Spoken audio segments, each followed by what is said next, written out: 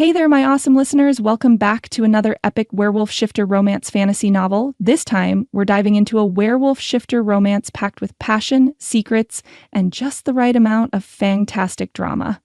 I'm your host, as always, and I'm so pumped to see our little pack growing bigger every day.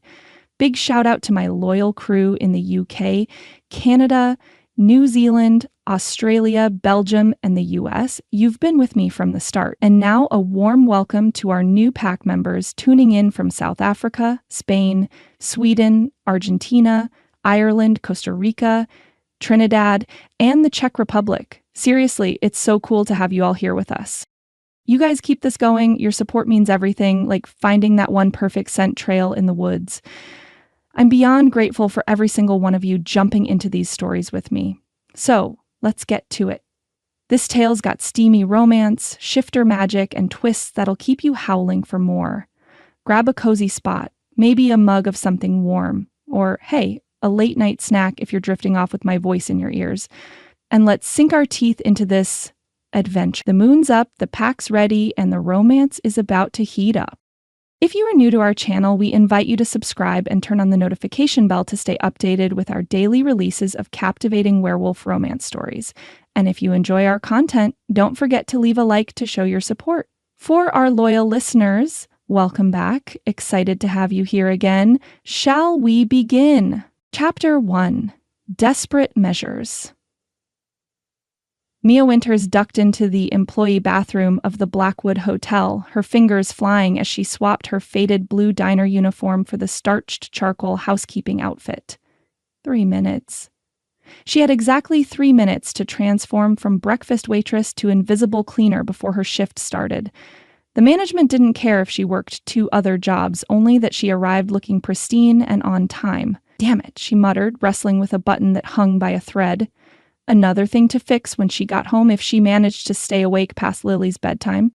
Her reflection stared back at her from the harsh fluorescent lighting, dark circles under hazel eyes, her chestnut hair yanked back in a functional ponytail, skin pale from too many indoor shifts and not enough sunlight. Her phone vibrated in her pocket. She almost ignored it, but the school's number flashed on the screen, sending a spike of adrenaline through her exhausted body. Hello? Is Lily okay? The words tumbled out, her automatic response whenever the school called midday. Ms. Winters, the administrative secretary's cool voice answered. Mrs. Perkins, the woman who always looked at Mia as if her financial struggles were a moral failing rather than the result of an abusive ex who'd left her with nothing but debts and nightmares. Lily is fine, but we need to discuss the outstanding activity fees. The fall field trip deposit was due last week, and we still haven't received your payment. Mia closed her eyes, leaning against the cold tile wall. I get paid tomorrow. Can I bring it in then? A pointed silence followed. This is the 3rd extension, Miss Winters. The unspoken message rang clear. Other parents managed to pay on time, as if Mia was choosing lattes over her daughter's education, instead of choosing electricity over new shoes for herself. I understand. Tomorrow morning, first thing. Mia straightened her spine, refusing to let her voice betray how close to the edge she really was. I promise. See that you do. The children leave for the science center on Friday, and we can't make exceptions. Another pause. Again, the call ended with a click that seemed to echo in the small bathroom. Mia allowed herself exactly 3 seconds of despair before shoving her phone back into her pocket. Arranging her face into the pleasant, neutral expression expected of hotel staff, and stepping into the hallway. The gleaming marble lobby of the Blackwood Hotel mocked her with its opulence. Crystal chandeliers cast rainbow prisms across spaces larger than her entire apartment. Guests in designer clothes lounged on velvet sofas, their biggest concern which restaurant to grace with their presence for dinner. Winters!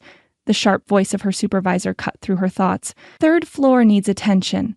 The Sapphire Suite and Mr. Blackwood's office. He has an important meeting in an hour, so be quick and thorough. Yes, Mrs. Lambert. Mia nodded, already moving toward the service elevator, pushing her cart ahead of her. The Sapphire Suite took 20 minutes of frantic cleaning. Some businessmen had hosted what looked like an impromptu party, leaving behind enough empty bottles to stock a small bar. By the time she reached Callum Blackwood's office, her back ached and the persistent gnawing of hunger reminded her she'd skipped lunch to make it to this shift on time. She knocked softly on the heavy oak door. When no answer came, she used her master key to enter. The office was immaculate as always, barely looking used despite being the domain of the hotel's notoriously exacting owner. Floor-to-ceiling windows showcased the mountains beyond the city, the view alone worth more than she'd make in a year. Mia moved efficiently through her routine, dusting the antique desk, polishing the gleaming surfaces to a mirror shine. Just as she was emptying the small wastebasket, voices approached from the private entrance. With no time to leave, she slipped into the adjoining file room, leaving the door cracked just enough that she could exit once they moved deeper into the main office. The results are conclusive. A deep male voice, clinical and detached. Subject 37's blood work shows the markers we've been searching for. The dormant gene is there, just waiting for activation. A second voice responded, one she recognized from the few times she'd glimpsed Callum Blackwood in the hotel, rich with authority, the kind of voice accustomed to being obeyed. And you're certain? The last two candidates proved useless once we completed further testing. The genetic markers are unmistakable. Most promising candidate we've found in the county-wide screening. If we could isolate and replicate... I don't need the scientific breakdown, doctor. I need solutions. The pack's fertility rate drops with each generation. My father's patience wears thin. Pack? Mia frowned, straining to hear better. What kind of business conversation involved packs? There's more, the doctor continued, lowering his voice. Subject 37 has a female child, 7 years old, healthy. Initial DNA sampling from the mandatory school screenings indicates she carries the recessive trait as well. 2 for the price of 1. Excellent. The satisfaction in Blackwood's voice sent a chill down Mia's spine. We'll proceed carefully. Make the necessary arrangements. Mia's leg cramped from her awkward crouching position, and she shifted slightly, accidentally nudging the door with her elbow. The hinges let out the faintest squeak. Silence fell instantly. Someone's here. Blackwood's voice turned dangerous, nearly a growl. Mia's heart slammed against her ribs as she frantically grabbed a rag and spray bottle, emerging from the file room with her best apologetic smile. I'm so sorry, Mr. Blackwood. I was just finishing up your office and organizing the supply closet. I didn't realize you had returned. The lies flowed smoothly, propelled by survival instinct. Callum Blackwood stared at her with piercing amber eyes, his tall frame filling the doorway. Despite being in his mid-30s, his presence commanded the room like a man twice his age. Dark hair swept back from a face that graced local business magazines and society pages, handsome in a predatory way that seemed to see right through her forced smile. For a moment, something almost like recognition flickered across his face. You... The single word felt like an accusation. Mia Winters, sir. Evening shift. She kept her voice steady, professional, though her pulse raced like prey before a predator. I'll come back later, if this isn't a good time. The doctor beside him, silver-haired with wire-rimmed glasses, glanced from Blackwood to Mia with sudden interest. Actually, Blackwood said, his expression shifting to something calculating, we're finished here. Please continue your work. He gestured for the doctor to follow him out, but not before Mia caught the significant look that passed between them. When the door closed behind them, she released a shaky breath she hadn't realized she was holding. What the hell was that about? The community center's fluorescent lights buzzed overhead, the sound grating on Mia's already frayed nerves. Lily sat beside her in the waiting area, swinging her legs and humming softly as she colored in a dog picture with meticulous attention to detail. Will they use a big needle, Mommy? She asked without looking up, carefully selecting a brown crayon for the dog's ear. Just a tiny one, sweet pea. Mia brushed back a strand of Lily's blonde hair. So unlike her own dark locks, a reminder of the man who had given Mia nothing good except this perfect child. Remember what I told you about the city's new health initiative? Everyone's getting checked this year. The mandatory blood testing had been announced 3 months ago, a public health screening program for all Silver Peak residents. Free, comprehensive blood work, ostensibly to create a database for monitoring community health trends. The fine print mentioned genetic screening for research purposes, but that was standard these days. Mia couldn't afford to turn down free medical care, especially with Lily's occasional breathing issues. "Winters?" a nurse called from the doorway, clipboard in hand. Lily hopped up, clutching her coloring book to her chest like armor. Mia gave her an encouraging smile and followed the nurse down a sterile hallway to a small examination room. "You first, Mom," the nurse said cheerfully, snapping on latex gloves. "Let your little one see there's nothing to worry about." The needle slid into Mia's vein with practiced ease, dark red blood filling 3 small vials in quick succession. The nurse labeled them efficiently before turning to Lily. "Okay, brave girl, your turn now." Lily's small hand squeezed Mia's so tightly it hurt, but she didn't make a sound as the needle pierced her skin, her only reaction a sharp intake of breath and the determined set of her jaw, a mirror of Mia's own expression when facing unpleasant necessities. "All done?" The nurse applied colorful bandages to both their arms. "The doctor will be in shortly to review your paperwork." They waited 15 minutes before a thin man with a distracted air entered, barely looking up from his tablet. "Everything appears normal," he began, then stopped abruptly, eyes widening slightly as he scrolled through whatever information had appeared on his screen.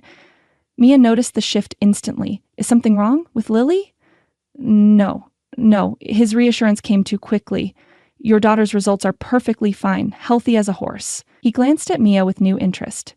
"There are just a few unusual markers in your blood work. Nothing concerning, just rare."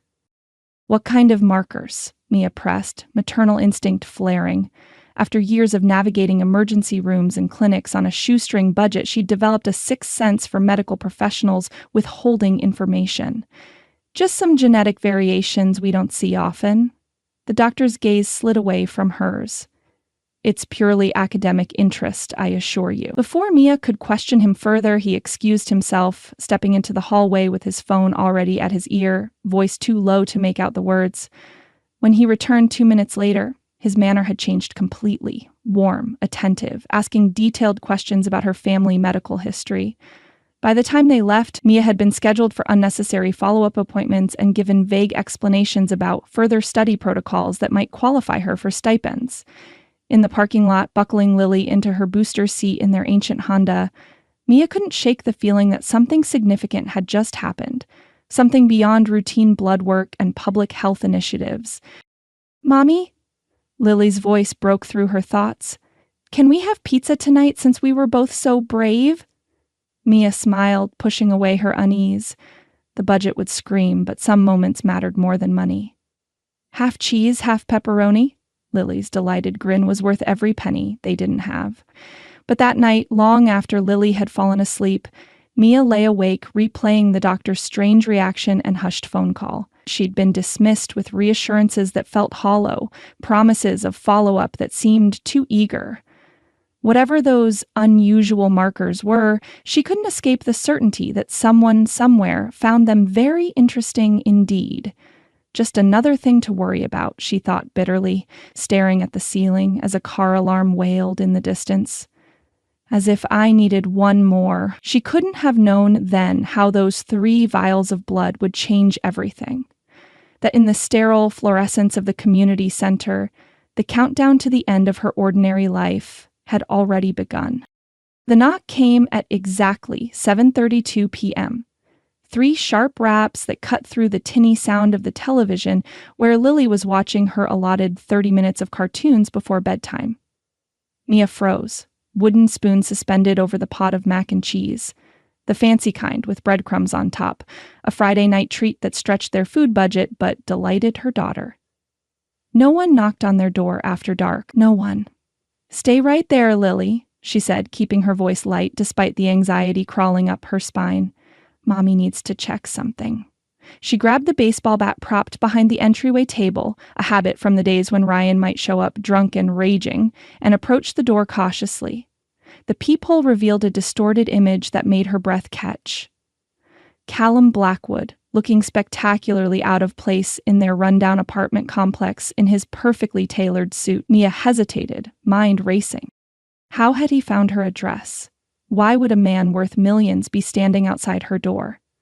The memory of his strange conversation about genetic markers and packs flashed through her mind, followed swiftly by the unusual interest in her blood work at the community center.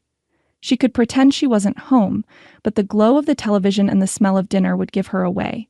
Besides, men like Callum Blackwood didn't simply walk away when denied. Setting the bat within reach but out of sight, she unlocked the door, opening it just enough to make it clear he wasn't invited inside. "Mr. Blackwood." She struggled to keep her voice neutral. "This is unexpected." Up close, he was even more imposing than at the hotel, broad-shouldered and tall, with an intensity radiating from him that had nothing to do with his expensive clothes or the subtle cologne that reached her even through the crack in the door. Those unusual amber eyes studied her with an almost clinical interest. "Ms. Winters?" His deep voice matched the authority in his stance. "I apologize for the intrusion, but our conversation needs to happen sooner rather than later. May I come in?" "I don't recall us having any conversation scheduled," she replied, not budging. "And I'm in the middle of dinner with my daughter." "It concerns your daughter and your future." He shifted, and she noticed the leather portfolio tucked under his arm. "5 minutes. That's all I ask." The mention of Lily sent a fresh wave of alarm through her. Before she could refuse again, Lily's voice piped up from behind her. "Mommy, the mac and cheese smells burny." Mia swore under her breath, torn between the smoking pot on the stove and the threat, because somehow she knew he was a threat standing at her door. Callum's lips curved into the faintest smile. "I'm excellent at rescuing overcooked pasta." "Fine," she snapped, stepping back to let him in, then rushing to the kitchen to salvage their dinner. By the time she'd turned off the burner and assessed the damage, not ruined, just slightly scorched on the bottom, Callum had already introduced himself to Lily, who was regarding him with the frank curiosity only 7-year-olds could muster. "Your suit looks like the ones on TV," Lily informed him seriously. "Are you famous or something?" "Not yet," he replied with surprising gentleness, "but perhaps someday." "Mr. Blackwood was just leaving," Mia interjected, wiping her hands on a dish towel and making it clear with her eyes that this wasn't a social call. "Of course." He straightened, all business once more. "But first, a proposition that won't take long." His gaze flicked to Lily, then back to Mia. "Perhaps somewhere private?" "Lily, sweetie, can you take your dinner to the living room? Special treat tonight. You can eat while watching your show." Lily's eyes widened at this unprecedented permission. "Really? Really, just this once." Once Lily was settled with her bowl and spoon, happily absorbed in animated adventures, Mia led Callum to the small kitchen table that doubled as her desk, bill-paying station, and occasionally, when Lily was asleep, her crying spot. "You have 2 minutes," she said, arms crossed defensively. "Then you need to tell me why you're really here." Callum placed the leather portfolio on the table and opened it with precise movements. Inside were file folders labeled with disturbing specificity: financial, medical, employment, relationship history.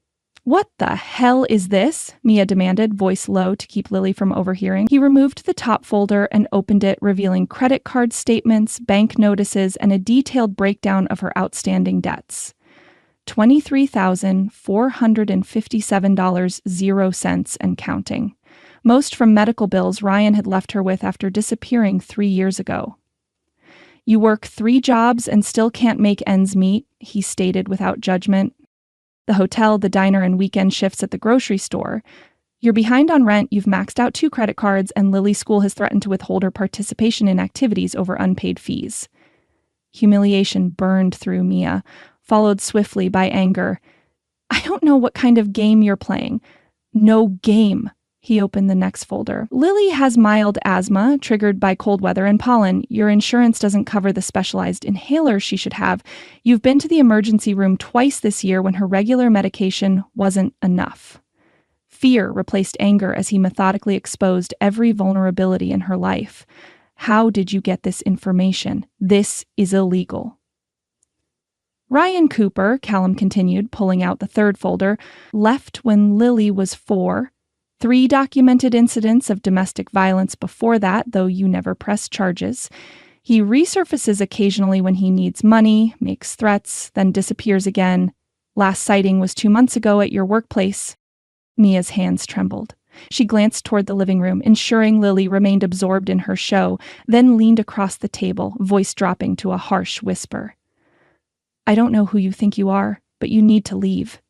Now, before I call the police. The police won't help you, not with your ex, not with your debts, and certainly not with what's coming. Callum closed the folders and regarded her steadily. I, on the other hand, can solve all 3 problems. In exchange for what? People like you don't offer help without wanting something in return? A flicker of respect crossed his features. Correct. I need a wife. Mia stared at him, certain she'd misheard. Excuse me? I'm announcing my candidacy for state senate next month. My advisors insist I need a family image, the devoted husband and father, rather than the perpetual bachelor. You need financial security and protection. I'm proposing a mutually beneficial arrangement. The absurdity of it nearly made her laugh. You want to marry me? A hotel maid with crushing debt and a complicated ex? That's your idea of an image boost? What I want is a temporary arrangement that appears genuine. What you are is a beautiful, hardworking single mother who survived adversity. A compelling narrative for voters when properly presented. His clinical assessment made her skin crawl. The financial compensation would be significant. All debts cleared, a generous monthly allowance, college fund for Lily, comprehensive medical coverage.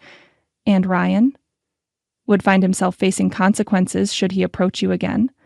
The implication hung in the air. Mia shivered despite the warmth of the small kitchen. This is insane. You don't even know me. I know enough. Something shifted in his expression, a flicker of something almost hungry. The rest we can navigate as needed. He stood, moving around the table with a predator's grace that made her instinctively step back until she bumped against the counter. He stopped just inside her personal space, not threatening, but overwhelming in his sheer presence. Think of Lily, he murmured. No more choosing between medication and school activities. The best education, opportunities you could never provide alone. Why me? The question escaped before she could stop it. There must be dozens of women who would kill for this offer, women without my baggage. Callum studied her face with unsettling intensity. Slowly, deliberately, he raised his hand and brushed back a strand of hair that had escaped her ponytail. His fingers grazed her cheek, leaving a trail of heat that was completely at odds with her anger and suspicion. Let's just say you have qualities that interest me. Before she could respond, he leaned closer, his face dipping near the curve of her neck. She felt, rather than heard him inhale deeply, his breath warm against her skin in a gesture so strangely intimate it paralyzed her. Her pulse skyrocketed as some primitive part of her brain registered the action as both dangerous and inexplicably thrilling. When he pulled back, his amber eyes had darkened to a burnt gold that sent electricity sparking through her veins. You have 24 hours to decide, he said, voice rougher than before. He placed a business card on the counter beside her. My private number. I'll expect your answer by this time tomorrow. He moved away, leaving Mia clutching the edge of the counter, her body humming with a confusing mix of outrage, fear, and something else, something she refused to acknowledge. At the edge of the kitchen, he paused. One more thing. This conversation remains between us. If I discover you've discussed it with anyone at all, the offer is void.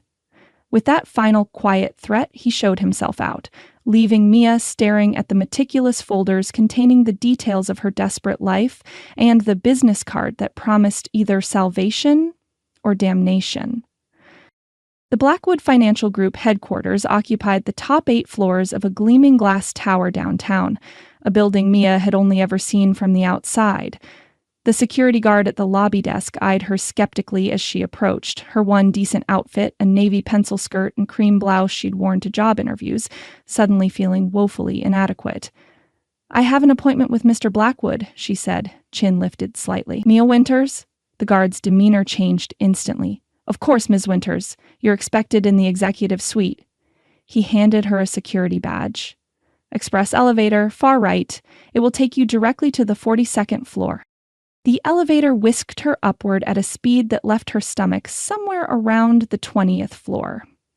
Mia used the moment of privacy to steady her nerves, repeating the mantra that had gotten her through a sleepless night. This is for Lily. Only for Lily.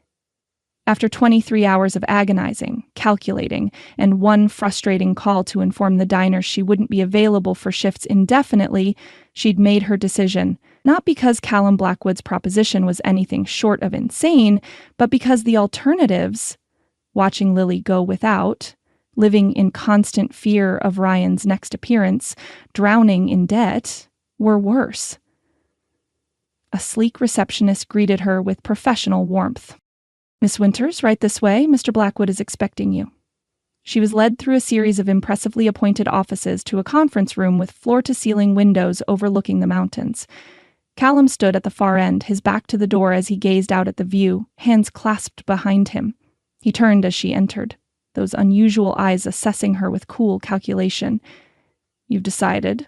he stated rather than asked. "I have conditions," Mia replied, determined to maintain what little control she could. The corner of his mouth quirked in something almost like approval. "I expected nothing less. Please, sit." A leather portfolio, similar to the one he'd brought to her apartment, lay on the polished table, alongside a crystal water pitcher and 2 glasses. Mia remained standing, needing the psychological advantage of height, even if it was marginal. Lily comes first, always. Whatever this arrangement involves, her well-being is non-negotiable. "Agreed," he said simply. "What else?" "I want the agreement in writing, including the financial terms, duration, and exact expectations of my role, and I want my own legal representative to review it." This time, genuine surprise flickered across his face. "You have an attorney?" "No," she admitted, "but I'll find one. That won't be necessary." He gestured to the door where a sharp-featured woman in a charcoal suit had appeared. "This is Eliza Harmon. She's one of the city's most respected family law attorneys and will be representing your interests exclusively in this matter. I've already paid her retainer, but she works for you, not me." The woman nodded briskly. "Ms. Winters, I've reviewed the preliminary agreement and suggested several modifications to better protect your position and your daughter's future. If you're comfortable proceeding, we can discuss the details now." Mia hesitated, thrown off balance by Callum's apparent foresight. Either he'd been very confident in her answer, or he'd prepared regardless of her decision. Neither option was particularly comforting. "Fine," she finally said, taking a seat across from Callum. "Let's hear it."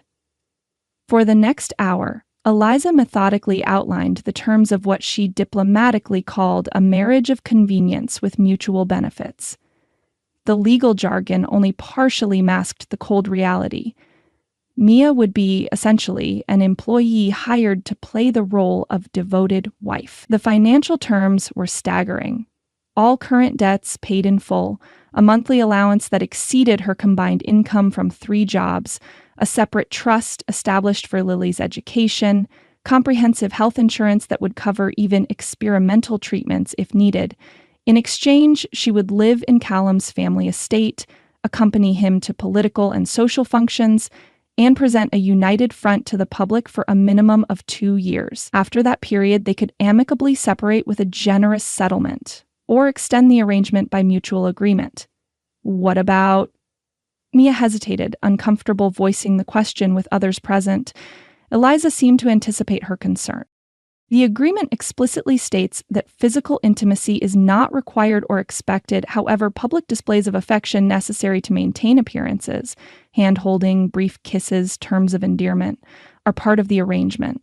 Mia nodded, relief mingling with an unexpected and unwelcome twinge of something she refused to examine. "And my daughter? What does she think I'm agreeing to?" It was Callum who answered, his voice losing some of its businesslike edge. "That's for you to decide. We can tell her whatever story you believe is appropriate for her age. That we fell in love quickly, that this is a fresh start for all of us, or the truth in simplified terms if you think that's better." The consideration surprised her. She'd expected him to dictate every aspect of the charade. "I won't lie to her," Mia said firmly, "but she doesn't need all the details. She's 7. She understands that sometimes people help each other." "Very well." Callum nodded to Eliza, who slid a thick document across the table. This is the final agreement, incorporating all the changes we've discussed. Take your time reading it. If you agree to the terms, your signature is required on pages 6, 13, 27, and 42. Mia read each page carefully, aware of Callum watching her with that unnerving intensity. The contract was exactly as described: protection and security in exchange for a performance. A business transaction, nothing more. When she reached the final signature page, she paused, pen hovering above the line. This was her last chance to walk away, to return to her struggles and independence rather than binding herself to this enigmatic, controlling man and whatever hidden agenda lay beneath his offer. Second thoughts? Callum's voice was neutral, but something in his posture suggested tension. Just making sure I'm not selling my soul. Mia attempted a light tone that fell flat. Not your soul, Ms. Winters, just 2 years of your life. His expression remained unreadable. And, in return, your daughter's future. It was manipulative and effective. With a deep breath, Mia signed her name on the final line, feeling both relief and a terrible sense of being trapped. Callum took the pen from her fingers, his hand brushing against hers in the process. The unexpected contact sent a jolt through her, like static electricity, but warmer, more insistent. Their eyes met over the contract, and for a moment the room seemed to recede, leaving only that inexplicable connection humming between them. His pupils dilated slightly, and she could have sworn she heard a soft sound from the back of his throat, almost like a suppressed growl. The moment stretched, taut with something neither of them acknowledged, before Eliza's voice broke the spell. Excellent. Mr. Blackwood, your signatures. Callum pulled back, composing himself with a quickness that made Mia wonder if she'd imagined the entire strange interlude. He signed with efficient strokes, then closed the portfolio with finality. Welcome to the family, Ms. Winters. The formal words contrasted with the intensity still lingering in his gaze. I believe this arrangement will prove beneficial to us both. Mia nodded, unable to find an appropriate response. What did one say after agreeing to become a stranger's pretend wife? The movers will arrive at your apartment tomorrow morning, he continued, all business once more. Pack whatever personal items you and Lily wish to bring. Everything else will be provided. Tomorrow? That's too soon. I need to give notice at... Already handled, he interrupted smoothly. Your former employers have been informed of your change in circumstances. Generous severance packages were arranged to ensure no ill will. The high-handed presumption stoked her temper. You had no right. I had every right once you agreed to our arrangement. His tone brooked no argument. Time is of the essence. The campaign announcement is in 2 weeks, and we need to establish our relationship publicly before then. Mia bit back a retort, recognizing the futility of arguing. She'd signed the contract, she'd accepted his terms. Her pride was a luxury she could no longer afford. Fine, she said tightly. Tomorrow morning. As Eliza escorted her out, explaining additional details about the move, Mia couldn't shake the feeling that she'd just stepped off a cliff, and whether she would fly or fall remained to be seen. Behind them, Callum Blackwood watched her departure with an expression that combined satisfaction with something darker, more primal. Only when the door closed did he allow himself a small smile that would have sent chills down Mia's spine had she witnessed it. Everything was proceeding according to plan. The carrier had been secured. The future of the pack was one step closer to being insured. And if that plan now included a growing, unwelcome fascination with the woman herself, well, that was a complication he would simply have to control. Is this really all we're bringing, Mommy? Lily stood amid the small pile of boxes and suitcases that represented their entire life. Her favorite stuffed wolf, ironically named Fluffy despite its snarling expression, clutched against her chest. Mia surveyed their apartment one last time, the bare walls and empty shelves making the space seem larger, yet somehow more desolate. 7 years in this 2-bedroom walk-up and everything they owned fit into the back of a compact SUV. She wasn't sure if that was depressing or liberating. Yep, sweet pea. Mr. Blackwood said we'll have everything we need at the new house. She knelt to zip Lily's backpack, packed with treasured books and the collection of polished stones her daughter had accumulated over the years. Besides, new place means new stuff, right? Lily nodded solemnly. Like a princess moving into a castle. Something like that. Mia forced a smile, though castle felt uncomfortably accurate based on the glimpses she'd seen of the Blackwood estate in local magazines. Old money, sprawling grounds, and generations of power concentrated in one family. What the hell had she gotten herself into? The knock at the door made her jump, despite expecting it. Callum had promised discreet assistance with the move, probably meaning hired muscle who wouldn't ask questions about this bizarre arrangement. Instead, when Mia opened the door, she found Callum himself, looking starkly out of place in the dingy hallway. Today, he traded his usual business suit for dark jeans and a charcoal sweater that did nothing to diminish his commanding presence. If anything, the casual attire only emphasized the coiled strength in his tall frame. "You came yourself," she blurted, unable to hide her surprise. "I thought a familiar face might ease the transition." His gaze moved past her to Lily, who was regarding him with undisguised curiosity. His expression softened almost imperceptibly, especially for Lily. The consideration caught Mia off guard. She stepped back to let him enter, watching as he surveyed their modest belongings. "Is this everything? I told you we travel light," she bristled, reading judgment in his question. "I wasn't criticizing." His amber eyes flicked back to her, just confirming. Lily chose that moment to approach, Fluffy still clutched protectively to her chest. "Are you my mom's boyfriend now?" Mia choked on air. "Lily?" "Yes," Callum answered smoothly, crouching to Lily's eye level with surprising grace for such a large man, although fiancé would be the more accurate term. "Do you know what that means?" Lily nodded, her expression serious. "It means you're going to marry her." "That's right. Because you love her?" A heartbeat of silence stretched between them. Mia opened her mouth to intervene with the sanitized explanation they'd prepared, but Callum beat her to it. "Because I admire her very much," he said carefully.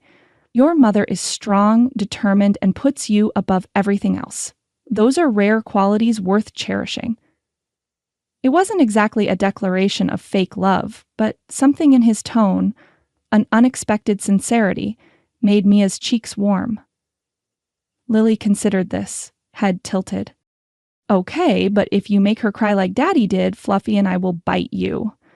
A startled laugh escaped Mia, equal parts mortification and pride at her daughter's protectiveness. To her further surprise, Callum's lips curved into a genuine smile. "That's a fair warning. I'll keep it in mind," he straightened, gesturing toward the stuffed wolf. "Fluffy looks like a formidable defender." "He's a dire wolf," Lily informed him with the authority of a budding zoologist. "They're extinct, but they were the biggest, strongest wolves ever." "Is that so?" Something flickered behind Callum's eyes. Amusement, perhaps, or some private joke? "Well, I'll definitely stay on Fluffy's good side then." He turned to Mia, the moment of warmth already receding behind his efficient mask. "The car is waiting. I've taken the liberty of terminating your lease and settling any outstanding obligations to the landlord." Of course he had. Another item on his checklist, another aspect of her life neatly subsumed into his control. "I need a minute," she said tightly, "to say goodbye." He nodded, understanding more than she expected. "I'll take these down." He lifted 2 boxes effortlessly, biceps flexing beneath the soft sweater. "Take your time." When the door closed behind him, Mia stood in the center of the empty living room, memories washing over her. Lily's first steps by the window, endless nights at the scratched kitchen table, bills spread out like a depressing game of solitaire, the corner where she'd slept on a pile of blankets for 3 months after giving Lily the only bedroom during a particularly lean winter. Not all good memories, but hers. A life she'd built from the wreckage Ryan left behind. "Ready, Mommy?" Lily's small hand slipped into hers, anchoring her to the present. Mia squeezed gently. "Ready, sweet pea." The Blackwood estate sprawled across 30 acres at the edge of town, where the foothills began their climb toward the mountains. A winding driveway cut through manicured grounds, ancient oaks creating dappled shadows across immaculate lawns. As they passed through ornate iron gates, Mia's stomach knotted with the irrational certainty that she was crossing a threshold in more ways than the obvious. Lily's face pressed against the window, eyes wide with wonder. "It's bigger than my school. It's been in my family for 5 generations," Callum said from the driver's seat, his profile sharp against the autumn scenery. "Built in 1887 by my great-great-grandfather." The main house emerged from behind a copse of trees, a sprawling stone mansion that somehow managed to look both imposing and elegant, with multiple wings and a central facade that reminded Mia of pictures she'd seen of English country estates. Gothic touches in the architecture added a slightly forbidding air, despite the warm golden stone. "It's beautiful," she admitted reluctantly. "It's home," he replied, a curious inflection on the word that suggested complicated feelings. "And now yours as well." The gravel drive ended in a circular courtyard fronting massive double doors of dark carved wood. A line of staff stood waiting on the steps, arranged with military precision, that struck Mia as excessive for welcoming a fake fiancé and her child. "Is this normal?" she murmured as Callum parked. "The welcoming committee? For a future mistress of Blackwood House? Yes." His expression revealed nothing of his thoughts. "Appearances matter here, Mia, more than you realize." Before she could probe that cryptic statement, he was out of the car and opening her door with old-fashioned courtesy that felt strangely natural coming from him. Lily had already scrambled out, bouncing on her toes with barely contained excitement. The staff straightened as they approached. A silver-haired butler, a severe-looking housekeeper, various uniformed individuals whose roles Mia couldn't begin to guess. Their faces were professionally neutral, but she didn't miss how several pairs of eyes widened slightly at the sight of her, gazes lingering a beat too long before dropping respectfully. "This is Mrs. Hughes, the housekeeper," Callum began introductions, resting his hand lightly at the small of Mia's back. The casual possessiveness of the gesture sent an unwelcome shiver up her spine. "And Mr. Grayson, who runs the household. They'll ensure you have everything you need." The butler bowed stiffly from the waist. "Miss Winters, Miss Lily, welcome to Blackwood House." "Thank you," Mia managed, fighting the urge to correct the presumptuous Miss with her proper Ms.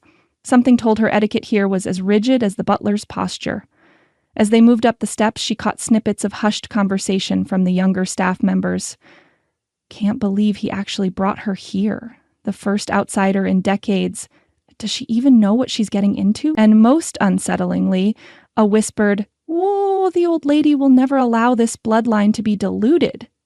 Callum's jaw tightened almost imperceptibly, the only indication he'd heard the comments. His hand pressed more firmly against her back, guiding her through the massive doorway into a soaring entrance hall that took Mia's breath away despite her determination to remain unimpressed. Marble floors gleamed beneath an enormous crystal chandelier. Twin staircases curved upward to a gallery overlooking the space. Hallways branched in multiple directions, hinting at wings and rooms beyond counting. The air smelled of beeswax, old books, and something else. Something earthy and primal that reminded Mia of forests after rainfall. "Whoa," Lily breathed, her head tilted back to stare at the vaulted ceiling. "Do you have a dungeon too?" The housekeeper's scandalized expression made Mia bite the inside of her cheek to keep from laughing. Callum, however, answered with perfect seriousness. "No dungeon, I'm afraid, though there are cellars that might qualify in the right light.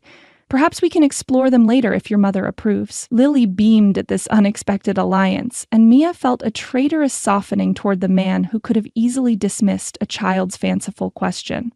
"Mrs. Hughes will show you to your suite," Callum continued. "I've arranged connecting rooms for you and Lily in the east wing, with a private sitting room between them. My quarters are in the same wing, 1 floor above, close enough for appearances, separate enough for propriety." The man thought of everything. "What about our stuff?" Mia asked, not seeing their boxes anywhere. "Being unpacked as we speak." The presumption bristled. "I prefer to unpack my own things, thank you." Something like respect flickered in his eyes. "As you wish. I'll have everything brought up immediately." The housekeeper stepped forward. "If you'll follow me, Miss Winters, I'll show you to your rooms." As they turned toward one of the grand staircases, a movement caught Mia's eye. A figure at a window overlooking the entrance hall from the gallery above. An elderly woman with ramrod-straight posture and silver hair pulled into an austere bun watched them with unnervingly keen eyes. Unlike the staff's curious glances, her gaze was calculating, assessing, like a scientist examining a potentially interesting specimen. Callum followed Mia's line of sight. "My grandmother," he said quietly, "Eleanor Blackwood, the family matriarch." "She doesn't look pleased about our arrival." "My grandmother rarely looks pleased about anything." A hint of dry humor colored his tone. "Don't worry. She seldom leaves her rooms these days. You'll meet her formally at dinner." The old woman's eyes met Mia's across the distance, and a chill skittered down her spine. There was knowledge in that gaze, ancient and cold. The matriarch inclined her head in the barest acknowledgement before turning away, her silhouette sharp against the leaded glass windows. "She's scary looking," Lily whispered, pressing closer to Mia's side. "Everything new seems a little scary at first," Mia reassured her, though the platitude rang hollow even to her own ears. "We just need time to settle in." As they followed the housekeeper up the curving staircase, Mia couldn't shake the feeling that they were being absorbed into something far more complex than a political marriage of convenience. Something with roots as deep and tangled as the ancient oaks guarding the estate's perimeter. Behind them, Callum watched their ascent, amber eyes following Mia's every movement with an intensity that belied his outward composure. When they disappeared down the hallway, he exhaled slowly, running a hand through his dark hair in a rare gesture of uncertainty. "Well?" A gravelly female voice broke the silence. His grandmother had descended silently from the gallery, now standing in the shadow of a massive stone fireplace. "Is she the one?" "The blood tests are conclusive," Callum replied, voice lowered despite the staff having discreetly withdrawn. "She carries the markers we need." "And the child?" "Even stronger indicators, according to Dr. Mercer. The recessive gene is closer to the surface." Eleanor Blackwood's thin lips curved in a satisfied smile that never reached her eyes. "Then perhaps the pack has a future after all." "You should know," Callum added carefully, "she's stronger than we anticipated. Not just physically. She won't be easily controlled." The old woman's laugh was brittle as dried leaves. "Good. Weak blood is what's killing this family. We need her strength." She turned toward a shadowed hallway, adding over her shoulder, "Just remember why she's here, Callum. The attraction I see in your eyes is inconvenient." Callum's expression hardened. "I know my duty to the pack." "See that you remember it." His grandmother's voice drifted back as she disappeared into the shadows. "Blood calls to blood. The ritual won't wait for human sentimentality." Left alone in the vast entrance hall, Callum stared up at where Mia had vanished, conflict evident in the tight set of his shoulders. Whatever game he was playing, the rules were becoming dangerously complicated. Upstairs, unpacking a pathetically small collection of clothes into a closet bigger than her old bathroom, Mia paused as a strange sensation washed over her. A certainty that she was being watched, evaluated, measured, against some standard she couldn't begin to comprehend. What have I gotten myself into? The question hung in the air, unanswered, as autumn sunlight slanted through mullioned windows and shadows lengthened across the ancient floors of Blackwood House. Chapter 2. Playing Pretend. Absolutely not. Mia crossed her arms, staring down the petite woman who'd just suggested cutting 6 inches off her hair. "The clothes I agreed to. New makeup, fine, but my hair stays as is." "Yvette?" The stylist who'd introduced herself as the personal image consultant to Silver Peak's elite, pursed her crimson lips in disapproval. Behind her, 3 assistants exchanged glances that clearly communicated this was not going according to plan. "Miss Winters," Yvette began with strained patience, "the current length lacks sophistication. For the campaign appearances, it's Miss Winters," Mia corrected, "and I don't recall agreeing to be completely reinvented." After 3 days at Blackwood House, the novelty had worn off, replaced by the unsettling reality of her situation. Lily had adjusted with the resilience of childhood, delighted by her princess-worthy bedroom and the endless grounds to explore under the watchful eye of Mrs. Hughes. Mia, meanwhile, felt increasingly like an actress who'd been handed a script for a role she hadn't auditioned for.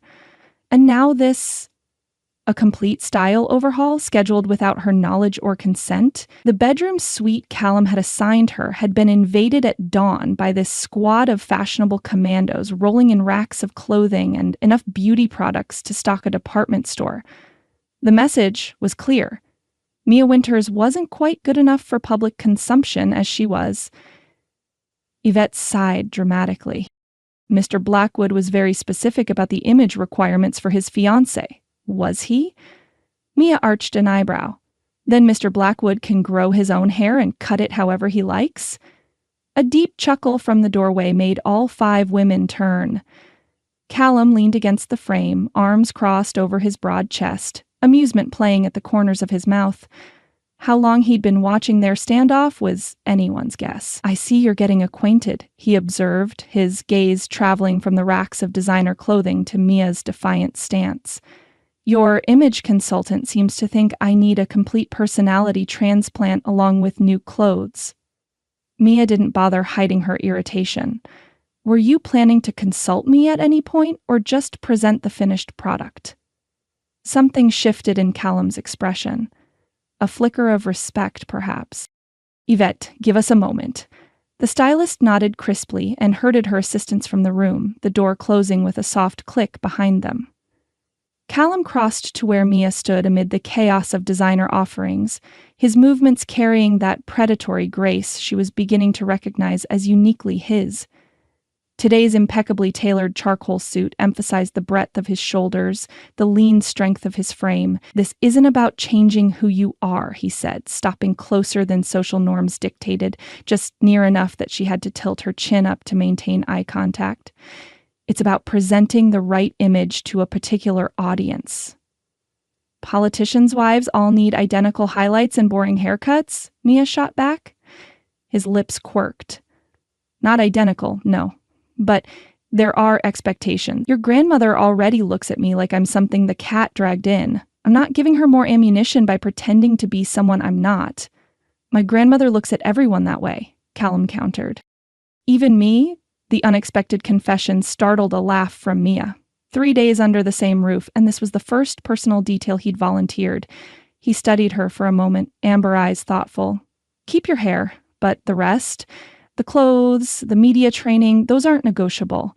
The announcement happens in 10 days, and we need to be convincing."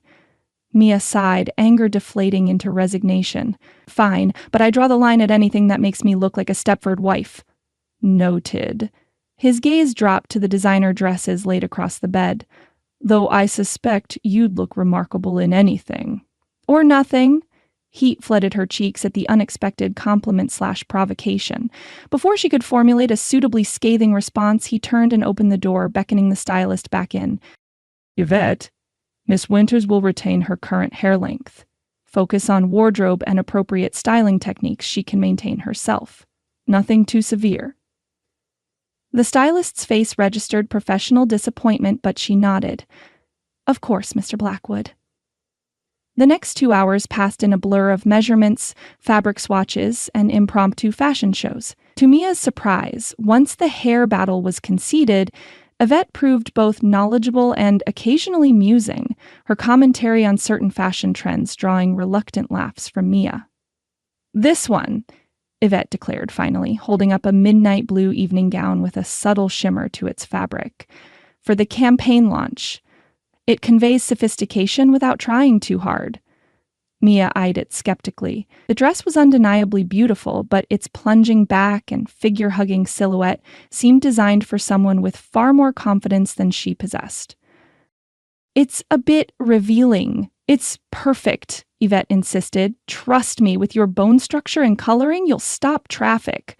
Doubtful but exhausted from arguing, Mia allowed herself to be maneuvered behind a dressing screen.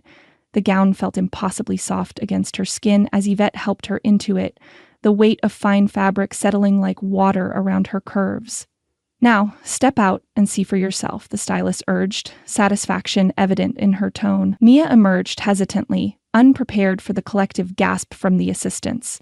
She turned toward the full-length mirror and froze, momentarily unable to reconcile the image before her with her mental self-portrait. The woman in the mirror looked elegant, poised, Nothing like the overworked single mother who'd spent years prioritizing practical over pretty. The gown's deep blue made her hazel eyes appear more green than brown, while the cut-enhanced curves she typically disguised under practical clothing. "Holy shit," she breathed, then winced at the unladylike expletive. Yvette smirked triumphantly. "Told you. Now hold still while I pin the hem."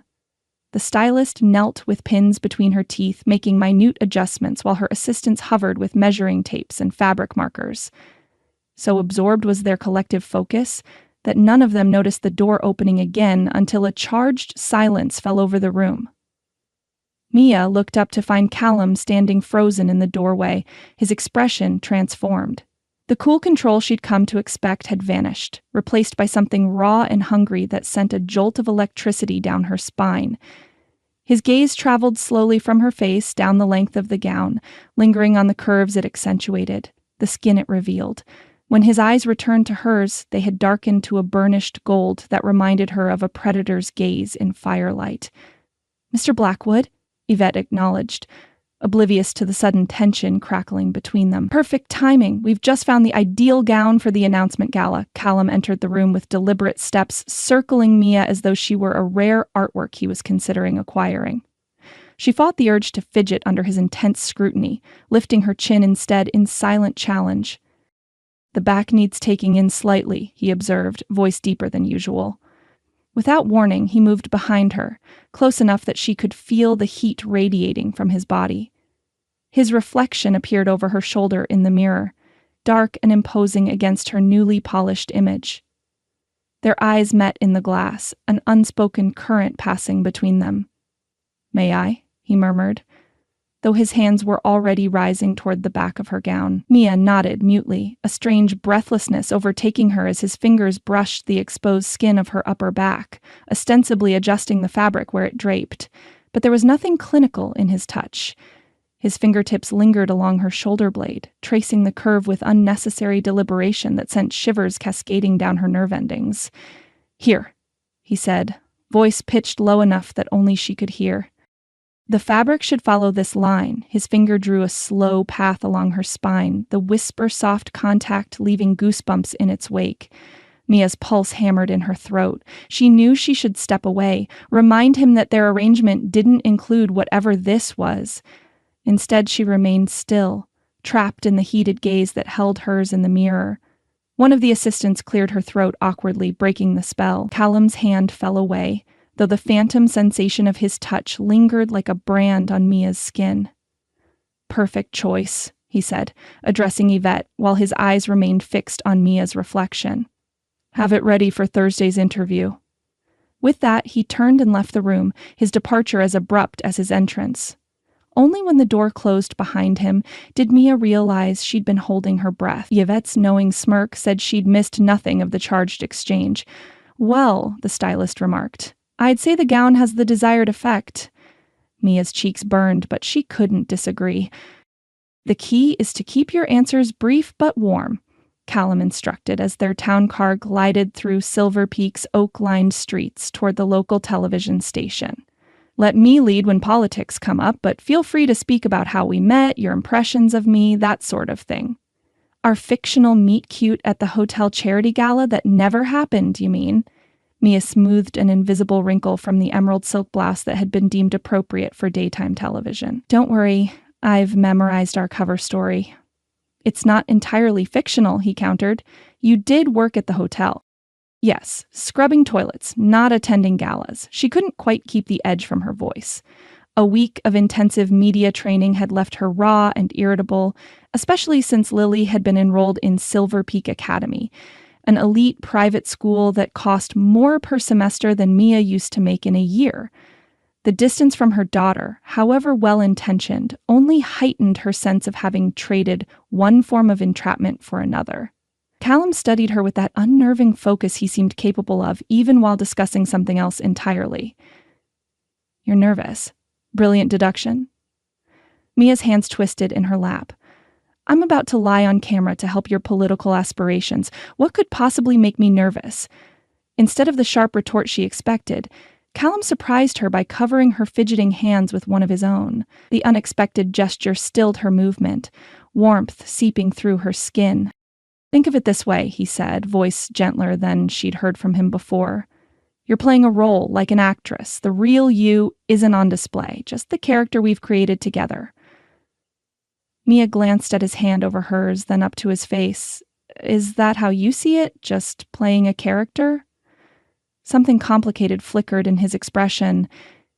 "It's simpler that way." Before she could probe that revealing statement, the car pulled up to the station's entrance, where a production assistant waited with a clipboard and an overly caffeinated smile. "Mr. Blackwood, Miss Winters, we're so excited to have you. Monica is absolutely thrilled to get the exclusive on your engagement." The words tumbled out as she ushered them through glass doors into the controlled chaos of a television studio. The next hour passed in a blur of sound checks, powder being dusted over Mia's face, and last-minute coaching from a producer who kept emphasizing how natural and relaxed they should appear, directives that achieved precisely the opposite effect. "3 minutes, people," someone called as they were positioned on a cozy-looking set designed to resemble a living room. Mia perched on the edge of a blue sofa, hyper-aware of the cameras and lights aimed their way. Callum sat beside her, one arm stretched casually along the back of the sofa behind her shoulders, the picture of confident ease. "Breathe," he murmured close to her ear. "You look like you're facing a firing squad." "Easy for you to say. You probably practiced smiling in the mirror as a child." His low chuckle surprised her. "My father actually made me do exactly that. A Blackwood always controls how others perceive him, one of his many cheery life lessons." The glimpse into his childhood caught her off guard, but before she could respond, Monica Chen, Silver Peak's most popular news anchor, swept onto the set in a cloud of designer perfume and professional warmth. "Callum, it's been too long." The striking woman air-kissed both his cheeks with practiced precision. Her gaze shifted to Mia, assessing and curious. "And this must be the mystery woman who's captured our most eligible bachelor. Monica Chen, delighted to meet you." "Likewise," Mia managed, accepting the anchor's perfectly manicured handshake. "Though I'm not sure about the mystery woman part." "Oh, but you are. No one even knew Callum was dating someone, and suddenly, engagement announced. Everyone's dying to know how you managed what half of Silver Peak's socialites couldn't." The slightly barbed comment was delivered with such a brilliant smile that Mia almost missed the implication. "Almost. Perhaps they were trying too hard," she replied sweetly. "Some things happen when you least expect them." Monica's eyebrows lifted appreciatively at the gentle pushback. "I can see why you like her, Callum. She's got spirit." "Among many other qualities," he agreed, his hand coming to rest lightly on Mia's shoulder in a gesture that appeared affectionate but felt oddly protective. 30 seconds, the floor director called. Monica settled into her chair, transforming from sharp-eyed journalist to America's best friend in the blink of an eye. "Just relax and be yourselves. We'll have a lovely chat and everyone will fall in love with your love story." If only there was one, Mia thought. The red light on the camera blinked on and Monica launched into her introduction with polished enthusiasm. "Silver Peak, do we have a surprise for you today? Joining us exclusively is Callum Blackwood, whose family has shaped our community for generations," with some very special news. Callum is here with his fiancée Mia Winters for their first interview since announcing their engagement. Welcome to both of you. "Thank you, Monica." Callum's public voice carried just the right blend of authority and approachability. "We're delighted to be here. Now, I have to say, this engagement has taken everyone by surprise. Callum, you've been Silver Peak's most sought-after bachelor for years. How did Mia manage to change your mind about settling down?" Callum smiled, his hand finding Mia's with practiced ease. "It wasn't a matter of changing my mind. It was about finding the right person." His thumb stroked over her knuckles, the casual intimacy making her pulse skip. "When you know, you know." Monica turned her megawatt smile toward Mia.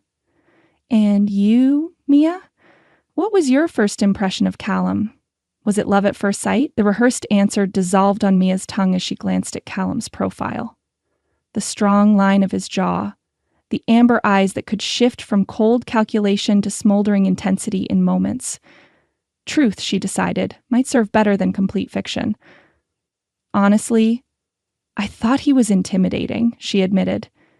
"There's a presence about him that fills a room. But then I saw how he interacted with my daughter Lily, and I realized there was much more beneath the surface.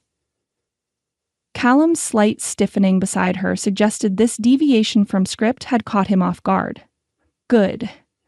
Two could play at this game. Yes, your daughter. Monica leaned forward with practiced interest. Callum, how has it been stepping into a ready-made family? Enlightening, he answered after a moment's pause. Lily is extraordinarily perceptive. She asks questions most adults wouldn't think to ask, sees things they might miss. A genuine smile softened his features. Yesterday she asked if I could hear better than most people because I noticed the delivery truck before it turned onto the property. Mia blinked in surprise. She hadn't heard about this exchange. Out of the mouths of babes, Monica laughed. And speaking of perception, our viewers will want to know, when did you realize this was serious? Was there a moment when you just knew? The question hung in the air, loaded with expectations. Mia waited for Callum to deliver another smooth, practiced response from their pre-approved script. Instead, he turned to look at her directly, something unreadable shifting in his gaze. There was a moment, he said slowly. Mia was working late at the hotel. I came in after a difficult meeting and found her straightening the conference room. She was humming something under her breath, completely unaware of being observed. Mia's breath caught. This wasn't their rehearsed story. This was something that had actually happened, though not the romantic encounter he was framing it as.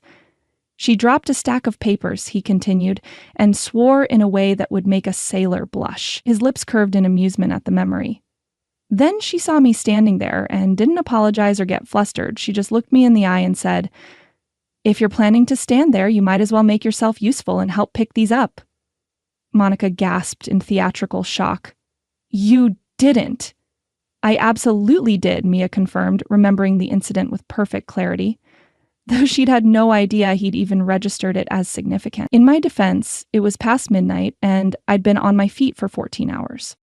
"And did he help?" the anchor asked, clearly delighted by this unscripted moment.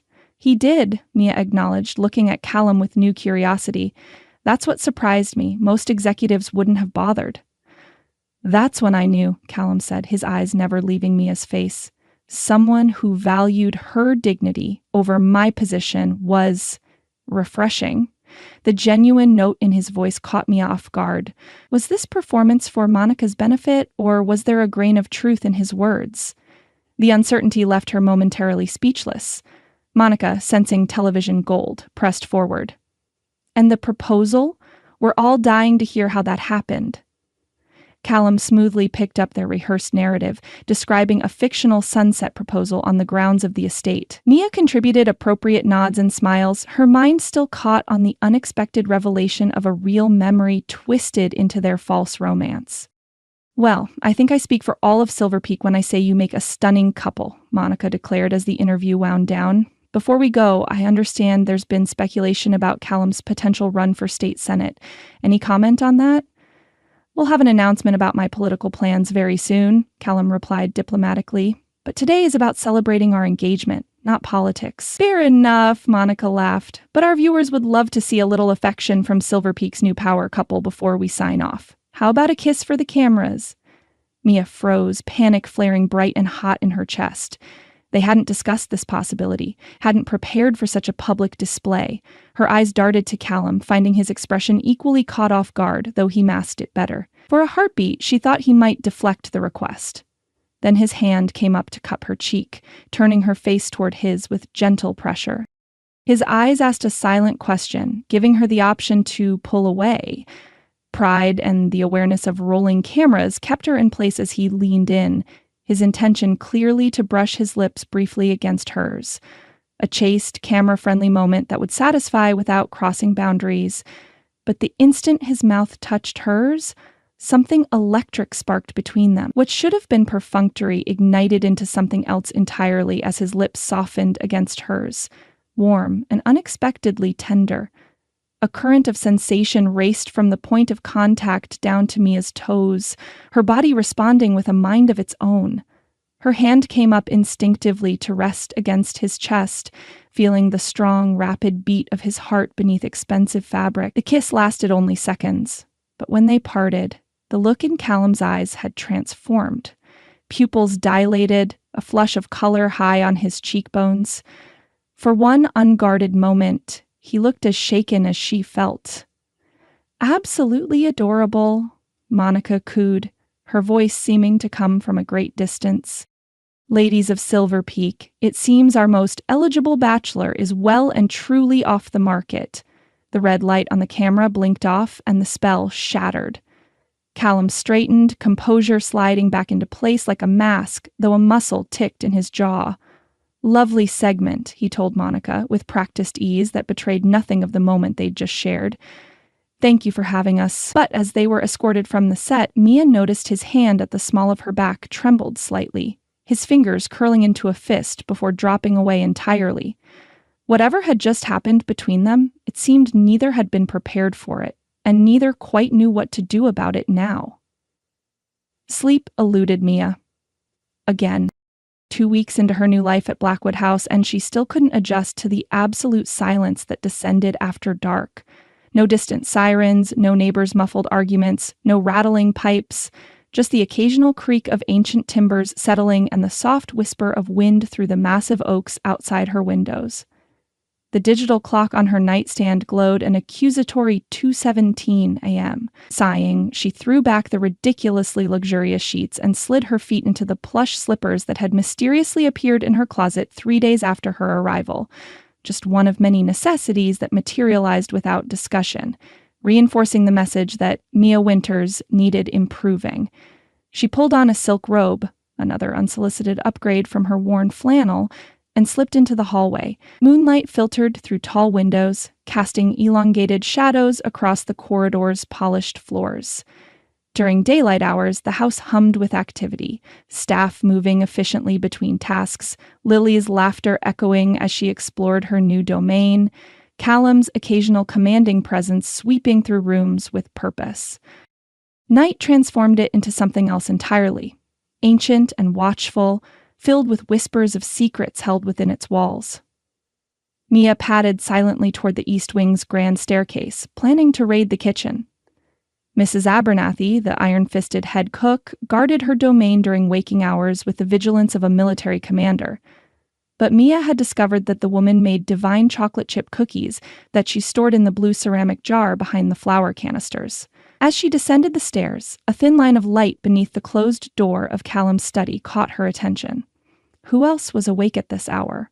She hesitated, then changed course. Perhaps Callum was working late. He often did, disappearing into conference calls or mysterious meetings that she wasn't privy to. Their paths had crossed infrequently since the television interview 3 days earlier, an arrangement Mia suspected was deliberate on his part.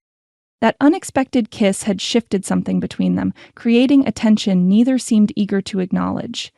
She'd nearly reached the study door when a sound from within stopped her cold, a low, guttural groan that held nothing of pleasure and everything of pain. Concern overrode hesitation. She knocked once, sharply. "Callum?" No response, but another stifled sound of distress carried through the heavy wood. Mia pushed open the door without further preamble. The study lay in half-darkness, illuminated only by a single desk lamp and the dying embers in the fireplace. Callum sat slumped in the leather armchair near the hearth, head bowed, one hand clenched white-knuckled around a crystal tumbler of amber liquid. "Callum?" she repeated, softer this time. His head jerked up, eyes flashing with something feral and unfocused before recognition dawned. "Mia, what are you—" He broke off as a spasm of pain contorted his features, teeth clenching visibly. She crossed the room in quick strides, medical mom instincts kicking in. "What's wrong? Should I call someone?" "No!" The word emerged as a command, sharp enough to halt her approach momentarily. He drew a ragged breath, moderating his tone with visible effort. "No, doctors. It will pass." Now that she was closer, Mia could see the unnatural flush across his cheekbones, the sheen of sweat at his temples despite the room's chill. His usual immaculate appearance had deteriorated, tie loosened, collar unbuttoned, dark hair disheveled, as though he'd repeatedly raked his hands through it. You're ill, she stated, concern rapidly displacing their usual wariness. A bitter smile twisted his mouth. An old condition. It flares occasionally. He attempted to straighten, but another wave of pain bowed his shoulders. The tumbler slipped from his grasp, landing on the thick carpet with a muted thud, whiskey soaking into the fibers. Without thinking, Mia closed the distance between them, crouching beside his chair. Up close, the heat radiating from him was alarming, far beyond normal fever temperatures. Instinctively, she pressed her palm to his forehead, the way she'd checked Lily's temperature 1,000 times. The contact jolted them both. Beneath her fingers, his skin burned with impossible heat, but that wasn't what made her breath catch. The moment she touched him, something electric arced between them, a current of awareness so intense it nearly vibrated in the air. Callum went utterly still, his eyes locking with hers, pupils expanding until only a thin rim of gold remained. Neither moved, neither breathed. The connection hummed between them, primal and undeniable. Then, Callum's hand rose to cover hers, not removing it from his forehead, but holding it there with surprising gentleness. The gesture contained a vulnerability she'd never witnessed in him before. "You're burning up," she whispered, voice unsteady. "This isn't normal. It's genetic," he replied, equally quiet. "My father experienced the same episodes, as did his father before him. What is it? What can I do?" The questions emerged before she could consider their implications. That she cared, that his suffering affected her in ways that transcended their business arrangement. Something softened in his expression. Nothing to be done except wait it out. "It won't kill me," a wry twist of his mouth, "though it occasionally makes me wish it would." Mia sank back on her heels, her hand slipping from beneath his to rest on the chair's arm. "How often does this happen?" "Increasingly frequent," he exhaled slowly, leaning his head back against the leather.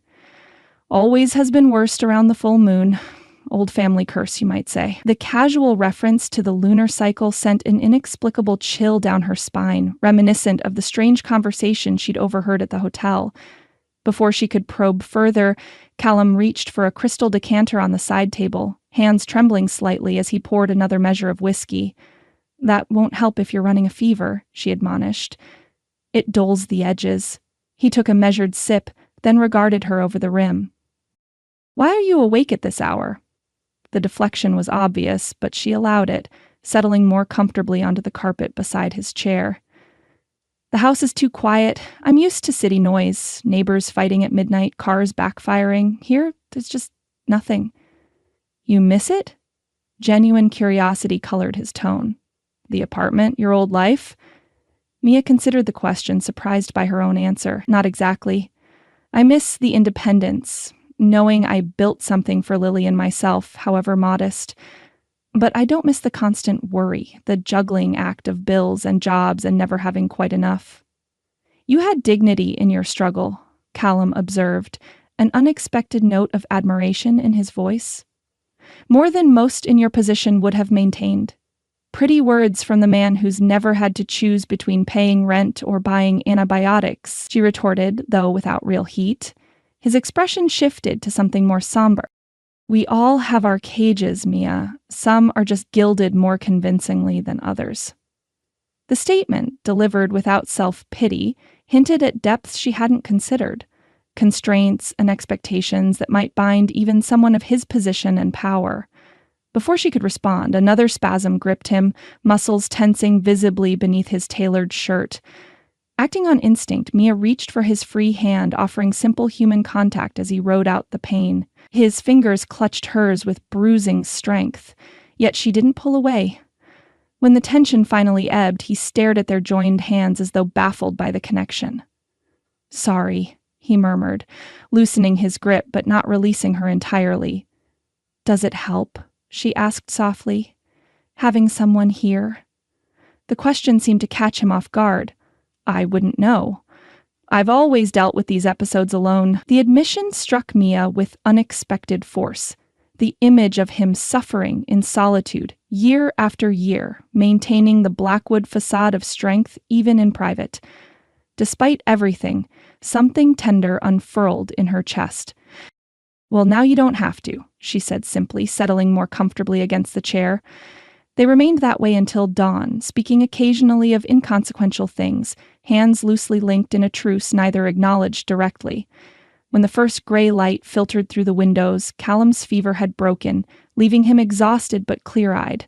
As Mia rose to return to her room before the household stirred, he caught her wrist gently. "Thank you," he said, the words obviously unfamiliar territory for him. "Your discretion about this would be appreciated."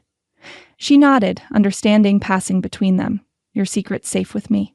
It wasn't until she reached her door that she realized they'd shared more truth in those quiet night hours than in all their previous interactions combined, and that the wall she'd carefully constructed between them had developed its first significant crack. "Why do I have to wear this itchy dress? It's just dinner." Lily tugged at the collar of her navy blue velvet dress, nose scrunched in displeasure as Mia attempted to tame her daughter's blonde curls into something resembling order. "Because we're meeting Mr. Callum's family tonight, Sweet Pea. It's important to make a good impression." Mia secured a final pin and stepped back to assess her handiwork. "There, you look beautiful, but I met his grandmother already, and she's scary. She looks at me like I'm a science experiment." Mia stilled, brush halfway back to the vanity. "When did you meet Mrs. Blackwood?" "Yesterday in the garden. I was looking at the roses, and she asked me to come closer so she could assess my features. Then she said I had good bone structure, but my eyes were the wrong color." Lily shrugged with the resilience of childhood. "She's weird." A chill skittered down Mia's spine. In the 3 weeks they'd been at Blackwood House, she'd glimpsed the formidable matriarch only from a distance. The thought of the woman evaluating her 7-year-old daughter made her maternal hackles rise. "If anyone makes you uncomfortable, you tell me immediately," she said, crouching to meet Lily's eyes. "Promise?" "I promise. But Mrs. Blackwood wasn't really scary, just regular old person scary." Lily hopped off the stool, dress promptly wrinkling. "Do you think they'll have cake for dessert? Sophia at school said rich people always have fancy desserts." Mia smiled despite her unease. "Let's go find out." As they descended the grand staircase, Callum appeared in the entrance hall below, deep in conversation with a man who could only be his father, the same imposing height and breadth of shoulder, though silver had replaced the dark hair, and lines of authority were etched more deeply around eyes that held none of Callum's occasional warmth. Both men looked up at their approach, conversation halting abruptly. Something unspoken passed between father and son before Callum stepped forward, extending his hand to Mia as though they were partners in truth rather than convenience. "Right on time," he said, voice carrying a warning she couldn't quite decipher. "Father, may I present my fiancée Mia Winters and her daughter Lily." Lawrence Blackwood subjected them to an assessment so thorough it bordered on invasive, nostrils flaring slightly as though scenting the air. "Ms. Winters," he acknowledged with cool civility. His gaze lowered to Lily, sharpening with sudden interest. "And the child. Stronger markers than expected in one so young." Before Mia could question the bizarre statement, Callum's hand pressed against her lower back, urging her forward. "The others are waiting in the dining room." "Others?" she murmured as they moved down the corridor. "My Aunt Victoria and Uncle Gerald, along with their son James. Extended family visits are rare occurrences." His voice lowered further. "Stay close to me tonight. My family can be overwhelming." The warning proved immediately justified. The Blackwood dining room resembled a museum exhibit of old-world opulence. A massive mahogany table gleaming beneath a crystal chandelier, ancestral portraits lining wood-paneled walls, silver service laid out with military precision. But it was the occupants rather than the decor that commanded attention. Eleanora Blackwood presided at one end of the table, her silver hair arranged in the same severe style Mia had glimpsed from afar. Beside her sat a woman who could only be Callum's aunt, equally elegant but with a vulpine quality to her narrow features. The uncle, a barrel-chested man with a booming laugh, rose as they entered, while a younger man around Callum's age, presumably James, regarded them with undisguised curiosity. "At last we meet the woman who has conquered our Callum's famous self-control," Victoria declared, making no move to rise. "We were beginning to think you were a convenient fiction. Reality often exceeds fiction," Mia replied with a pleasant smile that concealed sudden wariness. Every instinct screamed that she was being evaluated, and not merely as a potential in-law. Introductions flowed with practiced formality, but beneath the social niceties, Mia couldn't shake the feeling of having wandered into a pack of predators sizing up potential prey. Lawrence gestured imperiously for service to begin. "I trust the accommodations have been satisfactory," he addressed Mia, the question carrying a weight beyond simple hospitality. "More than satisfactory. Your home is remarkable. Our home has stood for generations," he corrected pointedly. "The Blackwood bloodline has occupied this valley since before the town existed. Continuity and strength are our legacy." The emphasis on bloodline sent an echo of Callum's overheard conversation rippling through her memory. Before she could formulate a neutral response, Lily piped up, "Is that why there are so many wolf pictures everywhere? Because of your family's legacy?" A charged silence fell over the table. Mia tensed, sensing she'd missed some significant subtext, but Lily continued blithely.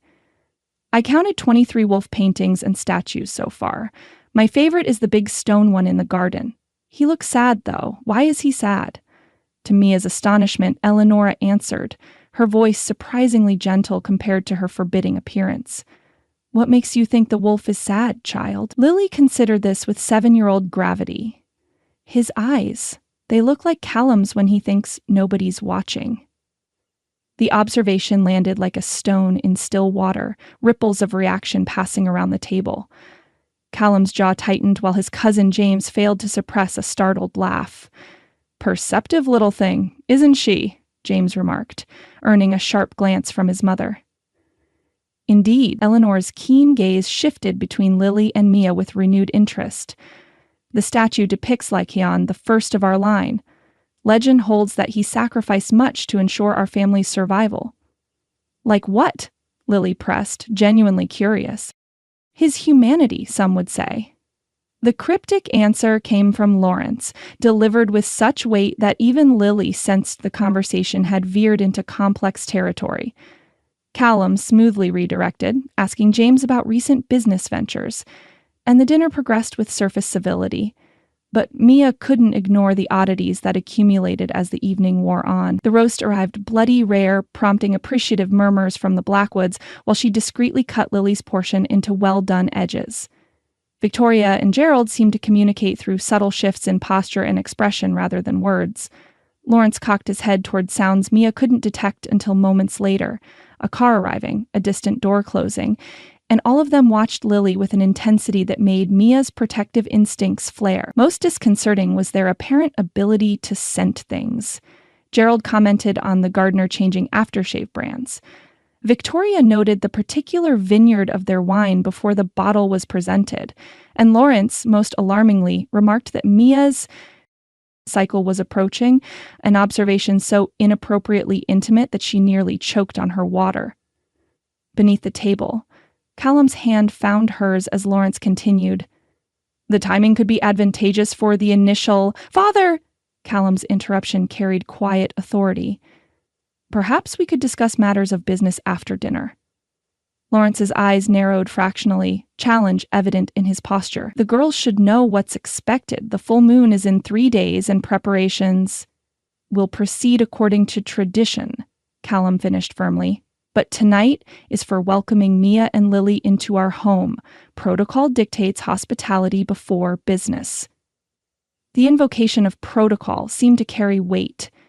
Lawrence inclined his head in reluctant acquiescence, though displeasure radiated from him like heat from a banked fire. Through it all, Callum's hand remained clasped around Mia's beneath the table, his thumb tracing small circles against her palm, a gesture that felt bizarrely protective rather than romantic. When she glanced at him questioningly, the intensity in his gaze conveyed a clear message. "Trust me, follow my lead." She squeezed his hand once in acknowledgement, surprised by how naturally the silent communication flowed between them. As dessert was served, elaborate chocolate confections that delighted Lily, Victoria leaned forward, addressing Mia directly.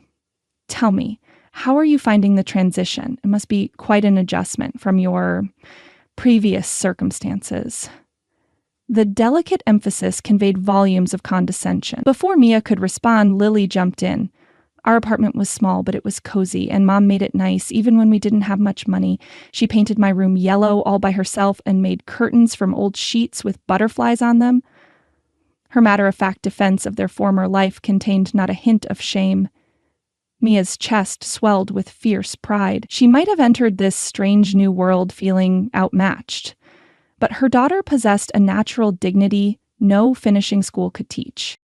Resourcefulness is an admirable trait, Eleanor observed, surprising everyone. The ability to adapt and survive demonstrates strength of character, perhaps more important than an accident of birth. The comment, delivered while staring pointedly at her son, suggested currents of family politics Mia couldn't begin to navigate. Lawrence's expression darkened, while Callum's grip on her hand tightened momentarily. As the interminable dinner finally concluded, Mia noted with relief that Lily was fading, her earlier animation giving way to the heavy-lidded look that preceded imminent collapse. "I should get her to bed," Mia said, rising. "It's been a long evening for a 7-year-old. Of course." Callum stood immediately, clearly recognizing the escape opportunity. "I'll accompany you." They made their polite farewells, Lily managing drowsy but impeccable manners that drew approving nods even from Victoria. As they reached the doorway, Lawrence's voice halted them. "Callum, my study, once the child is settled." Not a request, but a command. Mia felt Callum tense beside her, though his expression revealed nothing. "Of course, Father." Only when they were safely upstairs, Lily tucked into bed and already drifting toward sleep, did Mia turn to him in the hallway outside their rooms. "What the hell was that?" she demanded in a fierce whisper. "The comments about bloodlines, the weird sniffing thing your uncle did, my cycle? Do you people have any boundaries at all?" Callum ran a hand through his hair, a rare gesture of frustration. "My family can be archaic in their perspectives. Bloodlines and tradition hold enormous importance." They were evaluating Lily like a show pony. And what was all that about the full moon and protocols? Something shuddered in his expression. "Old family traditions. Nothing for you to worry about." "That's not good enough, Callum, not when it involves my daughter." He stepped closer, voice dropping. "I won't let anything happen to either of you. You have my word." The promise carried weight beyond the words themselves, but before she could press further, the grandfather clock at the end of the hall chimed 9. "I need to meet with my father." He hesitated, then brushed his knuckles lightly against her cheek, a gesture so unexpected it stilled her questions. "Lock your door tonight, Mia." With that cryptic warning, he turned and strode away, leaving her in the hallway with more questions than answers, and the unsettling certainty that she'd glimpsed only the surface of the Blackwood family's secrets. The Silver Peak Conservation Society Gala had been the premier social event of the season for generations, an opportunity for the town's elite to display their wealth, cement alliances, and subtly reinforce the social hierarchy while nominally raising funds for environmental preservation. Hosted in the grand ballroom of the historic Westbrook Hotel, the Black Tie Affair represented Mia and Callum's first major public appearance since the television interview 2 weeks earlier. It also served as the unofficial launch of Callum's Senate campaign, with key political figures and potential donors in attendance. The stakes couldn't be higher, a fact Callum had emphasized during their preparation session that afternoon. Senator Reynolds and his wife will likely approach early. He chairs the committee I'll need for the environmental legislation package. Callum had paced the library, reviewing notes while Mia tried to memorize a seemingly endless list of names and connections. The Fosters control significant media interests. Judge Whitaker is retiring, but his endorsement carries weight with the legal community. "I'm beginning to think I should have flashcards," Mia had muttered, massaging her temples. He'd paused then, studying her with unexpected perception. "You're nervous. What gave it away, the cold sweat or the look of abject terror?" His lips had quirked in that almost smile that had become increasingly frequent. "You'll be fine. Just be yourself." "Myself got you a 10% approval bump in the latest poll," she had reminded him, referencing the surprisingly positive public response to their television appearance. What if I can't recreate that magic with all of Silver Peak society watching? Callum had crouched beside her chair, his expression more open than she'd grown accustomed to seeing. You don't need magic, Mia. You have something better. Authenticity. These people have spent their lives detecting falsehood. Give them the truth, just not all of it. The advice echoed in her mind now as she descended the sweeping staircase into the hotel ballroom, Callum's steady hand beneath her elbow. The midnight blue gown from her makeover session flowed around her like liquid shadow, while the diamond pendant at her throat, a campaign prop from the Blackwood vault, caught the light with every breath. Conversations paused as they entered, gazes tracking their progress across the marble floor. Mia forced herself to stand tall, channeling confidence she didn't entirely feel. Beside her, Callum projected his usual commanding presence, enhanced by a bespoke tuxedo that emphasized his powerful frame. Ready, he murmured, just before they reached the first cluster of guests. As I'll ever be. The next 2 hours passed in a blur of introductions, carefully calibrated small talk, and the delicate navigation of social currents Mia was still learning to read. To her surprise, she found herself increasingly at ease, her natural directness providing a refreshing contrast to the practiced charm that dominated such gatherings. Senator Reynolds' wife, a formidable woman with impeccable taste and a razor-sharp mind, declared her a breath of fresh air after Mia diplomatically deflected a loaded question about welfare reform. Judge Whitaker chuckled appreciatively when she admitted to knowing nothing about golf, but offered to discuss his recent opinion on water rights instead, a subject she'd researched specifically after Callum mentioned the judge's passion for environmental law. As the evening progressed, Mia became aware of Callum watching her with something like amazement when he thought she wasn't looking. During a brief moment alone while he spoke with a campaign advisor, she raised an eyebrow in silent question. "You're remarkable," he said simply, the genuine admiration in his voice warming her more than the champagne ever could. "You sound surprised." "Not surprised, impressed." His gaze lingered on her face. "You've won over half the room in less than 2 hours, including people who've snubbed political spouses with far more prestigious backgrounds." Before she could respond, a sharp female voice cut through their moment. "Callum Blackwood, finally emerging from your self-imposed isolation." They turned to find an elegantly dressed woman with calculating eyes and a smile that never reached them. Recognition dawned. Diana Wakefield, daughter of Callum's primary political rival. Diana. Callum's tone cooled noticeably. "I wasn't aware you'd be attending tonight." Daddy sends his regrets, last-minute strategy meeting. Her gaze shifted to Mia, assessment barely concealed beneath social niceties.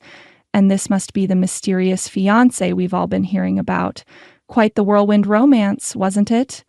The implied skepticism hung in the air between them. Mia met her gaze steadily. "The best kind, don't you think?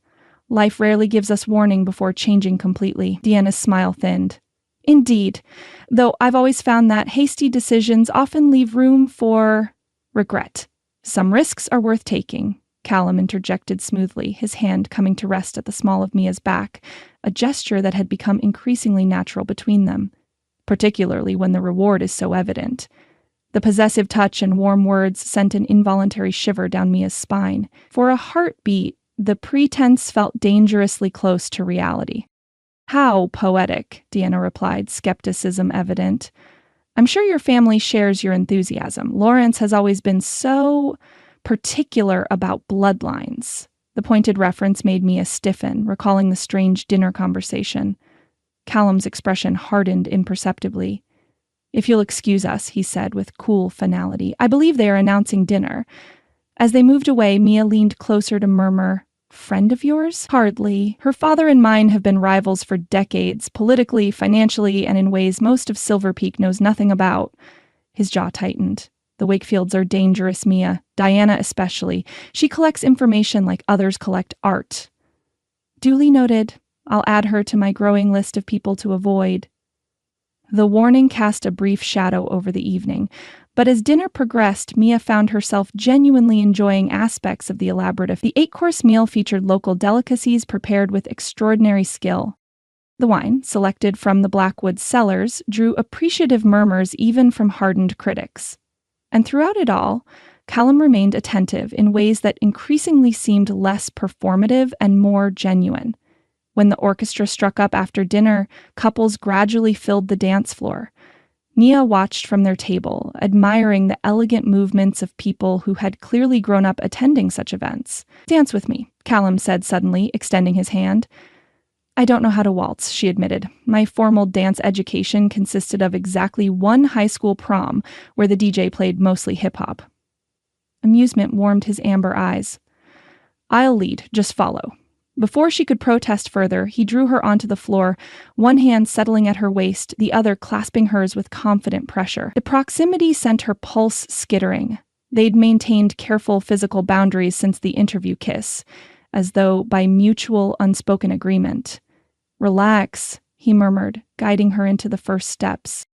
"It's just movement with structure, like most things in high society." To her surprise, Mia found herself adapting quickly, her natural grace compensating for lack of formal training. Callum proved an excellent teacher, anticipating her movements before she made them, his firm guidance making the complicated patterns seem almost intuitive. "Not bad for a beginner," he observed as they completed a full circuit of the floor. "You're a quick study." "I've had to be." She glanced up to find him watching her with unusual intensity, something unreadable shifting behind his eyes. "What?" "Nothing." But the slight shake of his head belied the dismissal. "It's just, sometimes I forget this isn't real." The admission, voiced so quietly it barely carried over the music, caught her off guard. Before she could respond, the waltz ended, polite applause rippling through the ballroom. As couples began to disperse, a photographer from the local paper approached. "Mr. Blackwood, a photo for tomorrow's society page?" Callum glanced at Mia, silently asking permission. At her slight nod, he drew her closer, posing with practiced ease. "Perfect," the photographer enthused. "Maybe one with a kiss for the romantics? The town's been buzzing about your engagement." A heartbeat of hesitation passed between them, then, mindful of watching eyes and the campaign's needs, Callum cupped Mia's cheek with careful deliberation, telegraphing his intentions clearly enough that she could pull away if desired. She didn't. His lips met hers with what should have been calculated restraint, a public display calibrated for maximum political effect. But the moment of contact shattered those careful boundaries. Something electric sparked between them, just as it had during the interview, but intensified by the weeks of growing connection. Mia's hands found their way to the lapels of his jacket, steadying herself as the kiss deepened beyond what propriety dictated. Callum's fingers tangled in her hair, cradling her head with surprising tenderness even as his mouth claimed hers with increasing hunger. When they finally broke apart, both were breathing unevenly, the performance having transformed into something neither had anticipated. Around them, delighted murmurs and a smattering of applause suggested the display had achieved its purpose, even as it left them staring at each other with mingled confusion and want. "That ought to silence the skeptics," Callum managed, his voice rougher than usual. Mia nodded mutely, willing her racing heart to steady. "I need a moment," she whispered. "Powder room." He released her immediately, understanding in his eyes. "Of course, I'll be here." The opulent ladies' lounge provided momentary sanctuary. Mia leaned against the marble vanity, struggling to regain her composure. What was happening to her carefully constructed defenses? Every interaction with Callum seemed to chip away at the wall between obligation and emotion, leaving her increasingly uncertain where pretense ended and truth began. First time at the conservation gala, Mia straightened to find a woman perhaps a decade her senior watching with knowing eyes. Elegant but understated, she possessed the quiet confidence of old money, though Mia couldn't recall meeting her earlier. "Is it that obvious?" Mia attempted a smile. "Only to those who've navigated these waters before." The woman moved closer, voice dropping despite them being alone. "You've made quite the impression tonight. The Blackwoods rarely invite outsiders into their inner circle." Something in her tone raised Mia's guard. "Callum and I connected rather unexpectedly." "I'm sure you did." The woman's gaze sharpened. "But do you know what they really want from you?" The question, delivered with quiet urgency, sent ice through Mia's veins. "Excuse me?" The blood tests at the community center weren't random. The Blackwoods have been searching for someone with your genetic markers for generations." She glanced toward the door, lowering her voice further. "Ask yourself why Lawrence suddenly accepts a commoner into the family he's guarded so jealously. Why they're so interested in your daughter." Alarm bells clanged in Mia's mind, echoing the strange conversations she'd overheard, the family's odd behaviors, their unusual interest in Lily. "Who are you?" "Someone who escaped what they're planning for you." The woman reached into her clutch, extracting a business card that she pressed into Mia's hand. "When you're ready for the truth, call this number, but tell no one, especially Callum. The full moon comes in 2 days. After that, it may be too late." The door opened as another guest entered, and the mysterious woman moved away with practiced social grace, leaving Mia clutching the card and a growing sense that she'd stepped into something far more dangerous than a political marriage of convenience. When she returned to the ballroom, Callum immediately noticed her disquiet. "What's wrong?" Mia slipped the card into her evening bag, forcing a smile that didn't reach her eyes. "Just tired. It's been a long evening." He studied her with the uncanny perception that sometimes made her wonder if he could read her thoughts. "We can leave now if you'd like. We've made the necessary appearances." The genuine consideration in his offer only deepened her confusion. This man who treated her with increasing kindness and whose kiss still burned on her lips, could he truly be part of whatever sinister purpose the stranger had hinted at? "Please," she said quietly. "Let's go home." As their car wound through the moonlit streets toward Blackwood House, Mia gazed out at the waxing moon hanging heavy in the sky. 2 days until it reached fullness. 2 days to unravel whatever secrets the Blackwoods were keeping before something irrevocable occurred. Beside her, Callum reached across the seat to take her hand, the gesture becoming alarmingly natural between them. "You did wonderfully tonight," he said softly. "Better than I could have hoped." She turned to study his profile in the shifting shadows, the strong line of his jaw, the unusual amber eyes that sometimes seemed to glow in certain light. Everything about him both attracted and unnerved her. The card from the mysterious woman burned in her evening bag like a live coal. "Callum," she began hesitantly, "what happens during the full moon?" His hand tightened fractionally around hers, posture stiffening before he controlled it. "An old family tradition, nothing for you to worry about." The evasion confirmed the stranger's warning more effectively than any confession could have. Whatever the Blackwoods were hiding, it centered around the lunar cycle, and somehow, impossibly, involved her and Lily. As the gates of the estate loomed ahead, Mia made a silent vow. She had entered this arrangement believing she was simply playing a role. Now she knew there were greater stakes at play. Before the moon reached fullness, she would discover exactly what the Blackwoods wanted from her, even if it meant confronting the growing feeling that her pretend fiancé was becoming dangerously real to her heart. Chapter 3, Cracks in the Faca. Mia startled awake, heart hammering against her ribs. The digital clock glowed 11:47 p.m., red numbers stark in the darkness of her bedroom.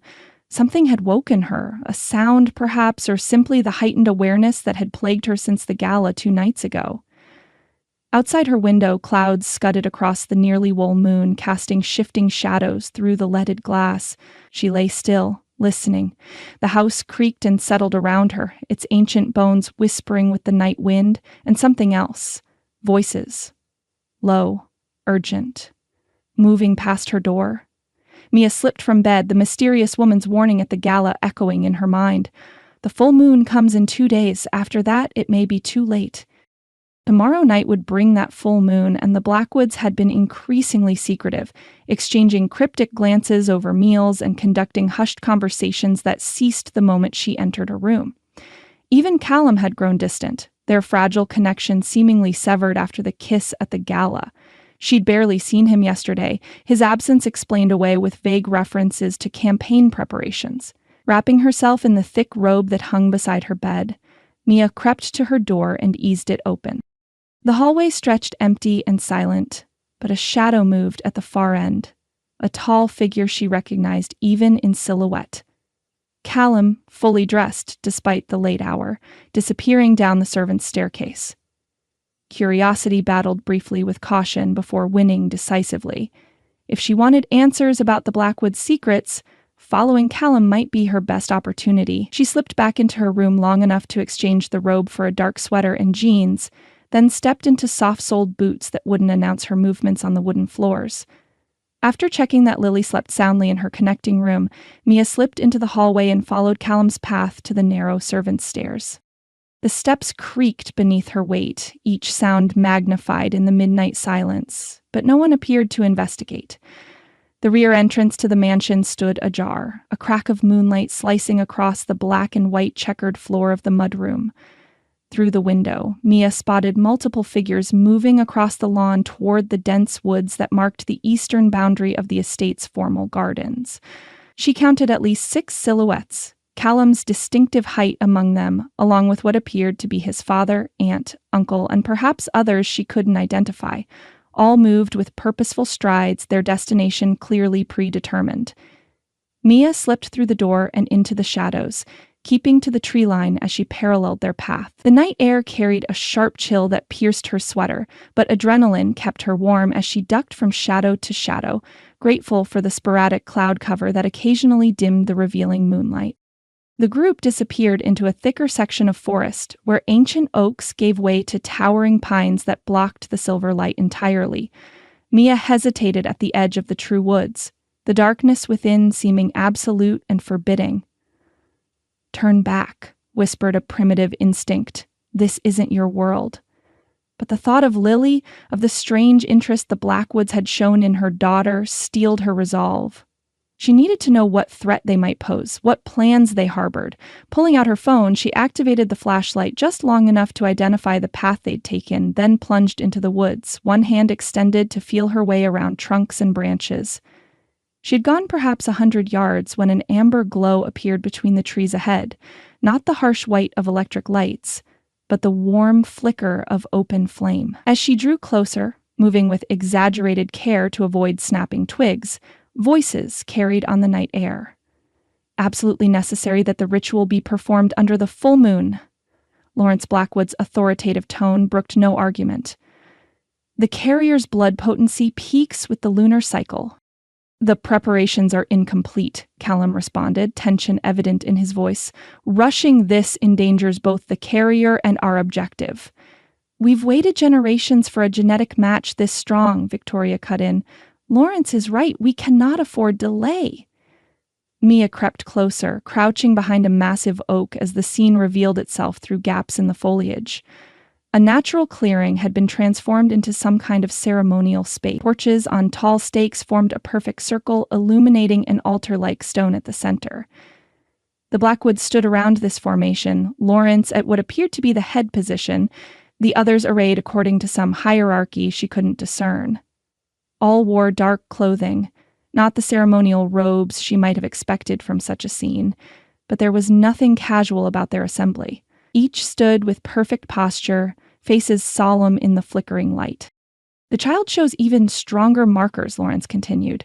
"Testing confirms dormancy, but the potential exceeds anything in our records." The reference to Lily sent ice through Mia's veins. She leaned forward, straining to hear more clearly. "Both carriers must be prepared," Lawrence declared. "The mother first, then the child is not to be touched." Callum's interruption carried such vehemence that even his father paused. "That was our agreement." "Agreements change when circumstances demand it," Lawrence replied coldly. "The pack's survival supersedes individual preferences." "Pack?" The term struck Mia as odd, the same reference she'd overheard in Callum's office weeks ago. "Our bloodline weakens with each generation," Victoria added. "The carrier's genetic material could reverse centuries of decline. One child is a small price for the salvation of our kind." "Lily is 7 years old," Callum growled, and Mia meant growled, the sound more animal than human in its fury. "She will not be subjected to the ritual. The mother has agreed to cooperate. That should suffice." Mia's heart stuttered. Agreed to cooperate? She'd agreed to no such thing unless... A sickening realization dawned. The contract, the marriage arrangement, the focus on bloodlines, had it all been orchestrated to gain access to her, to Lily? Some bizarre genetic experiment disguised as a political marriage? A twig snapped beneath her shifting weight. The sound, barely audible to her own ears, nonetheless caused every head in the clearing to whip toward her position with unnatural precision. "Someone's there," Lawrence hissed, his posture changing in a way that sent primal fear shooting down Mia's spine. For a heartbeat, she could have sworn his eyes glowed in the darkness. Callum moved with shocking speed toward the tree line. "Spread out, circle back," he commanded, and the others melted into the woods with practiced efficiency. Panic surged through Mia. She scrambled backward, abandoning stealth for speed as she fled toward the mansion. Branches clawed at her clothes. Roots threatened to trip her in the darkness, but terror lent her grace as she sprinted through the trees. Behind her, movement through the underbrush signaled pursuit, frighteningly swift and nearly silent. They were herding her, she realized with horror. No matter which way she turned, sounds from either side guided her path, keeping her moving in what she belatedly recognized was not the direction of the house at all. She broke from the tree line into a small secondary clearing and froze. Standing directly in her path, silver hair gleaming in the moonlight like a beacon, was Eleanora Blackwood. The family matriarch showed no surprise at finding Mia wild-eyed and breathless at the edge of the woods. Instead, she raised one imperious hand toward the trees behind Mia, a clear command to whoever pursued. "Enough," she called, voice carrying effortlessly through the night. "The girl is with me." Silence fell, broken only by Mia's ragged breathing. After a long moment, the sense of being hunted receded, though she couldn't have explained how she knew the others had withdrawn. "Curiosity is both a virtue and a liability, Ms. Winters." Eleanora's keen eyes assessed her with disturbing thoroughness. "In your case, perhaps both." "What are you people?" Mia demanded, fear giving way to anger now that immediate danger had passed. "What was that ritual, and what do you want with my daughter?" "Questions better answered indoors," Eleanora replied calmly. "The night has ears, and not all belong to our family." "I'm not going anywhere with you until I get some answers." The old woman's lips curved in what might have been amusement. "Yes, I see why Callum finds you intriguing. Backbone is undervalued in modern women." She gestured toward a path that wound around the edge of the grounds. "My quarters. Neutral territory, you might say. I believe we're overdue for a conversation." Mia hesitated, weighing her options. Fleeing seemed pointless. She was on their property, surrounded by woods she couldn't navigate in darkness, and despite her fear, the opportunity to finally get answers pulled at her. "Lead the way," she said finally, keeping a cautious distance as she followed Eleanora along the moonlit path. Neither spoke as they circled the mansion's east wing, entering through a small side door that Mia hadn't noticed before. The narrow corridor beyond led to a part of the house she'd never explored, an older section where the architecture felt more medieval than Victorian, stone walls replacing wood paneling. Eleanora moved with surprising agility despite her age, ascending a spiral staircase without hesitation and unlocking an ornate door at its top. The room beyond defied Mia's expectations. Rather than the austere space she'd imagined for the intimidating matriarch, Eleanora's quarters exuded warmth and history. Tapestries depicting forest scenes, comfortable furniture worn smooth by generations of use, walls lined with books whose spines bore titles in languages Mia couldn't identify. A fire already burned in the hearth, as though the old woman had anticipated their meeting. Eleanora gestured toward a chair beside it. "Sit!" "You're chilled to the bone." Mia remained standing. "I saw them in the woods. I heard what they said about carriers and rituals. What are you planning to do to me, to Lily?" Eleanora sighed, lowering herself into a high-backed chair with regal grace. "So much fear when there should be wonder." She fixed Mia with that penetrating gaze. "Tell me, child, have you noticed changes in yourself since coming here? Enhanced senses, perhaps? Unusual strength or stamina? Dreams of running beneath the moon?" The question struck uncomfortably close to experiences Mia had dismissed as stress or imagination. The way food seemed more intensely flavored lately, how she'd lifted a heavy box with surprising ease yesterday, the recurring dreams of forest pursuit that left her breathless upon waking. Her silence was apparently answer enough for Eleanora. I thought as much. The proximity to others of your kind has begun the awakening. Others of my kind? Mia echoed, unease coiling tighter. What exactly do you think I am? Not what you think, Eleonora said cryptically. At least, not yet. She gestured once more to the chair. Please. This conversation requires both time and fortification. Despite her misgivings, Mia sank into the indicated seat, the adrenaline crash leaving her suddenly exhausted. I want straight answers, no more riddles or evasions. Eleonora reached for a crystal decanter on the side table, pouring amber liquid into 2 small glasses. She handed one to Mia, who eyed it suspiciously. If I wished you harm, there are far simpler methods than poison, the old woman remarked dryly. The Blackwood 20-year reserve. You'll find nothing finer in Silver Peak. Mia set the untouched glass aside. Start talking. The Blackwood bloodline carries certain unique qualities, Eleonora began, sipping her whiskey with appreciation. Qualities that have both blessed and cursed our family for centuries, like glowing eyes and superhuman hearing, Mia challenged, recalling the unnatural way Lawrence and the others had detected her presence in the woods. Eleonora's gaze sharpened.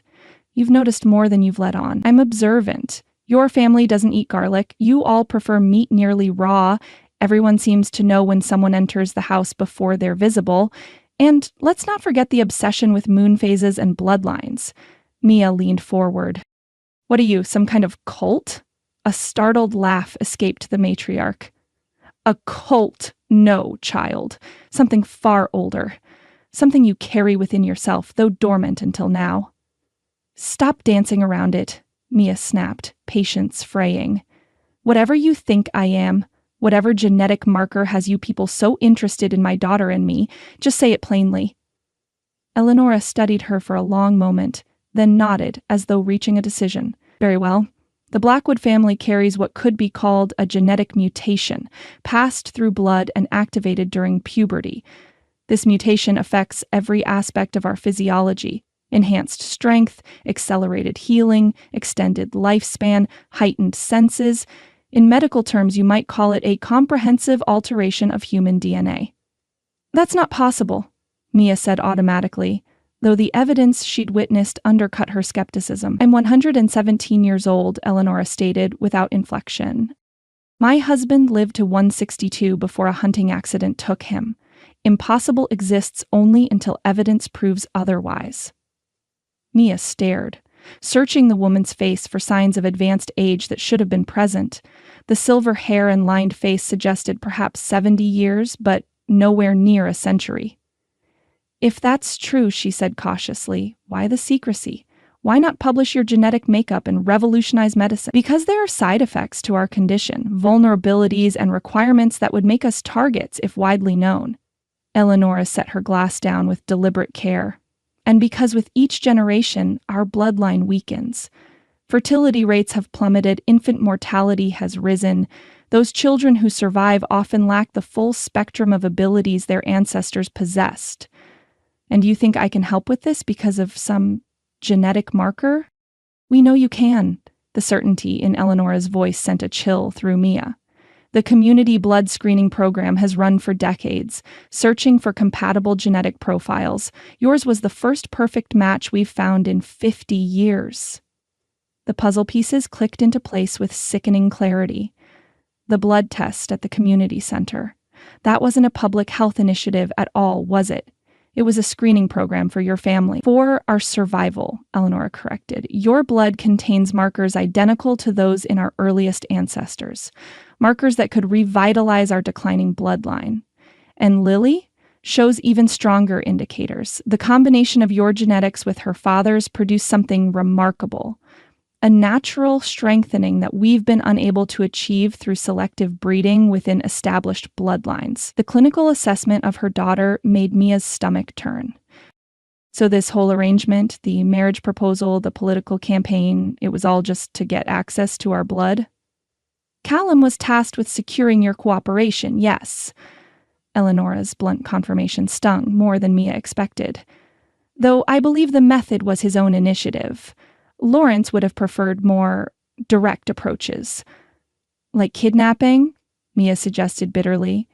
It has happened before, the old woman acknowledged without a hint of remorse, but Callum argued that voluntary participation would yield better results, and politically, a suitable wife addressed multiple objectives. The betrayal cut deep, despite Mia's attempts to remind herself that their arrangement had always been a business transaction. She'd known Callum didn't love her, but to discover she was nothing more than a genetic resource to be harvested was another level of dehumanization entirely. What exactly does this participation involve, she asked, steeling herself for the answer. A ritual performed during the full moon when your blood's properties are at their peak. A small amount is drawn and processed according to methods passed down through generations. The resulting serum is administered to selected family members to strengthen failing genetic sequences. Blood magic, Mia said flatly. You're talking about blood magic. Eleonora's lips curved in amusement. Science often appears as magic until understood, but yes, there are ceremonial elements that modern medicine might find unorthodox. And if I refuse? If I take Lily and leave? The temperature in the room seemed to drop several degrees. That would be unwise. The contract you signed contains provisions you may not have fully appreciated, and Lawrence is not known for his patience or mercy. The threat, however veiled, ignited Mia's protective instincts. If anyone touches my daughter, no one will harm the child, Eleonora interrupted, unexpected sincerity in her tone. On that point at least, Callum and I stand united. The ritual requires minimal blood drawn under controlled conditions, no more invasive than a standard medical procedure. Except for the part where it's performed by a cult under the full moon, Mia shot back.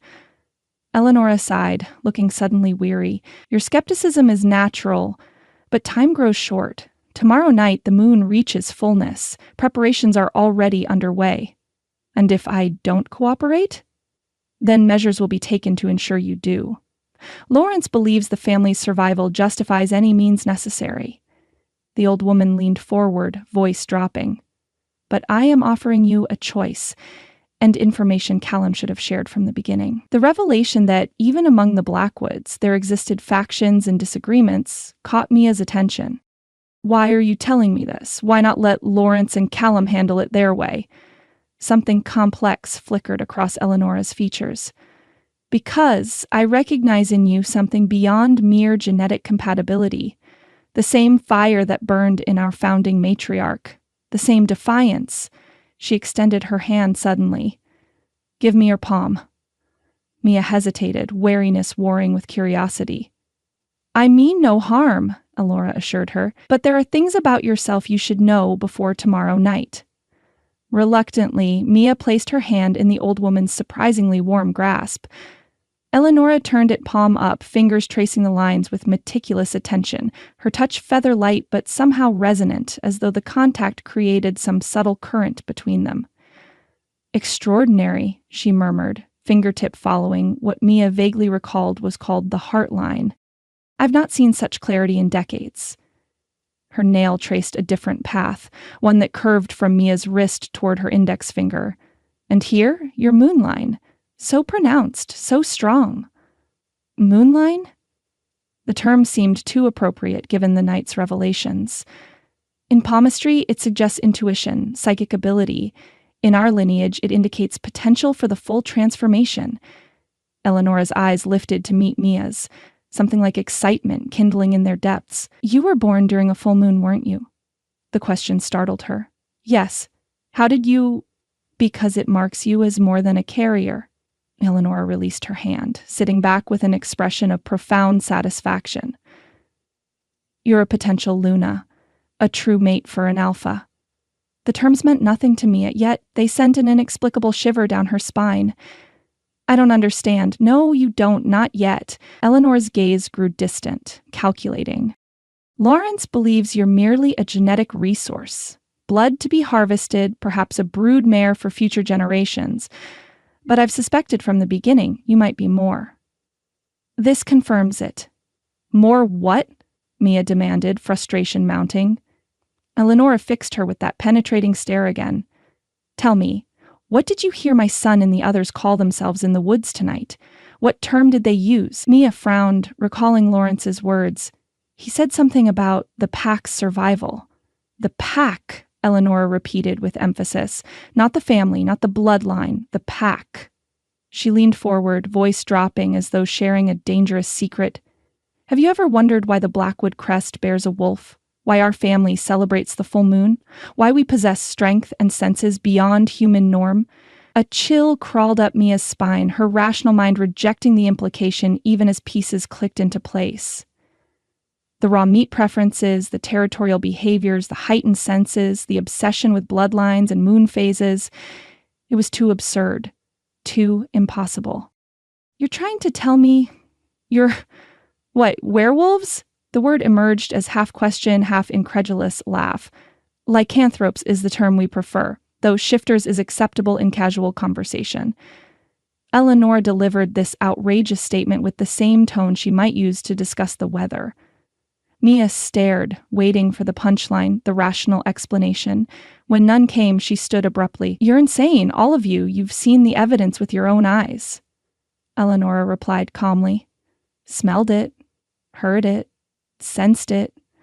Your body knows the truth even if your mind rejects it. I'm leaving. Tonight. Lily and I are done with this madness. Mia turned toward the door, but Eleonora's next words froze her in place. You carry the gene too, Mia.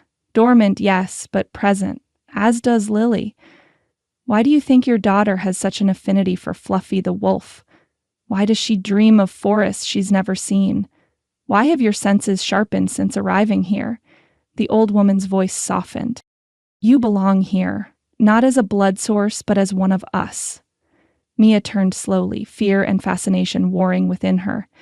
If, and this is a massive, impossible if, any of this were true, what happens tomorrow night, during this ritual? A simple blood drawing, as I said, but performed under the full moon when the properties we need are strongest. And my role would end there? Eleonora hesitated fractionally. For this moon cycle, yes. Meaning you'd want more later. Periodic donations would be necessary, yes, but in return, you'd gain knowledge of your heritage, access to abilities you've never imagined, protection for your daughter as she approaches the age when dormant genes typically activate. The offer dangled before her, simultaneously tempting and terrifying. And if I believe none of this, if I still want to leave, Eleanor's expression hardened. Then I cannot protect you from Lawrence's methods. He sees only the pack's survival, not the individual's worth. He would take what he needs by force if necessary. The threat hung in the air between them. Mia's mind raced, calculating options, escape routes, possibilities. If even half of what Eleonora claimed were true, simply fleeing might be impossible. You said Callum argued for voluntary participation, she said finally. Does that mean he opposed forcing me? Something knowing flickered in Eleonora's eyes. My grandson walks a complex path. He serves the pack as his father demands, yet he carries his mother's conscience. He was tasked with securing you, yet he created terms that offered genuine benefit to you and your daughter. She studied Mia's face carefully. His conflict grows more pronounced with each day in your presence. The observation stirred uncomfortable questions Mia had been avoiding. The increasing gentleness in Callum's interactions with her, the protective stance he'd taken regarding Lily, the heat in his eyes when they'd kissed. Had it all been manipulation, or was Eleonora suggesting something more genuine had developed? I need time to think, she said finally. Time is the one luxury we lack. Eleonora rose, moving to a carved wooden chest near the far wall. She withdrew a small velvet pouch and returned, pressing it into Mia's palm. Wolfsbane and silver dust. Mixed with water and applied to the skin, it will temporarily repel those who would track you. Mia stared at the pouch, then at Eleonora. You're helping me escape? I'm giving you a choice my son would not. By dawn, you must decide. Flee and be hunted, or stay and negotiate terms that protect both you and Lily. The old woman's eyes held unexpected compassion. The third option, which you have not considered, is to embrace your heritage, to become what you were born to be. Which is what, exactly? Lawrence believes you are merely a genetic match, I believe you are a Luna Prime, a female alpha capable of leading in her own right. If I am correct, tomorrow's ritual will awaken more than Lawrence anticipates." Eleonora's lips curved in what might have been satisfaction. "And that, my dear, would change everything." The cryptic statement hung in the air as Mia clutched the velvet pouch, mind reeling from revelations that shattered her understanding of reality. Werewolves, genetic mutations, secret rituals, and somewhere in this madness, the suggestion that she herself carried the potential to become something beyond human. "Dawn," Eleonora reminded her gently. "By then, you must choose your path, for yourself and for Lily." Mia nodded numbly, turning toward the door with the weight of impossible choices bearing down upon her. Whether Eleonora's fantastical claims were delusion or truth, one thing remained certain. Her time at Blackwood House had entered a dangerous new phase, and nothing would ever be the same again. "And here we have the candidate himself and his lovely fiancée," the museum director gushed, ushering Callum and Mia toward a cluster of potential donors. "Mr. Blackwood has been instrumental in our preservation efforts." Mia smiled automatically, the expression now second nature after 2 weeks of non-stop public appearances. The Silver Peak Natural History Museum fundraiser marked their 5th event of the week, a relentless schedule that left little time for private conversations about blood rituals, genetic mutations, or the fact that her future in-laws apparently howled at the moon. 4 days had passed since her midnight confrontation with Eleonora, the dawn decision deadline arriving, with Mia still torn between fleeing and facing the madness head-on. In the end, practicality had won. She'd hidden the wolfsbane pouch beneath a loose floorboard in her closet and resolved to gather more information before making any irrevocable choices. The full moon had risen that night as promised, but the dreaded ritual hadn't materialized. Instead, most of the family had disappeared for the evening, leaving Mia and Lily with the housekeeper and a vague explanation about campaign obligations. When they'd returned the next morning, Callum had appeared unusually relaxed, almost buoyant, while Lawrence had watched Mia with renewed calculation in his gaze. Since then, she'd been swept into a whirlwind of public appearances, fundraisers, and photo opportunities. The campaign had officially launched, and suddenly Callum and Mia were everywhere. Local news segments, newspaper profiles, social media posts crafted by the PR team. Somewhere amid the chaos, a strange new dynamic had emerged between them.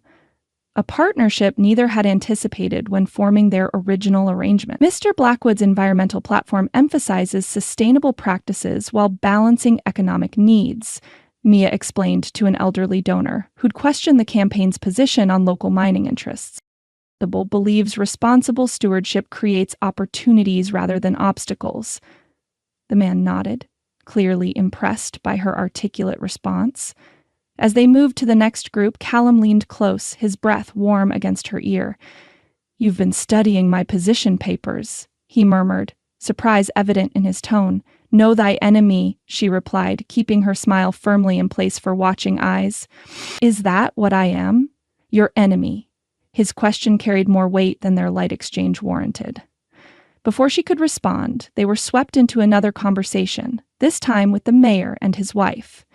Mia fielded questions about educational initiatives while Callum discussed infrastructure funding, their responses complementing each other with increasing synchronicity. Later, as they circulated among medieval armor displays, Callum's hand found the small of her back, a touch that had become so familiar she no longer tensed beneath it. "You're a natural at this," he observed quietly. "Better than most career politicians' spouses I've known." "I'm good at reading people," she replied, survival skill from the service industry. "It's more than that." His amber eyes studied her with that intensity that still made her pulse quicken. "You genuinely connect with them, even the insufferable ones." Mia shrugged, uncomfortable with his admiration given what she now knew about his initial motives. "Just playing my part." The flash of genuine hurt in his expression caught her off guard. Before she could analyze it, a museum docent approached, eager to show the potential future senator their newest paleontological exhibit. The pattern repeated across days and venues. The homeless shelter where Mia's genuine compassion had volunteers offering their phone numbers for future collaboration, the elementary school where she'd expertly redirected a child's awkward question about why Mr. Blackwood's eyes look funny sometimes, the Chamber of Commerce luncheon where she'd smoothly mediated a tense exchange between Callum and a business leader opposed to his regulatory proposals. Through it all, she felt Callum watching her with growing respect and something deeper, more complicated, something that mirrored her own conflicted emotions toward him. Meanwhile, the changes Eleonora had hinted at accelerated within Mia's body. Food tasted different, more intense, with layers of flavor she'd never detected before. Whispered conversations across crowded rooms reached her ears with unsettling clarity. Twice she'd caught herself lifting furniture that should have required two people, the effort seeming negligible until she noticed Callum's startled expression. And the dreams. Every night now, she ran through moonlit forests on four legs, exhilaration and freedom coursing through her veins as she tracked scents and sounds with preternatural precision. Each morning she woke breathless, heart pounding, the phantom sensation of wild power lingering in her muscles. The campaign event at Riverview Park marked their 12th public appearance in 10 days, an outdoor town hall followed by a riverside picnic designed to showcase Callum's environmental platform. Mia had just finished charming the president of the local teachers' union when the first raindrops fell. "Typical Silver Peak weather," Callum sighed, glancing at the rapidly darkening sky. "Perfect sunshine until the exact moment we plan outdoor activities." Within minutes, the scattered drops transformed into a downpour. Campaign staff scrambled to save materials, while attendees fled to their vehicles. Mia found herself helping elderly attendees toward shelter, heedless of her silk blouse and tailored pants becoming soaked in the process. "Mrs. Henderson, let me get that for you," she offered, taking the woman's folding chair and massive purse despite protests that they were too heavy. "Such a dear," the older woman patted her arm. Callum finally found someone with both beauty and substance. About time. By the time she'd ensured the last stragglers reached dry haven, Mia stood alone beneath the pavilion's edge, rain drumming on the metal roof while campaign workers dismantled sodden displays in the distance.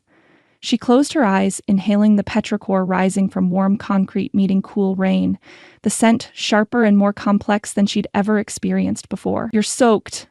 Callum's voice behind her held a note of concern she was still adjusting to. She turned to find him watching her, his own clothing plastered to his body, dark hair glistening with raindrops. "So are you." Something caught in her throat at the sight of him. Powerful frame outlined by wet fabric, water tracing paths down the strong column of his throat. She swallowed hard, blaming her reaction on the amplified senses Eleonora had warned about. He stepped closer, eyes darkening as they swept over her rain-drenched form. "You saved the day back there." "Henderson's endorsement carries weight with the over 60 demographic. We've been pursuing him for weeks." "His wife was the one to convince," Mia shrugged. "She mentioned their grandson has asthma. I shared some management strategies I used with Lily." "That's exactly what I mean." Callum moved closer still, leaving barely a handspan between them. "You see people really see them, beyond their political utility. You've connected with voters I've been trying to reach for months." The genuine admiration in his voice penetrated the wall she'd carefully maintained since learning the truth. "Part of the job description, isn't it? Supportive political spouse?" "It's more than that." His hand rose to brush wet strands of hair from her face, the gentle touch belying the strength she now knew he possessed. "You're more than I expected, Mia Winters. More than I deserve after how this began." The oblique reference to his deception hung between them. For weeks she'd wondered if he knew she'd discovered the truth, or at least part of it. Now, reading the regret in his eyes, she had her answer. "How much do you know?" she asked quietly. "About what I've learned?" His expression tightened. "Grandmother mentioned your conversation. I wanted to explain to tell you myself, but your father ordered otherwise." The pieces clicked together. His increased protectiveness, the canceled ritual, his careful distance whenever Lawrence was present. "It's complicated." Frustration flashed across his features. "The pack has traditions, hierarchies. Challenging my father directly would have consequences beyond just me. Consequences for Lily and me, you mean? His hand dropped from her face, clenching at his side.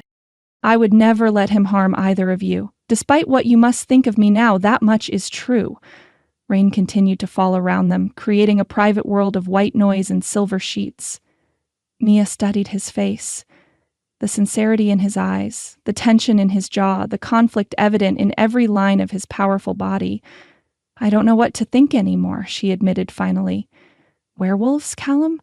Genetic mutations? Blood rituals? It's insane, and yet you're still here. He stepped closer, gaze searching hers. Why didn't you run? Grandmother gave you the means. The question pierced through her defenses. Why hadn't she fled that night? The practical reasons she'd given herself, nowhere to go, insufficient funds, Lawrence's reach and power, weren't the whole truth. I couldn't risk Lily, she said finally. Better to know the threat than flee blindly from it. Is that the only reason? The question hung between them, loaded with possibilities neither had acknowledged. Rain drummed on the pavilion roof, the sound amplified by her heightened senses until it felt like the beating of her own treacherous heart. What do you want from me, Callum? She asked instead of answering. Beyond my blood and genetic material, beyond the political advantage. What do you want? Something shifted in his eyes, molten gold in the storm-darkened afternoon.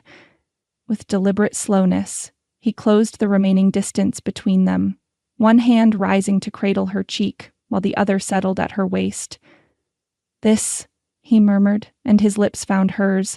Unlike their previous kisses, the television interview's surprising spark, the gala's public performance, this held nothing of calculation or restraint. Callum kissed her with hunger barely leashed, his body curving around hers as though he could absorb her into himself. Heat exploded between them, igniting a response Mia was powerless to control. Her hands found his chest, intending to push him away, but instead clutching the wet fabric of his shirt, pulling him closer as the kiss deepened. His growl of approval vibrated against her lips, the sound more animal than human and sending shivers cascading down her spine. She tasted rain and something wild beneath it, something that called to the changes awakening in her own blood. When they finally broke apart, both were breathing hard, staring at each other with matching expressions of shock and hunger. Callum stepped back suddenly, confusion and something like fear flashing across his features. I shouldn't have, he began, then stopped, seeming at a loss for words. Why did you? Mia pressed, her lips still tingling from his touch. Because I can't stop thinking about you, he admitted roughly. Because every time we're together, the line between pretense and reality blurs further. Because whatever this began as, it's becoming something else entirely. He raked a hand through his wet hair, frustration evident in every line of his body. This wasn't supposed to happen. What wasn't? Feelings. The word emerged like it had been torn from him. Real ones. The simple confession landed like a physical blow. Mia stared at him, heart hammering against her ribs with a rhythm that felt new and ancient simultaneously.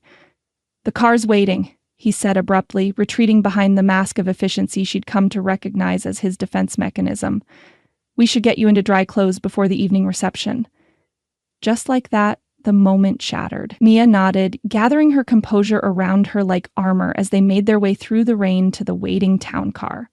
But as they drove in silence toward Blackwood House, she caught him watching her reflection in the window, his expression raw with confusion and want that mirrored her own complicated emotions. Whatever game they'd begun as political convenience and supernatural manipulation had evolved into something neither had anticipated, something that threatened both their careful arrangement and their guarded hearts. These poll numbers are encouraging. Callum spread the data sheets across his study desk, satisfaction evident in his voice. 57% favorability, up 8 points from last month. The education platform resonated with parents, Mia observed, leaning over his shoulder to examine the demographic breakdowns. After 3 weeks of intensive campaigning, she'd developed a surprisingly sharp political instinct, and your environmental proposals pulled in younger voters who normally skip midterms. Your youth outreach deserves credit for that. His approval warmed her despite her best efforts to maintain emotional distance. The college registration drive exceeded projections by 30%. They'd fallen into an unexpected rhythm since the rain-soaked kiss at Riverview Park. Professional partnership during daylight hours, careful avoidance of personal topics after dark. Neither mentioned the moment of vulnerability they'd shared, though Mia caught him watching her when he thought she wouldn't notice, hunger and confusion warring in his gaze. Meanwhile, the changes in her body accelerated. Scents carried stories now. She could smell anxiety, excitement, even deception emanating from those around her. Sounds reached her from impossible distances, forcing her to develop conscious filtering techniques to maintain sanity. And her strength had increased to the point where she'd accidentally snapped a metal spoon while stirring coffee yesterday morning. Eleonora's cryptic predictions haunted her, especially during the vivid forest dreams that now visited her nightly. The old woman had taken to watching Mia with barely concealed anticipation whenever they crossed paths, while Lawrence's calculating gaze carried growing impatience. "We should rework the closing statement for Thursday's debate," Callum suggested, pulling Mia back to the present. "Something more personal to counter Wakefield's fifth-generation local narrative." Before she could respond, Mrs. Hughes appeared at the study door, her normally impassive expression disrupted by obvious discomfort. "Excuse me, Mr. Blackwood. Mr. Wakefield is here. He insists on speaking with you immediately." Callum straightened, surprise flickering across his features. "Harold Wakefield? Here?" "Yes, sir, he's quite adamant." Mia and Callum exchanged glances of equal confusion. Harold Wakefield, father of Diana and Callum's chief political rival, had built his campaign around portraying the Blackwoods as elitist and out of touch. His appearance at their home was unprecedented. "Show him in," Callum decided after a moment's consideration. "And Mrs. Hughes, alert security discreetly." The housekeeper nodded understanding and withdrew. Moments later, heavy footsteps approached, and Harold Wakefield strode into the study without waiting for a formal announcement. Tall and broad-shouldered despite his 60-plus years, he carried himself with the confidence of old money and deeply entrenched power. Today, that confidence veered toward smug satisfaction. "Blackwood," he acknowledged with minimal civility before his gaze shifted to Mia. Assessment barely disguised as social courtesy. "And the famous fiancé, how quaint. What brings you to our home, Harold?" Callum's tone remained neutral, though Mia sensed the tension coiling through his body. Champaign headquarters would be the conventional venue for political discussions. "Oh, but this isn't conventional politics." Wakefield settled, uninvited, into one of the leather chairs, his smile reminiscent of a shark scenting blood. "This is something far more personal." Warning bells clanged in Mia's mind. Something in the man's manner, the barely suppressed glee, the confidence bordering on arrogance, suggested he held cards he believed would win whatever game he was playing. "I'll give you privacy," she offered, starting toward the door. "No, please stay, Ms. Winters. After all, you're central to the matter at hand." Wakefield's smile widened. "Or should I say the arrangement at hand?" Ice slid down Mia's spine. Beside her, Callum went perfectly still, only the slightest narrowing of his eyes betraying his alarm. "I'm not following you, Harold," he replied evenly. Wakefield reached into his jacket, extracting a slim folder which he placed on the coffee table between them. Payment records, bank transfers, cleared debts, quite the generous package for a hotel maid you supposedly fell madly in love with. Mia's mouth went dry. Callum's hand found the small of her back, the touch grounding her even as panic threatened to rise. "Financial arrangements between engaged couples are hardly scandalous," Callum countered smoothly. "Particularly given the difference in our circumstances, perhaps," Wakefield shrugged, "but combined with the original contract, complete with performance metrics, appearance schedules, and compensation terms, it paints a rather mercenary picture, doesn't it?" The blood drained from Mia's face. The contract. Their original agreement, with its clinical language and transactional nature, laid bare for political exploitation. "How did you get that document?" Callum's voice had dropped to a dangerous register that raised the fine hairs on Mia's arms. "Let's just say someone inside your operation has concerns about your family's unusual private activities." Wakefield's emphasis carried unmistakable menace. activities that extend beyond mere political theater into areas the voting public might find deeply disturbing. The implication hung heavy in the air. Not just the fake engagement, but something more. Knowledge of the Blackwoods' true nature? Mia glanced at Callum, reading the same fear in the sudden tension of his jaw. What exactly do you want, Harold? The question emerged with deceptive calm.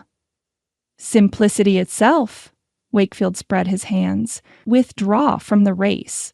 Cite personal reasons, health concerns, whatever fiction suits you. End your campaign by week's end, and these documents, along with certain other observations my sources have collected, remain private. And if I decline? Then by Monday morning, every voter in the district receives proof that their up-and-coming candidate purchased himself a pretty fiancé to boost poll numbers. Wakefield's gaze shifted to Mia, cold assessment in his eyes. I imagine the tabloids would pay handsomely for an exclusive with the woman who sold herself to the Blackwood heir. Rage flashed, hot and sudden in Mia's chest. Not just at the insult, but at the casual cruelty of a man who would destroy lives for political advantage. Something unfamiliar surged beneath her skin, a pressure building behind her eyes that momentarily blurred her vision. You have 24 hours to announce your withdrawal, Wakefield continued, seemingly oblivious to the danger gathering in the room.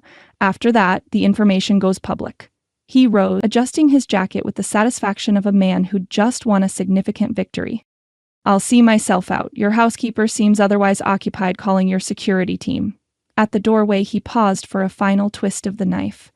Oh, and Callum, my sources mentioned something about your unusual interest in Ms. Winter's blood work. Perhaps the DEA might find that avenue worth investigating. The door closed behind him with quiet finality. For several heartbeats, neither Mia nor Callum moved or spoke, the magnitude of the threat expanding to fill the room. He knows, Mia finally whispered, not just about our arrangement. He knows something about your family. Callum nodded grimly, crossing to a cabinet where he extracted a crystal decanter of amber liquid. Wakefield's family has been in Silver Peak nearly as long as mine. There have always been rumors. Why now? Why use this against you when he could have exposed your family's secret years ago? Politics is just the visible battlefield. Callum poured 2 generous measures, offering one to Mia. Our families have opposed each other for generations over territory, resources, power. The Senate seat is simply the current prize. Mia accepted the drink, the rich aroma of aged whiskey intensified by her enhanced senses. So, what do we do? The simple question, we, not you, hung between them, significant in ways neither acknowledged directly. Callum sank into his chair, fatigue briefly overcoming his usual composure. If it were just the contract, we could weather it. Spin it as an unorthodox courtship that evolved into genuine feeling. The media cycle would move on eventually. He rubbed his temples, frustration evident. But if he truly has evidence of our family's nature, the consequences extend far beyond a lost election.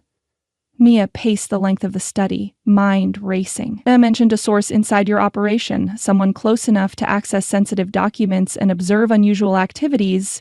Who has that kind of access? Staff? Campaign team? Household employees? Callum frowned, considering. But accessing the contract would require breaking into either my private safe or the secure server at the family's legal offices. Not necessarily. Mia stopped pacing, a thought taking shape. Your lawyer, Eliza Harmon. She handled my side of the negotiations, remember? She would have copies of everything. Callum straightened, eyes widening. Eliza has worked with my family for 15 years? Which makes her betrayal perfect cover. Who would suspect your trusted family attorney? It fits, he acknowledged, reaching for his phone. I'll have her communications and access records reviewed immediately. As he made the call, issuing terse instructions to his security team, Mia continued processing the threat from new angles. Even if we identify the leak, we still have Wakefield's ultimatum to address, she pointed out when he finished. He's backed you into a corner. Withdraw and abandon your political goals or risk exposing your family's secret. Callum's expression darkened. My father will want a third option. Wakefield entering our territory with threats crosses lines beyond politics. The implication sent a chill through Mia. You can't seriously be suggesting— I'm not, he interrupted firmly. But Lawrence operates by older rules. We need to develop an alternative solution before he takes matters into his own hands. The night stretched before them, filled with calls to trusted advisors, reviews of security protocols, and strategic planning sessions that gradually evolved from disconnected panic to coherent counter-strategy. Campaign staff came and went as needed, but as midnight approached, the study emptied until only Mia and Callum remained, surrounded by notes and contingency plans. The press conference is our best option, Mia concluded, summarizing their emerging strategy. Beat Wakefield to the punch by disclosing a version of the truth ourselves. Control the narrative. It's risky, Callum observed, rubbing his eyes. Once we admit the relationship began unconventionally, we invite deeper scrutiny. People love redemption stories, she countered, gathering scattered notes into organized piles. Practical arrangement evolves into genuine connection. That's practically a Hallmark movie. Is that what's happened? The quiet question contained layers of meaning neither had confronted directly. Mia faltered, suddenly acutely aware of their solitude, of the late hour, of the tension that hummed between them like a plucked string. Before she could formulate a response, pain lanced through her neck and shoulders, the cumulative result of hours hunched over documents and tense with worry. She rolled her shoulders, wincing as tight muscles protested. Callum noticed immediately, rising from behind his desk. You're in pain, he observed, moving to stand behind her chair. May I? The question hung between them, weighted with potential interpretations. After a heartbeat's hesitation, Mia nodded. His hands settled on her shoulders, strong fingers finding knotted muscles with unerring precision. His touch began professionally enough, working methodically to release tension. But as seconds stretched into minutes, the nature of the contact subtly transformed. Thumbs traced the curve where her neck met her shoulders, pressure firm but gentle against sensitive skin. His fingers worked upward into her hairline, then down along her upper spine, each movement sending cascades of sensation through nerve endings that seemed newly awakened to his touch. A small sound escaped her, half sigh, half something more primal, and Callum's hands stilled momentarily before continuing with increased gentleness. Mia found herself leaning into his touch, head tilting to grant better access, boundaries blurring in the intimate darkness of the late-night study. Better, he murmured, voice rougher than usual. Yes, she admitted softly. Thank you. Neither moved to break the connection. His hands remained on her shoulders, no longer massaging but simply maintaining contact, thumbs tracing small circles against her skin through the thin fabric of her blouse. The simple touch felt more intimate than a kiss, acknowledging something neither had been willing to name. We'll find a way through this, Callum said finally, his voice low in the quiet room. Together. Mia reached up, covering one of his hands with her own, the gesture communicating what words could not. For several heartbeats, they remained frozen in that tableau of unexpected connection. His strength supporting her, her acceptance, offering something he'd never thought to find in their arranged beginning. Outside the study windows, clouds parted to reveal a waning moon hanging in the night sky. Within 2 weeks, it would complete its cycle and return to fullness, bringing with it challenges neither could yet foresee. But in this moment, with his hands warm on her shoulders and determination binding them in common purpose, the future's uncertainties seemed less daunting. Whatever had begun as cold transaction had undeniably evolved, forging something neither had expected, a partnership that transcended the contract that had brought them together, and perhaps something deeper still that neither yet dared to name. The nightmare jolted Mia awake, heart hammering against her ribs. This time, she hadn't been the wolf running through moonlit forests. She'd been the prey. She sat up, sheets tangled around her legs, the sour taste of fear coating her tongue. The digital clock on her nightstand read 2:17 a.m. Outside her window, clouds parted to reveal the perfect silver disk of the full moon, its light spilling across her bed like liquid mercury. Something felt wrong. The air itself seemed charged, vibrating with energy that set her teeth on edge. She pressed her palms against her temples, trying to quiet the strange humming sensation beneath her skin. The silence struck her next. profound and unnatural. No distant sounds of nocturnal staff, no creaking timbers, no wind in the eaves. The massive house held its breath around her. "Lily," she whispered, a mother's instinct blaring warning bells. Mia slipped from bed and padded to the connecting door that led to her daughter's room. She eased it open, expecting to find Lily's tousled blonde head on the pillow, stuffed wolf clutched to her chest as always. The bed was empty. "Lily?" she called softly, scanning the shadowed corners. "Sweet pea, are you hiding?" No answer. No giggle from behind the curtains or under the desk where her daughter occasionally built midnight blanket forts. Mia flicked on the light switch, illuminating the undisturbed Lily-less bedroom. The abandoned covers had been thrown back as though the child had gotten up, but Fluffy the wolf still sat propped against the pillow, something Lily never willingly left behind, even for bathroom trips. The first tendril of genuine fear curled through Mia's chest. She checked the ensuite bathroom, closet, and window seat, nothing. "Okay, don't panic," she muttered, pulling on her robe. She's probably sleepwalking again. But even as she formed the rationalization, deeper instincts rejected it. Lily had occasional sleepwalking episodes, but never beyond their apartment's living room. And something about tonight, the oppressive stillness, the moon's perfect roundness, the strange electricity in the air, heightened Mia's alarm. The mansion's hallways stretched eerily silent as she stepped out of their suite. "Lily?" she called louder now. "Lily, where are you?" Her enhanced hearing strained for any response, but caught only the distant tick of the grandfather clock and the subtle hum of the house's ancient heating system. She moved toward the grand staircase, checking rooms along the way. The ballroom, rarely used and draped in ghostly furniture covers, empty. The library, still smelling of Callum's distinctive cologne from their earlier strategy session, empty. The morning room, where silvery moonlight rendered familiar furnishings into otherworldly sculptures, empty. Each vacant space ratcheted Mia's anxiety higher. She descended the sweeping staircase, bare feet silent against the polished wood, calling Lily's name with increasing urgency. As she reached the main floor, a sound finally caught her attention. Faint, but unmistakable to her heightened senses. A child's laughter, followed by adult murmurs, emanating from below. The basement. Mia had explored most of Blackwood House during her month in residence, but the lower levels remained off-limits, the entrance door always locked. Mrs. Hughes had explained it away as storage areas and outdated mechanical systems, but the housekeeper's averted gaze had suggested more significant secrets. She followed the sounds to a heavy oak door tucked beneath the servants' staircase. As expected, the ornate handle refused to turn under her grasp. But now, with her ear pressed against the wood, she could clearly hear Lily's voice among others. Lawrence's commanding tone, Victoria's sharp reprimands, and another voice that struck her like a physical blow. Callum. Down there. With them. With her daughter.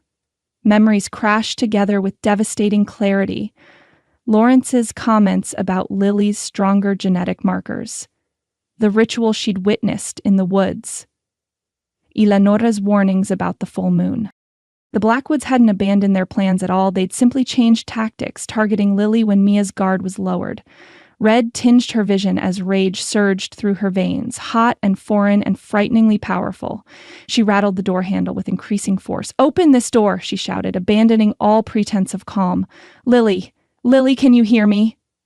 Abrupt silence fell below, followed by hurried footsteps approaching the stairs. Mia stepped back, frantically searching for something to break down the door. Before she could move, the lock clicked and the door swung open. Callum stood in the opening, blocking her view of whatever lay beyond. His normally immaculate appearance had been replaced by disheveled casualness. Barefoot, wearing only a loosely buttoned shirt and drawstring pants. As though he'd dressed hastily. But it was his expression that stopped her momentarily. Guilt and resignation warring with something else. Something like anticipation.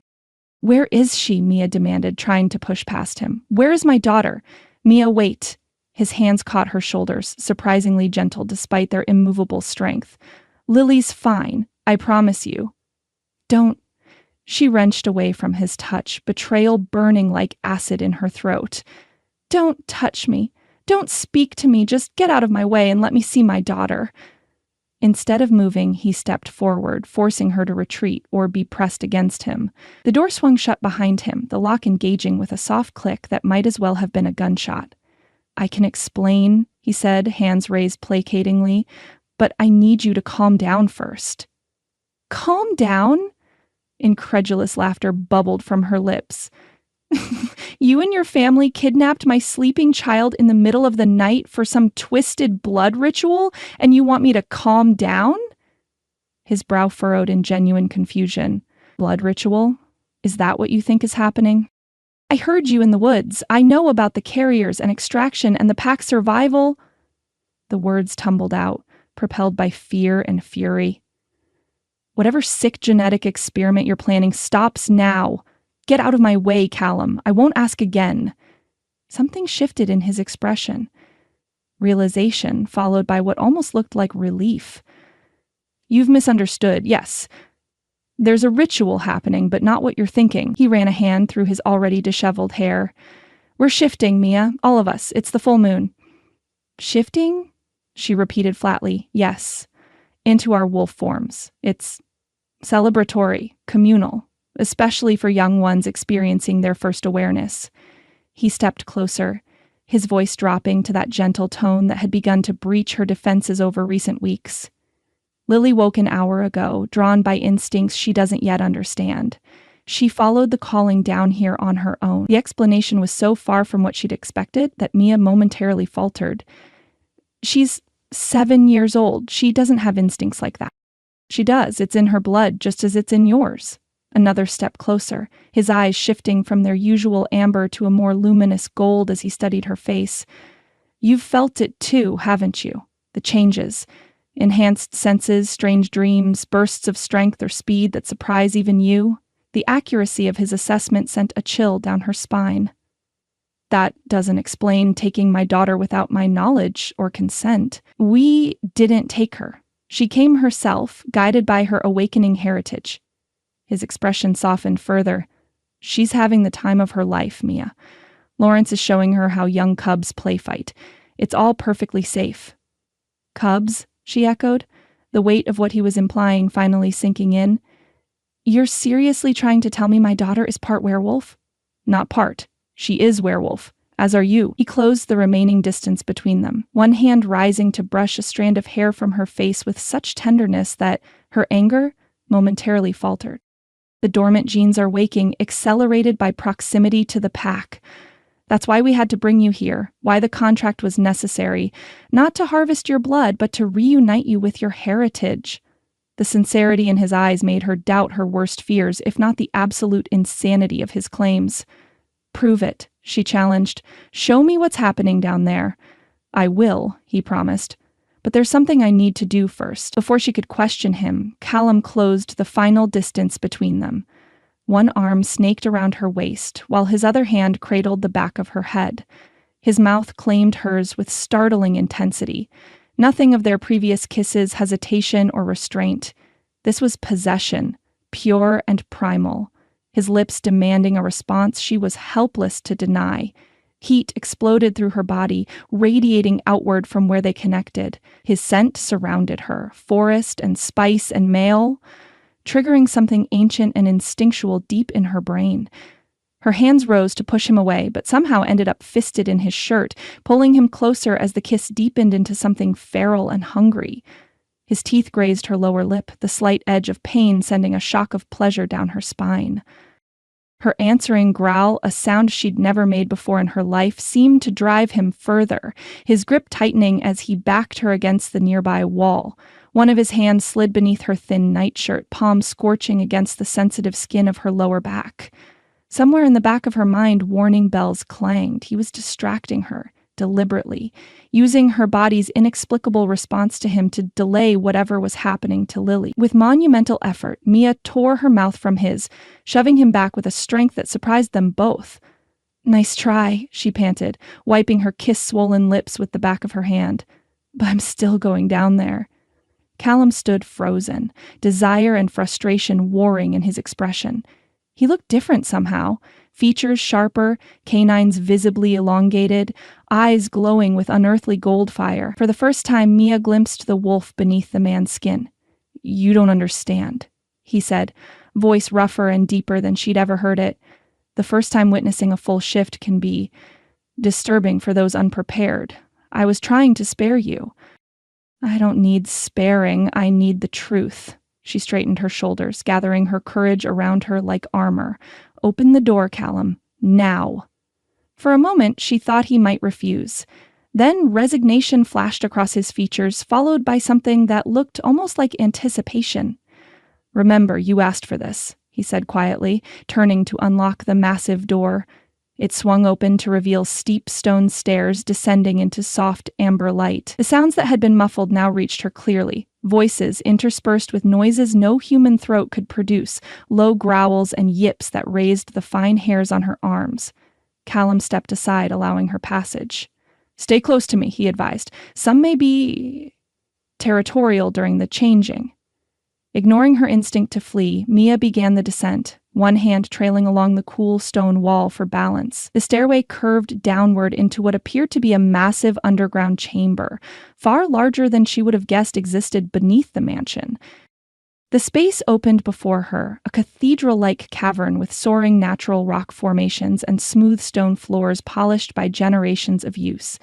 Ancient tapestries depicting hunting scenes and forest landscapes adorned the walls, illuminated by dozens of wrought iron sconces holding real flame rather than electric lights. What seized her attention, however, were the occupants. Nearly 20 people, some she recognized, others strangers, gathered in small clusters throughout the space. Lawrence and Victoria stood near the center, beside what appeared to be a natural stone dais. Eleonora occupied an ornate chair carved directly from the living rock at the chamber's far end. And among them all, laughing with delight as she chased a ball thrown by a teenage boy Mia vaguely recognized as a distant Blackwood cousin, was Lily. Relief flooded through her at the sight of her daughter, whole and apparently unharmed. "Lily," she called, starting forward. Her daughter turned, face lighting up. "Mommy, you came. Uncle James is teaching me to catch with my eyes closed. I can smell the ball coming." Before Mia could respond, Lawrence stepped forward, his usual impeccable appearance replaced by a loose robe that left his chest bare. Intricate tattoos covered his torso, spiraling patterns that seemed to shift in the flickering light. "So you've joined us after all," he observed, something calculating in his gaze as it moved between her and Callum. Earlier than expected, but perhaps that's for the best. The child adapts quickly. "What have you done to her?" Mia demanded, moving protectively toward Lily. "Nothing that wasn't already in her blood," Lawrence replied. "The moon merely awakens what sleeps." As if summoned by his words, Lily suddenly froze mid-step, a strange expression crossing her small features. She tilted her head as though listening to something only she could hear, then looked at her own hands with fascination. "Mommy," she said, voice filled with wonder rather than fear. "Something's happening. I feel all tingly." Before Mia could reach her, several things happened simultaneously. Lawrence threw back his head and released a sound no human throat should produce, a howl that resonated through the chamber like a physical force. Around them, others took up the call, their voices blending into a primal chorus that vibrated in Mia's bones. Beside her, Callum dropped to one knee, his body shuddering as though in the grip of tremendous pain. When he raised his face to hers, it had changed. Features elongating, teeth sharpening, ears extending to pointed tips. But most shocking of all was Lily. Her daughter's eyes had changed from their usual blue to a brilliant amber gold, gleaming with reflected torchlight. Her small hands curled into claws as she laughed, actually laughed with delight rather than fear. "Look, Mommy," she exclaimed. "I'm like Fluffy." Across the chamber, transformations accelerated. Victoria's elegant form contorted, bones audibly realigning as dark fur rippled across her skin. The teenage boy who'd been playing with Lily dropped to all fours, his body flowing like liquid into a sleek gray wolf that shook itself once before bounding toward the center of the room. One by one, human forms gave way to lupin ones, some with the smooth grace of long practice, others with more evident struggle. Within minutes, more than half the gathering had completed the change, massive wolves of various colorations padding around the chamber with evident satisfaction. Lawrence remained partially transformed, caught deliberately between forms in a terrifying hybrid that showcased both human intelligence and bestial power. He approached Lily with surprisingly gentle movements, reaching out one clawed hand to ruffle her hair. "The young one shows remarkable aptitude," he observed, voice distorted by his altered vocal cords. "She carries the ancient bloodline strongly." "Get away from her," Mia warned, maternal protective instincts overriding her shock. She rushed forward, placing herself between her daughter and Lawrence's imposing form. To her surprise, he stepped back, head inclining slightly in what appeared to be grudging respect. "The mother's instincts awaken as well," he noted, addressing the room rather than her directly. "The calling runs true in both carriers." A hand closed around Mia's arm. Callum, still partially transformed but recognizably himself in the amber eyes that met hers. "It's all right," he assured her, speech slightly slurred around elongated canines. "No one will harm Lily. This is a celebration, not a sacrifice. Look at her. She's not afraid." And indeed, Lily showed no signs of terror. Instead, she watched the transformed Blackwoods with fascination, giggling when a smaller russet wolf, possibly James's younger sister, playfully circled her. "This can't be real," Mia whispered, though the evidence surrounded her. "Werewolves don't exist," says the woman whose eyes are currently glowing gold, Callum remarked, a hint of his usual dry humor breaking through the surreal moment. Mia's hands flew to her face. "What?" He produced a small silver pocket mirror from somewhere, holding it before her. The reflection that stared back struck her like a physical blow. Her own features, but with eyes burning the same luminous gold as the transformed Blackwoods. As she watched in horror and fascination, her pupils elongated slightly, taking on a more oval shape than human eyes should possess. "The change begins." Eleanor's voice carried across the chamber as she approached, still fully human but moving with the fluid grace of someone far younger than her apparent years. "Slower in you than the child, but progressing nonetheless." "This isn't possible," Mia insisted, even as her senses registered details that defied human capability. The individual heartbeats of every person in the room, the distinct sense of excitement and curiosity emanating from the wolves circling them, the subtle vibrations of movement through stone beneath her feet. "Yet here we stand," Eleanor countered calmly. "Your heritage awakens, Mia Winters. The question is no longer whether you believe, but what you will do with the truth." Lawrence approached again, his hybrid form somehow more disturbing than the fully transformed wolves. "The ritual may proceed now that both carriers are present. The extraction will—" "There will be no extraction," Callum interrupted, moving to stand beside Mia. Despite his partial transformation, his authority filled the chamber. "We agreed. Voluntary participation only. And only after full disclosure." Lawrence's distorted features contorted with anger. "The pack's survival cannot depend on the whims of—" "The pack's survival depends on respecting its newest members," Callum cut in, voice dropping to a growl that vibrated through the stone beneath their feet. "Or have you forgotten the ancient laws, father?" Something unspoken passed between them. A power struggle Mia couldn't fully comprehend but felt in the sudden electric tension that filled the air. Around them, the transformed wolves grew still, watching the confrontation with unnervingly intelligent eyes. Finally, Lawrence inclined his head in what appeared to be reluctant acquiescence. "The ancient laws stand," he acknowledged. "The carriers choose their path freely." His altered gaze fixed on Mia with predatory intensity. "Choose wisely, human. The moon's influence wanes with dawn." With that cryptic warning, he turned and loped toward the far end of the chamber, where several of the larger wolves gathered in what appeared to be a council of sorts. Lily tugged at Mia's nightshirt, seemingly unbothered by the supernatural drama unfolding around them. "Can I play with the wolves, Mommy? They said they'll teach me how to track scents." Mia crouched to her daughter's level, searching her face for any signs of distress or coercion. She found only excitement and that strange new amber glow in her eyes. "You're not scared, Sweet Pea?" Lily shook her head emphatically. "It's like my dreams. I always dream about running in the woods with wolves. Mrs. Blackwood says that's because the wolf inside me wants to come out and play." The simple acceptance in her daughter's voice pierced Mia's defenses. Children often adapted to the impossible with ease that adults couldn't match, their worldviews still flexible enough to incorporate magic and wonder. "Stay where I can see you," she finally conceded. "And no shifting without talking to me first." Lily beamed and scampered off toward the young russet wolf, who play-bowed with tail wagging before leading her toward what appeared to be a training area of sorts. Several adult wolves followed, forming a protective circle around the child that somewhat eased Mia's anxiety. Left alone with Callum, whose features had gradually returned to mostly human, Mia finally allowed the full weight of revelation to wash over her. She sank onto a nearby stone bench, legs suddenly unable to support her. "Werewolves," she said flatly. "Actual, literal werewolves." "Technically lycanthropes," he corrected, settling beside her at a cautious distance. "Werewolf implies a curse or affliction. What we are is genetic, inherited. And you think I am too, that Lily is? I know you are, both of you." His expression softened as he watched her struggle with the impossible truth.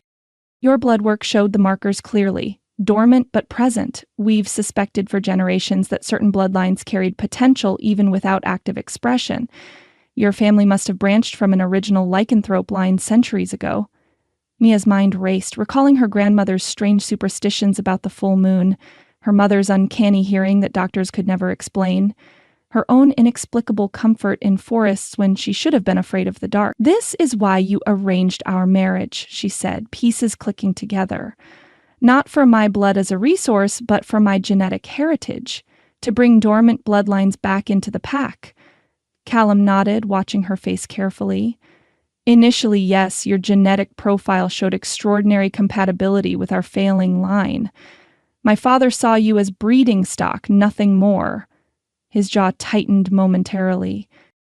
"I argued for a more humane approach. The contract," she filled in. "Financial security for me, a political wife for you, and access to our genetics for your family. A business arrangement."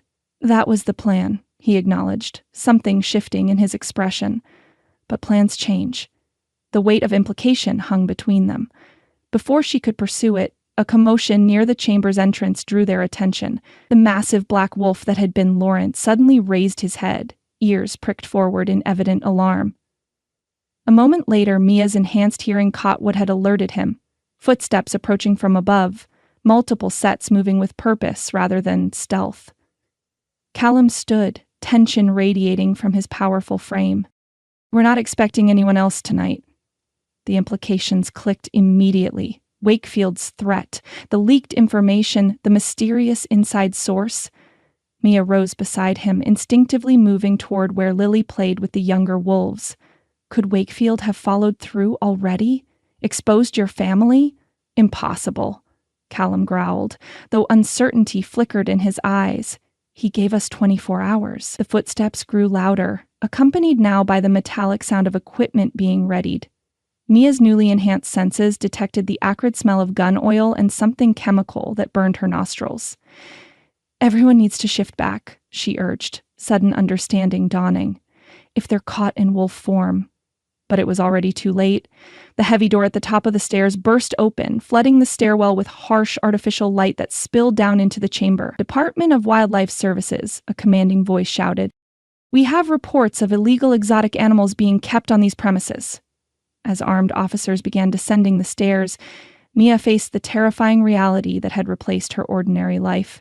In a matter of minutes, she'd discovered that werewolves existed, that she and her daughter carried their genetics, and that Callum's political rival had apparently decided to expose the Blackwood family secret in the most dangerous way possible. And now, surrounded by transformed werewolves who couldn't possibly revert to human form before discovery, she had to make a choice that would determine not just her future, but the fate of everyone in the chamber, including the daughter she'd sworn to protect at any cost. The truth had shattered her world's foundations. What she built upon the ruins would define everything that followed. Chapter 4. Revelation and Betrayal. "Wildlife Services, my ass," Callum growled, pacing the confines of his study like the predator he apparently was. Wakefield's people, using fake credentials, had to be. Dawn had broken over Blackwood House 2 hours ago, illuminating a mansion in chaos. Somehow, a story involving Eleanora's quick thinking, secret passages, and Lawrence's sizable donations to local officials, the pack had avoided disaster. The authorities had found nothing more incriminating than empty chambers and some admittedly strange decorative elements, leading to profuse apologies and hasty departures. Mia sat rigid in the leather wingback chair, Lily dozing against her shoulder. The child had finally crashed from her supernatural adrenaline high, but not before displaying alarming new abilities. Advanced hearing, amber-flecked eyes, and tiny claws that had emerged briefly when she'd thrown a tantrum about leaving her new wolf friends. Eleanora perched on the settee opposite, watching Mia with that unnervingly perceptive gaze. Lawrence stood by the fireplace, his human form restored but rage still evident in the tense set of his powerful shoulders. Various other Blackwoods had filtered in and out, seeking instructions or delivering updates, their cautious glances at Mia suggesting her status had shifted significantly since the night's revelations. "They'll be back," Lawrence stated flatly, "with better documentation and warrants next time. Wakefield wouldn't risk exposure without ensuring follow-through." "Which is why we need to accelerate everything," Victoria added from her position near the window. "The carriers must undergo the ritual immediately, before the carriers have names," Mia interrupted, voice low but steady. "And one of them is a 7-year-old child who still believes this was all an elaborate game of dress-up." Victoria's lips thinned in annoyance. "Sentiment is a luxury we cannot afford. The pack's survival—" "Enough." Callum's command silenced the room. He stopped pacing, turning to face Mia directly. "Everyone out, I need to speak with Mia alone." Lawrence straightened, challenge evident in his posture. "This concerns the entire pack, and she deserves explanations before decisions are made." Callum's tone left no room for argument. "You've all had decades to adjust to what we are. She's had less than 6 hours." Something passed between father and son, a silent battle of wills that Mia could almost physically feel in the air between them. Finally, Lawrence inclined his head in what appeared to be grudging acquiescence. "Only 1 hour," he conceded. "Then we convene the full council to determine next steps." His gaze shifted to Mia, cold assessment in his amber eyes. "Choose wisely, Ms. Winters. Your daughter's future depends on it." The implied threat sent ice through Mia's veins, but she met his stare steadily, refusing to show fear. One by one, the Blackwoods filtered out, until only Eleanora remained, her weathered hand resting briefly on Mia's shoulder as she passed. "Remember what I told you about your potential," the matriarch murmured. "You have more power here than you realize." When the door closed behind her, silence settled over the study, broken only by Lily's soft breathing and the subtle tick of the grandfather clock, marking precious seconds of their granted hour. Mia gently shifted her sleeping daughter to lie more comfortably on the settee, brushing blonde curls from her forehead, before turning to confront the man who had fundamentally altered their existence. "Werewolves," she stated flatly. "Actual fucking werewolves." The crude language, something she typically avoided, seemed the only appropriate response to the absurdity of their situation. Callum didn't flinch. "Yes. And I'm supposed to be one too? Lily as well? Your bloodline carries the genetic markers. Dormant until now, but awakening through proximity to active carriers." He moved closer, stopping when her expression warned against further approach. "It's why the community blood testing was established, to identify compatible lines that might strengthen the pack. So this was all a setup from the beginning." The betrayal cut deeper than she wanted to admit. The contract, the political marriage, all of it, just to get access to our supposed werewolf genes. "Initially, yes." His honesty surprised her. "Lawrence identified your blood work as a potential solution to our declining fertility rates. The plan was to bring you into the pack, explain our nature gradually, and eventually request your voluntary participation in revitalizing our bloodline." "By harvesting my blood? Breeding more little werewolves?" The words tasted bitter on her tongue. "By creating a genetic bridge." Callum raked a hand through his already disheveled hair. "Our family has intermarried too extensively over generations, trying to preserve pure bloodlines. The result has been increasing infertility, failed transformations, weakened abilities. Your genetics contain markers from one of the original bloodlines that branched away centuries ago, developing separately but maintaining key compatibility factors. And Lily shows even stronger markers. The combination of your recessive genes with her father's DNA created an ideal expression of the dormant traits. Mia stiffened. Ryan was a werewolf too? No, but he likely carried recessive markers from a different branch. Callum leaned against his desk, watching her with those unsettling amber eyes that now made terrifying sense. It happens occasionally. Two carriers producing offspring with enhanced potential, despite neither parent actively expressing the traits. Exhaustion and surreality threatened to overwhelm her.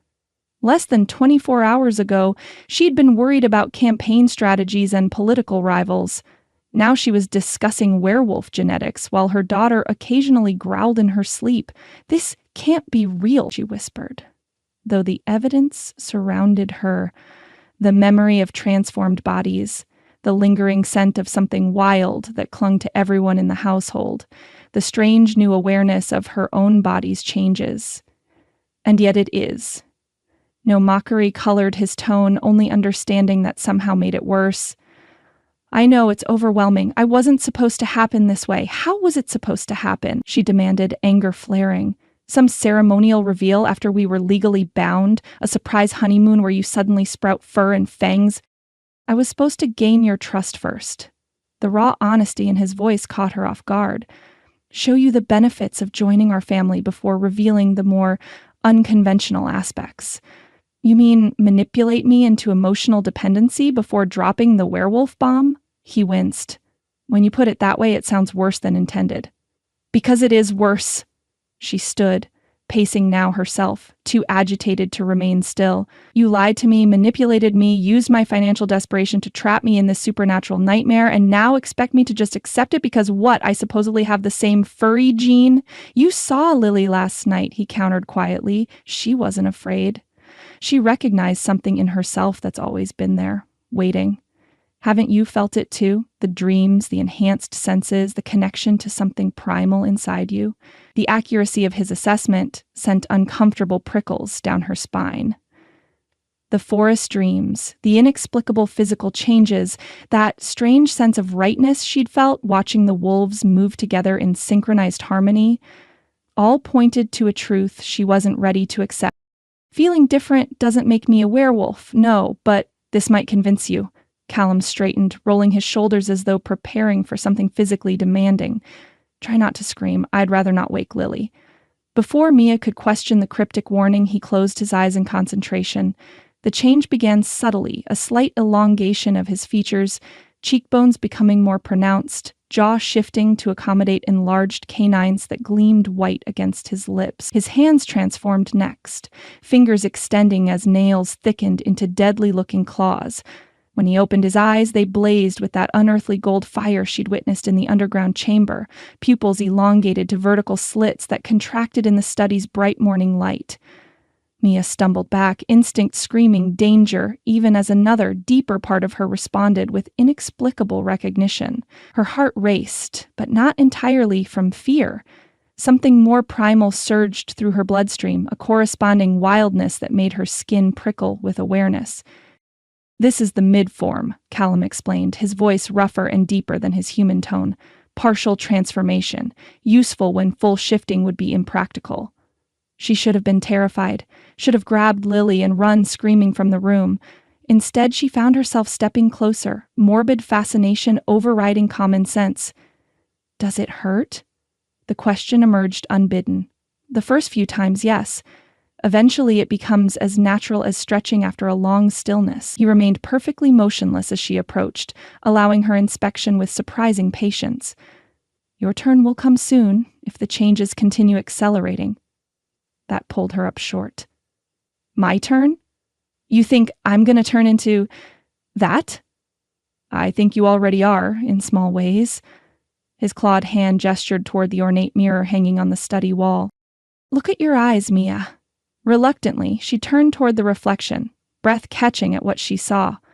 Her usual hazel eyes had taken on an amber cast, not the full supernatural glow of Callum's, but undeniably altered. As she watched in horrified fascination, the color flared brighter in response to her emotional spike. "What's happening to me?" The whispered question held all the fear she'd been fighting to contain. "You're awakening." Callum stepped closer, still maintaining that partial transformation. The dormant genes activating after generations of silence. It would have happened eventually, but proximity to an established pack accelerated the process. "And Lily?" "Children adapt more easily. She'll likely experience a full shift before you do." The thought of her daughter transforming into a wolf sent a fresh wave of panic through Mia. This can't be happening. There has to be a way to stop it, to reverse it. There isn't. No apology softened the blunt truth. This is your heritage, Mia. Your birthright. Even if your family lost knowledge of it generations ago. She sank back into the chair, legs suddenly unable to support her. "So, I'm just supposed to accept that I'm turning into a mythological creature, that my entire concept of reality was wrong, that my daughter will grow up howling at the moon?" To her surprise, Callum's features began shifting back toward human, the claws retracting and fangs receding until only his eyes retained that unearthly glow. He crossed to where she sat, crouching before her so they were at eye level. "You're supposed to recognize that you've been given an extraordinary gift," he said quietly. "Enhanced strength, accelerated healing, heightened senses, extended lifespan, the ability to experience the world in ways humans can only dream of. And the cost?" she challenged. "There's always a cost. Secrecy, careful control, loyalty to pack above almost all else." His honesty continued to surprise her. "Monthly transformations that can't be denied, though they can be managed with practice. Certain instinctual drives that affect relationships, territory, hierarchy." The clinical explanation helped somewhat, giving structure to the chaos of revelation. Mia clung to practical questions, using them to anchor herself against the surreal tide. The political campaign, was that just cover for all this? No, that was always genuine. His expression softened slightly. The Blackwoods have guided this region for generations, protecting supernatural residents while ensuring human prosperity. The Senate seat continues that tradition in modern forms. And Wakefield? He knows what you are, his family has suspected for centuries but lacked proof. They've been our rivals in both human and supernatural realms, though they lack our abilities. Callum's jaw tightened. The raid last night suggests they've finally gathered enough evidence to move against us openly. A terrible thought occurred to her. Is Lily in danger from them? From you? From this whole situation? Yes to all three, in different ways. His blunt assessment shocked her, almost as much as his transformation had. Wakefield would use her as leverage without hesitation. My father sees her as a genetic resource to be exploited. And the transformation itself carries risks, especially for one so young. Fear and fury collided in Mia's chest, maternal instinct overriding everything else. Then we're leaving, today, now. Whatever magical werewolf bullshit is happening, I won't let her become a pawn in your family's supernatural politics. She rose, intending to collect Lily and start packing, but Callum's hand caught her wrist, gentle despite the strength she now knew he possessed. Running won't stop the changes, he said quietly. They've already begun. Without guidance, without understanding what's happening to her, Lily faces greater dangers than anything here. Don't. Mia jerked her arm free. Don't pretend your concern is for her welfare when you've been lying to us since day one. Something flashed in his eyes. Hurt, perhaps? Or frustration? Not everything was a lie, Mia. The words hung between them, loaded with implications neither seemed ready to address directly. Before she could respond, Lily stirred on the settee, small face scrunching as she emerged from sleep. "Mommy," she called, voice thick with lingering drowsiness. "I had the best dream. I was playing with wolves, and they told me I could be one too." Reality crashed back with brutal force. This wasn't just about Mia's feelings of betrayal or Callum's supernatural revelations. This was about her daughter, her bright, beautiful daughter who somehow carried the genes of creatures Mia had believed existed only in fiction until hours ago. "That sounds like a wonderful dream, sweet pea," she managed, moving to stroke Lily's tousled hair. "How are you feeling?" "Hungry. Like, super hungry." Lily stretched, reminding Mia uncomfortably of a puppy. Can I have pancakes with extra bacon? The mundane request amid extraordinary circumstances nearly broke Mia's composure. Of course. Why don't you go find Mrs. Hughes and ask her to start breakfast? I'll be right there. Seemingly satisfied, Lily hopped from the settee with her usual morning energy, pausing only to give Callum a bright smile. Are you coming too? Mrs. Hughes makes your bacon extra crispy, just like you like it. Something softened in Callum's expression. I'll be along shortly. Save me some blueberry syrup. When the door closed behind her, Mia turned back to him, determination hardening her resolve. I need time to process all this.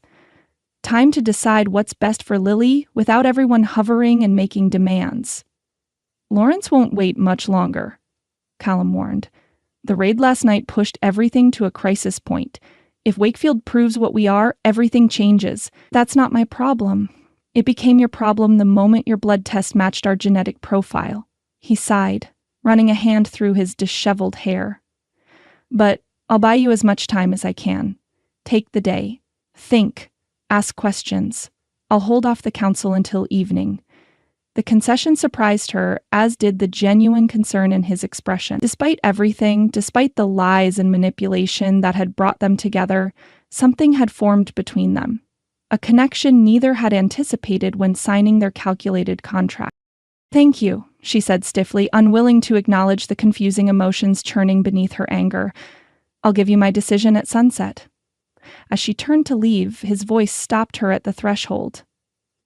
Mia. The single word carried layers of meaning she wasn't ready to examine. Whatever choice you make, remember that Lily's nature won't change. She is what she is, what we both are. She'll need guidance from someone who understands. The implicit offer hung in the air, his knowledge, his support, despite whatever rift now existed between them. Mia nodded once, not trusting herself to speak further, and left to find her daughter. Behind her, Callum remained motionless in the study, watching her departure with eyes that still held traces of supernatural gold, and something far more human in their depths. Mia watched the digital clock on the dashboard tick from 2:59 to 3:00 p.m., the green numbers mocking her with each passing minute that brought them closer to Blackwood House. Beside her in the passenger seat, Lily hummed contentedly, oblivious to her mother's mounting tension. Can we get ice cream before we go back? She asked, swinging her feet against the seat. Mrs. Hughes said there's going to be a special dinner tonight because of the full moon party. Mia's hands tightened on the steering wheel. 4 hours of careful normalcy. Breakfast with the household, pretending nothing extraordinary had happened, a trip to Lily's school to collect forgotten art projects, even a stop at the mall for new shoes. All to establish a pattern of routine that wouldn't trigger suspicion. We're not going back, sweet pea, she said quietly, checking the rearview mirror for the dozenth time. So far, no sign of pursuit. We're going on a little adventure instead. Lily's eyes widened. Like a vacation? Does Callum know? Is he coming too? The innocent questions twisted something in Mia's chest. In just 1 month, Callum had become a fixture in her daughter's life. Reading bedtime stories when his schedule allowed, teaching her chess with infinite patience, listening to her endless questions about everything from stars to sea creatures with genuine interest. Not this time. Mia forced brightness into her tone. Just us girls, like before. Lily's expression fell slightly, but curiosity quickly replaced disappointment. Where are we going? Will they have wolves there too? I really liked the wolves. The reminder of last night's revelations strengthened Mia's resolve. 3 hours of internet research at the library while Lily colored nearby had yielded nothing but folklore and fiction about werewolves. No scientific explanations, no medical treatments, no rational framework for understanding what was happening to them. Only one source had offered anything resembling practical information. An obscure cryptozoology blog mentioning a researcher in Colorado who studied genetic anomalies with lupine characteristics. The site had been taken down minutes after she'd found it, the digital trail vanishing as though it had never existed. It was thin hope, but the only lead she had. Colorado was 8 hours east. If they drove through the night, they could reach the university town by morning. We'll see lots of interesting things, she promised vaguely, turning onto the highway that would take them out of Silver Peak. Maybe even other special people like us. The admission, acknowledging their changing nature rather than denying it, felt like surrender, but Lily's immediate brightening made it worthwhile. People who can hear super good and smell things from far away? She asked excitedly. Like me and you and Callum? Maybe, Mia accelerated as they passed the city limits sign, a weight lifting from her shoulders with each mile that separated them from Blackwood House. But this is our secret adventure, okay? We don't tell anyone where we're going. Not even Callum? Lily's brow furrowed. He'll be sad if we leave without saying goodbye. The observation, so perceptive from a 7-year-old, threatened Mia's composure. Would he be sad, or merely frustrated that his genetic goldmine had slipped through his fingers? He'll understand, she lied, checking the gas gauge, 3/4 full. Enough to reach the state line before needing to stop. Sometimes grown-ups need space to figure things out. Lily seemed to accept this explanation, attention shifting to the landscape rolling past outside her window. Mia allowed herself a cautious breath of relief. They'd done it. Slipped away during routine errands without raising alarms. By the time the Blackwoods realized they weren't returning, they'd be halfway to Colorado. The plan had formed during breakfast, watching Lawrence's calculating gaze follow Lily around the room, Victoria's clinical interest in how quickly the child adapted to heightened senses, Eleonora's knowing smile when Lily unconsciously mimicked wolf behaviors. Whatever supernatural heritage they shared, the Blackwoods viewed Lily as a resource first, a child second. Mia wouldn't allow her daughter to become an experiment in werewolf genetics. So she'd played the part, the overwhelmed but coping mother, requesting space to process while showing signs of reluctant acceptance. She'd ask questions about lycanthropy that suggested resignation to their new reality, mentioned plans to organize Lily's room for longer-term comfort, even scheduled a meeting with Lawrence for the following morning to discuss options, all while mentally cataloging the essentials packed in the trunk. Clothes, medications, important documents, emergency cash, and plotting routes out of Silver Peak that avoided main thoroughfares. The first 40 minutes of their escape proceeded without incident. Lily dozed in the passenger seat, the excitement of the previous night and day finally catching up with her. Mountains rose on either side of the winding highway, spring greenery giving way to higher elevation pines as they climbed toward Granite Pass, the natural boundary that separated Silver Peak Valley from neighboring counties. Mia's phone had been turned off and the battery removed, preventing any GPS tracking.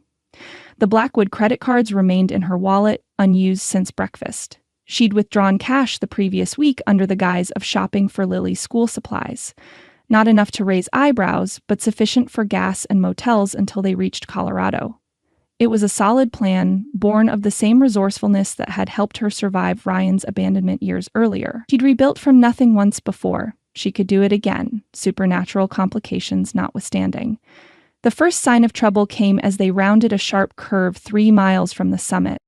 A fallen tree blocked the rightmost lane, forcing traffic to merge left. Orange cones and a temporary sign suggested routine road maintenance, but something about the setup triggered Mia's newly enhanced instincts.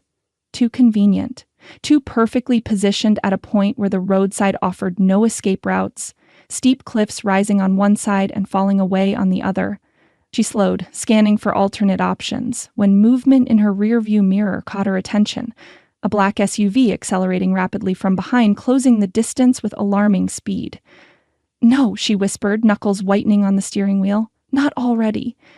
The SUV drew alongside, tinted windows preventing identification of its occupants. For one hopeful moment, Mia thought it might be coincidence. Another driver impatient with the lane closure. Then the passenger window lowered, revealing James Blackwood's grim expression. "Pull over," he mouthed clearly, gesturing toward a small turnout ahead.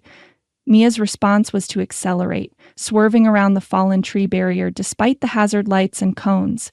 The Honda's tires bumped over rough ground, then reconnected with asphalt on the other side, engine protesting as she floored the gas pedal. Lily jerked awake at the sudden movement. "Mommy, what's happening?" "Just a little detour, sweet pea." Mia forced calm into her voice, despite the adrenaline flooding her system. "Put your seatbelt on extra tight for me, okay?" In the rearview mirror, the SUV executed its own off-road maneuver with considerably more grace, powerful engine roaring as it gave chase. Worse, a second vehicle appeared from around the bend ahead, a sleek black sedan strategically positioned to block potential escape routes. They'd anticipated her flight, had probably been watching the whole time, allowing her the illusion of freedom until she reached this perfect interception point with limited options. "Damn it," she hissed, rapidly calculating alternatives. The road ahead narrowed as it approached the pass, with few turnoffs and no intersecting routes for another 12 miles. The vehicles were faster, more powerful, and likely driven by people with decades more experience with enhanced reflexes. But she had one advantage: they wouldn't risk harming Lily.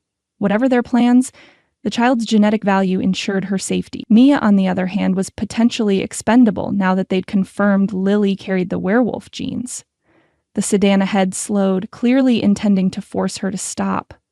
Mia checked her mirrors again. SUV still behind, cliff walls to the right, guardrail, and steep drop to the left. No good options.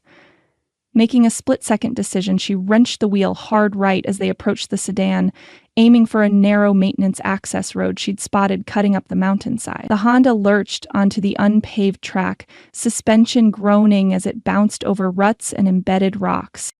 "Hang on, Lily," she called, fighting to keep control as the vehicle fishtailed on the loose surface. "It's going to be bumpy." The access road climbed steeply, switchbacking up the mountainside through dense pine forest. Designed for maintenance trucks rather than passenger cars, it barely accommodated the Honda's width, branches scraping against the windows as they ascended. In the rearview mirror, Mia saw the SUV attempt to follow, its wider body immediately encountering difficulty with the narrow passage. The sedan had disappeared from view, but she harbored no illusions. They were likely circling to find another intercept point higher up the mountain. "Mommy, I'm scared," Lily whimpered, clinging to the door handle as they bounced over a particularly rough section. "Why are we driving so fast?" "It's okay, sweet pea." Mia reached over to squeeze her daughter's knee reassuringly, even as she navigated another sharp turn. "We're just playing a little game of chase." "With Uncle James?" Lily twisted in her seat, peering through the rear window. "I saw him in the black car." The casual identification confirmed Mia's suspicions. Yes, with Uncle James. But we don't want to be caught just yet, do we? Lily considered this with 7-year-old logic. Like, hide and seek? Are we winning? "We're doing great." The hollow encouragement tasted like ash as Mia checked the fuel gauge, now dipping below half. The rough terrain and steep climb were decimating their gas mileage. Even if they evaded immediate capture, they wouldn't get far without refueling. The access road abruptly leveled out, emerging onto what appeared to be an abandoned fire lookout point. An aging wooden structure perched at the clearing's edge, offering expansive views of the valley below, including, with terrible clarity, the sedan navigating a lower section of road that would intersect with their position in minutes. "End of the line," Mia murmured, bringing the Honda to a stop. They'd gained perhaps 15 minutes at most, not nearly enough to formulate a new escape plan. Decision time. They could barricade themselves in the lookout tower, a temporary solution at best, try to continue on foot through the forest, futile with a 7-year-old against pursuers with enhanced tracking abilities, or face the Blackwoods directly and attempt to negotiate terms that would protect Lily from exploitation. The choice was made for her as the SUV emerged from the access road behind them, effectively blocking retreat. James stepped out, followed by 2 Blackwood cousins Mia recognized from the full moon gathering. All 3 moved with the fluid grace she now recognized as characteristic of their supernatural nature. "Stay in the car, Lily," Mia instructed firmly. "No matter what happens, stay buckled in your seat until I come get you." "But Uncle James is here, and Aunt Victoria's car is coming too." Lily pointed toward the road below, where the sedan had indeed begun its ascent. "Are we having a picnic on the mountain?" The innocence of the question nearly broke Mia's heart. "Not exactly, sweet pea. Just stay put for now." Steeling herself, she exited the car, leaving the engine running in case an opportunity for escape miraculously presented itself. James approached with hands raised in a gesture of non-aggression that failed to reassure her. "That was quite a chase, Ms. Winters. he remarked almost admiringly. Most humans wouldn't have spotted the roadblock for what it was. I'm not entirely human anymore, am I? She countered bitterly. Thanks to your family's interference, James shrugged, unapologetic. You were never entirely human to begin with. We just helped you recognize your true nature. By kidnapping my daughter in the middle of the night? By lying about everything from day one? Technically, Lily came downstairs on her own, he corrected. And as for lying, well, how exactly does one break the werewolf news tactfully? Pass the salt, and by the way, we all grow fur and fangs once a month? Despite everything, a reluctant laugh escaped her. You could have tried honesty before manipulation. That was Callum's position as well. James glanced toward the sedan now visible on the lower switchback. Unfortunately, he was overruled by those with more traditional perspectives. The mention of Callum sent an unwelcome pang through Mia's chest. Had he known of her escape attempt? Was he part of this pursuit? Or had his promise of time to consider been genuine, now undermined by his father's intervention? As if summoned by her thoughts, the sedan pulled into the lookout point, dust billowing around its polished exterior. Lawrence Blackwood emerged from the driver's side, his imposing figure radiating cold fury that was palpable even at a distance. Victoria exited the passenger seat, her calculating gaze fixed on the Honda where Lily's blonde head was visible through the window. From the back seat emerged Callum, his expression thunderous as he stalked toward his father. This wasn't the agreement, he growled, the sound carrying clearly across the clearing.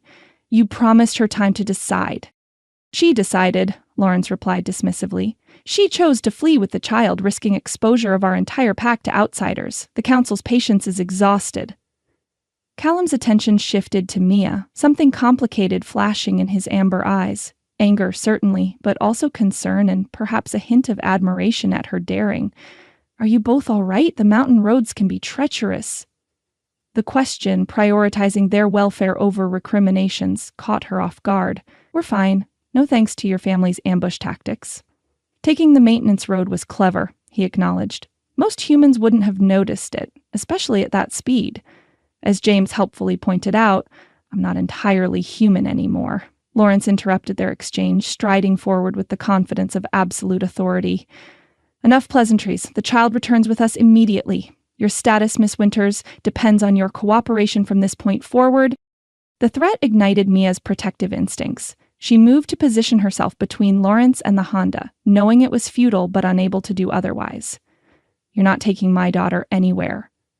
Your options are limited, Victoria observed coolly, joining her brother. Cooperation ensures comfort and status within the pack. Resistance, she shrugged elegantly. Well, there are protocols for handling uncooperative carriers. Victoria. Callum's voice carried a warning that his aunt pointedly ignored. The council has decided, Lawrence stated with finality.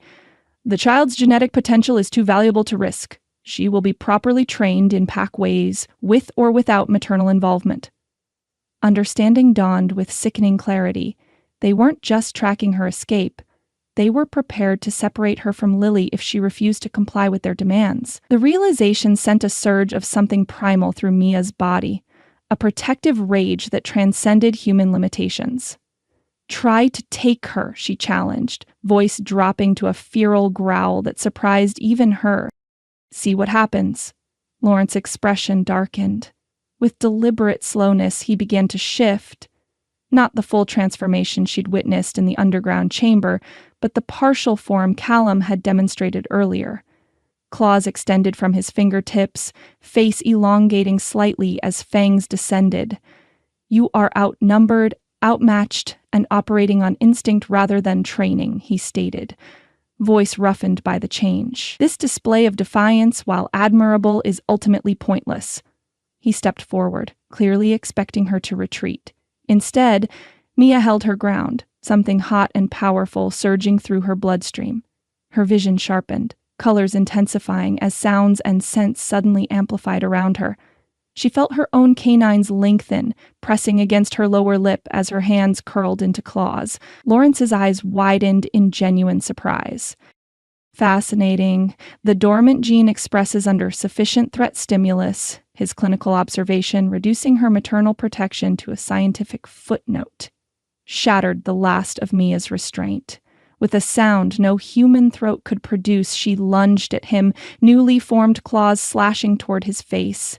The attack caught him off guard, not enough to land, but sufficient to force him back a step. Before she could press her advantage, James and another cousin moved to flank her, their own partial shifts rippling across their features.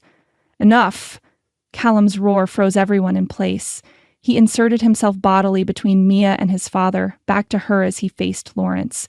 "This ends now. Stand aside, Callum." Lawrence's command carried the weight of alpha authority. "The council has ruled." The council ruled on ritual participation, not forcible separation of mother and child. Callum's shoulders bunched with tension, his stance protective as he shielded Mia from the others. "You overstep."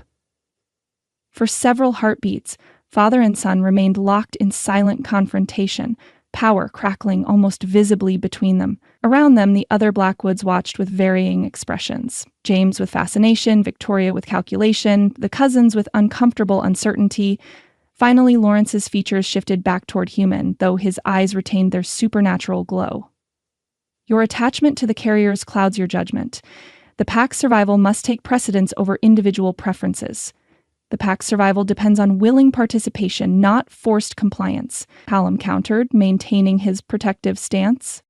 "Coercion will only ensure their resistance at every turn. The standoff might have continued indefinitely if not for the car door opening behind them." Lily, ignoring her mother's instructions as only willful 7-year-olds can, hopped out and surveyed the tense gathering with innocent curiosity. "Why is everyone making angry faces?" she asked, skipping toward them as though approaching a family picnic rather than a supernatural confrontation. "And why did Grandpa Lawrence have pointy teeth? Was he showing me more wolf tricks?" The childish questions diffused the immediate tension, though Mia quickly moved to pull Lily against her side. Lawrence's expression softened fractionally as he regarded the child, genuine affection warring with calculated interest in a way Mia found equally concerning. "Yes, little one, wolf tricks." He crouched to Lily's level, voice gentling in a way Mia hadn't believed him capable of. "Your mother and I were having a disagreement about your training. She wants to take you away from the pack, but that would be very dangerous for you." Mia bristled at the manipulation, but Lily was already responding with 7-year-old directness. "Why dangerous? Mommy keeps me safe." "Of course she does," Lawrence agreed smoothly. "But the changes happening in your body need special guidance. Without proper training, you might shift at the wrong time, at school perhaps, or in public. Imagine how frightened your friends would be." Lily's eyes widened. "I could turn into a wolf at school?" "Not if you learn control," Lawrence assured her. "Which is why returning to Blackwood House is so important. We can teach you to manage your gifts." "Stop it," Mia hissed, pulling Lily closer. "Don't use her fears to manipulate her." "I'm simply explaining reality," Lawrence replied coldly. "A reality you were attempting to flee rather than face." Callum's hand settled on Mia's shoulder, the unexpected touch sending warmth through her despite her anger. "Perhaps we should continue this discussion somewhere less exposed," he suggested, gaze scanning the surrounding forest. "Wakefield's people could be anywhere after last night's raid." The reminder of external threats shifted the dynamic immediately. Lawrence straightened, issuing crisp orders to secure the perimeter, while Victoria made calls to ensure their absence hadn't been noticed by campaign staff or media. Amid the controlled chaos, Callum guided Mia and Lily slightly apart from the others, his voice dropping to ensure privacy. "I had nothing to do with this," he said quietly. "I meant what I said about giving you time." Mia studied his face, searching for deception and finding only genuine regret. "But you knew I'd run." "I suspected you might." A hint of that almost smile touched his lips. Self-preservation is a powerful instinct, especially in mothers. "And yet here you are, helping to drag us back." "I'm trying to prevent a worse outcome." His hand remained on her shoulder, thumb tracing small circles that seemed to calm both of them. "My father was prepared to separate you, if necessary. The fact that you partially shifted in Lily's defense may have actually improved your position. It confirms genetic compatibility beyond what blood tests showed.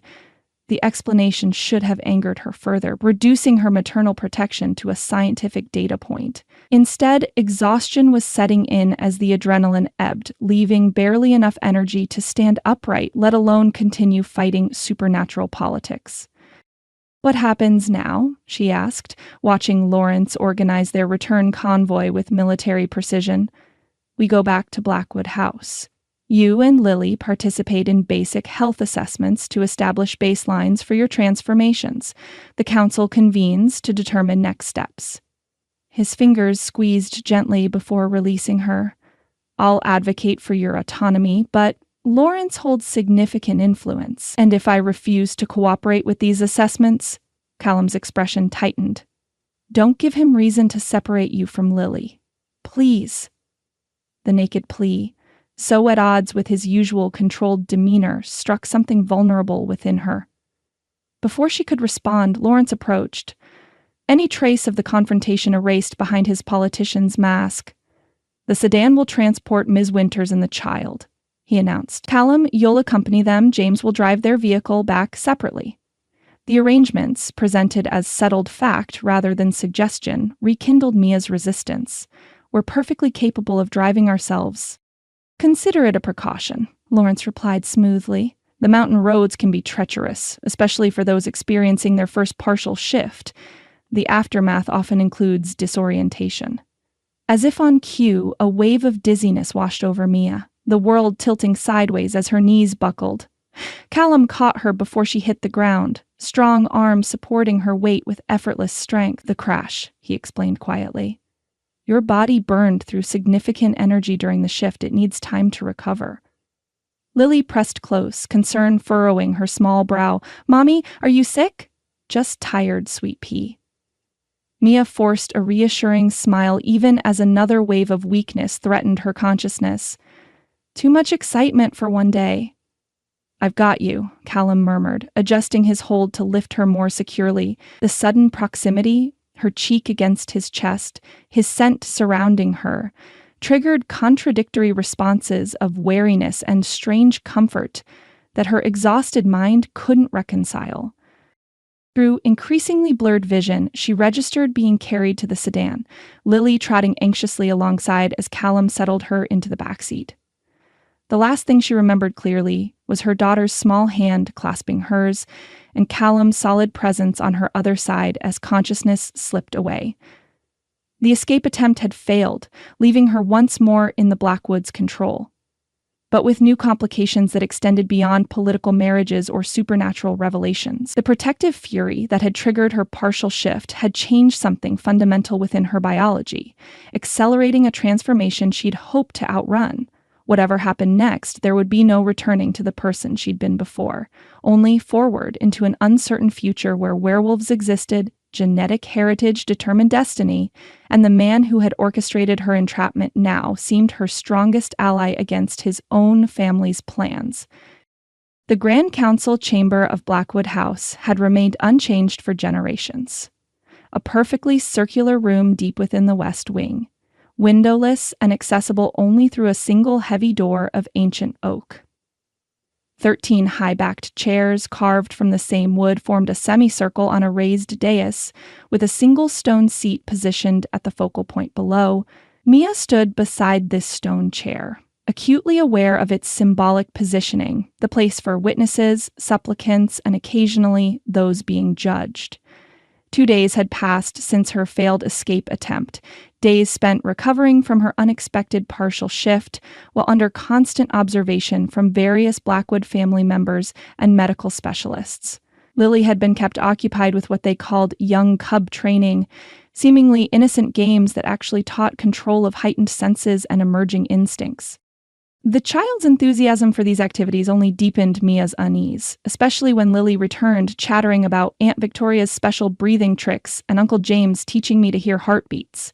Now, as representatives from 5 regional packs filed into the chamber with ceremonial gravity, Mia recognized the orchestrated nature of their separation. Lily's integration had been prioritized while Mia was isolated, ensuring the child's commitment before the mother could intervene. Eleonora entered first, her silver hair arranged in an intricate braid adorned with what appeared to be small, polished bones. She took the central chair, the position of honor that surprised Mia given Lawrence's apparent authority within the family. The other seats filled quickly, Lawrence and Victoria representing Blackwood interests, followed by unfamiliar faces bearing subtle family resemblances that suggested distant branches of the same bloodline. All wore formal attire in muted earthy tones, adorned with silver jewelry bearing variations of the wolf motif that dominated Blackwood heraldry. Callum was the last to enter, his expression carefully neutral as he took a seat to his grandmother's right rather than beside his father. The subtle positioning wasn't lost on Mia, suggesting political alignments within the pack she was only beginning to understand. The Grand Council of the Western Territories convenes under the waning moon, Eleonora announced, her voice carrying surprising strength. We gather to address matters of bloodline preservation and genetic integration. Mia remained standing, refusing the stone seat that would place her physically beneath the council's elevated position. If she was to be judged, she would face it on her feet. Mia Winters, Lawrence began without preamble, your genetic profile contains markers not seen in active form for 3 generations. Your recent partial shift confirms viability for full transformation, while your daughter shows even stronger expression of the dormant genes. My daughter is 7 years old, Mia replied evenly. She's not part of this discussion. A murmur rippled through the assembled elders, disapproval from some, calculating interest from others. On the contrary, said a lean silver-haired man 3 seats from Lawrence, the child represents the most promising genetic recovery in decades. Her development must be monitored closely. Monitored, not experimented on, Mia countered, fighting to maintain composure. Whatever plans you've made for harvesting our genetic material, stop now. We're people, not resources. Victoria leaned forward, her elegant features arranged in an expression of reasonable patience that somehow felt more threatening than Lawrence's open hostility. You misunderstand our intentions, she said smoothly. The ritual extraction is minimally invasive, a small blood sample taken during the full moon when certain properties peak in potency. The resulting serum strengthens failing genetic sequences in pack members experiencing degradation. And if I refuse? Another council member, a woman with striking amber eyes, responded with blunt efficiency. Refusal is not an option. The Alpha Council has authority to protect pack welfare above individual preference. I'm not part of your pack, Mia reminded them. I signed a marriage contract, not a blood oath. The contract contained clauses regarding medical procedures deemed necessary by family physicians, Lawrence pointed out. Your consent was obtained even if the specific nature remained undisclosed. Fury and helplessness battled within Mia's chest. They'd thought of everything, closing every legal and ethical loophole with calculated precision. The extraction ritual will proceed during the next full moon, Eleonora declared, bringing the debate to an abrupt halt. Standard protocols will be observed to ensure both carriers' safety. Both carriers, Mia repeated, ice forming in her veins. You mean Lily, too. The child's genetic markers show exceptional potency, Lawrence confirmed without apology. Her contribution is essential to developing a comprehensive genetic restoration program. Something primal and protective surged within Mia, the now familiar precursor to shifting rippling just beneath her skin. You will not use my daughter as a lab rat. Control your shift, Eleonora commanded sharply. Unregulated transformations in this chamber violate ancient protocols. With monumental effort, Mia forced back the physical changes, though her eyes retained their supernatural glow, judging by the satisfied murmurs from several council members. Impressive restraint for a newly awakened carrier, observed a heavy-set man near the end of the semicircle. Perhaps Callum's reports of her potential have merit. All eyes shifted to Callum, who had remained conspicuously silent throughout the proceedings. He met Mia's gaze directly, something apologetic and conflicted in his expression. My assessment stands, he said finally. Mia Winters displays unusual control and adaptation rate. Forced extraction risks complications that willing participation would avoid. Sentiment, Lawrence dismissed. The carrier's cooperation is preferable but not required. The extraction will proceed as scheduled with appropriate security measures. Security measures, Mia echoed, stomach twisting with foreboding. To prevent further escape attempts, Victoria clarified with clinical detachment. Your partial shift demonstrated both capability and intent that cannot be disregarded. You're imprisoning us. Ensuring compliance, Lawrence corrected. Your movements will be restricted to secure areas of Blackwood House. The child will continue integration training with appropriate supervision. Panic flared bright and hot in Mia's chest. You can't separate us. Temporary supervision only, Eleonora interjected, shooting Lawrence a warning glance. The child remains in your care with structured training sessions throughout the day. Small mercy, but Mia seized it. And after the extraction, what then? A decision to be made following evaluation of initial results, Lawrence replied. Potentially a series of extractions spaced appropriately for recovery. The clinical terms barely disguise the reality. They intended to use her and Lily as renewable resources, harvesting whatever genetic material they required for as long as they deemed necessary. This is medieval, she hissed, fighting back tears of fury and frustration. You can't just... The council has ruled. Eleonora interrupted with finality. Preparations begin immediately. This session is concluded. One by one, the council members rose and filed from the chamber, several pausing to study Mia with unnerving intensity before departing. Lawrence lingered, satisfaction evident in his expression as he addressed her directly. Your resistance was anticipated and planned for. Accept your role gracefully, and accommodations can be made for comfort. Continue fighting, and restrictions will increase accordingly. The threat delivered. He swept from the room with Victoria close behind, leaving Mia alone with the crushing weight of what had just transpired. No, not alone. Callum remained in his seat, watching her with an expression she couldn't quite interpret. Regret, frustration, and something deeper that made her chest tighten despite her anger. You knew, she accused quietly. You knew this would happen and you let me believe I had choices. He rose slowly, descending from the dais to stand before her. I fought for different terms. The council overruled me. You're one of them, part of this medieval court that thinks it can imprison people and harvest their blood because of some genetic quirk. It's more complicated than that. It always is with you, she snapped, turning away. Convenient complexity to justify unconscionable actions. His hand caught her arm, gentle but insistent. Mia, wait, please. Something in his voice, raw vulnerability she'd rarely glimpsed beneath his controlled exterior, made her pause. She turned back reluctantly, hating the betraying leap of her pulse when their eyes met. 5 minutes, he said urgently. Not here. The corridor off the East Library. There's a service passage Lawrence's people don't monitor. After everything, she should have refused. Should have slapped his hand away and stalked out without another word. Instead, she found herself nodding once, curtly, before pulling free and exiting the chamber with as much dignity as she could muster. Female attendants waited outside, pack members assigned as her honor guard but functioning more obviously as jailers. They escorted her through the mansion's labyrinthine corridors toward the East Wing, maintaining a respectful but vigilant distance. I'd like to freshen up before seeing my daughter, Mia announced as they approached the library, injecting just enough entitled impatience to discourage questions. Give me 15 minutes. The senior attendant hesitated before nodding. We'll wait here, Miss Winters. Mia slipped into the library, moving purposefully toward the eastern alcove where floor-to-ceiling shelves housed ancient leather-bound volumes. The service passage Callum had mentioned wasn't immediately obvious, but after a moment's examination, she noticed a narrow door camouflaged within the ornate woodwork. It opened silently to her touch, revealing a dimly lit corridor beyond.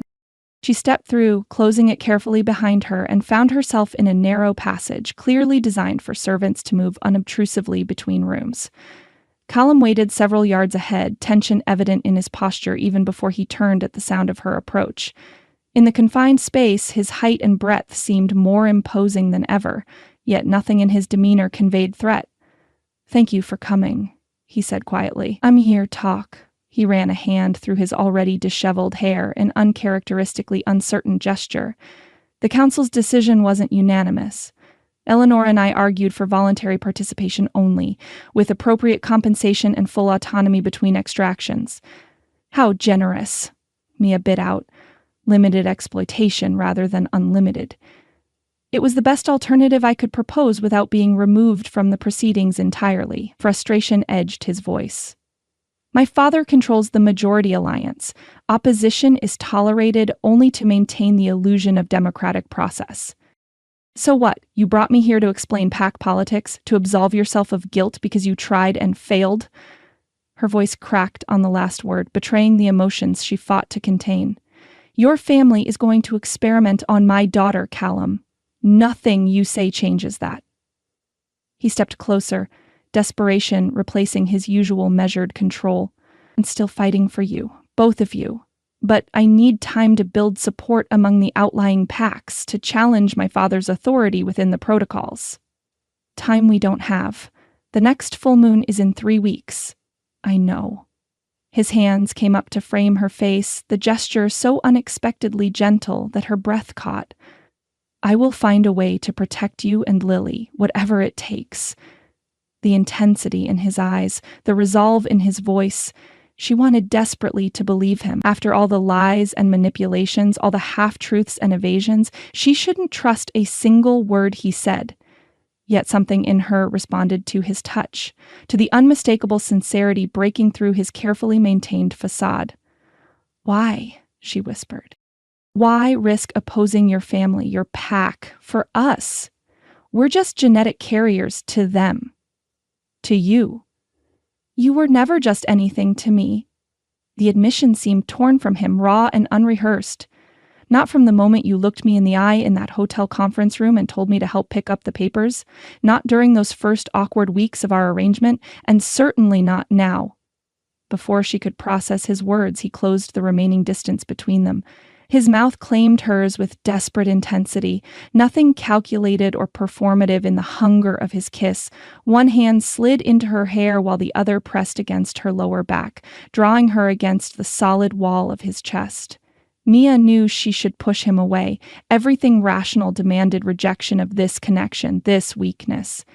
Instead, her arms wound around his neck, returning his kiss with equal fervor as something molten and primal ignited between them. This wasn't like their previous kisses. The television interview's surprising spark, the gala's public performance, the rain-soaked moment of connection, his attempted distraction during her discovery of the pack. This was raw truth breaking through every barrier they'd constructed, need overriding pride and caution alike. His teeth grazed her lower lip, drawing a small sound from her throat that seemed to drive him further. He backed her against the passage wall, his body caging hers as the kiss deepened into something hungry and demanding. The supernatural strength he normally kept leashed was evident in the barely controlled power of his embrace, in the way his hands trembled slightly against her skin. When they finally broke apart, both breathing heavily, Mia found herself staring into eyes that had shifted from human amber to lupine gold. Evidence of how tenuous his control had become. I will find a way, he repeated, voice roughened by emotion and desire. Trust me, Mia, please. The request hung between them, weighted with everything unspoken. Before she could respond, voices echoed from the main corridor. Her escort growing impatient with her extended absence. Go, Callum urged, reluctantly releasing her. They can't find you here. With one last searching look, Mia slipped back through the hidden door, composing herself hastily before emerging from the library to rejoin her waiting attendants. If they noticed her flushed cheeks or slightly swollen lips, they gave no indication, falling into step beside her as she was escorted to her increasingly gilded cage.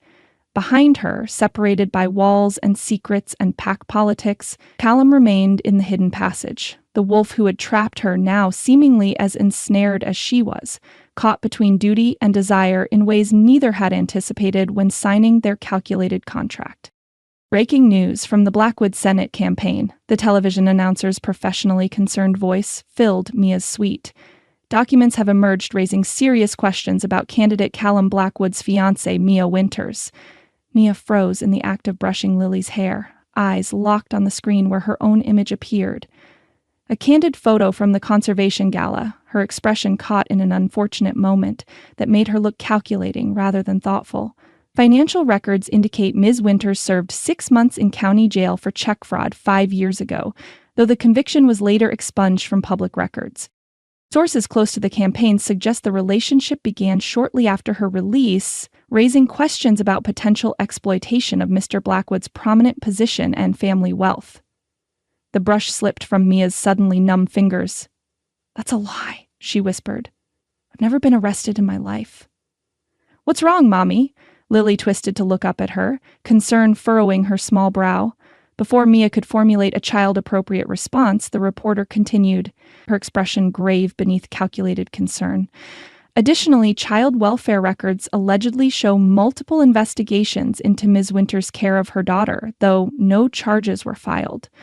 The Blackwood campaign has yet to issue a formal statement, but sources indicate the candidate is devastated by these revelations. "Turn it off," came a sharp command from the doorway. Mia looked up to find Victoria standing there, remote already in hand as she muted the television. For once, the woman's cool detachment had cracked, genuine anger tightening her aristocratic features. "Wakefield," she stated flatly. "This has his fingerprints all over it." "Those records are completely fabricated," Mia said, pulling Lily protectively against her side. "I've never been arrested, never had child services involvement. None of it is true. Obviously." Victoria's dismissive tone suggested the truth was irrelevant. What matters is the timing. 3 days before the extraction ritual, suddenly you're publicly toxic. The clinical assessment, devoid of sympathy, rekindled Mia's anger despite her shock. "My reputation is being destroyed, and you're analyzing the tactical implications because they matter." Victoria crossed to the window, peering through the curtains with uncharacteristic weariness.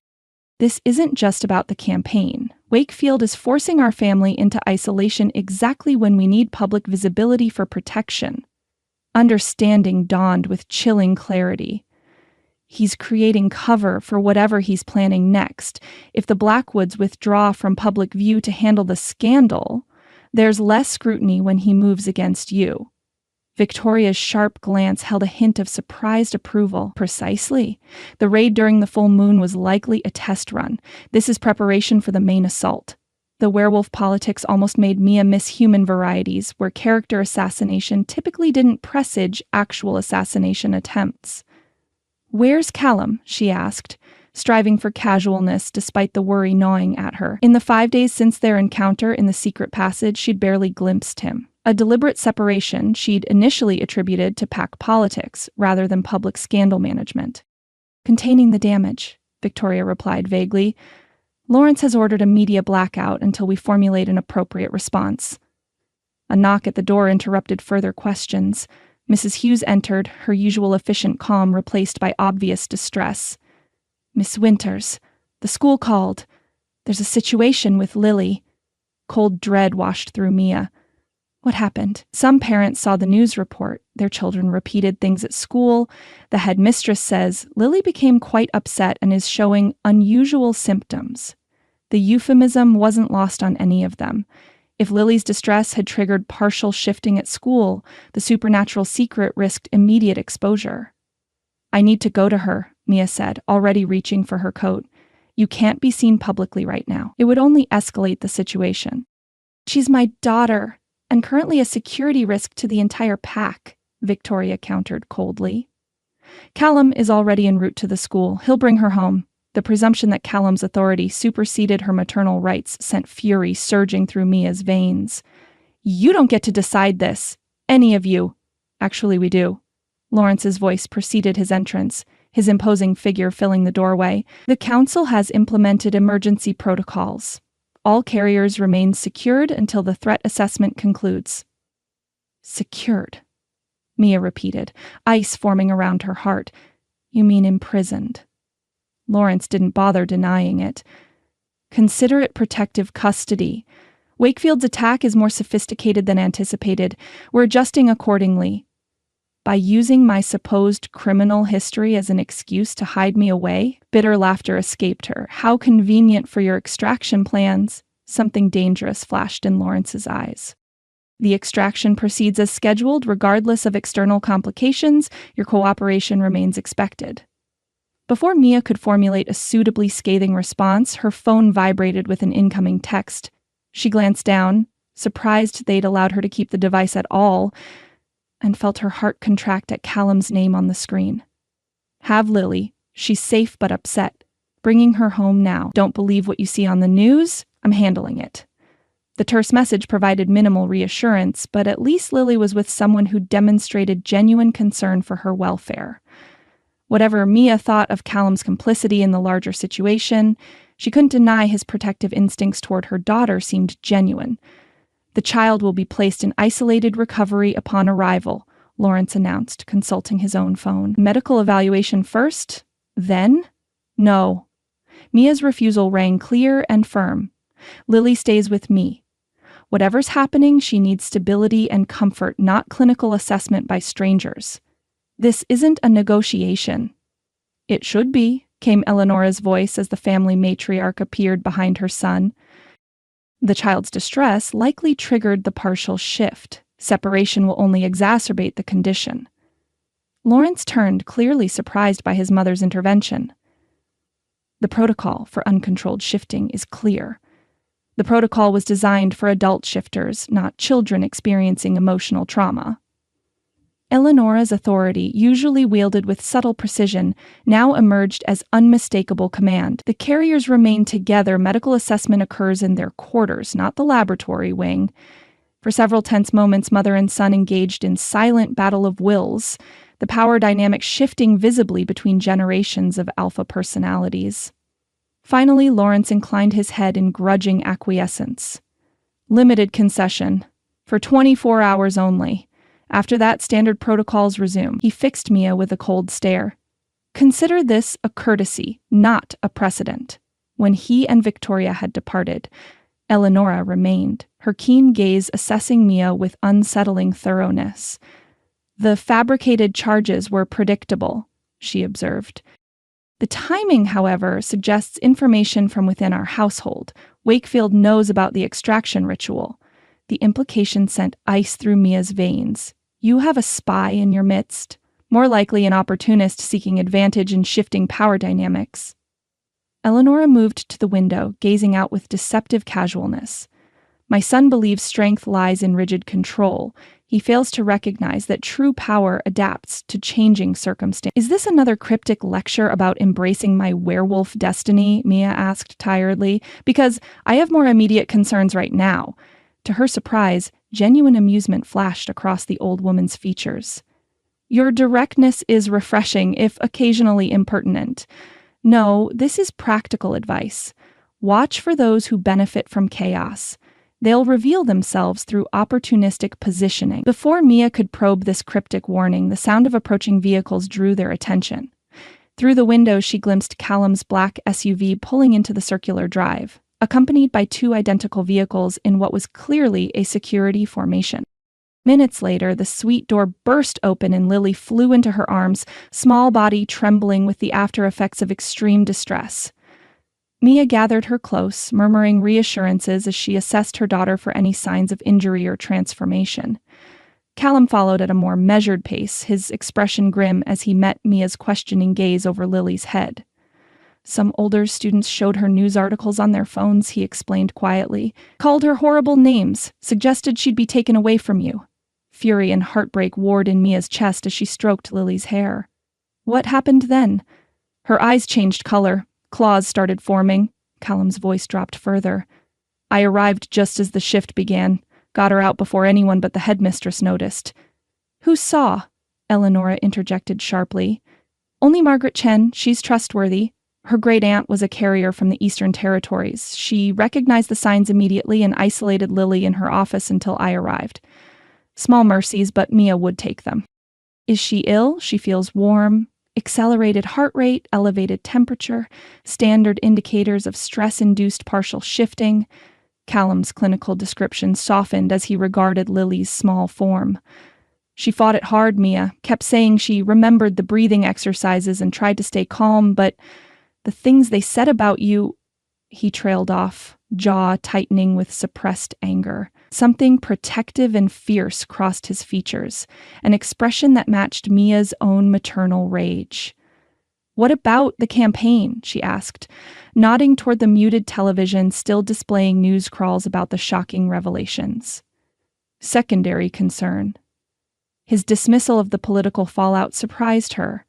"Lawrence is handling the public response. I'm focused on security and containment. And damage control for your reputation," she added, unable to keep the bitter edge from her voice. "Can't have the future senator linked to a criminal, even a fabricated one." Something complicated flashed across his features. "Do you really think that's my priority right now?" Before she could respond, Lily stirred against her, face lifting to reveal tear-streaked cheeks and eyes that still held flecks of supernatural gold. "They said you were bad, Mommy," she whispered. "That you went to jail and hurt people, that they'd take me away from you. None of that is true, Sweet Pea." Mia brushed damp hair from her daughter's forehead, alarmed at the heat radiating from her skin. "Someone is telling lies about me because they want to hurt Callum's campaign."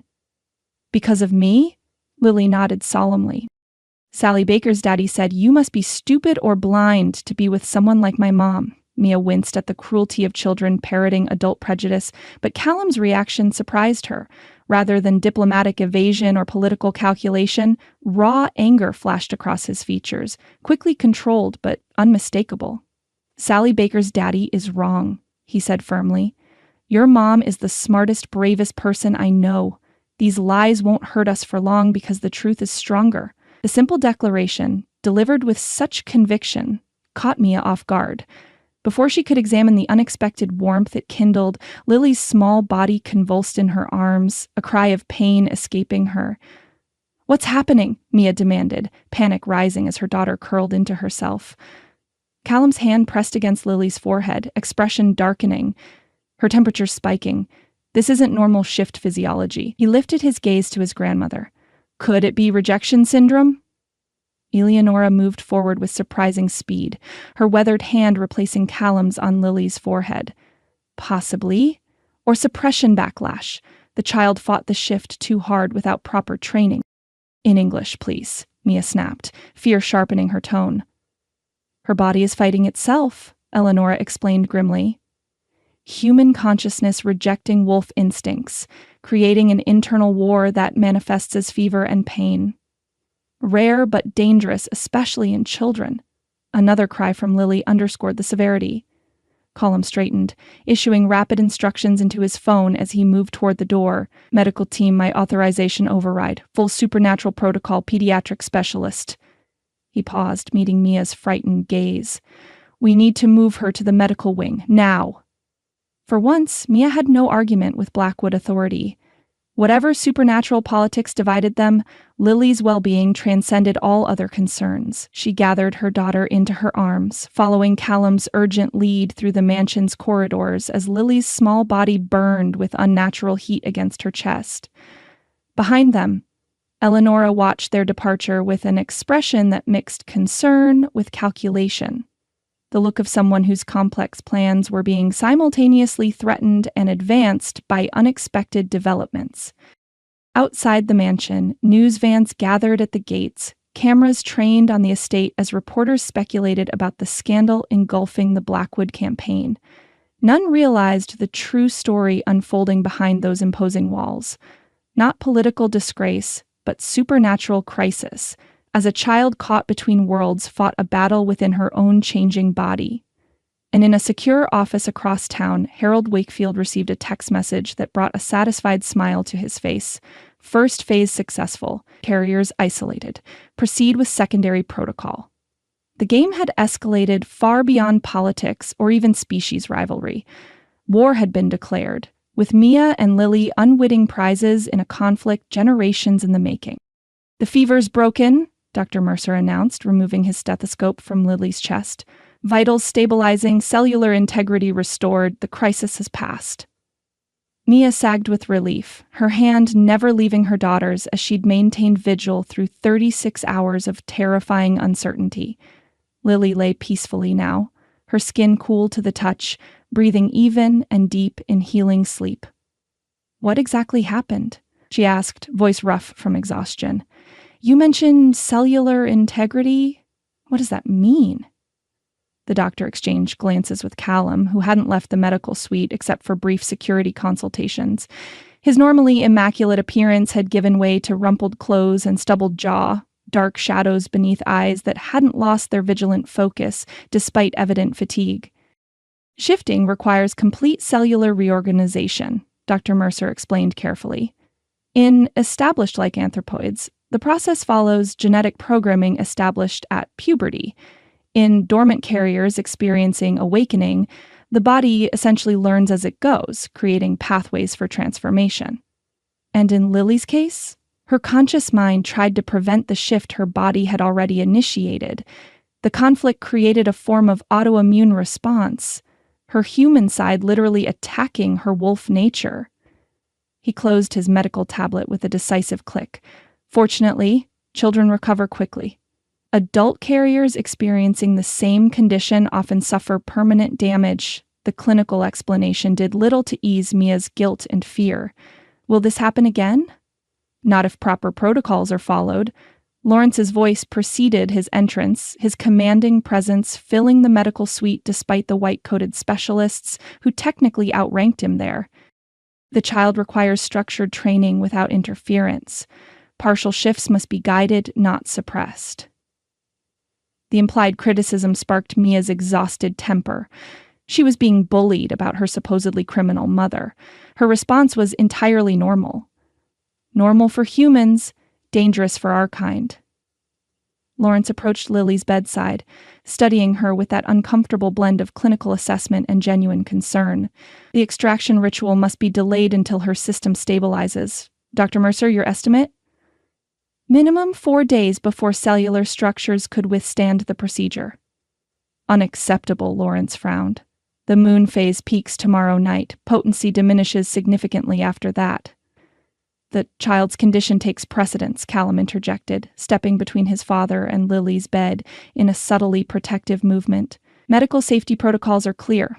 Lawrence's expression hardened. The council will not be pleased. The council can express their displeasure to me directly. Callum's tone left no room for argument. Lily's extraction is postponed. Period. Mia watched this exchange with growing confusion.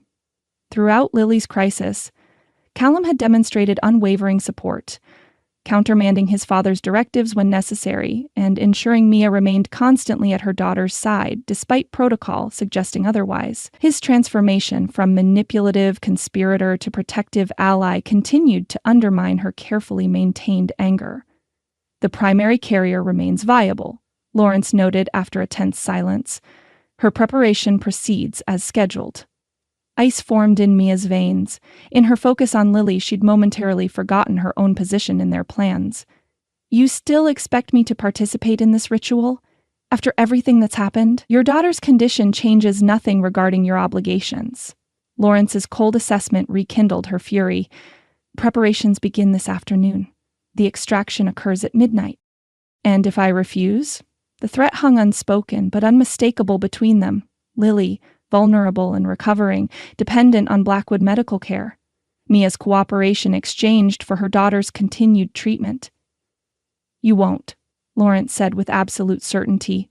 Attendants will escort you to the preparation chambers at 4. I suggest you rest until then. With that imperial dismissal, he departed, leaving Mia trembling with impotent rage and fear. Dr. Mercer followed after checking Lily's vital signs once more, his sympathetic glance doing nothing to mitigate his complicity in the situation. Silence settled over the medical suite, broken only by the soft beeping of monitoring equipment and Lily's even breathing. Mia remained beside the bed, stroking her daughter's hair with gentle fingers, organizing and discarding escape plans that all ended at the same impossible conclusion. They were trapped. I'll be with you, Callum said quietly, breaking the tense silence. During the ritual. It's not standard protocol, but I've insisted. Mia looked up, studying his exhausted face. Why are you doing this? Supporting me against your father, bending protocols, all of it. What's your angle? Something vulnerable flashed across his features before he masked it. Believe it or not, I have a conscience. What my father is doing, what our family has done to you and Lily, crosses lines I can't ignore. You had no problem with those lines when you orchestrated our contract. I believed you would be given choices, real ones, not coerced compliance under threat. He raked a hand through his disheveled hair, frustration evident in the gesture. The contract was manipulative, yes, but what's happening now is something else entirely.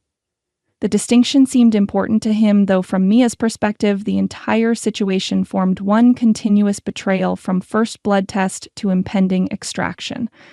Still, his evident distress and consistent support during Lily's crisis suggested complex motivations beyond simple pack loyalty.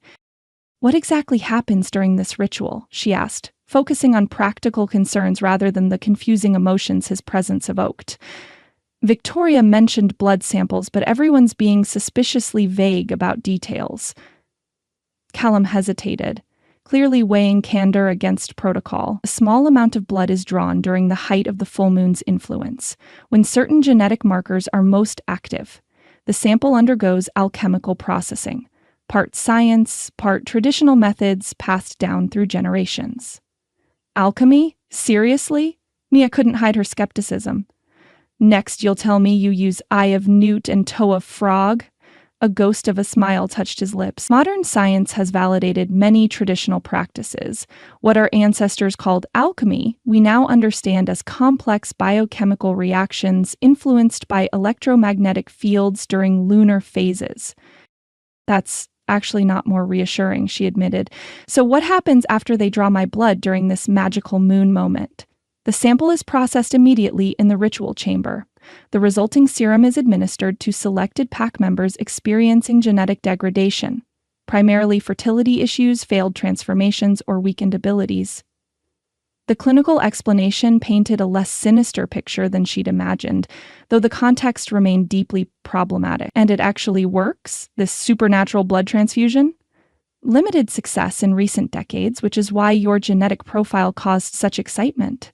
The closer to original bloodlines, the more effective the treatment. He hesitated, then added, My mother underwent the procedure before I was born. It enabled her to carry a pregnancy to term after 6 previous failures. The personal revelation caught Mia off guard. Your mother? I've never heard anyone mention her. Something dark and pained crossed his features. She died shortly after my birth. Complications from the transformation process. Understanding dawned with chilling clarity.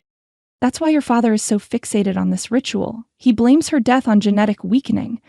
Callum nodded, expression carefully controlled. He believes the bloodline's salvation justifies any measures necessary. Personal autonomy means nothing compared to pack survival. And you, what do you believe? The question hung between them, weighted with implications beyond the immediate crisis. Before he could respond, a soft knock interrupted them as a young woman in traditional attendant's clothing entered the suite. Excuse me, Mr. Blackwood. The primary carrier's preparation team awaits your instructions. Callum's expression shifted back to carefully neutral. Inform them we'll arrive at 5 rather than 4. Ms. Winters needs additional recovery time given her daughter's condition. The small concession, 1 extra hour, shouldn't have felt like a victory. Yet Mia found herself absurdly grateful for even this minor delay. When the attendant had departed, Callum turned back to her, something apologetic in his eyes. The ritual itself is brief, minimally invasive. The preparations are more involved. Meaning what exactly? Traditional purification rituals designed to enhance the qualities they seek to extract. His evident discomfort suggested these rituals crossed into territory he found personally problematic. My grandmother will oversee the process. She's modified certain aspects to ensure your dignity is maintained. The implication that dignity might be a concern only deepened Mia's apprehension. Just tell me straight, what are they going to do to me? Ritual cleansing primarily. Herbal infusions, specialized diets, ceremonial attire. He hesitated, then added, Some aspects involve symbolic transformation. visual representations of the bridge between human and wolf nature. Before Mia could demand clearer explanations, Lily stirred slightly, small face scrunching before relaxing back into healing sleep. Maternal concern immediately overrode her own fears. "She'll be safe while I'm gone? You promise?" "Dr. Mercer's team will remain with her continuously. I've assigned additional security outside the medical suite." His hand settled briefly on her shoulder, the touch conveying reassurance she shouldn't have trusted but found herself accepting nonetheless. "No one approaches her without my explicit authorization. Not even my father." The fierce protection in his voice kindled conflicting emotions. Gratitude for Lily's safety warring with frustration that it depended entirely on his intervention, reinforcing their fundamental powerlessness within the Blackwood hierarchy. "Rest while you can," he advised, withdrawing his hand reluctantly. "I'll return at 5 to escort you to the preparation chambers." When the door closed behind him, Mia sank back into the chair beside Lily's bed, exhaustion threatening to overwhelm her. Despite the mounting dread of what awaited her that evening, her body's demands could not be denied any longer. With one hand still touching her daughter's, she drifted into uneasy sleep, filled with dreams of moonlight and blood, and amber eyes watching from shadows. True to his word, Callum reappeared precisely at 5, accompanied by 2 female attendants who maintained respectful silence as they guided Mia through unfamiliar corridors to the mansion's east wing. After reassurances that Dr. Mercer would alert her immediately of any change in Lily's condition, Mia had reluctantly left her daughter's side, the gnawing worry only slightly eased by Callum's evident commitment to her protection. The preparation chambers proved to be a suite of interconnected rooms deep within the oldest part of Blackwood House, their architecture more reminiscent of medieval castles than Victorian mansions. Stone walls wore tapestries depicting woodland scenes and hunting parties, while elaborately carved wooden doors separated spaces dedicated to specific ritual functions. In the central chamber, Eleonora awaited, surrounded by 6 women of varying ages, all dressed in simple gray robes adorned with subtle silver embroidery at the hems. The family matriarch wore more elaborate ceremonial attire, a deep green velvet robe overlaid with a silver stole bearing the Blackwood crest, and smaller symbols Mia couldn't identify. "The carrier arrives," Eleonora announced formally, her voice carrying the weight of ceremonial significance. "The ritual of preparation begins." Callum squeezed Mia's hand briefly before withdrawing. "I'll return at 11 to escort you to the extraction chamber." After his departure, Mia found herself surrounded by the silent attendants, their expressions solemn but not unkind, as they guided her toward the first interconnected room. Steam billowed from a massive sunken bath, herbal scents rising in fragrant clouds that tickled her enhanced senses. "The ritual cleansing purifies both body and spirit," Eleonora explained, following at a measured pace. "Toxins are drawn out, pathways opened for the moon's influence to flow unimpeded."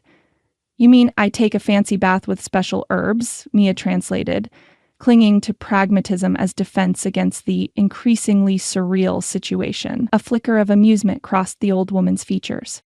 "Essentially, yes, though the herbs are specifically selected to enhance your particular genetic expressions.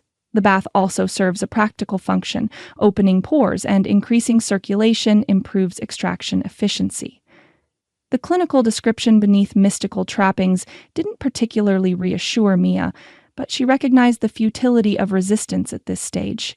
2 attendants approached with evident purpose, hands extended toward the buttons of her blouse. "I can undress myself," she said firmly, stepping back. Eleonora nodded to the women, who withdrew to a respectful distance. Privacy is permitted during disrobing. The ritual washing, however, must be performed by pack members with proper training. As concessions went, it was minor, but Mia seized the small autonomy offered.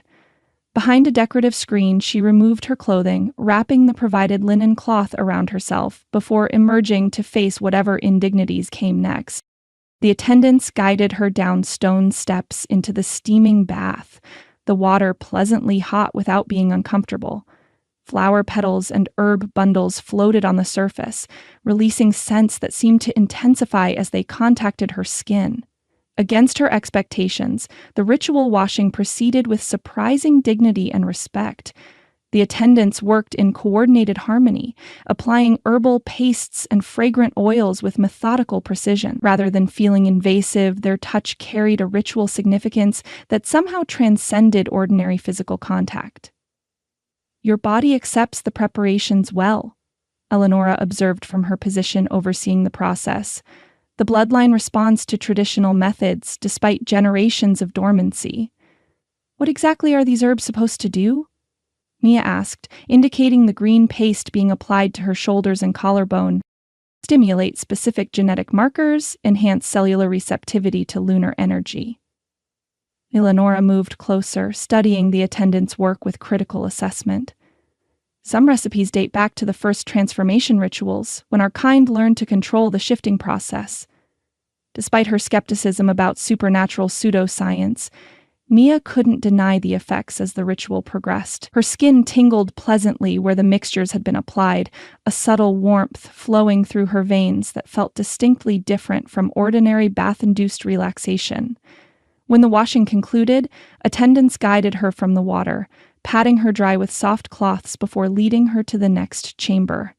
Here, the stone floor gave way to polished wood, with a raised platform at the center bearing what appeared to be a massage table draped in fine linen. "The anointment phase," Eleanor explained as Mia was positioned face down on the platform. "Sacred oils mark the pathways of power within the body, enhancing the connection between human consciousness and wolf nature." The process began at her feet, attendants applying fragrant oil in intricate patterns that followed what Mia assumed were energy meridians or anatomical features significant to werewolf physiology. As they worked upward along her legs and back, she found herself relaxing despite her circumstances, the oils creating pleasant, warming sensations wherever they touched. "Your acceptance of the process is noteworthy," Eleonora commented, moving to observe from a different angle. "Most carriers fight the preparations, requiring chemical assistance to achieve proper receptivity." "You mean you drug people who resist?" Mia translated, though without the heat she might have mustered hours earlier.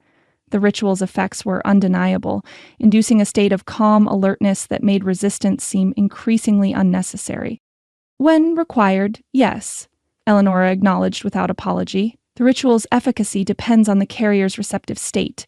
Your natural adaptation suggests unusually strong compatibility with the original bloodline." As the anointment reached her upper back, one of the attendants paused, her hand hovering over Mia's left shoulder blade.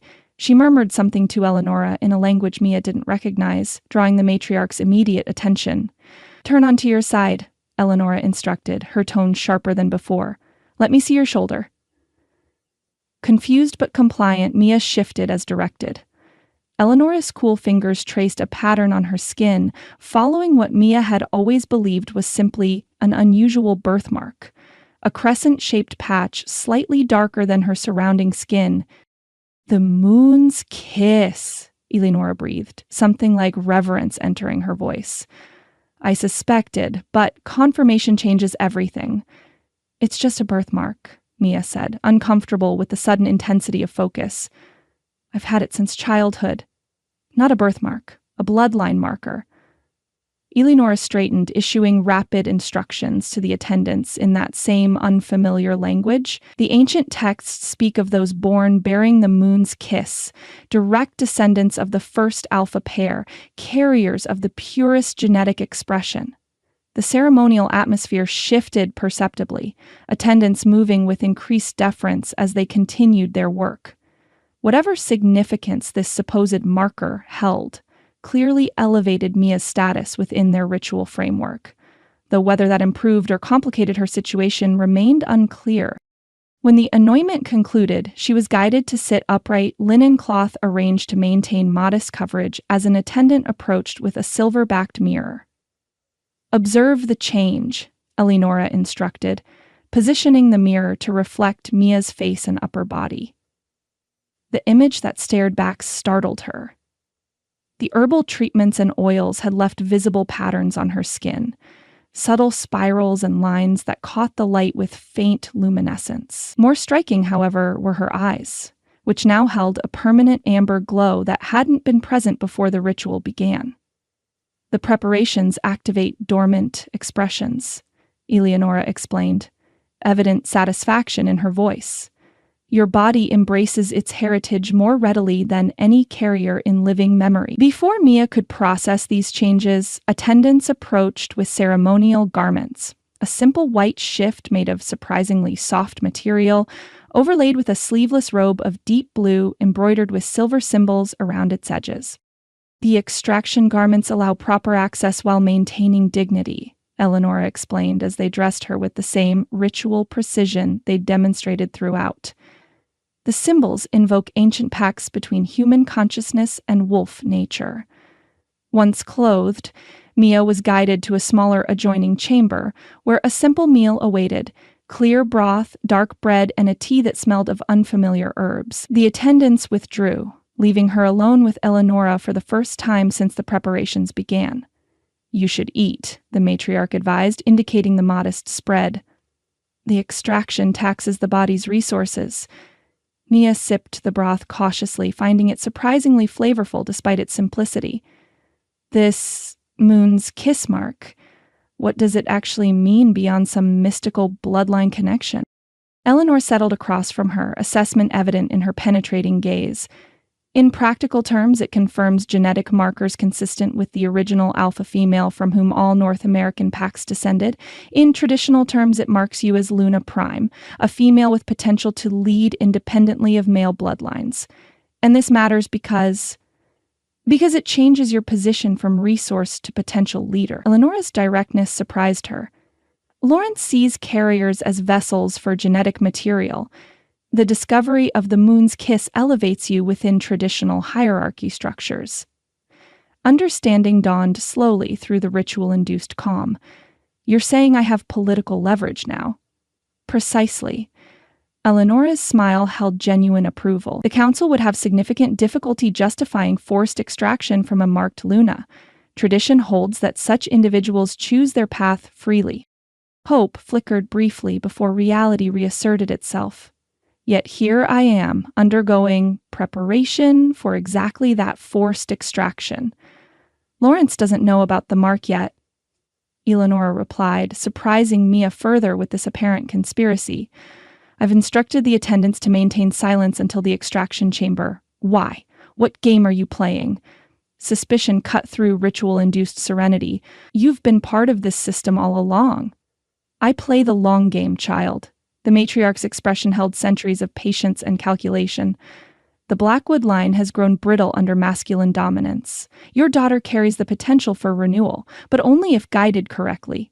Not as a resource to be exploited, but as a future leader to be nurtured. The political maneuvering demonstrated depths to pack dynamics Mia was only beginning to comprehend. So I'm leverage for Lily's future position? You're both pieces in a very old game of succession and survival.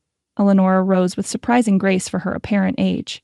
Finish your meal. Rest. The extraction chamber awaits in 3 hours.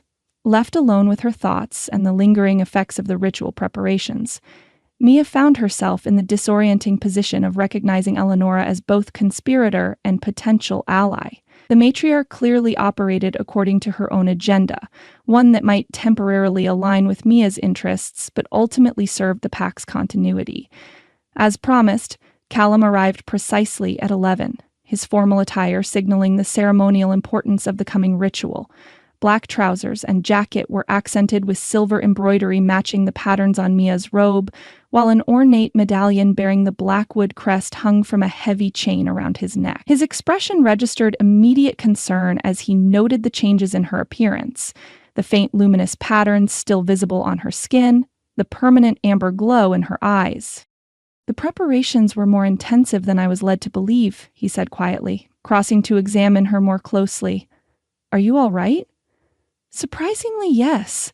Mia found herself answering honestly, the ritual's effects having induced a state of calm acceptance that persisted despite intellectual objections to the situation. Your grandmother supervised personally? That's unexpected.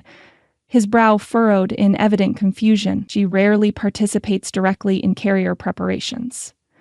Apparently, I have special significance. Mia debated whether to mention the crescent mark and its supposed importance, deciding to hold that information until she better understood its potential leverage. "How's Lily?" "Stable. Sleeping comfortably." His hand brushed her arm lightly, the touch conveying reassurance that seemed increasingly natural between them. "Dr. Mercer expects full recovery within 48 hours. Relief washed through her, one worry temporarily alleviated. "And after tonight? What happens once they've taken what they want?" "Recovery period of approximately 12 hours, followed by integration counseling." The clinical terms couldn't quite mask his discomfort with the process. "I've arranged for you to remain with Lily during recovery, rather than the standard isolation protocol." Another small mercy granted through his intervention. The pattern continued to undermine her determination to view him solely as her captor, complicating emotions already tangled by their evolving connection. "It's time," he said gently, offering his arm in formal escort. "The extraction chamber has been prepared." With no alternatives save resistance that would ultimately prove futile, Mia placed her hand on his arm, allowing him to guide her from the preparation suite toward whatever awaited in the mysterious extraction chamber. The ritual's effects cushioned her fear without eliminating it entirely, a chemical calm overlaying rational apprehension about the procedure to come. As they walked through ancient corridors, lit by modern fixtures awkwardly retrofitted into medieval stonework, Mia felt the weight of centuries pressing around her. Generations of Blackwoods had walked these same paths, participating in these same rituals, all in service to maintaining the supernatural bloodline that now flowed in her veins as well. Whatever happened in the extraction chamber would mark another turning point in their strange journey from contract to capture to something neither had anticipated when signing their calculated agreement. With Lily's safety as her lodestone and newfound knowledge as potential leverage, Mia steeled herself to face the ritual that had driven every aspect of their relationship from its manipulative beginning. The massive oak doors loomed ahead, carved with intricate wolf imagery illuminated by flickering torchlight. Beyond them lay the extraction chamber and whatever consequences would follow for herself, for Lily, and for the complicated, evolving connection with the man beside her who had orchestrated her entrapment, yet now seemed increasingly ensnared himself. Chapter 5. The Awakening. "Her temperature's rising again." Dr. Mercer frowned at the digital readout, concern etching deeper lines around his eyes. 13.8 and climbing. Mia pressed a cool cloth to Lily's forehead, her heart squeezing painfully as her daughter whimpered in fevered sleep. 3 days had passed since the extraction ritual, a procedure that should have marked the end of their ordeal but had instead spiraled into a fresh nightmare. The ritual itself had been anticlimactic in its clinical efficiency. No dark magic or medieval torture, just modern medical equipment incongruously arranged amid ceremonial trappings. The blood draw, performed at the precise moment of lunar apex, had taken less than 5 minutes, followed by elaborate processing that yielded a shimmering serum Lawrence had claimed would restore the pack's genetic integrity. Mia's revelation of the crescent birthmark had created exactly the uproar Eleonora predicted. Lawrence's fury at having a potential Luna Prime treated as a mere carrier had collided with excitement about the genetic implications, resulting in a chaotic political scramble that temporarily overshadowed the procedure itself. "We've tried everything in the standard protocols." Dr. Mercer's clinical detachment frayed as he checked Lily's vital signs. Fever suppressants, cellular stabilizers, anti-rejection compounds. Nothing's working. "There must be something else," Mia insisted, her voice cracking. 3 nights of constant vigil had left her hollow-eyed and desperate. "Some treatment you haven't tried yet." The doctor exchanged glances with his assistant. "There are experimental options, but Lawrence has expressly forbidden them without council approval." "I don't give a damn what Lawrence forbids." Mia's control snapped, the dormant wolf rising in her voice. "This is my daughter. The protocols exist for reasons, Ms. Winters." Dr. Mercer held his ground despite visibly tensing at her partial shift.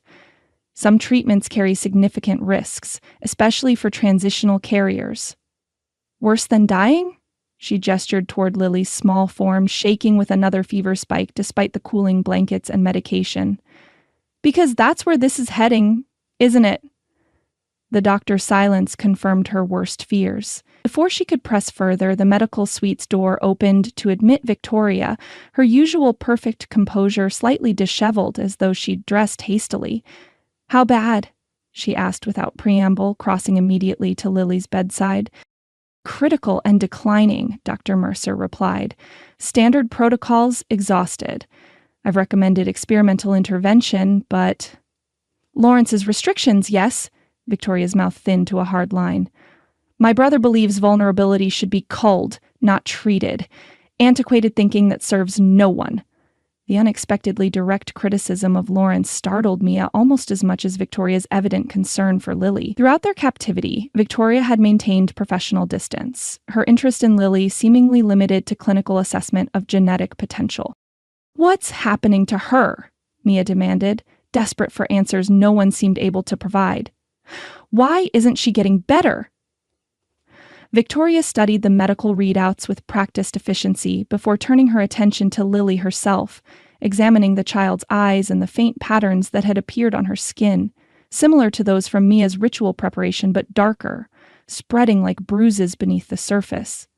"Accelerated transformation syndrome," she concluded grimly. "The dormant genes are activating too rapidly, overwhelming her system's ability to integrate the changes. Can it be treated? Yes, but not with these inadequate measures." Victoria straightened, decision evident in her posture. "Dr. Mercer, prepare transfer to the secondary facility immediately." The doctor paled. "Without Lawrence's authorization? I'm authorizing it." Victoria's tone brooked no argument. "As head of medical research and second-ranking alpha, I invoke emergency protocols. Document your objections if you must, but prepare the child for transport." To Mia's surprise, the doctor immediately began issuing instructions to his team. Victoria's authority apparently sufficient to override previous restrictions. "The treatment facility is 30 minutes away," Victoria explained, turning to Mia. "Specialized equipment, experimental protocols not permitted in residential settings. It's her best chance." "Why are you helping us?"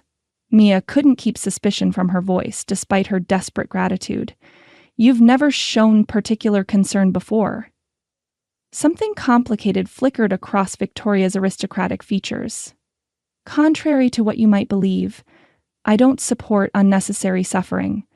The child's genetics are valuable, yes, but her death serves no one." She hesitated, then added more quietly, "And Callum would never forgive any of us if we let her die when intervention was possible."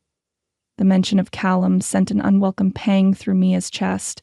He'd been conspicuously absent since the extraction ritual, his father having dispatched him to handle escalating security concerns after reports of Wakefield's people observed near Blackwood territory. "Does he know?" she asked, unable to stop herself. "About Lily's condition?" "He's been informed, yes. He's meeting us at the facility, came back as soon as he heard she'd worsened." Victoria's clinical assessment gave way to something almost like compassion. "Whatever else you might think of my nephew, his concern for your daughter is genuine." Within 20 minutes, they had loaded Lily into a medical transport vehicle disguised as a private ambulance. Mia climbed in without waiting for permission, daring anyone to separate her from her child with a look that promised violence. The facility proved to be a modern medical complex hidden within what appeared to be a private estate in the mountains north of Silver Peak. Underground parking allowed discreet access, while security measures far exceeding normal medical facilities suggested this was no ordinary treatment center. As they rushed Lily through sterile corridors, medical staff in Blackwood-crested uniforms took over from Dr. Mercer's team, transitioning care with practiced efficiency that spoke of specialized training in supernatural medicine. "Mom!" The weak call stopped Mia's heart. She pushed past a nurse to reach Lily's side, finding her daughter's eyes open for the first time in nearly 36 hours, fever-bright but aware. "I'm here, sweet pea," she clasped Lily's small hand, alarmed at the heat still radiating from her skin. "These doctors are going to help you feel better." "It hurts," Lily whispered, tears forming at the corners of her eyes, "like my blood is burning." "I know, baby, I know." Mia fought back her own tears, determined to project strength her daughter could cling to. "But you're the bravest girl I know. Just hold on a little longer." A doctor Mia hadn't seen before approached, a tall woman with salt and pepper hair and commanding presence. "I'm Dr. Ellis, head of genetic integration medicine. We need to begin treatment immediately." "Do whatever you have to," Mia said without hesitation. "Just save her." "The protocol involves experimental gene therapy," Dr. Ellis explained, already preparing injections with practiced movements.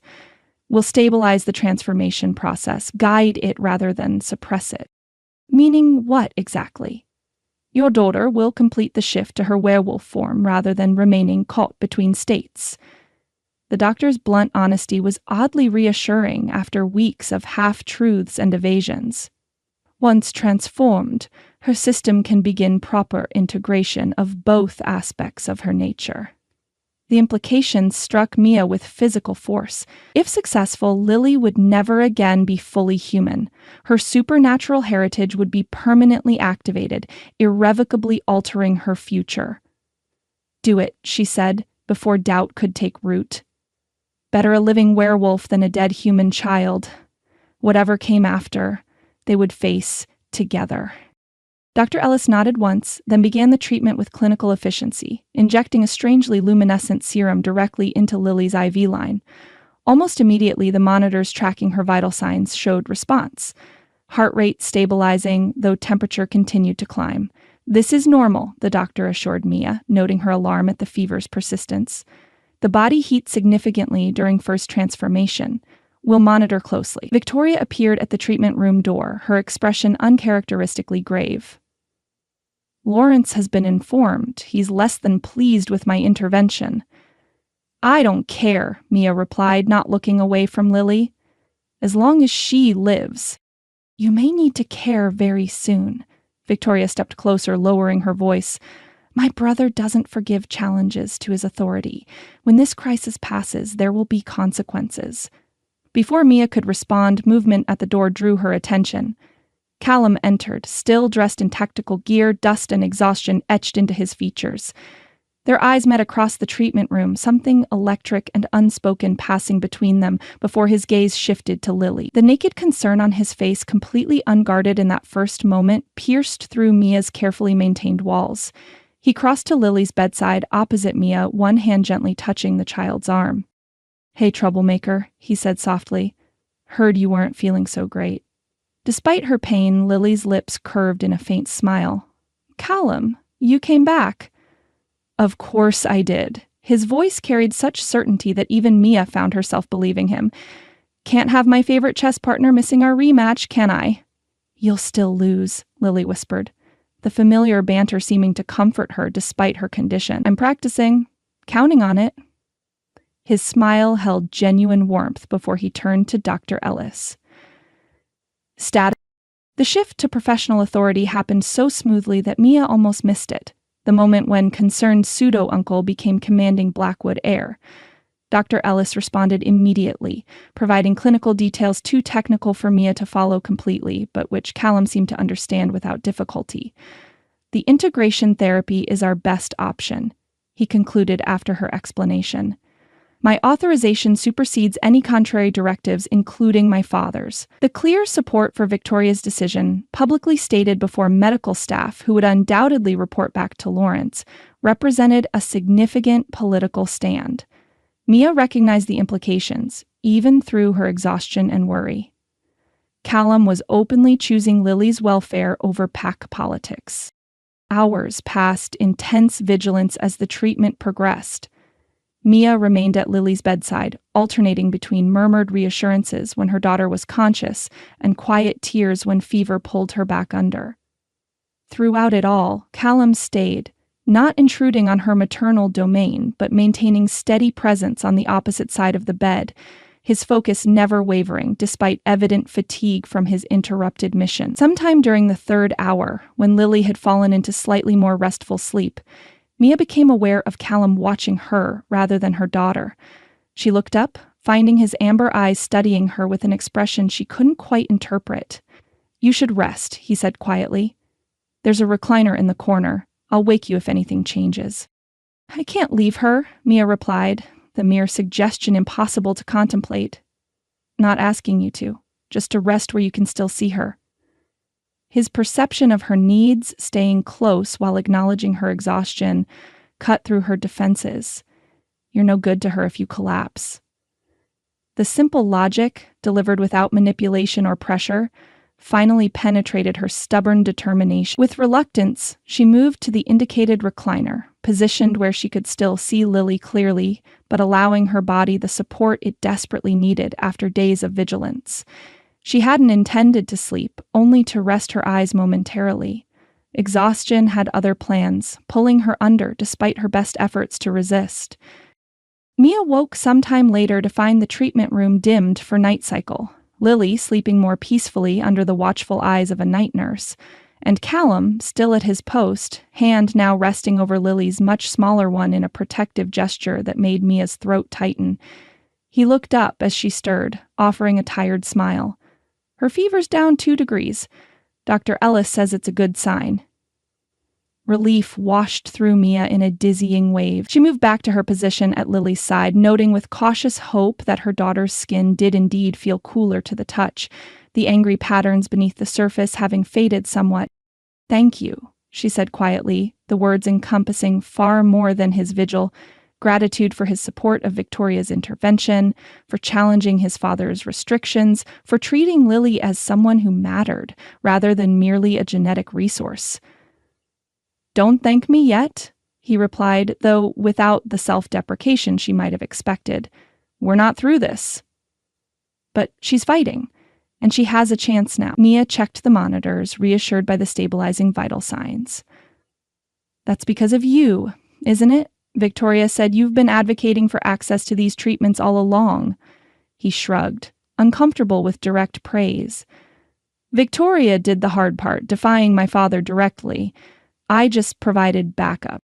"Why," the question slipped out before she could reconsider it, "why risk your position within the pack for us?" Something vulnerable flashed across his features before he masked it with careful neutrality. "Because it's right. Because Lily deserves better than becoming collateral damage in pack politics." He hesitated, then added more quietly, "Because I can't stand seeing you in pain." The simple admission struck deeper than elaborate protestations might have. Before she could formulate a response, his hand moved across the bed, not quite touching hers, but close enough that she felt the warmth radiating from his skin. "We'll get her through this," he promised, the words carrying weight beyond simple reassurance. "Whatever it takes." Almost of its own volition, Mia's hand shifted those final few centimeters, fingers intertwining with his across the space that separated them. The contact, simple, human connection amid supernatural chaos, anchored her in ways she hadn't realized she needed. They remained that way through the long night hours, neither speaking further, neither acknowledging the significance of that tenuous physical connection, both focused on the child between them, whose breathing gradually eased as the experimental treatment slowly, miracle by small miracle, began to work. Dawn found Lily's fever broken, her vital signs stabilized within parameters Dr. Ellis deemed acceptable for her condition. The angry markings beneath her skin had resolved into more subtle patterns, not unlike those Mia had developed during her ritual preparations, but permanent rather than temporary, marking Lily's irreversible transition from dormant carrier to active shifter. "She'll sleep through most of today," Dr. Ellis explained during morning rounds. "Her body needs to recover from both the illness and the transformation. When she wakes, she'll be hungry. Ravenous, actually. It's normal after first shift. And the long-term prognosis? Excellent, assuming proper training and support." The doctor's clinical assessment carried genuine optimism. "Children adapt to the shifting process far more easily than adults. Within months, she'll likely have better control than many born into active bloodlines." The reassurance eased one set of fears while raising others. Implications for Lily's future, for their lives beyond immediate medical crisis. "We have extensive resources for young shifters," Callum offered, as if reading her thoughts. "Education options that accommodate lunar cycles, support groups, training programs." His use of we rather than the pack suggested a personal commitment to these resources rather than institutional distance. Mia nodded, too emotionally exhausted to reject the offer of help despite lingering wariness about Blackwood intentions. "You should get some real rest," Callum suggested, noting her swaying slightly on her feet. "There's a suite connected to this treatment room. Shower, proper bed, actual food rather than vending machine coffee." "I'm not leaving her," Mia repeated, the refrain becoming her mantra through the crisis. "The door connects directly. You'll be 10 steps away if anything changes." His gentle persistence wore against her stubborn resistance. 4 hours of actual sleep will help you more than another day of hallway dozing. Logic again. The man wielded practical reasoning like a weapon against her protective instincts. With great reluctance, Mia agreed to at least see the accommodations, following him through a connecting door to a surprisingly comfortable suite clearly designed for families of long-term patients. "I'll stay with her," Callum promised, reading her hesitation. "No one approaches without my approval, not even my father." "You'd really stand against him for us, wouldn't you?" Something shifted in Callum's expression, determination hardening into certainty. "Yes, without hesitation." The simple declaration carried more weight than elaborate promises might have. Mia found herself believing him despite every reason for caution their history provided. 4 hours, she conceded finally. "Then I'm back at her side, shower or no shower." His lips curved in that almost smile she'd come to recognize as genuine rather than calculated. "I'll set an alarm myself." 3 days later, Mia found herself in a circular space that resembled a blend of ancient temple and modern medical facility. Polished stone floors bore intricate circular patterns that spiraled toward a central dais, while state-of-the-art medical equipment had been arranged discreetly around the perimeter. "Impressive, isn't it?" Eleonora appeared beside her, ceremonial robes replaced by a more practical ensemble that nonetheless carried ritual significance in its symbols and colors. The chamber was built directly over a natural convergence of ley lines, or what modern science might call geomagnetic focal points. Though still recovering, Lily had stabilized enough that Mia had finally agreed to Lawrence's increasingly insistent demands for the extraction ritual to proceed. Despite Callum's protests that she should be allowed more recovery time herself, the political pressure had become impossible to ignore without risking the fragile alliance that had saved Lily's life. "This wasn't what we originally scheduled," Mia observed, noting differences from both Eleanor's descriptions and glimpses she'd caught of the mansion's ritual spaces. "Where are we, exactly?" "The primary extraction chamber, located beneath the original Blackwood settlement." Something like satisfaction flickered across the matriarch's features. "Lawrence initially planned to use the secondary chamber within the mansion, but your Luna Prime status necessitated protocol adjustments." Before she could question further, the heavy doors opened to admit Lawrence, Victoria, and several council members she recognized from her previous interrogation. "The carrier has arrived," Lawrence announced formally, though his gaze carried calculation rather than ceremonial solemnity. "The extraction ritual may proceed." "The Luna Prime," Eleonora corrected with pointed emphasis, "has graciously consented to participate in the ritual despite recent family illness." The distinction wasn't lost on anyone present. Council members exchanged meaningful glances, while Lawrence's jaw tightened perceptibly at his mother's continued insistence on Mia's elevated status. "Semantics," he dismissed, though his tone suggested otherwise. "The purpose remains unchanged." Attendants approached, guiding Mia toward the central dais with ceremonial formality. The raised platform contained what appeared to be an elaborate stone chair, its surface carved with symbols matching those etched into the floor around it. "The ritual seat dates from the first convergence," Eleonora explained, as Mia hesitated before ascending. "It amplifies the bearer's connection to ancestral bloodlines." "Meaning what exactly?" "Meaning it helps focus genetic expression during the extraction process," Victoria translated, her clinical precision somehow more reassuring than Eleonora's ceremonial vagueness.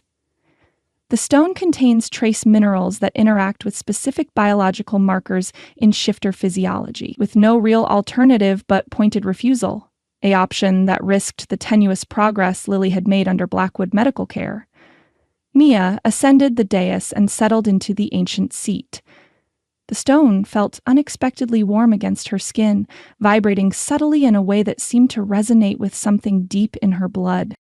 "Where's Callum?" Mia asked, suddenly aware of his absence. During the Lee's crisis, he'd remained a constant presence, his support unwaveringly consistent despite the political complications it created. "My son confined him to the medical facility," Eleonora replied, voice pitched low for Mia's ears alone. "His objections to proceeding with the extraction so soon after your daughter's crisis threatened to disrupt proceedings." Lawrence raised his hands in formal gesture and the ritual began. Unlike the elaborate preparation procedures, the extraction itself proceeded with surprising efficiency. A medical technician in ceremonial robes approached, bearing equipment that looked more appropriate for a modern blood drive than an ancient supernatural ritual. "The extraction requires 3 vials collected at precisely timed intervals," Victoria explained from her position in the circle. "Each corresponds to different aspects of genetic expression activated during lunar apex." The technician swabbed Mia's arm with what smelled like alcohol, blended with unfamiliar herbs, then positioned the collection needle over her vein. Above them, set into the chamber's domed ceiling, a circular skylight revealed the full moon perfectly centered. "Alignment reached," someone announced as the moon's light focused directly onto the dais. "Primary extraction may commence." Mia felt the needle's sharp pinch, followed by the strange sensation of blood flowing into the collection vial. Unlike standard blood draws, this one created an immediate response within her body. A warm tingling that spread outward from the puncture site, racing along her veins like liquid fire. "Normal reaction," Victoria noted, observing her expression. The lunar alignment activates specific genetic sequences during extraction. The first vial, filled with blood that seemed unusually bright, almost luminescent in the moonlight streaming from above. As the technician removed it and prepared a second, Mia became aware of increasing heat flowing through her body. Not painful, but intense and building with concerning speed. "Something's not right," she managed through suddenly dry lips. "It feels different." Eleonora's hand tightened on the chair behind her, her temperature spiking. "Check the calibration." The technician hurriedly consulted instruments arrayed beside the chair, confusion evident in his movements. "Readings are unprecedented. The genetic response is accelerating beyond projected parameters." Lawrence stepped forward from his position, suspicion replacing ceremonial solemnity. "Is this some attempt at sabotage?" The carrier was properly prepared. "Not sabotage," Eleonora replied sharply. "Awakening. The extraction is triggering full transformation rather than merely accessing dormant markers." Understanding dawned with alarming clarity. The chair beneath Mia had grown hotter, the subtle vibration intensifying to something that seemed to resonate with her bones themselves. The strange fire in her veins had spread to every extremity, her skin feeling too tight to contain whatever was building within. "Stop the procedure," Victoria ordered, breaking protocol to approach the dais. "This isn't standard extraction response." "We continue," Lawrence countermanded. "The opportunity is unprecedented. Full transformation during extraction could yield serum of exceptional potency." "At what cost?" Eleonora demanded, her protective stance behind Mia becoming more pronounced. "Forced transformation carries significant risks, especially for untrained carriers." Their argument faded into background noise as Mia's awareness turned inward, focusing on the extraordinary changes overtaking her body. Unlike her previous partial shift, this transformation felt comprehensive and irresistible. Cellular restructuring at a fundamental level that she experienced as both observer and participant. Ancient memories not her own flooded her consciousness. Running through primeval forests on 4 legs, hunting beneath moon-drenched skies, the powerful bond of pack moving as a single entity through wilderness untouched by human development. Generations of Blackwood ancestors seemed to flow through her blood, their experiences momentarily accessible as the extraction ritual connected her to bloodlines she hadn't known were hers. Through increasingly blurred vision, she saw council members backing away from the dais, alarm replacing ceremonial solemnity as power visibly gathered around her. The stone chair had begun to glow with the same subtle luminescence as her blood, responding to whatever unprecedented reaction was occurring. "The Luna mark is activating," Eleonora announced, voice cutting through Mia's haze of transformation and ancestral memory. "The extraction has triggered full inheritance." "Impossible," Lawrence objected, though his voice carried uncertainty beneath its authoritative tone. "The inheritance requires blood ritual beyond mere extraction." "Unless the subject carries direct lineage from the first pack," Victoria countered, "scientific interest overriding political concerns." Which, the crescent mark suggests, is precisely the case. Whatever theoretical debate they were having became immediately practical as Mia felt her body begin to change. Bones shifted beneath her skin, muscles reconfiguring with alarming fluidity. Panic threatened to overwhelm her before ancient instinct surfaced, knowledge she hadn't known she possessed, guiding her through the transformation with surprising certainty. Breathe through it. Accept rather than fight. The shift follows intention rather than controlling it. The guidance came not in words, but in bone-deep understanding, suddenly accessible within her changing consciousness. She surrendered to the process, allowing the transformation to flow rather than battling against it. Light exploded outward from the chair, temporarily blinding everyone in the chamber. When vision cleared, where Mia had sat now crouched a wolf of extraordinary size and unusual coloration, deep chestnut fur with silver markings that seemed to capture and reflect the moonlight from above. Shocked silence fell over the assembled council members. Even Lawrence appeared momentarily speechless, calculation and alarm warring in his expression as he processed the implications of what had occurred. "The first full transformation of a Luna Prime in 7 generations, Eleonora announced, satisfaction evident beneath ceremonial solemnity. "The ritual has awakened what was dormant, not extracted it." Mia experienced the chamber through radically altered senses, sense-carrying stories she could suddenly read with perfect clarity, sounds revealing depths beyond human perception, vision transformed with new color spectrums and night clarity. Most disorienting was her dual consciousness, human awareness housed within wolf form, neither dominating but rather existing in surprising harmony. Instinct urged her from the chair, powerful limbs adjusting to quadrupedal movement with increasing confidence as she descended the dais. Council members retreated further, uncertain how to respond to this unprecedented development in what should have been a routine extraction. Lawrence recovered first, authority reasserting itself as he stepped forward to intercept her path. "The ritual is incomplete. Return to the extraction seat immediately." The command, delivered with alpha authority that might have compelled lesser wolves, washed over Mia without effect. Something fundamental had changed in the power dynamic between them. Her newly awakened nature recognizing no inherent dominance in his position. A low growl rumbled from her throat, surprising herself as much as those watching. Not aggression precisely, but clear refusal to acknowledge his authority over her transformed state. Lawrence's eyes widened, genuine shock replacing calculation. "This is unprecedented. The Luna bloodline was believed extinct in direct lineage." "Clearly not," Victoria observed, scientific curiosity temporarily overriding pack politics. "The transformation suggests primary bloodline inheritance rather than diluted ancestry." Their clinical discussion of her status ignited something primal in Mia's newly transformed consciousness. With deliberate intent, she turned away from Lawrence and the ritual circle, padding toward the chamber's massive doors with determined strides. "Stop her," Lawrence ordered the attendants. "The extraction remains incomplete." None moved to obey, whether from fear of her imposing wolf form or recognition of some status she didn't fully understand herself. Their inaction allowed her to reach the doors unchallenged. There, she encountered an unexpected obstacle: the physical inability to operate door handles with paws rather than hands. The doors burst open before she could resolve this dilemma, revealing Callum in the entrance, his expression shifting from determined fury to complete shock as he registered the massive wolf standing before him. Recognition dawned almost immediately, something in his eyes suggesting he knew her despite her transformed state. "Mia?"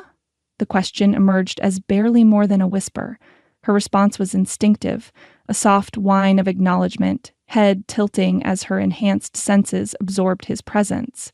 His scent carried complex information her wolf nature interpreted effortlessly: concern, anger, relief, and something deeper that made her heart race despite its unfamiliarity. The extraction triggered complete transformation, Eleonora explained, approaching cautiously. The lunar prime bloodline has awakened fully, not merely expressed through genetic material. Callum's gaze never left Mia's transformed form, wonder and concern warring in his expression. "Are you all right?" he asked directly, ignoring protocol to address her as conscious entity rather than specimen. Unable to respond verbally, Mia nodded, the human gesture incongruous but effective in her wolf form. The simple communication created visible relief in his posture. The ritual was proceeding according to established protocols, Lawrence interjected, moving to reassert control over the situation. "Your interference is unnecessary and unwelcome." "I received reports of unexpected developments." Callum's response carried barely leashed anger beneath its professional tone. "Developments you deliberately concealed when denying my request to attend. Pack hierarchy dictated appropriate attendance," Lawrence replied stiffly. "Your emotional involvement with the carrier compromised objectivity. Luna Prime," Callum corrected with pointed emphasis, echoing his grandmother's earlier distinction. "And her name is Mia."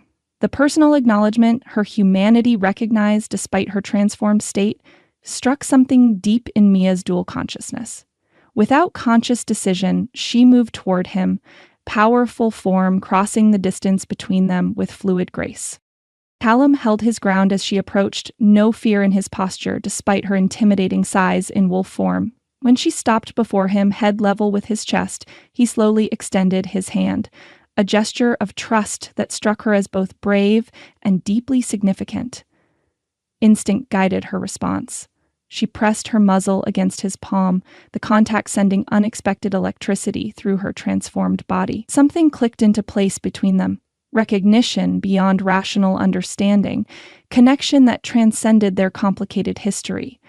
Lawrence stepped forward, disapproval radiating from his rigid posture. "This disruption has continued long enough. The carrier will complete the extraction as planned." "The extraction clearly failed," Callum countered, his hand still in contact with Mia's fur, "or succeeded beyond your expectations, depending on perspective.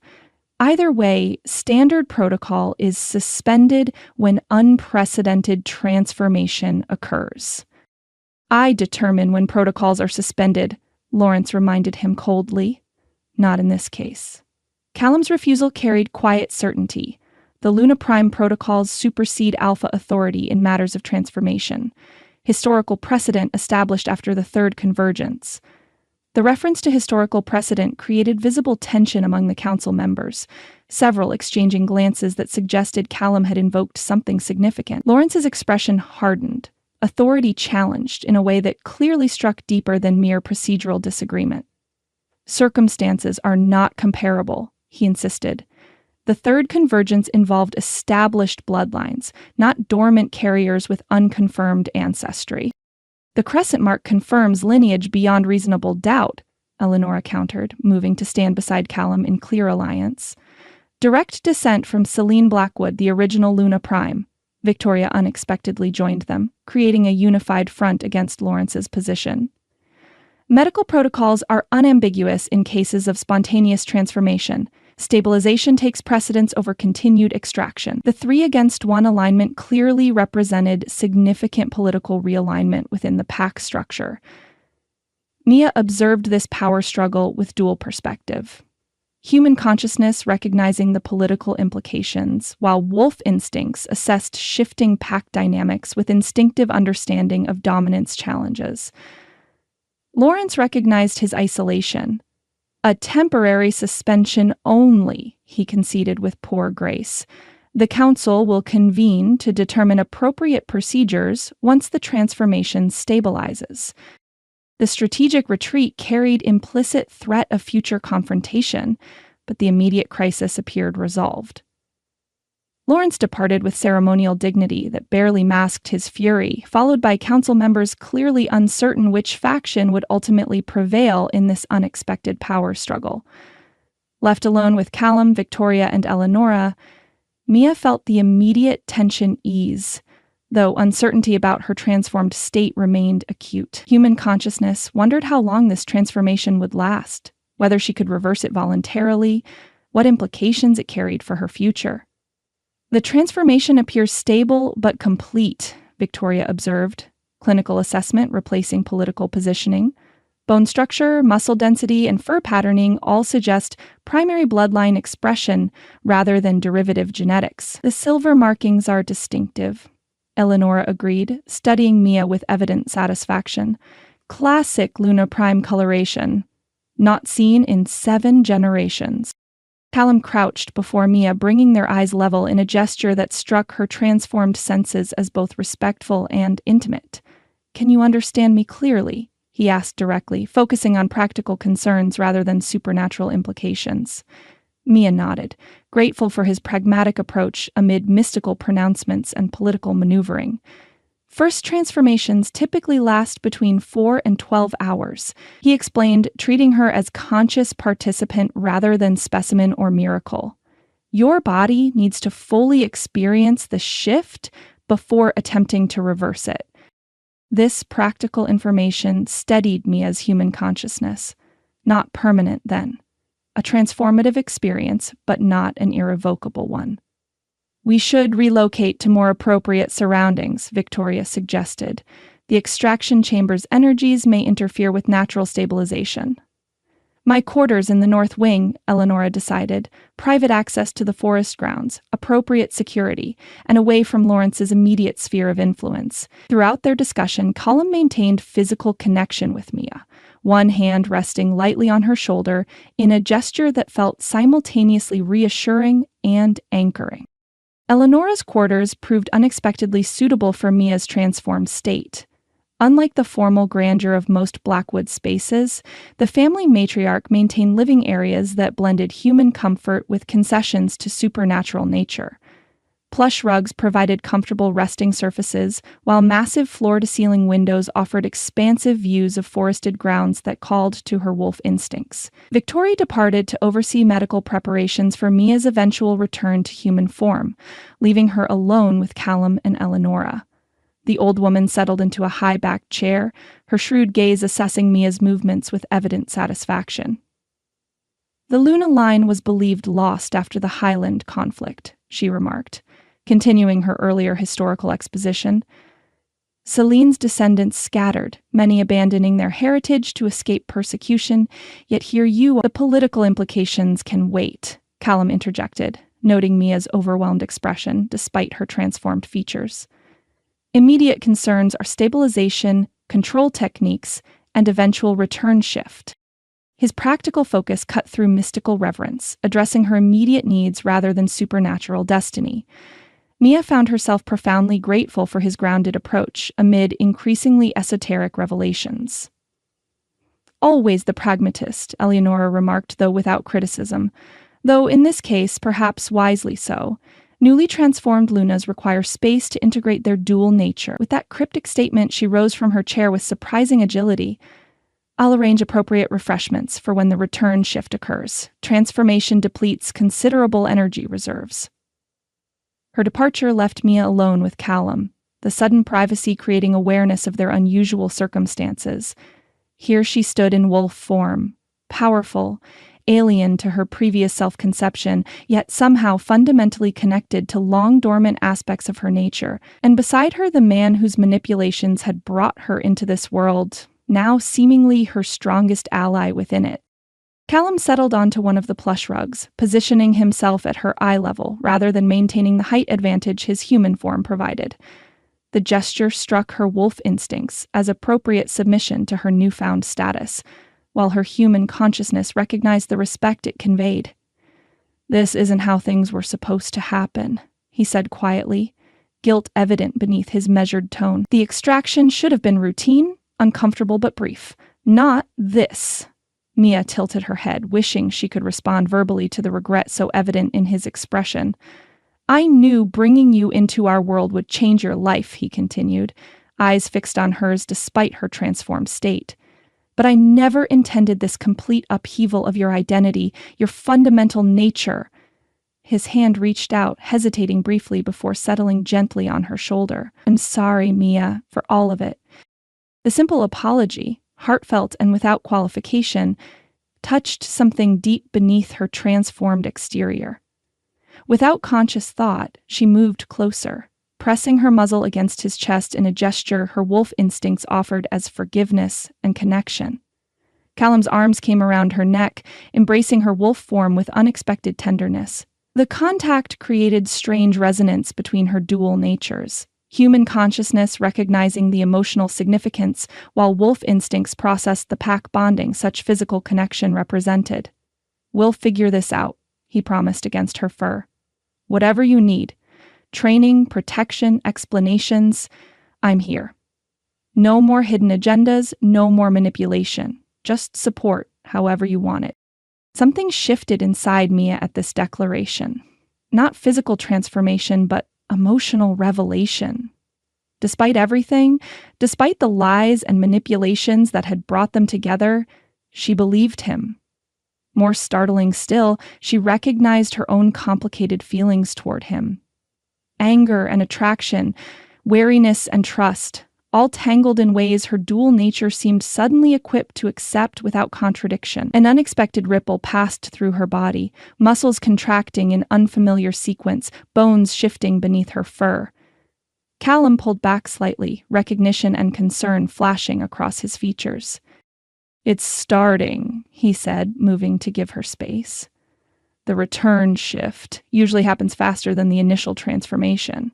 Pain blossomed suddenly throughout Mia's transformed body. Not the warm fire of her initial change, but sharp, insistent restructuring that demanded conscious navigation. Instinct abandoned her, leaving only raw experience of bones compressing, muscles realigning, skin replacing fur in waves of intense sensation. Callum remained nearby, close enough to monitor, but maintaining distance that preserved dignity during the vulnerable transition. Breathe through it, he advised quietly. Focus on your human form. Visualize the return. The guidance helped anchor her through waves of disorienting change. Slowly, excruciatingly, her body reconfigured itself. Paws lengthening into hands and feet, spine straightening to vertical alignment, facial structure compressing into human proportions. When the final ripple of transformation subsided, Mia found herself on hands and knees on the plush rug, fully human and completely naked. Before embarrassment could fully register, Callum was beside her with a blanket, draping it around her shoulders with careful attention to her dignity. His gaze remained fixed on her face rather than her exposed body, respect evident in this small but significant gesture. Easy, he murmured as she swayed unsteadily. The return shift disorients balance centers. Your brain needs a moment to readjust to bipedal positioning. The practical explanation helped ground her as she clutched the blanket around herself. Her senses, though diminished from their wolf enhancement, remained sharper than her pre-transformation baseline. Sense carrying information she'd previously been blind to. Sounds revealing depths normal human hearing missed. Words failed her, language temporarily inadequate to describe the experience of inhabiting another form entirely. Overwhelming, Callum supplied with understanding. First shifts usually are, especially unexpected ones. Mia nodded, gratitude for his matter-of-fact approach overriding lingering wariness. Will it happen again? Spontaneously, I mean. Unlikely, he reassured her. First transformation creates pathways for subsequent shifts, but they typically require conscious intention once established. Exceptions exist around full moons or extreme emotional states, but even those can be managed with proper training. His steady supply of practical information, delivered without mystical reverence or political calculation, continued to anchor her amid supernatural upheaval. Strength gradually returned to Mia's trembling limbs, allowing her to shift to a more dignified seated position on the rug, blanket secured around her. Lily, she said suddenly, maternal concern cutting through personal disorientation. I need to check on her. She's stable. Callum assured her immediately. I confirmed with Dr. Ellis before coming to the extraction chamber.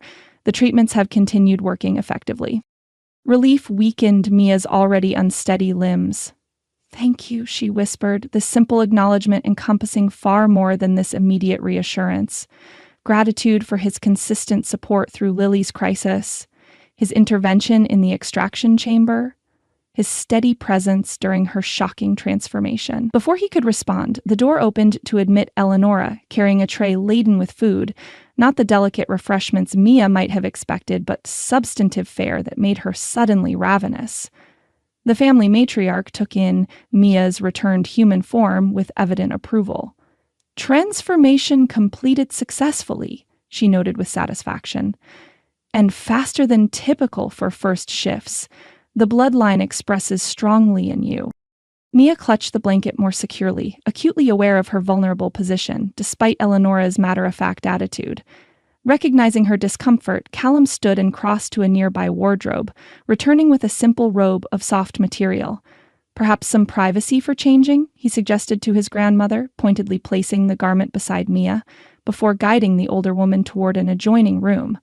Left alone briefly, Mia gratefully exchanged the blanket for the more substantial covering, finding the robe perfectly suited to her height and build, a coincidence that seemed unlikely given Blackwood's attention to detail. Had clothing for her human form been prepared in advance, anticipating potential transformation, despite claimed surprise at the outcome? When Callum and Eleonora returned, Mia had managed to stand, though her legs still trembled with post-transformation weakness. The food proved irresistible despite lingering suspicion, her body's depleted energy reserves demanding immediate replenishment. The hunger is normal, Callum assured her, noting her almost desperate consumption. Transformation burns calories at an extraordinary rate.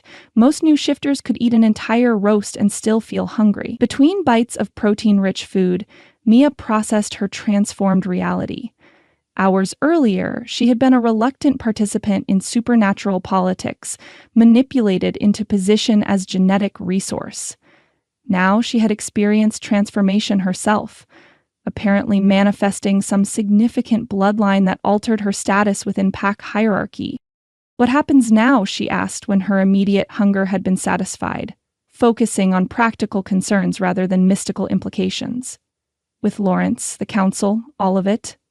Eleonora and Callum exchanged glances, silent communication passing between them before the matriarch responded. Lawrence will attempt to reframe your transformation as validation of his extraction plans, she explained with political pragmatism, claiming credit while minimizing the implications for pack hierarchy, while simultaneously trying to regain control of the situation, Callum added. Your status as Luna Prime theoretically places you outside traditional Alpha authority, which threatens the power structure he's built. And practically speaking, Mia pressed, wanting clarity beyond theoretical pack politics. Practically speaking, you've gained significant leverage. Callum's assessment carried genuine respect beneath its strategic analysis. The transformation validates Eleonora's claims about your bloodline, which shifts your position from resource to potential leader. Leader? Mia couldn't keep incredulity from her voice. I've been part of this world for weeks, not generations. I barely understand what happened to me today, let alone pack politics or supernatural leadership. Which makes you dangerous to the established order, Eleonora observed with evident satisfaction. Untrained but powerful, outside existing alliance structures, yet carrying ancient authority.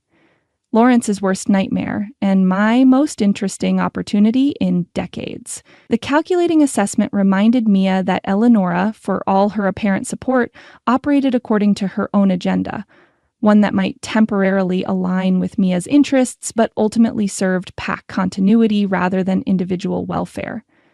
And Lily? She asked. Maternal concern overriding political considerations.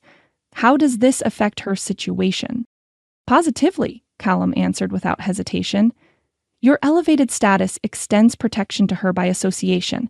Lawrence's ability to dictate her training or development is significantly diminished. This practical benefit cut through supernatural politics and mystical bloodlines, addressing Mia's core priority. Whatever else this transformation meant, If it provided leverage to protect Lily from exploitation, she would embrace it without reservation. As if summoned by her thoughts, a knock sounded at the door. Victoria entered, her usual clinical detachment somewhat softened as she regarded Mia's returned human form. "The child is asking for her mother," she announced without preamble. "She's awake and showing remarkable recovery curves." Maternal instinct overrode all other considerations. Mia rose immediately, ignoring residual weakness in her determination to reach her daughter. "Take me to her, now." Victoria nodded, apparently unsurprised by this demand despite its lack of formal courtesy. "I've arranged transport. The medical facility remains under enhanced security given recent developments." Mia turned to Callum, questions about her transformation and its implications temporarily set aside in favor of immediate priorities. "I need clothes. Real ones, not just this robe." "Already arranged," he replied, indicating a garment bag Victoria had brought with her. "Practical selections from your existing wardrobe." The thoughtful preparation, anticipating needs without prompting, continued to undermine Mia's carefully maintained wariness. Despite their complicated history, despite the manipulations that had brought them together, Callum consistently demonstrated genuine concern for her comfort and dignity. As they prepared to depart for the medical facility, Callum hesitated at the doorway, something complicated flickering across his features. "I should warn you.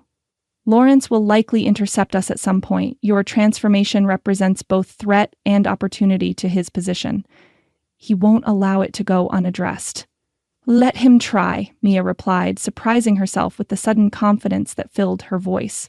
Something fundamental had shifted during her transformation, not just physical capability, but internal certainty previously foreign to her nature. "I'm done being manipulated by Blackwood politics." Approval flashed across Callum's expression before he masked it with more neutral concern. "Just be prepared. He rarely confronts directly when indirect pressure serves better." They had nearly reached the building's exit when impact struck her with physical force, not external attack, but internal connection, suddenly re-established. Mia staggered, clutching the wall for support as unfamiliar sensation flooded her consciousness. "Lily," she gasped, somehow certain despite the impossibility of knowing. "Something's happening with Lily." Callum was beside her instantly, alarm replacing calculated caution. "What do you feel?" "Connection. Awareness." Mia struggled to articulate the strange certainty flooding her senses. She's afraid, but also excited. Something's changing. Victoria's clinical detachment dissolved into urgency. The bond manifestation wasn't expected this quickly. We need to move now. The vehicle awaiting them accelerated immediately upon their entry, driver responding to unspoken urgency. "The maternal bond sometimes establishes after parallel transformations," Victoria explained as they sped toward the medical facility, "especially in primary bloodlines where psychic connections manifest more strongly." "English, please," Mia demanded, in no mood for supernatural terminology.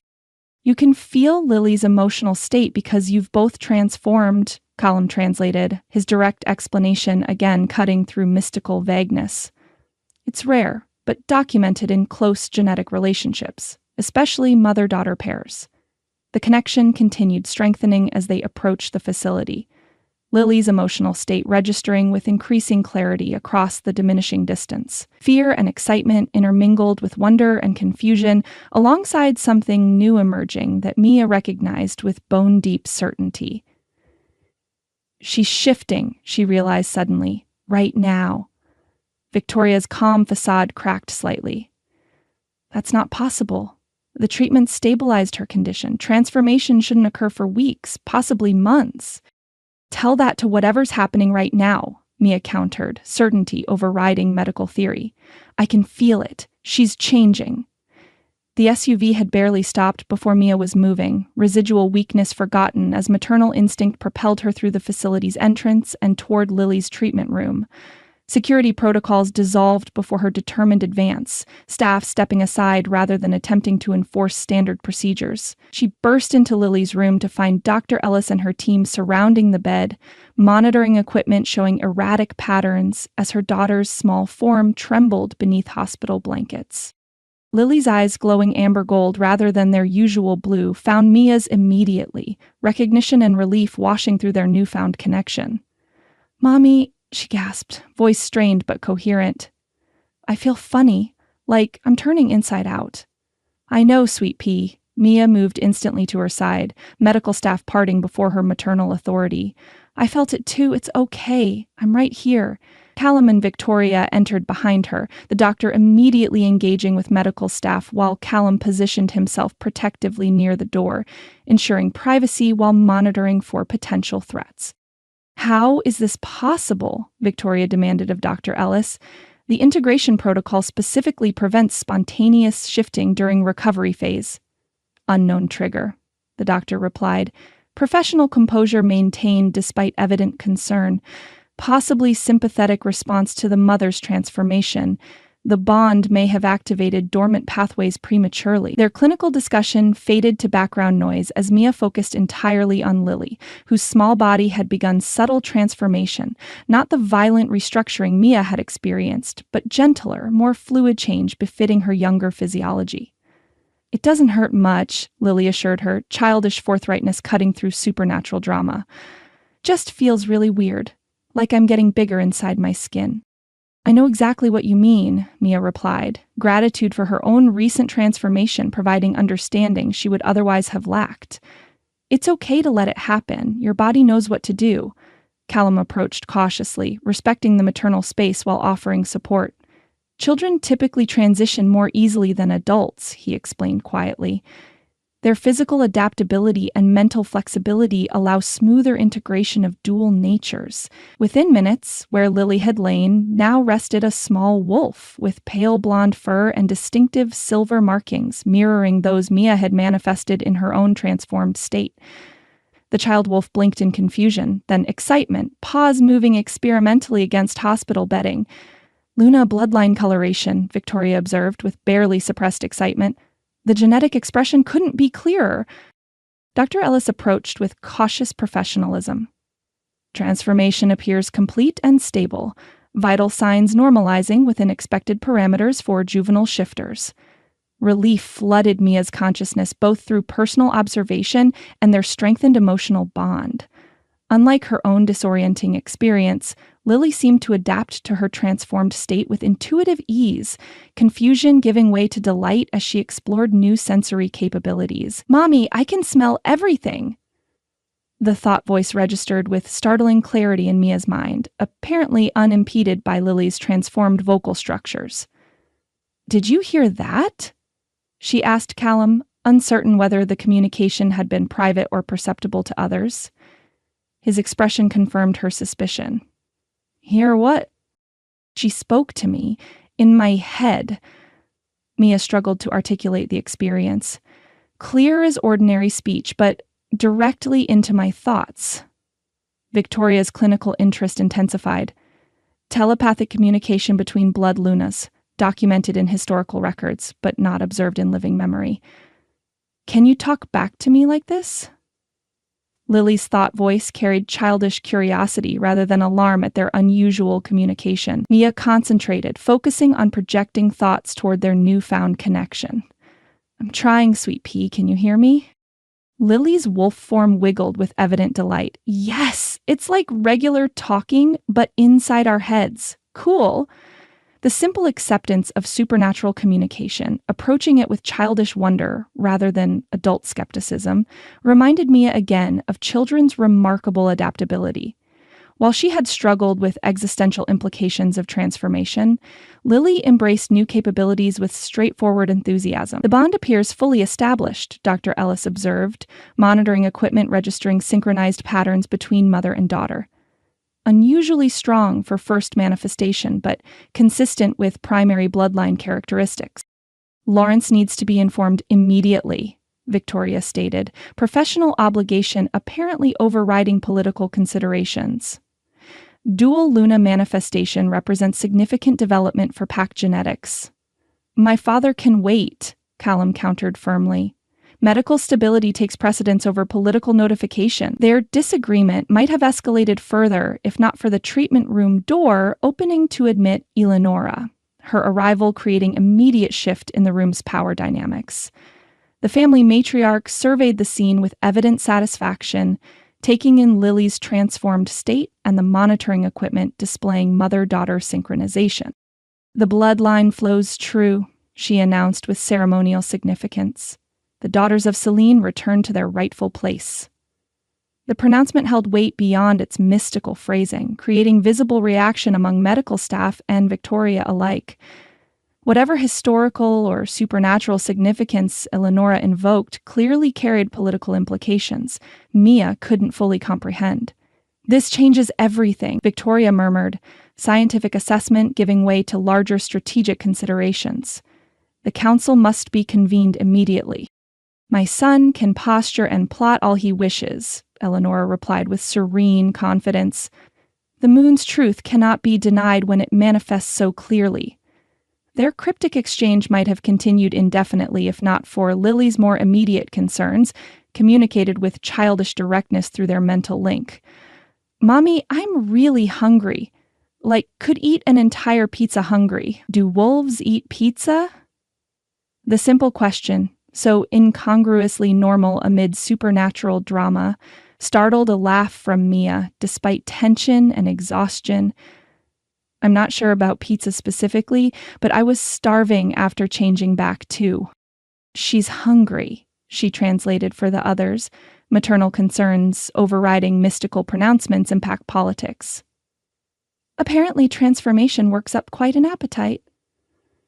"A universal constant across all bloodlines," Callum confirmed, his practical focus again cutting through juvenile complexity.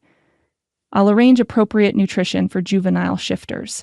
As he moved to organize this mundane but essential support, Mia felt another subtle shift in their evolving dynamic. Appreciation for his consistent prioritization of practical needs amid mystical revelations and political maneuvering. Whatever had begun as cold manipulation had somehow evolved into genuine partnership, his reliable support creating foundation that transcended their complicated beginning. For now, she set aside larger implications of their transformation. Pack politics, supernatural bloodlines, ancient prophecies. Eleonora seemed determined to invoke those concerns could wait while more immediate needs were addressed.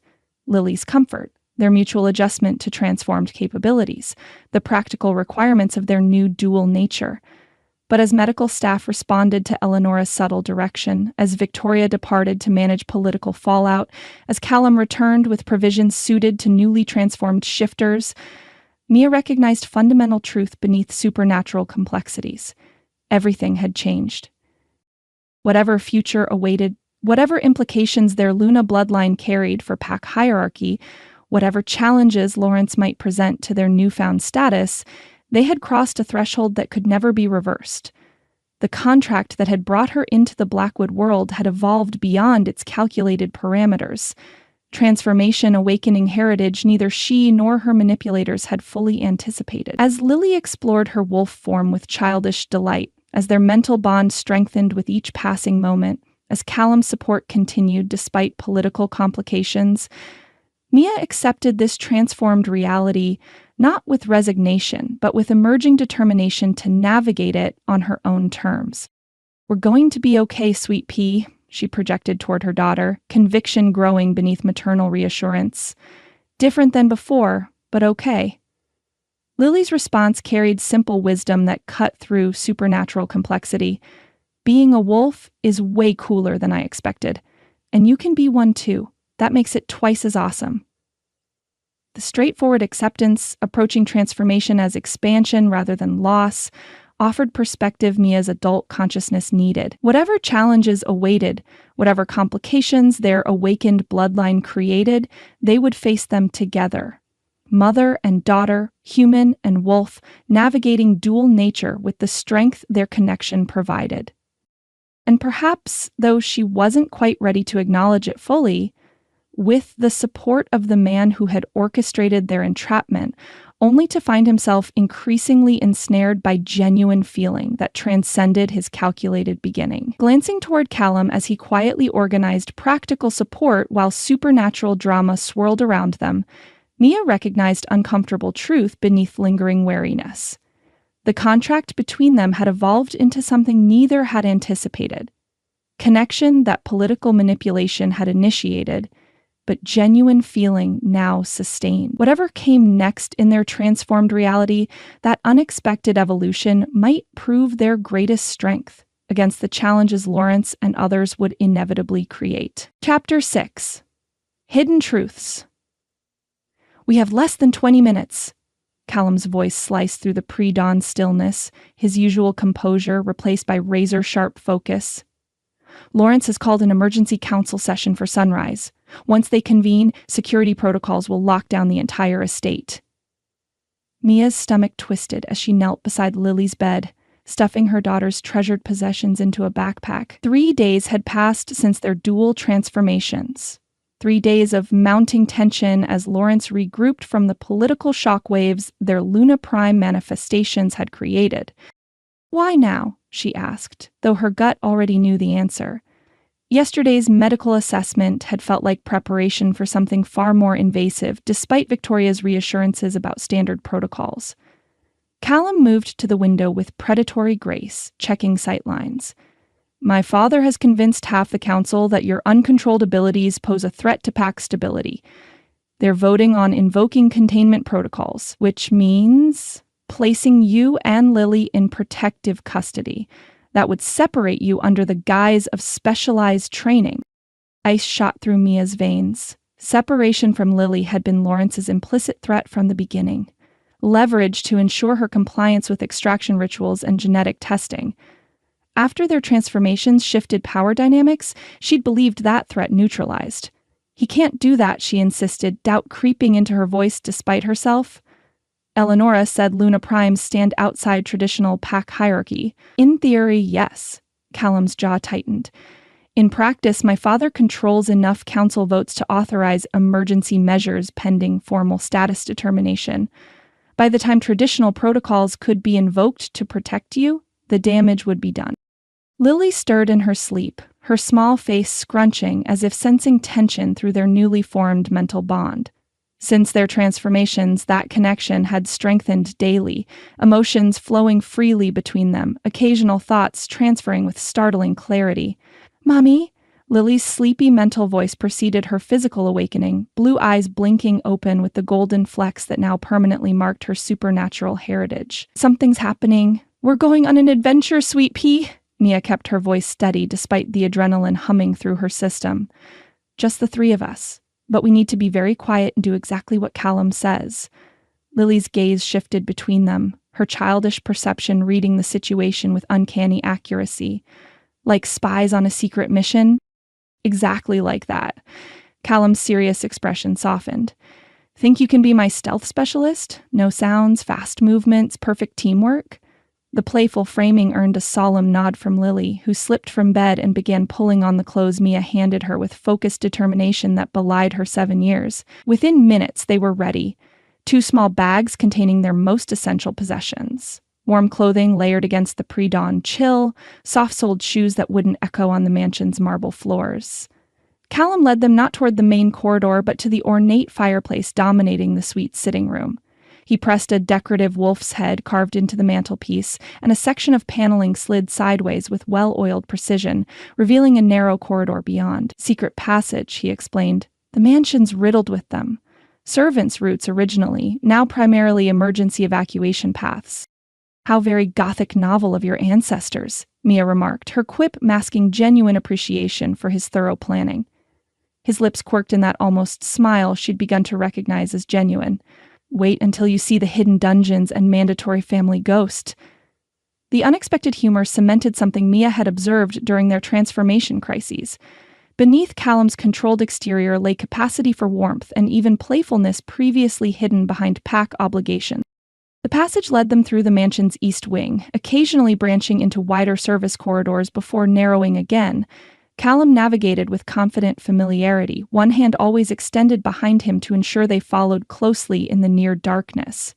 "Security system blind spots," he explained in hushed tones as they paused at a junction. Lawrence had cameras installed throughout the public areas, but these passages predate modern wiring. His surveillance network has significant gaps if you know where to look. The intimate knowledge of his father's security measures and willingness to exploit those weaknesses confirmed Callum's commitment to their escape. Whatever loyalty he'd once maintained to pack hierarchy had clearly been superseded by his determination to protect them. They emerged finally through a concealed door in what appeared to be a groundskeeper's shed. Beyond loomed the forested boundary of the estate, massive oaks and dense pines creating natural concealment. Transportation? Mia asked, scanning for vehicles that wouldn't immediately trigger security alerts. Half-mile through the forest. Callum shouldered both bags, leaving her hands free to guide Lily. Old service road Lawrence's security team doesn't monitor regularly. 4-wheel drive with supplies, untraceable registration. The thoroughness of his preparations raised questions about how long he'd been planning this intervention. Days? Weeks? Since their transformations? Or perhaps even earlier? They moved through the forest with increasing speed as distance from the mansion emboldened them. Mia found her enhanced senses providing unexpected advantages in the pre-dawn darkness. Scents carried stories the human eye couldn't detect, sounds revealing animal movements and weather patterns with newfound clarity. Beside her, Lily navigated the forest path with surprising confidence, her small hand occasionally squeezing Mia's when particularly strong scents or sounds caught her attention. Their shared supernatural heritage had created new dimensions to their mother-daughter bond. Understanding that transcended words. The promised vehicle, a nondescript SUV in forest green, waited exactly where Callum had indicated, partially concealed by overhanging branches. Within minutes, they were moving at careful speed through the forest, headlights off, as Callum navigated by moonlight and memory. Only when they reached paved roads, the Blackwood estate miles behind them, did Mia allow herself to exhale fully. Beside her in the passenger seat, Callum maintained vigilant focus on their surroundings, one hand resting on the center console, close enough that she could feel warmth radiating from his skin. "Thank you," she said quietly. His fingers twitched, as though considering reaching for hers before thinking better of it. "Don't thank me yet. We're not in the clear until we reach the safe house." "Where exactly are we going?" she asked, watching as they turned onto increasingly remote mountain roads, civilization giving way to wilderness. "My grandmother's hunting cabin." His expression suggested complicated history attached to their destination. "It's been in her personal holdings for generations, technically outside Blackwood Pack territory. Lawrence doesn't know I have access." "Your grandmother is helping us?" Surprise colored Mia's question. Despite Eleonora's evident interest in their Luna Prime status, the family matriarch had seemed too deeply embedded in pack politics to actively undermine her son's authority. In her own way, a hint of rueful amusement touched his features. "Eleonora plays the longest game of anyone I've ever known. Sometimes I think she sees decades ahead while the rest of us struggle with next week's plans." Dawn broke as they wound higher into the mountains, golden light spilling across rugged terrain. Lily had fallen asleep in the back seat, one arm wrapped protectively around the stuffed wolf she'd refused to leave behind. "Will he come after us?" Mia asked the question that had lingered unspoken. "Eventually, yes." Callum's honesty, unvarnished by false reassurance, somehow comforted rather than alarmed her. "But not immediately. The containment vote will fail without my support, forcing him to rebuild political consensus. That buys us time. Days, possibly weeks. And then?" His hands tightened on the steering wheel, knuckles whitening briefly before relaxing with conscious effort. "Then we implement the next phase of the plan." "There's a next phase?"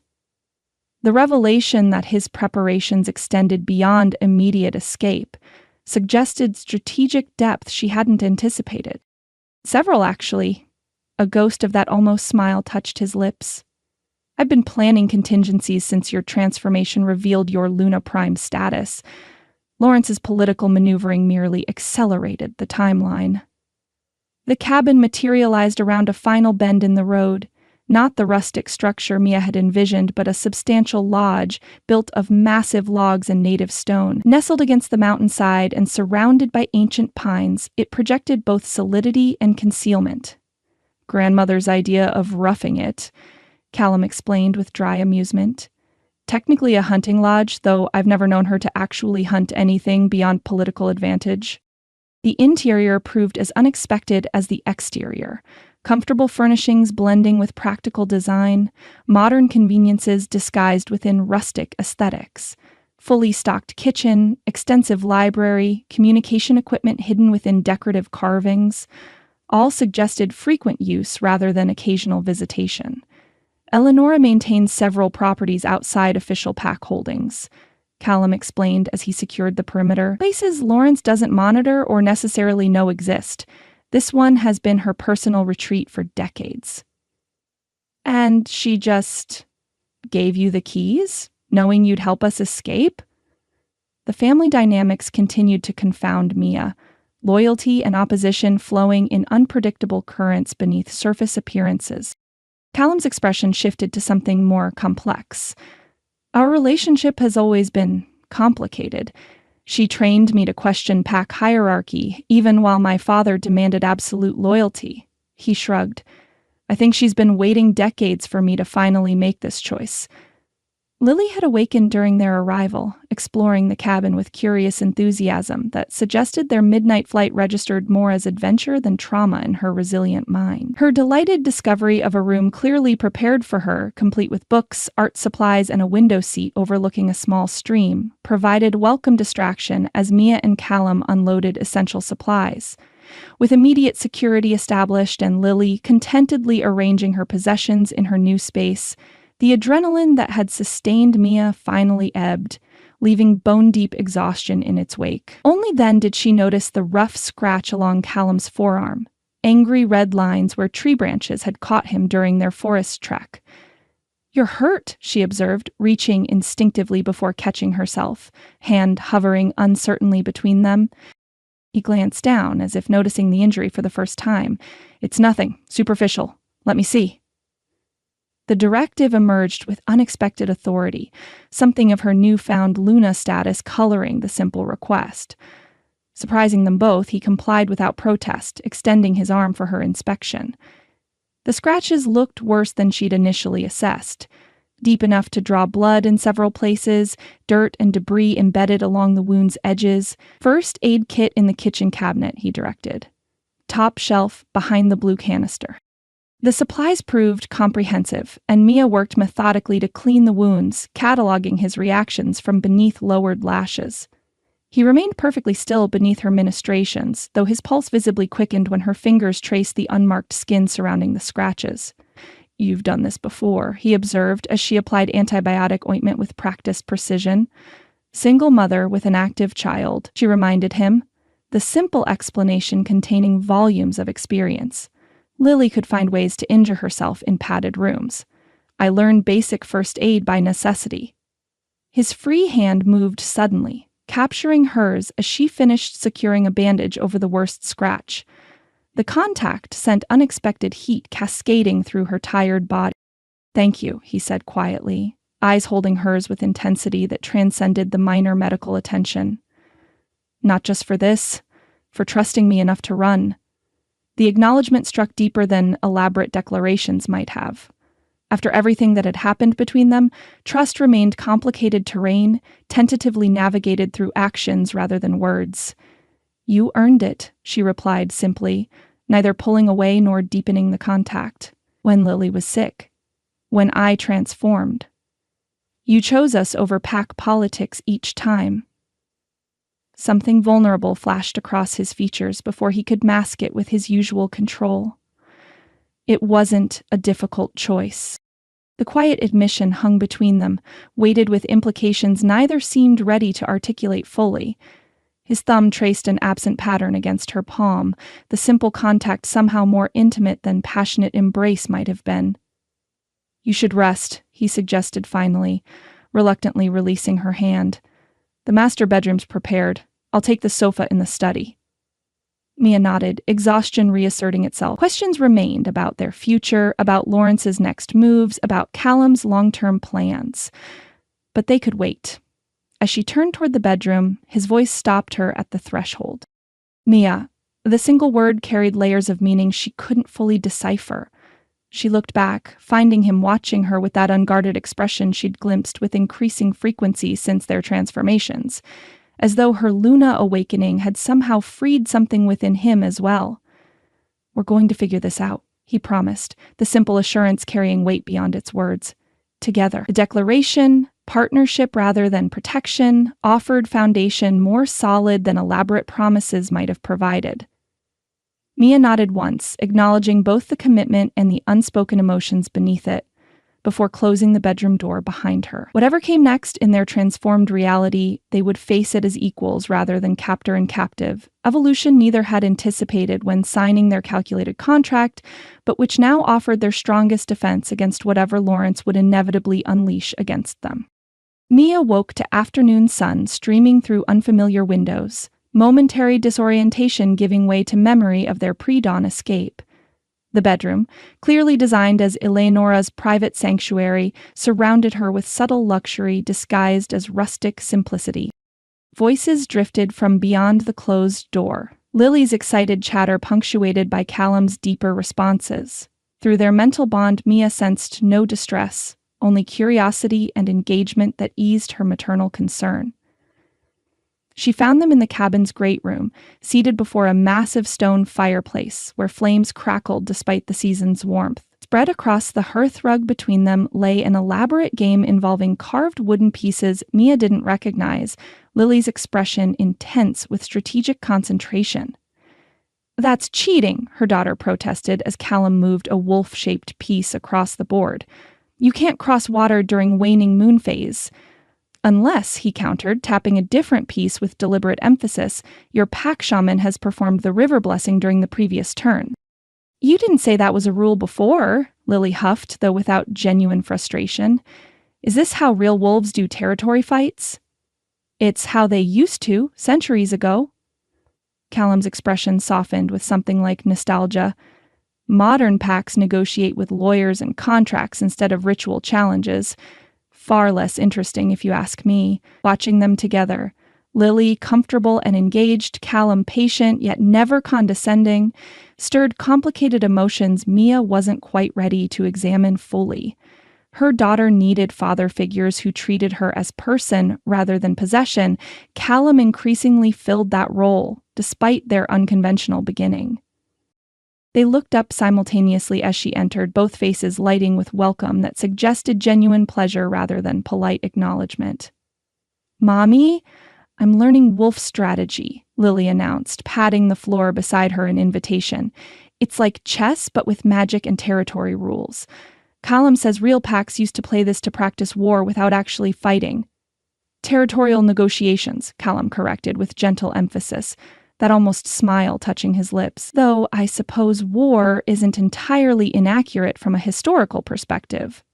"Learning pack politics through board games?"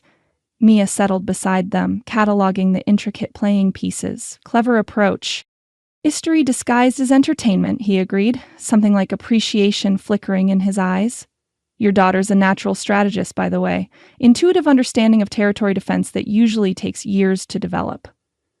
Pride warmed Mia's chest, even as familiar worry shadowed it. Lily's supernatural heritage manifesting in ways that further separated her from normal childhood. As if sensing her conflicted emotions, Callum caught her gaze. "She's still herself," he said quietly. "The wolf aspects integrate rather than replace. She'll always be Lily, just with expanded capabilities." The simple insight eased something tight within Mia's chest. Before she could respond, the cabin's security system chimed softly, alerting them to approach along the private access road. Callum moved immediately to the concealed surveillance panel, tension replacing casual relaxation until he identified the visitor. "It's Eleonora," he announced, surprise evident in his tone. "Alone, driving herself rather than using a driver." "Is that bad?" Mia asked, instinctively moving closer to Lily. "Unexpected," he clarified, already disabling security protocols. "She rarely leaves the estate without significant entourage. Coming alone suggests she's avoiding Lawrence's attention." Moments later, the family matriarch entered the cabin with uncharacteristic haste, her usual ceremonial dignity replaced by practical focus. Rather than formal robes or elegant attire, she wore hiking clothes and sturdy boots, hair secured in a simple braid. More surprising still was the burden she carried, a wooden chest of significant age and apparent weight, its surface carved with symbols matching those Mia had observed in the extraction chamber. Without preamble, Eleonora placed this container on the great room table, her expression grave. "Lawrence knows," she announced without greeting, "not your location, not yet, but that you've fled with Callum's assistance. The council has convened an emergency session to address what he's terming bloodline theft and hereditary treason." Callum's expression darkened, though he seemed unsurprised by his father's dramatic framing. "How bad?" "He's invoked the blood right," Eleanor replied. "Full resources of all allied packs devoted to your capture and return. Suspension of traditional sanctuary protocols for any who shelter you." "He can't do that," Callum protested, genuine shock replacing careful control. "Blood right hasn't been invoked in 3 generations. The council would never approve." "They did," Elena cut him off with uncharacteristic bluntness. "Unanimously, with Victoria abstaining. Your father has been consolidating influence for precisely this scenario. Pack elders who owe him favors, younger members who fear his retribution, neutral territories bribed or coerced into alignment." "What does this mean?" Mia asked, the supernatural politics beyond her understanding despite their evident severity. "It means," Callum explained, tension vibrating beneath his measured tone, "that every pack allied with the Blackwoods is now obligated to hunt us. Traditional protections for fleeing members are suspended. Resources normally restricted by territory boundaries become available for coordinated pursuit. Essentially, supernatural manhunt," Eleonora translated with characteristic bluntness. "With you and Lily as primary targets, Callum as secondary objective." Lily pressed closer to Mia's side, small fingers clutching her mother's hand as she absorbed the adult's concern despite not fully understanding its cause. Through their bond, uncertainty and confusion flowed, tempered by childish trust that the adults would handle whatever threatened them. "We need to move again," Callum decided, already calculating alternatives. "Not yet," Eleonora countered, tapping the wooden chest with deliberate emphasis. "First, you need what's in here. Information that changes everything, including why Lawrence wants the Luna bloodline under his control so desperately." Eleonora produced an ancient key from around her neck, the metal gleaming with the same strange luminescence Mia had observed in the extraction ritual. "Records the official archives don't contain," she explained as the lock released with audible click. "Journals, correspondence, ritual documentation my husband removed from family holdings before his death. Insurance against exactly the scenario Lawrence has now created." "Grandmother," Callum began, wariness evident in his tone. "You've never questioned why I trained you outside traditional hierarchies," she interrupted, pinning him with that penetrating gaze. "Why I insisted you learn pack histories most elders consider irrelevant. Why I preserved your independence despite Lawrence's attempts to bind you fully to Blackwood authority." Before he could respond, Eleonora lifted the chest's heavy lid, revealing contents that seemed unremarkable at first glance. Leather-bound journals, aged correspondence, ceremonial items wrapped in protective cloth. "The true history of the Blackwood Ascension," she announced, removing the topmost journal with careful reverence. "And your actual heritage, Callum. The truth your father has concealed your entire life." Shock registered visibly across his features. "What are you talking about?" Rather than answering directly, Eleonora opened the journal to a marked page, revealing handwriting whose precision suggested careful documentation rather than casual recording. "Your mother's private account of events surrounding your birth. Read it yourself." With visible hesitation, Callum accepted the journal, skepticism evident until his eyes caught specific passages.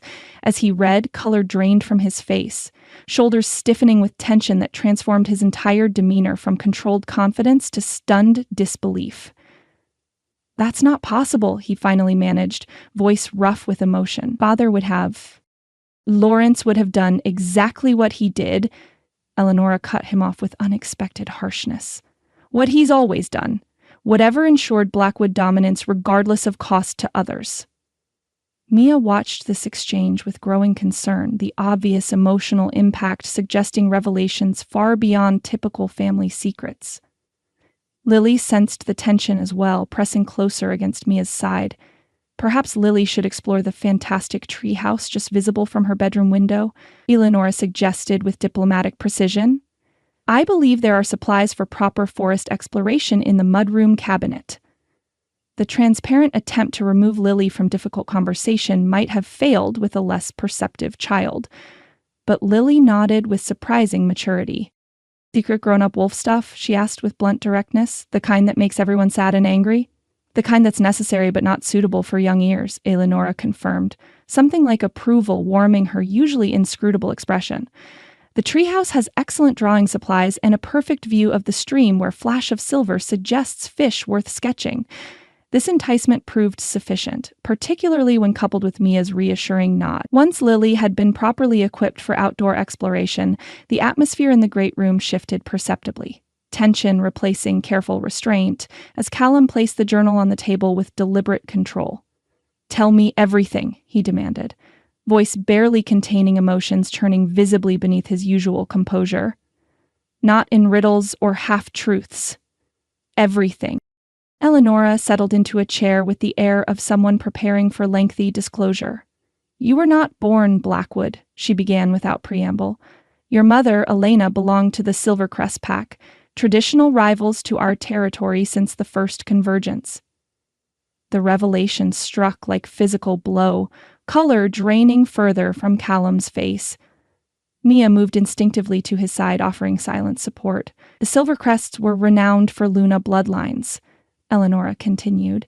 "Ancient connections to original shifter genetics, particularly the healing abilities modern packs have largely lost through diluted breeding." "The Silvercrests were destroyed in the Highland conflict," Callum countered, clinging to historical certainty amid shattering revelations. "Territorial dispute that ended with their dissolution and absorption into allied packs." "That's the official history," Eleonora agreed. "The reality was far less diplomatic. Lawrence engineered their destruction, strategically eliminated pack leadership through assassination masked as hunting accidents, poisoned alliance negotiations, manufactured evidence of boundary violations. Each accusation landed with devastating precision, destroying foundations of family history Callum had clearly accepted without question throughout his life. When Elena discovered Lawrence's involvement in her pack's destruction, she fled to traditional sanctuary grounds, Eleonora continued, removing folded correspondence from between journal pages. Already pregnant with you, already knowing Lawrence had married her solely to gain access to Silvercrest bloodlines. Then how? Callum began, struggling to reconcile this narrative with his existence as Lawrence's son and heir. "She died in childbirth," Eleonora supplied, genuine grief briefly cracking her composed facade. "Complications Lawrence's personal physician could have prevented but deliberately ignored. You survived. Valuable Silvercrest genetics, preserved in male form, unable to manifest Luna abilities but carrying potential to sire offspring who could. The calculated cruelty painted Lawrence in colors far darker than mere political manipulation. This wasn't supernatural politics, but calculated genocide, personal ambition elevated above all ethical boundaries." "You've known this my entire life," Callum stated, the accusation carrying hurt beneath its anger. "Watched me serve as Lawrence's son and heir while knowing I belonged to the pack he destroyed." "I positioned you to survive," Eleonora corrected sharply, "raised you with knowledge and skills that would eventually lead you to question Blackwood authority, preserved your mother's heritage in ways Lawrence couldn't detect or prevent, her defense pragmatic survival rather than outright rebellion." Seemed to moderate Callum's anger slightly, though the betrayal remained evident in his rigid posture. "Why tell me now?" he demanded. "After decades of secrecy, why reveal this when we're already hunted? Because Lawrence's obsession with capturing Mia and Lily isn't merely about pack politics or genetic resources." Eleonora removed a final document from the chest, this one bearing official seals and ritualistic markings. "It's about preventing the prophecy he's feared since discovering Elena's pregnancy." Supernatural politics had already stretched Mia's credulity to breaking point. Ancient prophecies seemed a step beyond reasonable belief. Yet the gravity with which both Blackwoods regarded the sealed documents suggested significance beyond mystical superstition. "The convergence prophecy," Eleanor explained, unfolding aged parchment with careful precision. Recorded by the last true lunaseer before the bloodline fragmentations. When silver blood returns through female line and joins with stolen heir of rival pack, the ancient balance shall be restored. Union of divided blood creates strength no single line could hold. The archaic phrasing meant little to Mia, but its impact on Callum registered immediately. Shock, giving way to dawning comprehension. Silver blood, Luna Prime bloodlines, he translated slowly. Female line, Mia and Lily. Stolen heir of rival pack. You, Elena confirmed. Son of Silvercrest's last alpha female, raised as Blackwood heir without knowledge of your true heritage. Something like satisfaction glinted in her eyes. The prophecy continues. The child of unified blood shall lead packs beyond ancient divisions, healing wounds 7 generations deep. Understanding crystallized with sudden clarity. Lawrence isn't just hunting genetic resources, Mia realized. He's preventing a prophesied challenge to his authority. More fundamental than mere authority, Eleonora corrected. The prophecy predicts dissolution of the pack structure he's spent decades consolidating. Return to more egalitarian systems that existed before Blackwood dominance. The revelation completed transformation Mia had witnessed since their escape began, Callum's controlled demeanor cracking completely to reveal raw emotion beneath. Without conscious thought, Mia reached for his hand, offering anchor amid emotional upheaval. The contact seemed to ground him momentarily, his fingers closing around hers with almost desperate pressure. "You should have told me sooner," he said finally. The accusation directed at his grandmother carrying hurt beneath its anger. Decades of serving the man who murdered my mother, destroyed my pack. "Would you have believed me?" Eleonora challenged. "Without evidence, without preparation, without witnessing Lawrence's methods firsthand? Or would you have reported my disloyalty to your father as duty demanded?" The question struck with precision, silencing further accusation as Callum recognized the truth in her assessment. His younger self, raised in Blackwood tradition, indoctrinated in pack loyalty, would likely have rejected such revelations without the experiences that had gradually revealed Lawrence's true nature. "The journals contain everything," Eleonora continued. "Your mother's account of Lawrence's systematic destruction of Silvercrest leadership. Documentation of bloodline manipulations across 7 generations. Evidence sufficient to challenge Blackwood authority before the Grand Council, should circumstances allow proper presentation. Circumstances meaning not being hunted by every allied pack in the territory," Callum translated grimly. "Precisely." Eleanor rose with that unsettling grace that belied her apparent age. "Which is why you need to leave. Immediately.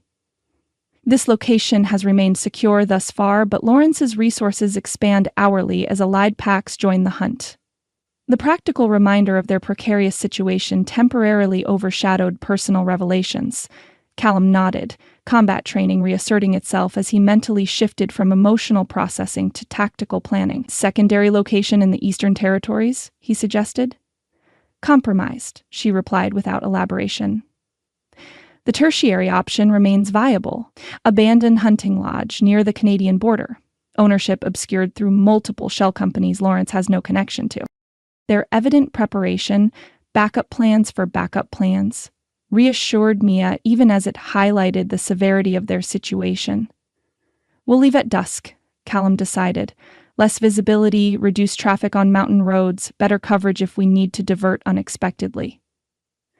I've arranged supplies, Eleonora confirmed, producing keys to what was presumably another vehicle, alternative transportation waiting at the Northern Ridge crossing. Your current vehicle remains here as deliberate misdirection.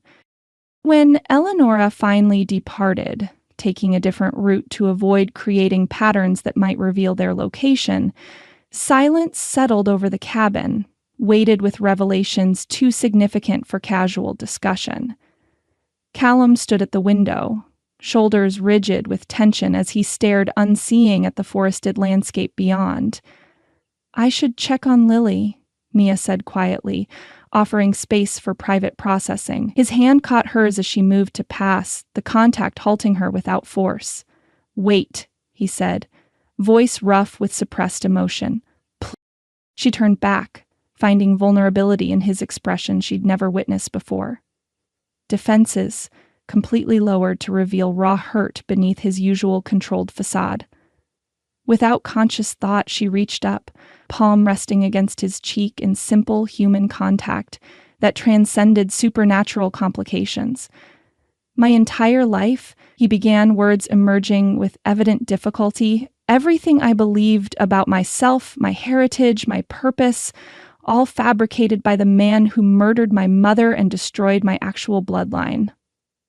"Not everything," Mia countered gently. "The choices you've made recently, protecting Lily, defying Lawrence, helping us escape, those came from you, not from any bloodline or inheritance." The simple truth seemed to reach him where elaborate consolation might have failed. His hand covered hers where it rested against his face, fingers intertwining with instinctive intimacy that belied their complicated history. "I've served him," he continued, self-recrimination evident.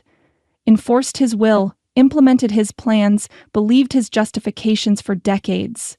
Everything I've built my identity around was lies." "You didn't know," Mia reminded him. "You can't blame yourself for believing what you were raised to accept as truth." His other arm slipped around her waist, drawing her closer in embrace that seemed to seek comfort as much as express desire. Mia found herself responding without hesitation, arms encircling his broad shoulders as his forehead dropped to rest against hers. "What happens now?" he asked, the question carrying layers beyond their immediate tactical situation. "We protect Lily," she replied, focusing on the core certainty amid supernatural chaos. "We stay ahead of Lawrence's hunters. We figure out what this prophecy actually means beyond cryptic phrases." She hesitated, then added with deliberate emphasis, "We decide our own future rather than accepting one someone else designed for us." Something shifted in his expression, determination replacing shock, purpose supplanting betrayal. His hand moved from her face to the nape of her neck, fingers tangling in her hair with deliberate intent that sent heat cascading through her body. "Our future," he repeated, the simple pronoun carrying significant weight. "Not mine, not yours, ours." The declaration hung between them, invitation rather than assumption. Before Mia could respond, his mouth found hers with surprising gentleness that quickly deepened into something more urgent. Unlike their previous kisses, public performance, emotional release, momentary connection, this carried deliberate intent, exploring rather than claiming. Her response surprised even herself. Arms tightening around his shoulders, body arching instinctively against his as the kiss intensified beyond comfort into unmistakable desire. Months of complicated emotions, weeks of growing connection despite herself, days of partnership through supernatural crisis. All crystallized into physical need that transcended rational caution. His hands shifted to her hips, lifting her effortlessly to sit on the nearby table, positioning himself between her thighs with fluid grace that sent fresh heat spiraling through her core. The kiss deepened further, his tongue teasing hers as his hand slipped beneath the hem of her shirt, palms scorching against bare skin. Mia gasped against his mouth, her own hands exploring the broad expanse of his shoulders, the powerful muscles of his back, the surprising softness of hair at his nape. Something primal stirred beneath her conscious desire, her wolf nature recognizing compatible strength, potential mate rather than mere partner. The thought somehow freed her further, dual nature aligning in rare harmony rather than conflicting as it had since her transformation.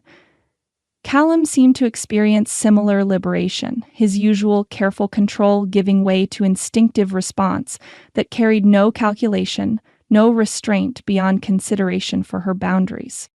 His mouth left hers to explore the sensitive curve where neck met shoulder, teeth grazing skin in way that sent electric shivers down her spine. "Callum," she whispered, the name half whisper, half encouragement as his hand slipped higher beneath her shirt, fingers tracing the underside of her breast through thin fabric. He pulled back slightly, eyes questioning, despite desire evident in their amber depths. "Too much? Not enough," she countered, the admission emerging without conscious filtering. But Lily... The reminder of their responsibilities acted like cold water on burning coals. not extinguishing desire, but tempering it with practical reality. Callum nodded, forehead resting against hers as his breathing gradually steadied. Right, he acknowledged, though his hands remained at her waist, thumbs tracing small circles against bare skin. Outside, treehouse could return any moment. The staccato sentences betrayed how deeply their encounter had affected him, controlled articulation giving way to fragmented thoughts as he struggled to re-establish rational priorities. "We should," she began, interrupted by the distant sound of Lily's voice calling from the direction of the stream. The timing startled a laugh from both of them, breaking tension without diminishing the connection that had formed. Callum stepped back reluctantly, helping Mia down from the table with gentlemanly courtesy that contrasted amusingly with their passionate embrace moments earlier. "To be continued," he said quietly, the simple statement carrying promise rather than presumption. Mia nodded, straightening her clothing with fingers that still trembled slightly. "After explanations about prophecies and rival pacts and your complicated family history." His smile, genuine rather than that careful, almost excretion she'd grown accustomed to, transformed his features with unexpected warmth. "I look forward to that conversation more than I probably should." Lily burst through the cabin door, cheeks flushed with outdoor exertion, excitement radiating through their mental bond as she brandished a sketchbook filled with drawings of the stream and surrounding wildlife. Whatever connection had formed between Mia and Callum would have to wait. Their daughter's enthusiastic return demanded their full attention, a welcome distraction from the heat still simmering beneath their skin. "Focus on the sensation, not the outcome," Callum instructed 3 days later, circling me as she concentrated on the partial transformation he'd been teaching her to control. The shift responds to intention rather than effort. Trying harder actually creates resistance. 3 days had passed since Eleanor's revelations, 3 days of intensive preparation for their next relocation. "Easy for you to say," she grumbled, frustration evident as she attempted to manifest claws without triggering full facial transformation. "You've had decades to practice. I've had weeks." "Which makes your progress all the more impressive," he countered, the compliment delivered as factual assessment rather than empty encouragement. "Most new shifters take months to achieve selective transformation." Mia focused again, visualizing energy flowing into her hands without affecting other body parts. The technique gradually produced results, her fingernails extending into partial claws while her face remained fully human. "Better," he approved, professional assessment momentarily replacing the heated awareness that had simmered between them since their interrupted encounter. "Now hold it while walking. Movement often disrupts concentration for new shifters." She complied, circling the clearing while maintaining partial transformation with increasing confidence. The cabin's remote location provided perfect training ground. Private forests surrounded by natural boundaries, distant enough from hiking trails to ensure supernatural activities remained unobserved. Lily watched from nearby, her own training progressing with remarkable adaptability. Unlike adult shifters who struggled with transition between human consciousness and wolf instincts, Lily integrated both aspects with intuitive ease. "Like this, Mommy?" she demonstrated, shifting just her eyes to werewolf gold while maintaining completely human features otherwise. A feat that had taken Mia days to master. "Show off," Mia replied with affectionate pride. "Before you know it, you'll be teaching me instead of the other way around." "That's historically accurate, actually," Callum interjected. "Luna bloodlines traditionally passed techniques mother to daughter, but documentation suggests children often discovered applications adults hadn't considered. Generational knowledge flowing in both directions." His casual reference to historical pack dynamics no longer carried the weight of assumed Blackwood authority.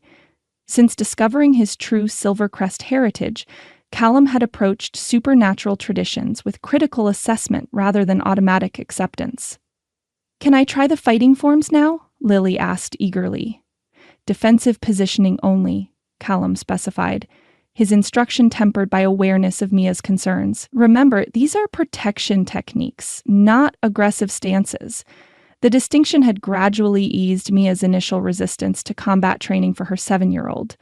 Unlike Lawrence's approach, which emphasized dominance and control, Callum focused on personal safety and bodily autonomy. As Lily practiced the defensive forms, Callum returned his attention to Mia's more advanced training. "Your turn for something more challenging," he announced, shrugging out of his light jacket to reveal the fitted t-shirt beneath. "Combat forms, integrated with partial shifting." Mia eyed him warily, previous training sessions having demonstrated his formidable skill despite his patient instruction. "I'm going to end up on my back in the dirt again, aren't I?"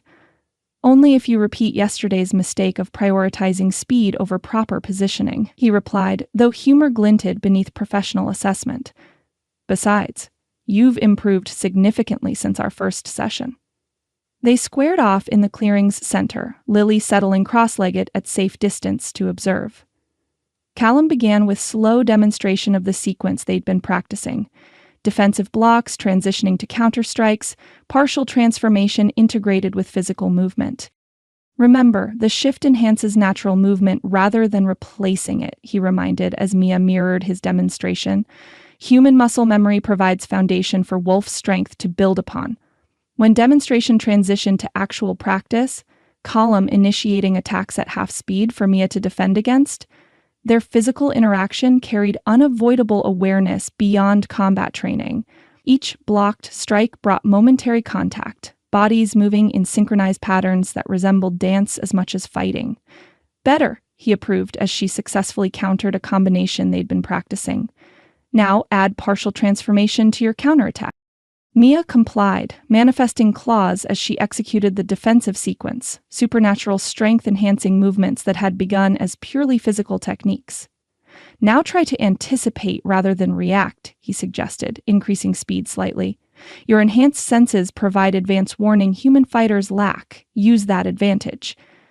The guidance proved immediately applicable as Mia detected subtle shift in his weight distribution before his next attack launched. Rather than merely defending, she countered preemptively, using his momentum against him in technique he demonstrated days earlier. Surprise registered briefly before approval replaced it, his recovery smooth despite her unexpected success. Excellent. Natural integration of sensory input with physical response.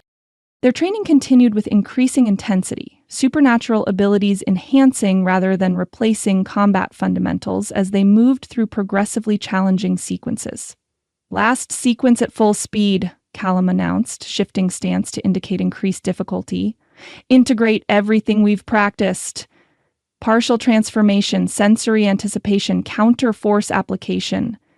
He attacked with supernatural speed, holding back strength but not quickness. Mia responded instinctively, partial transformation enhancing reflexes, as she blocked, countered, and evaded with increasing fluidity.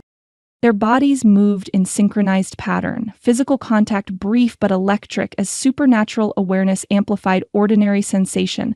The sequence culminated in complex grappling exchange. Callum's greater strength balanced by Mia's unexpected adaptation of techniques he'd taught. For several breathless moments they struggled for advantage, bodies pressed together in contests that carried undeniable awareness beyond combat practice. Then Mia executed perfectly timed countermove he'd demonstrated only yesterday, using his weight distribution against him with surprising effectiveness. The technique succeeded beyond her expectation, Callum's eyes widening momentarily before he found himself on his back in the clearing's soft grass. Mia straddling his chest with transformed claws positioned precisely at his throat. "I did it," she realized with breathless surprise. Beneath her, Callum grinned with genuine pleasure that contained no wounded pride, only appreciation for her accomplishment.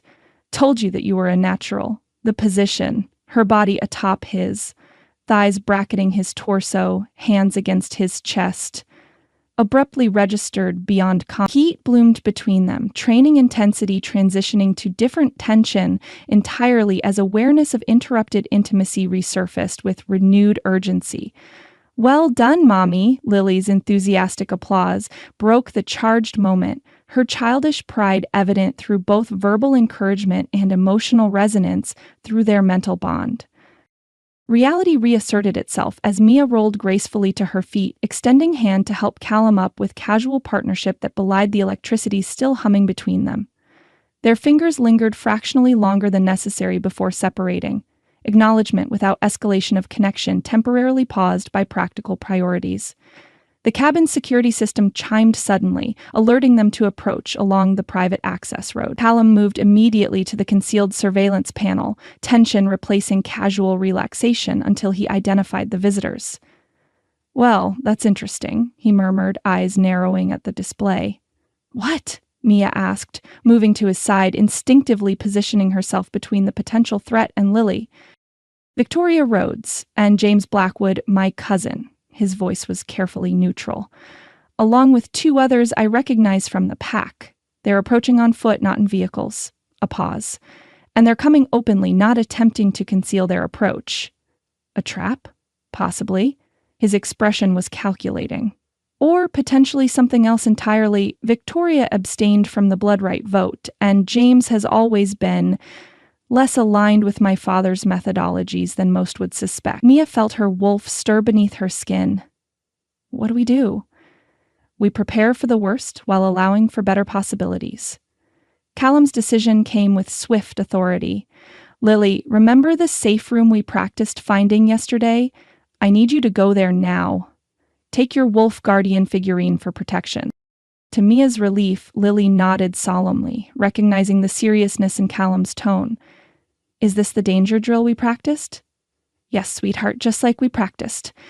Mia knelt quickly, meeting her daughter's eyes. "Remember, stay there until one of us comes to get you using our special code word.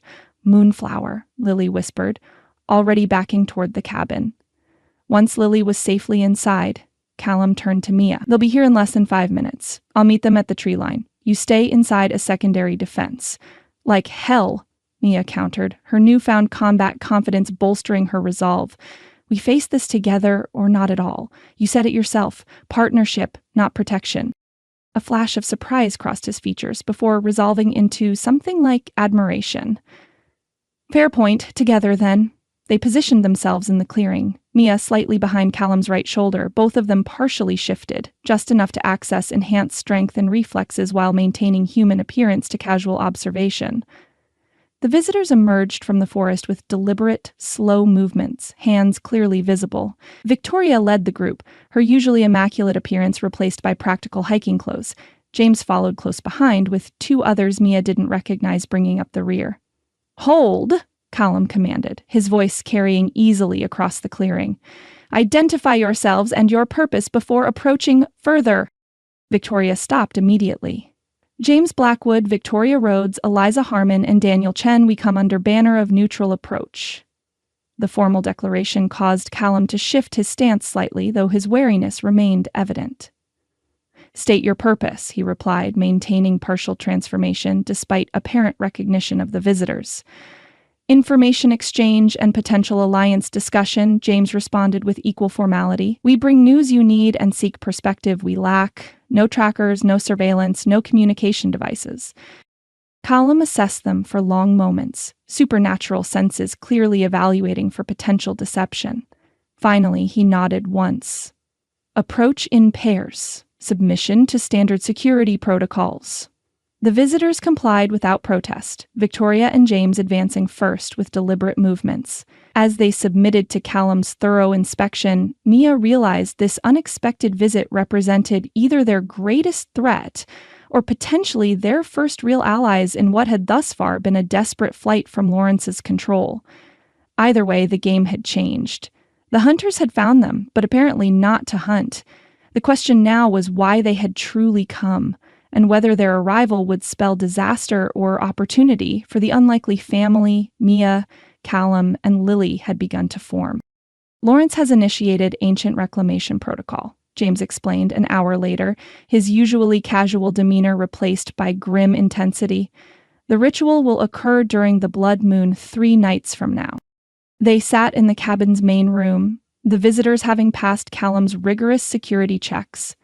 Lily remained safely in the hidden room, protected by multiple layers of supernatural wards Callum had established during their first day at the cabin. "That's impossible," Callum stated flatly, his knuckles white where they gripped the armrest of his chair. "The reclamation requires unanimous council approval and participation from at least 3 allied alphas. Even Lawrence couldn't secure that level of support for something so extreme." Until recently, you would have been correct, Victoria acknowledged, her clinical tone unable to mask her evident disgust. But invocation of blood right created foundation for escalation few anticipated. Allied alphas who initially expressed reservation found themselves facing territorial challenges from ambitious subordinates. What exactly is this reclamation? Mia demanded, impatient with cryptic terminology. In plain English without supernatural jargon. Blood sacrifice ritual designed to forcibly extract and transfer genetic capabilities from captured carriers, Callum explained bluntly. Originally conceived during medieval persecutions when packs faced extinction from human hunters, considered barbaric and prohibited under modern pack law, except in cases of existential threat to entire species. Mia felt her blood turn to ice. You're saying he plans to kill us? You and Lily, yes, Victoria confirmed with clinical precision that somehow conveyed genuine concern beneath professional detachment. Callum faces different but equally permanent consequence. Essence binding that would permanently subjugate his will to Lawrence's direct control. Horror filled Mia at both aspects of this revelation. Threat to Lily's life alongside supernatural enslavement planned for Callum. How many carriers has he collected? Callum asked, tactical assessment replacing emotional response. 7 so far, James replied grimly. Mostly distant cousins with partial Luna genetics, identified through broader blood screening programs similar to those that originally identified Mia. None with confirmed Luna Prime status, but all demonstrating recessive markers Lawrence believes sufficient for ritual requirements. The ritual requires 13, Victoria added. Lawrence continues collection efforts through allied packs with increasingly extreme methods. Understanding crystallized with terrible clarity. Lawrence using supernatural traditions to authorize what amounted to serial kidnapping in service of ritualized murder, all disguised as necessary preservation of pack genetic integrity. Mia's attention snapped to Eliza, the human attorney who had handled her original contract. Why are you telling us this? If Lawrence has council support and allied alphas participating, warning us seems pointless beyond cruelty. Because we believe you represent legitimate counterbalance to powers Lawrence has corrupted, Eliza responded precisely. The prophecy Eleanor revealed isn't obscure mysticism, but documented prediction inscribed in the original pack charters. Union of divided blood, creating foundation for supernatural governance beyond singular lineage dominance. You think we're going to lead some kind of werewolf revolution? Mia couldn't keep incredulity from her voice. We're just trying to stay alive and keep Lily safe. Initially, perhaps, Victoria acknowledged with unexpected empathy. But Eleonora has documented your Luna Prime manifestation with unprecedented strength indicators. Combined with Callum's verified Silvercrest heritage, you fulfill specific criteria referenced in founding documents most pack members have never seen. Even if we believed this supernatural prophecy business, Mia challenged, how exactly does this help us avoid being sacrificed in Lawrence's ritual? We can provide safe passage to allied territories beyond blood right jurisdiction, James explained. Pack communities in northern regions who maintain traditional independence from centralized authority structures Lawrence has established. And protection for other carriers Lawrence has targeted? Callum pressed, concern extending beyond their immediate family unit. That's significantly more complicated, Victoria admitted. The carriers already in Lawrence's custody are held within heavily secured facilities. Extraction would require resources beyond our current capabilities. Before further discussion could develop, Lily's voice called from the cabin doorway, where she had apparently escaped the safe room. If they want to help us, why do they smell nervous? She asked with childish directness. Not scared nervous, but hiding something nervous. The observation caused the visitors to exchange glances that confirmed her assessment.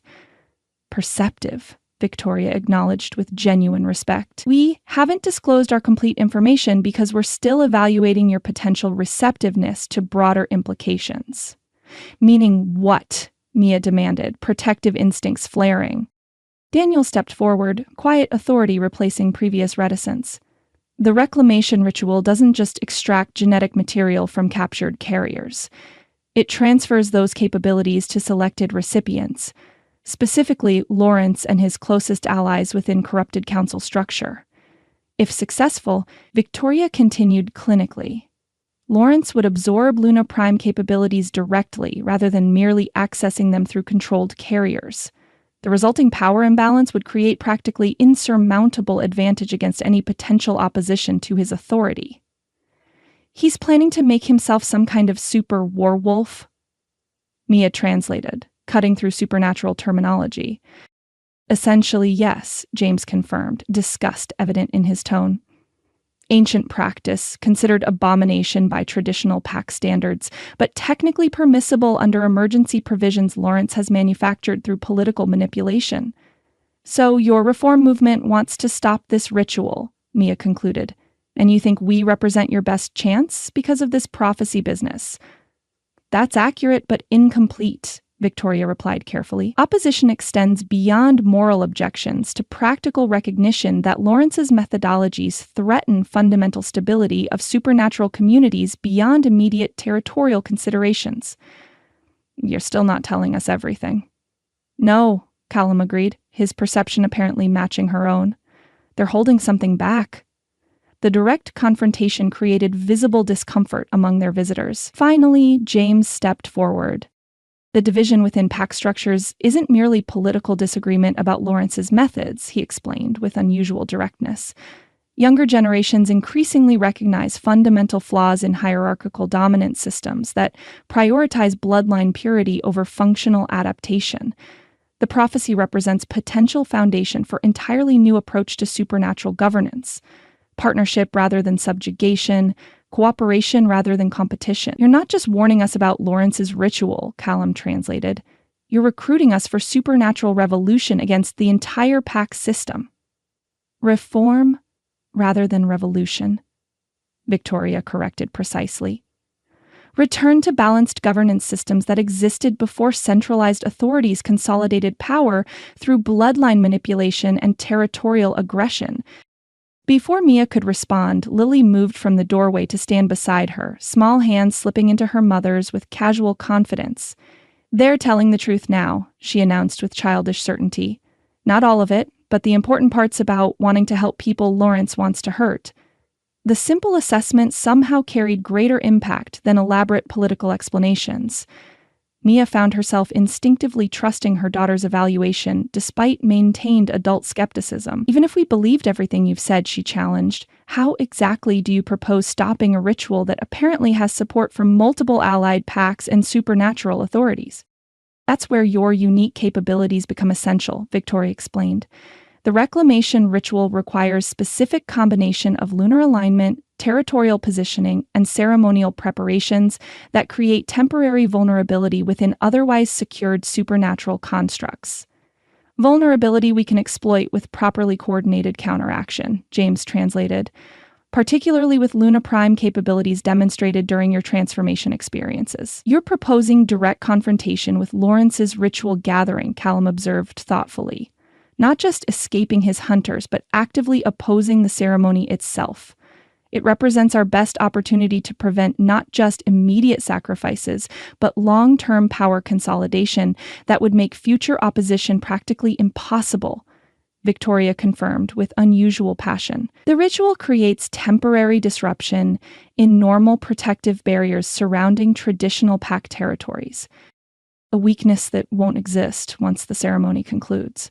Daniel added quietly, if Lawrence absorbs Luna Prime capabilities through successful ritual completion, conventional opposition becomes essentially futile regardless of numerical advantage. The strategic assessment created compelling argument despite substantial risks. Mia found herself evaluating potential confrontation with tactical perspective that would have seemed foreign to her weeks earlier. You're asking us to risk Lily's safety on offensive action rather than protective concealment, she observed. That's not happening, regardless of supernatural prophecies or revolutionary potential. Of course not, James agreed immediately. Our planning assumes primary protection for Lily with separate operational teams addressing direct ritual intervention. The assumption, Lily's safety as non-negotiable priority, increased their credibility, despite Mia's maintained skepticism about broader revolutionary implications. "We need time to discuss this privately," Callum announced with calm authority. "Your information changes tactical considerations significantly, but alliance decisions can't be made without thorough evaluation." "Of course," Victoria agreed professionally. "We've established secure communication protocol with Eleonora that remains uncompromised despite Lawrence's surveillance efforts. Contact parameters are included in the documentation package." She indicated a satchel Daniel placed carefully on the nearby table, physical materials apparently supplementing verbal disclosures with documented evidence and communication protocols. "We'll maintain perimeter security during your deliberations," James offered practically. "Our presence has temporarily disrupted Lawrence's tracking efforts, but sustained advantage requires continuous countermeasures." As their visitors withdrew to establish security parameters around the cabin's clearing, Mia studied Callum's thoughtful expression. "You're actually considering their proposal," she observed. "Not just their warning about the ritual, but their revolutionary agenda against the entire pack system." "Reform rather than revolution," he corrected with a hint of humor. Victoria's distinction apparently matters beyond semantic difference. Semantics aside, they're proposing direct confrontation rather than continued evasion. That's a massive strategic shift from everything we've planned since escaping the mansion. "It is," he acknowledged thoughtfully. "But their assessment of ritual vulnerability creates tactical opportunity that wouldn't exist during conventional pack operations. If Lawrence successfully completes the ceremony, our long-term survival prospects diminish significantly, regardless of immediate evasion strategies." "What about Lily?" Mia challenged, maternal priorities remaining paramount. "Her safety remains non-negotiable," he agreed without hesitation, "but consider broader implications beyond immediate threat avoidance. If Lawrence successfully enhances himself through sacrificial ritual, nowhere remains truly safe regardless of territorial distance." Before Mia could respond, Lily reappeared from the cabin's interior room, where she had apparently been processing their visitors' revelations. "The people Lawrence wants to hurt," she began with characteristic directness. "They have families too, right? Like kids and moms and people who love them?" The simple question demonstrated wisdom transcending her years. Mia knelt to her daughter's level, maternal instinct balancing protective concern with respect for her developing moral perspective. "Yes, sweet pea," she confirmed honestly. "Lawrence is targeting people with special blood like ours. Some probably have children and families who love them very much." Lily considered this with solemn focus. "If we could help them, but decided to just run away instead," she asked finally, "would that make us like the people who saw bad things happening, but pretended not to notice?" Before Mia could formulate response, Callum knelt beside them with surprising gentleness. "That's an incredibly important question," he acknowledged, treating Lily's moral inquiry with genuine respect. "Sometimes helping others means taking risks we wouldn't choose just for ourselves. But those decisions get complicated when protecting people we love conflicts with helping those we don't know personally." Lily considered his response with characteristic intensity before nodding. "I think we should help them," she declared with straightforward certainty. "But we need a really good plan so nobody gets hurt if we can help it." The simple conclusion somehow crystallized decision-making complexity. Mia found herself exchanging glances with Callum, shared recognition passing between them as Lily's straightforward moral clarity cut through their complicated strategic calculations. "We'll talk to them," she decided, maternal protectiveness balanced with growing recognition of broader ethical responsibilities. Not committing to anything yet, but exploring what realistic intervention might involve without creating unacceptable risks. As their visitors returned from establishing perimeter security, Mia watched Callum step forward to meet them. The man who had orchestrated their original entrapment had evolved beyond recognition, supernatural revelation stripping away calculated manipulation to reveal complexity that balanced tactical effectiveness with ethical evaluation. Whatever began as enforced compliance had transformed into genuine partnership, their shared concern for Lily creating foundation for connection transcending their manipulated beginning. Later that night, with plans tentatively forming and their visitors departed, Mia found Callum standing alone on the cabin's porch, his powerful frame silhouetted against the moonlight. She approached quietly, though his enhanced senses had undoubtedly registered her presence the moment she opened the door. For a moment, she simply stood beside him, sharing the silence as they watched the forest beyond. "Penny for your thoughts," she said finally. He glanced down at her, moonlight catching the amber flecks in his eyes. "They're worth significantly less than that at the moment," he replied with dry humor. "Just circling the same strategic considerations we've been discussing all afternoon." "Liar," Mia challenged gently. "That wasn't your strategic planning face, that was your existential crisis face." His laugh was soft and surprised. "I have an existential crisis face?" "Absolutely. Slight furrow right here." She reached up boldly, tracing the spot between his eyebrows. "And your jaw gets all clenched, like you're physically restraining your thoughts from escaping." His hand captured hers before she could withdraw it, his thumb tracing her palm with deliberate intent. "You've been studying me."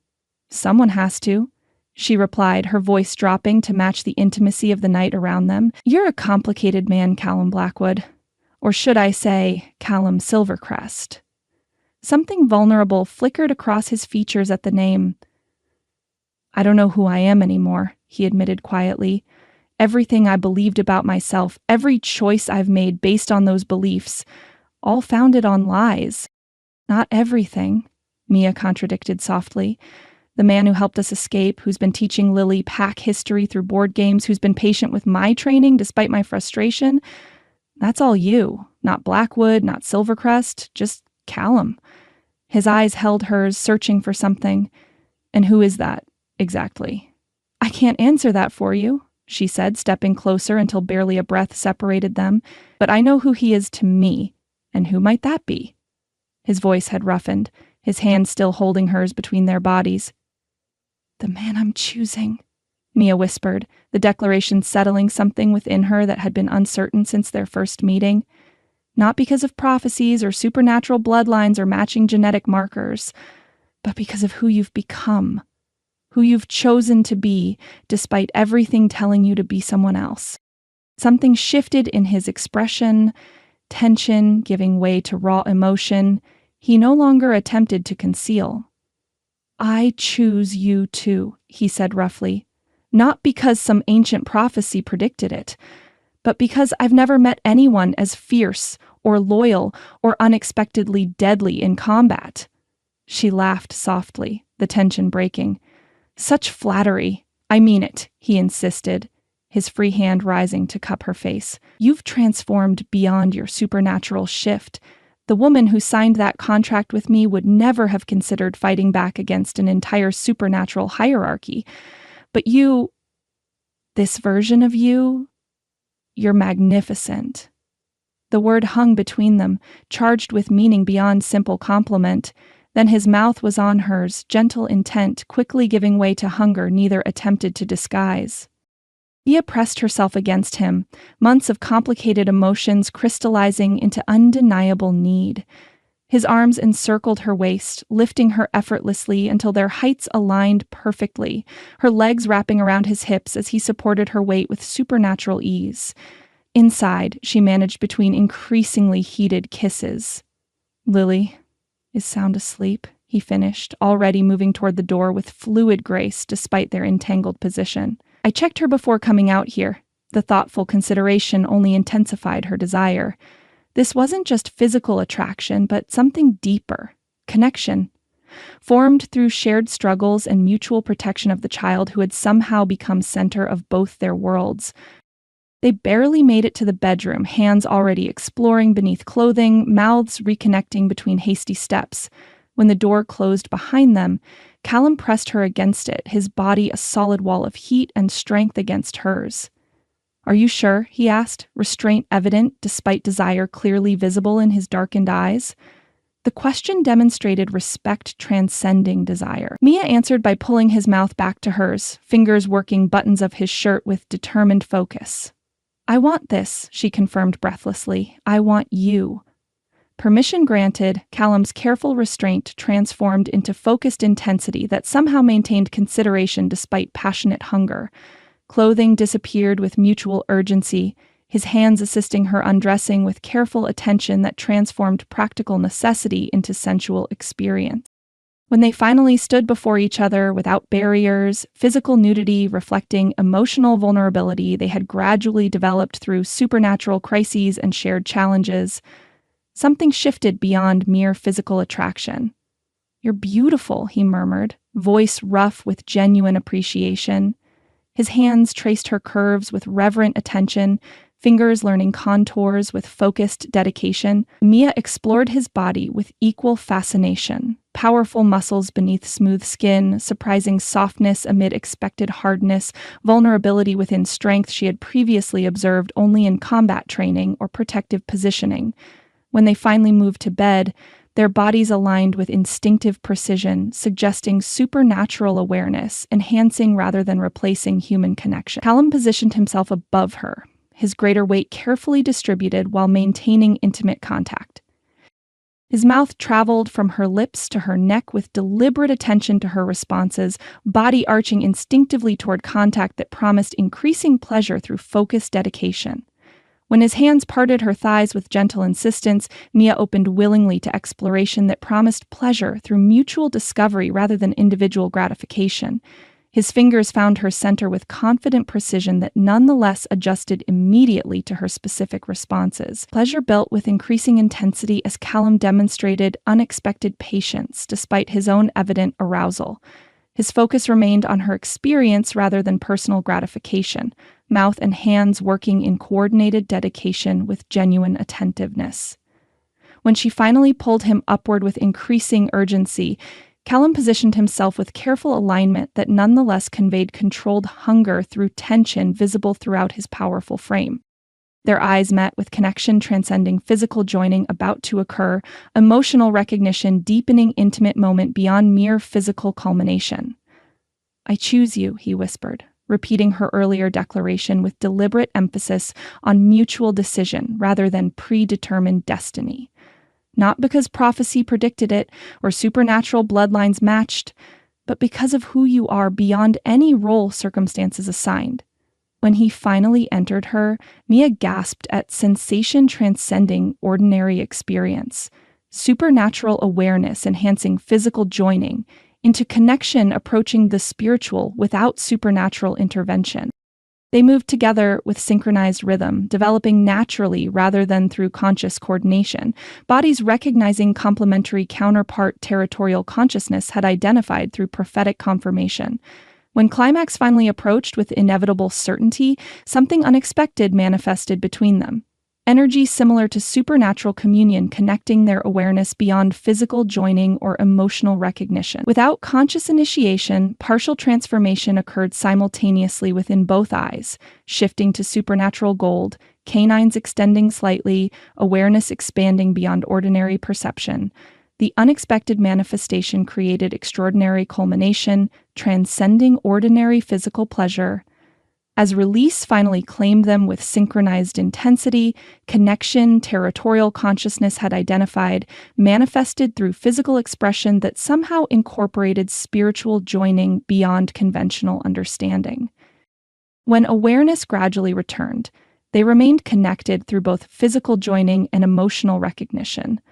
Their eyes met with wonder transcending ordinary satisfaction, supernatural manifestation having enhanced rather than replaced human connection developing between them. "What was that?" Mia whispered, words insufficient for experience beyond ordinary capabilities. "I think," Callum replied thoughtfully, "that was what the prophecy actually meant by union of divided blood. Not genetic combination through reproduction or ceremonial joining through ritual implementation, but genuine connection transcending artificial divisions imposed through pack hierarchies." "I didn't expect that," he admitted honestly. "I wanted you physically, emotionally, in every ordinary human way. I wasn't trying to initiate any supernatural connection or prophetic fulfillment." "I know," she assured him, fingers tracing his features tenderly. "It wasn't something either of us consciously created. It just happened. Because of who we are together, not because of what prophecy predicted." The distinction somehow preserved authenticity with an extraordinary experience that might otherwise have seemed artificially manufactured through supernatural expectation. "The counter ceremony tomorrow," Callum observed thoughtfully. What happened between us changes implementation parameters beyond practical preparation. For the better? Mia asked practically. Definitely, he confirmed with confident certainty. Territorial consciousness emphasized genuine connection, creating stronger foundation than predetermined pairing. What happened between us represents authentic manifestation rather than orchestrated implementation. As night deepened around their sanctuary, they remained connected through both physical proximity and emotional recognition. Whatever challenges awaited beyond immediate sanctuary, partnership had formed through authentic connection rather than predetermined destiny. Strength developing through mutual contribution rather than hierarchical domination. The contract that had brought them together had evolved beyond recognition. Supernatural revelations transforming calculated arrangement into genuine partnership, transcending manipulated beginning. Whatever awaited beyond immediate sanctuary, they would face challenges together, not because prophecy predicted their pairing or supernatural destiny demanded their alliance, but because they had chosen each other through genuine recognition. In that certainty beyond supernatural prediction, they found peace amid approaching confrontation, strength developing through authentic connection rather than hierarchical dominance. Tomorrow would bring challenges requiring everything territorial consciousness had revealed through prophetic interpretation and ceremonial implementation. Tonight provided foundations securing their connection beyond tactical alliance. Genuine partnership, creating balanced strength, opposing Lawrence's corrupted authority and distorted methodology. Chapter 7. The Confrontation. Mia watched as yet another werewolf pledged allegiance to their cause, making it the fourth pack within a week to join their growing coalition. The abandoned warehouse on the outskirts of town wasn't glamorous, but it served its purpose, keeping them off the Blackwood radar while they amassed support. Sierra Pack brings 17 shifters to our alliance, announced Callum, his voice carrying through the cavernous space. He stood tall and confident at the makeshift command center they'd established, looking every inch the leader he was born to be. Mia studied the map spread across the table, red pins marking allied packs, black ones representing those still loyal to the Blackwood patriarch. That brings us to 73 wolves total. She placed another red pin on the map. The Blackwoods still outnumber us, but not by much anymore. It's not just about numbers, said Elena, a striking beta from the Rivercrest pack. It's about breaking the chains they've wrapped around our minds for generations. Bloodlines, purity, hierarchy, it's all bullshit designed to keep power where they want it. Mia nodded. Which is exactly why we're emphasizing choice. Every wolf here chose to join us. No one was compelled by pack law or blood oaths. That's our strength, Callum added, moving to stand beside Mia. The slight brush of his arm against hers sent a familiar tingle through her body. The mate bond between them had strengthened over the past weeks, their bodies increasingly attuned to each other's presence. The Blackwoods won't understand it. They'll expect us to fracture because we're not bound by traditional pack structures. A young wolf with vibrant green eyes, Derek from the Mountain Shadow Pack, leaned forward. What about your political connections, Callum? Can we use them? Yes. I've been making calls to supporters who weren't involved with the Blackwood inner circle. My campaign manager thinks we can spin the story to our advantage. False accusations against Mia, corrupt rivals trying to sabotage my campaign through character assassination. And your father's influence? Asked another wolf warily. Mia noticed how Callum's jaw tightened. He still struggled with the knowledge that Edward Blackwood wasn't his real father, but the man who had orchestrated his biological parents' murders. Edward's influence runs deep, but it's built on fear, Callum replied evenly. When wolves see there's an alternative, many will come to our side. The strategy session continued deep into the night. As others broke into smaller groups to discuss tactical preparations, Mia found herself drawn to a window overlooking the city skyline. The lights twinkled like earthbound stars, a stark contrast to the primal battle they were planning. Penny for your thoughts. Callum's voice was soft as he appeared beside her, his warmth a comfort in the cool night air. Just thinking about how far we've come. 3 months ago, I was juggling 3 jobs and drowning in debt. Now I'm planning to overthrow Werewolf Society's leadership structure? Callum's laugh was low and intimate. When you put it that way, it sounds insane. Complete lunacy, she agreed, a smile tugging at her lip, but somehow right. You've grown into this role better than anyone could have predicted, Luna. He used the title with affection rather than deference. Even the most traditional wolves respect your judgment. I'm still learning. But having a shrewd politician as my mate helps. His expression sobered. I'm not sure what I am anymore. Not quite the politician I was trained to be. Definitely not the loyal Blackwood son. Mia turned to face him fully. You're Callum, my mate. Lily's protector, a leader who cares about his people more than power. That's who you are. The intensity in his gaze made her breath catch. She'd never get used to how thoroughly he seemed to see her, how completely he accepted what he found. We should try to get some sleep, he said finally. Tomorrow will be demanding. They retreated to the small apartment they'd claimed at the top floor of the warehouse. Lily was already asleep in the adjoining room, curled around the stuffed wolf Callum had given her after her first controlled partial shift. Sleep came slowly for Mia, her mind racing with plans and contingencies. When she finally drifted off, she dreamed of running through endless forests, Callum's wolf form keeping pace beside her, their daughter bounding ahead with the exuberance of youth. She woke just before dawn, the warehouse quiet except for the sounds of shifting guards at various posts throughout the building. Callum wasn't beside her, but she could sense his presence nearby. Following the pull of their bond, she found him on the rooftop, silhouetted against the lightening eastern sky. Mia wrapped her arms around herself against the morning chill as she approached him. Can't sleep? He shook his head, not turning around. Too much adrenaline. I keep running through everything that could go wrong. That's my job, she teased gently, moving to stand beside him. You're the optimistic one. Balance in all things, Luna? Finally, he turned to her, his eyes softening as they took in her sleep-rumpled appearance. I didn't mean to wake you. You didn't. My wolf is restless too. The sky began to change, darkness giving way to streaks of pink and gold.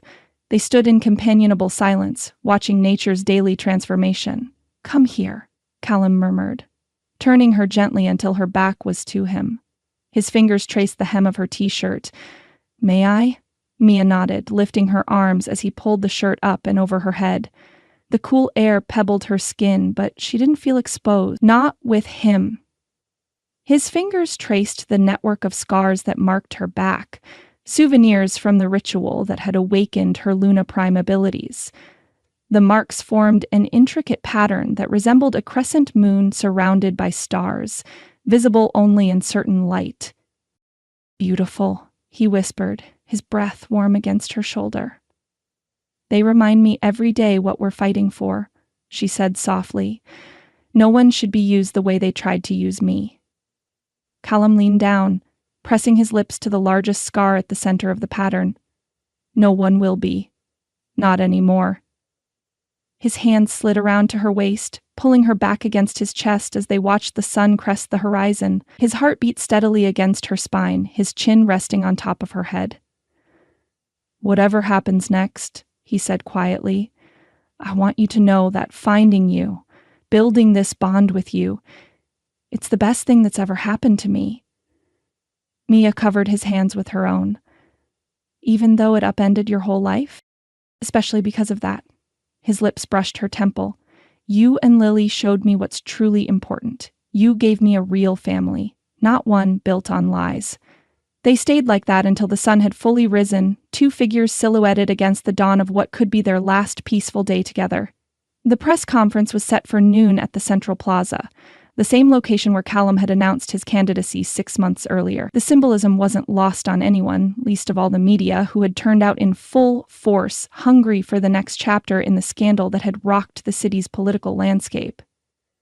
Mia smoothed the lapels of her tailored navy blazer, fighting the urge to fidget as they waited in a service corridor just off the main stage. She'd never been comfortable in the spotlight, and today every camera in the city would be focused on her. You look like you're about to face a firing squad, Callum observed, his own anxiety hidden behind the polished facade he'd perfected over years in public life. Isn't that basically what this is? She replied dryly. Except with cameras instead of guns. The cameras are much worse, he said with mock solemnity. At least bullets kill you quickly. Despite her nerves, Mia laughed. You really know how to calm a girl's nerves, Blackwood. His eyes sparkled with mischief. I've been told I have other talents for that, if you'd prefer a demonstration. Save it for after the press conference, Romeo. Their campaign manager, Kim 1, one of the few humans who knew parts of their secret, poked her head around the corner. 2 minutes, folks. The crowd's bigger than we anticipated. Word of your return has spread like wildfire. How's the mood out there? Callum asked. Mixed, curious, a little hostile from some quarters, but that's to be expected, Kim replied. Remember, stick to the narrative. False accusations, political sabotage, Mia as the wronged party, the evidence we've gathered against Harrington's campaign. And if they ask about where we've been? Mia questioned. Family retreat to deal with the stress of false allegations, nothing specific. Kim checked her watch. It's time. Ready? Mia took a deep breath and nodded. Callum's hand found hers, giving it a reassuring squeeze before they followed Kim toward the stage. The cacophony hit Mia like a physical force.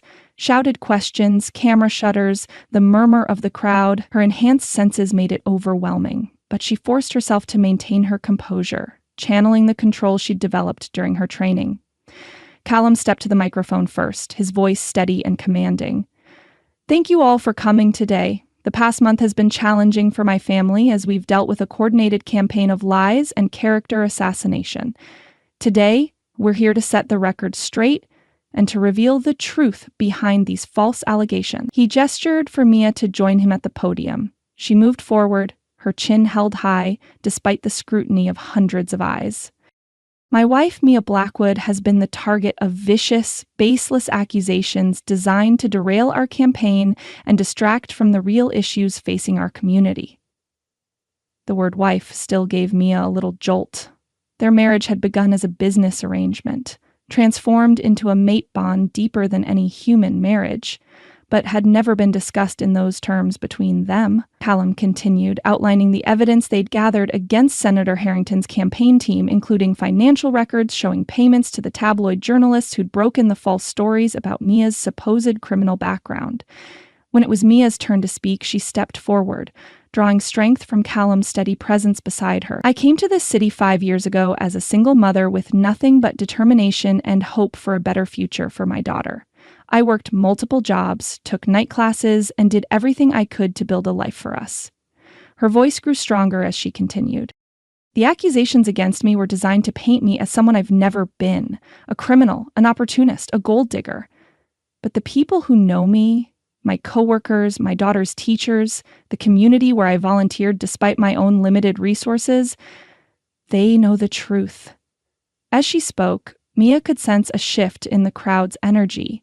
Skepticism giving way to attentiveness, hostility softening into consideration. Her Luna Prime abilities had given her a heightened awareness of emotional currents, and she used this perception to adjust her tone and pacing. I'm not perfect, none of us are, but I've always tried to do what's right, to be honest, and to face challenges head-on. That's why we're here today, not hiding from false accusations, but confronting them with truth. The questions afterward were predictably aggressive, but Mia and Callum fielded them with practiced coordination. For each barbed query about their sudden marriage or mysterious disappearance, they had a prepared response that revealed enough to seem transparent while concealing the supernatural truth beneath. And what about the reports that you've been seen with known criminal elements at an abandoned warehouse? Asked a particularly persistent reporter from the city's most sensationalist tabloid.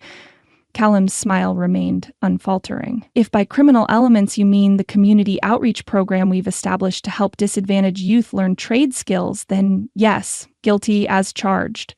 The warehouse is being renovated as a community center, another project Senator Harrington has attempted to undermine through zoning challenges. The crowd murmured with interest, and Mia saw several reporters making notes. Their counter-narrative was taking hold. As the conference wound down, Kim stepped forward to announce they would take just one more question. A young reporter Mia didn't recognize stood up. "This question is for Mrs. Blackwood. After everything you've been through, the accusations, the public scrutiny, having your past dragged through the mud, do you regret your relationship with Callum Blackwood?" The question hung in the air. Mia could feel Callum tense beside her, though his expression revealed nothing. She turned to look at him fully, allowing herself a moment to take in his features. The strength in his jaw, the intelligence in his eyes, the almost imperceptible worry line between his brows that only appeared when he was concerned for her or Lily. "No," she said finally, turning back to the crowd but keeping her eyes on the young reporter. "I don't regret a single moment. Challenges reveal who people truly are. This ordeal has shown me that my husband is exactly the man I thought he was, principled, courageous, and unwavering in his commitment to what's right." She felt Callum's surprise through their bond, felt the wave of emotion her words triggered in him. "In fact," she continued, a small smile playing at her lips, "if I had to do it all over again, I'd choose him even sooner." The reporter seemed taken aback by her sincerity, stammering out a thank you before sitting down. Kim stepped forward to conclude the press conference, but Callum gently moved her aside. Without warning, he turned to Mia, one hand coming up to cradle her cheek as he leaned down to capture her lips with his. The kiss was nothing like their practiced displays for the cameras in the early days of their arrangement. This was real, tender yet passionate, intimate despite the hundreds of witnesses. Mia felt her wolf purr with satisfaction as she returned the kiss, her fingers curling into the lapels of his suit jacket. When they parted, the cameras were going wild, capturing what would undoubtedly be the front page image in tomorrow's papers. But Mia barely noticed, too caught up in the golden glow of Callum's eyes and the faint hint of fang that showed when he smiled down at her. "Not bad for a fake political wife," he whispered, just for her ears. "Not bad for a reformed pack snob," she countered, her smile matching his. Together they turned to face the crowd once more, hands linked, united not just for show but in truth, against whatever came next. "Are you absolutely certain about this?" Hannah, Callum's grandmother, asked for what seemed the dozenth time. The elderly woman's concern was evident in the tight lines around her mouth as she helped Mia prepare for the ritual ahead. "I'm certain," Mia replied, meeting the older woman's eyes in the mirror. "We've exhausted every other option.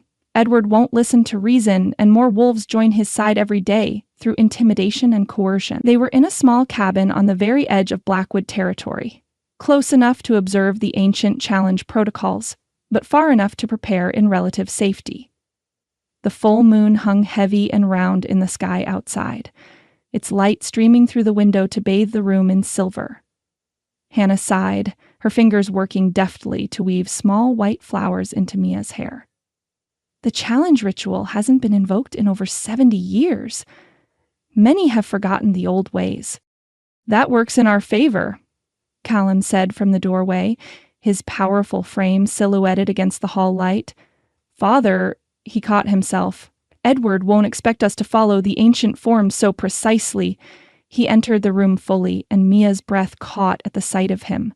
He wore only loose black pants, his chest bare except for the ritual markings painted across his muscles in a deep red paste made from berries and herbs. Similar markings adorned Mia's exposed arms and collarbones, their ancient symbols representing strength, cunning, and justice.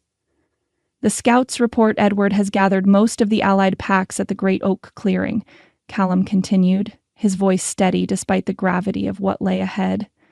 "They're expecting us." "Of course they are," Hannah muttered. "Edward's spies are everywhere. But they won't know the full extent of your preparation or your allies." Mia rose from her seat, adjusting the simple white shift dress that was traditional for female challengers. "Where's Lily?" "With the River Pack children 2 miles east of here," Callum assured her. "Elena's most trusted betas are guarding them. She's safe." Mia nodded, relief washing through her. They'd debated long and hard about where Lily should be during the challenge. She was too precious to risk in the conflict, yet her emerging abilities might be needed if things went badly. "It's time for the final preparations," Hannah announced, retrieving an ancient clay bowl from a shelf. The paste inside was darker than what adorned their bodies, almost black in the moonlight. Callum moved to stand before Mia, close enough that she could feel the heat radiating from his skin. His eyes had already begun to change, the golden wolf bleeding into his human irises as the full moon called to his shift. "You remember the words?" Hannah asked. "We do," they answered in unison. The old woman nodded approvingly. "Then begin." Callum dipped 2 fingers into the dark paste and drew a vertical line down the center of Mia's forehead, then a horizontal one across it, forming a cross that symbolized the intersection of human and wolf. "Blood of my blood," he intoned, his voice deepening with ritual significance. "Flesh of my flesh. I mark you as mine before all packs and all moons." Mia repeated the gesture on his forehead, the paste cool against her fingertips as she traced the ancient symbol. "Blood of my blood. Flesh of my flesh. I mark you as mine before all packs and all moons." Hannah circled them slowly, sprinkling dried herbs that released a sharp, aromatic scent when they hit the floor. "The marks are made, the scents are mingled, now comes the binding of blood." She handed a small obsidian blade to Callum. The ritual called for blood exchange, a physical manifestation of the spiritual and emotional bond between challenging mates. It was an intimate act, traditionally done in private. But Hannah's presence as elder witness was required by pack law. Callum took Mia's left hand in his, turning it palm up with infinite gentleness. His eyes sought hers, seeking final confirmation. She nodded, almost imperceptibly. With practiced precision, he drew the blade across her palm, opening a shallow cut that welled with crimson. He repeated the action on his own palm, then pressed their wounds together, their fingers interlacing. A jolt of energy coursed through Mia, stronger than any they'd experienced before. Their mate bond flared to life, amplified by the ritual and the full moon's power. She gasped, her free hand flying to Callum's shoulder to steady herself as sensations flooded through her. His determination, his fear for her safety, his rage at the deceptions that had shaped his life, and beneath it all, a love so fierce it made her wolf howl in response. Through their joined blood, she could sense him experiencing the same overwhelming connection to her emotions, her protective ferocity toward both him and Lily, her residual fear of the unknown power growing within her, and her absolute conviction that what they were doing was right. Hannah's voice seemed to come from far away. "The blood is exchanged. The bond is sealed. You stand as one before the challenge." Slowly, reluctantly, they separated their hands.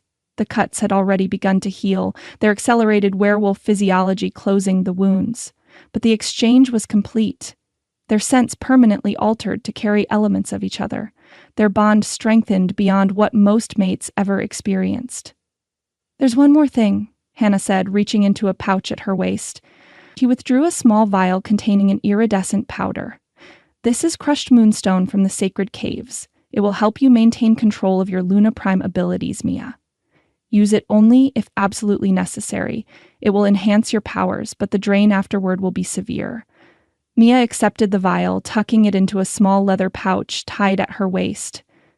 "Thank you, Hannah, for everything." The old woman's eyes glistened with unshed tears. "My only regret is that I didn't see the truth sooner, about Edward, about what happened to Callum's true parents, about what the Blackwood pack was becoming under his leadership." "You're helping us now," Callum said, embracing his grandmother. "That's what matters." A howl pierced the night, the signal from their scouts that it was time to move. Hannah straightened her shoulders, suddenly every inch the formidable elder she was. "Remember the old laws. Once the challenge is issued properly, all present are bound to honor the outcome. No pack may interfere in the combat.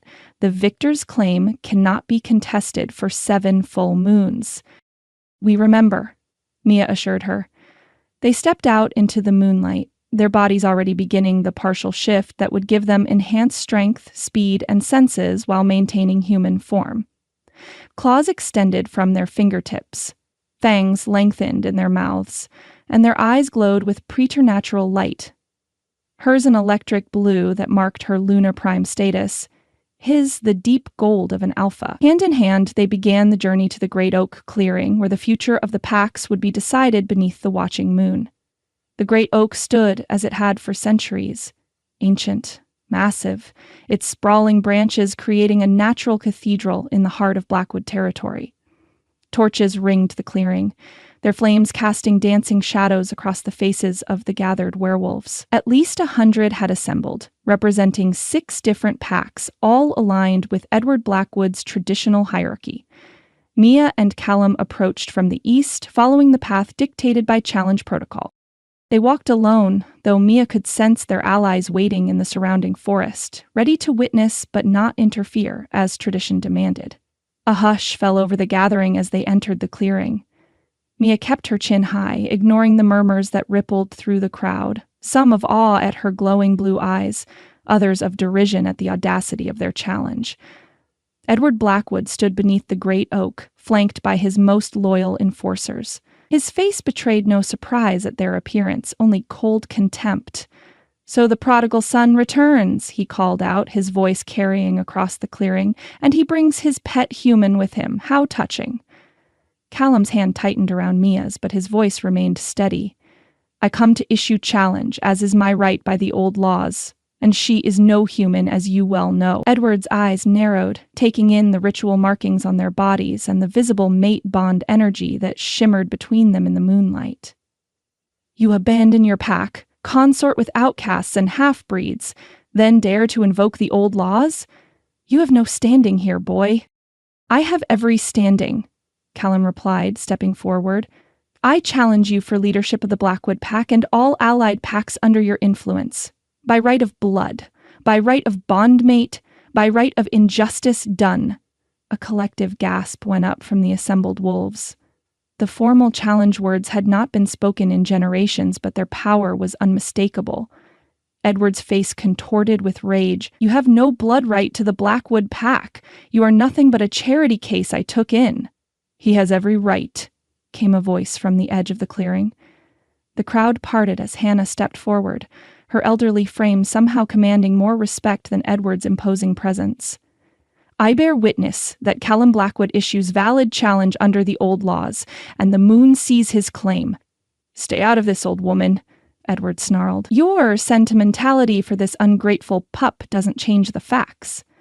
"No, but this might," Hannah replied, reaching into her cloak to withdraw an aged leather folder. "The records of the Silver Creek Massacre, 27 years ago. The true account of how the last alpha pair of the Silver Mountain Pack died. Not in a territory dispute as was claimed, but murdered on your orders, Edward." The tension in the clearing thickened as Hannah continued, her voice gaining strength. "And how their infant son was taken, not killed as believed, but brought into your household to be raised as your own, a trophy of your victory and insurance against future challenges from their bloodline." Edward's face had gone pale with fury. "Lies and slander from a senile old fool." "DNA doesn't lie," Mia spoke for the first time, her voice carrying clear and strong. "We had Callum's blood tested against the samples preserved in the Pack archives. He is the son of Marcus and Selena Silverstone, rightful alpha of the Silver Mountain Pack, which you decimated and absorbed into your own." Shock rippled through the gathering. Many of the older wolves exchanged troubled glances, the long-buried truth clearly resonating with suspicions they'd harbored. Edward's control slipped, his partial shift accelerating as rage took hold. "It changes nothing. Challenge has been issued and I accept. We will settle this the old way, with blood and fang." He stripped off his shirt in a single violent motion, revealing a torso covered in battle scars. With a roar that shook the clearing, he completed his partial shift, muscles bulging, fangs extending, eyes burning crimson with bloodlust.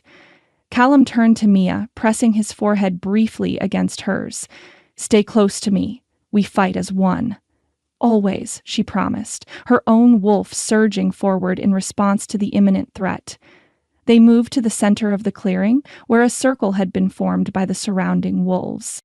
Traditional challenge combat allowed for 2 alphas with their chosen seconds. In this case, Mia, as Callum's mate, and Gregory, Edward's most vicious enforcer, who stepped forward with an eager snarl. Hannah moved to the edge of the circle, raising her arms.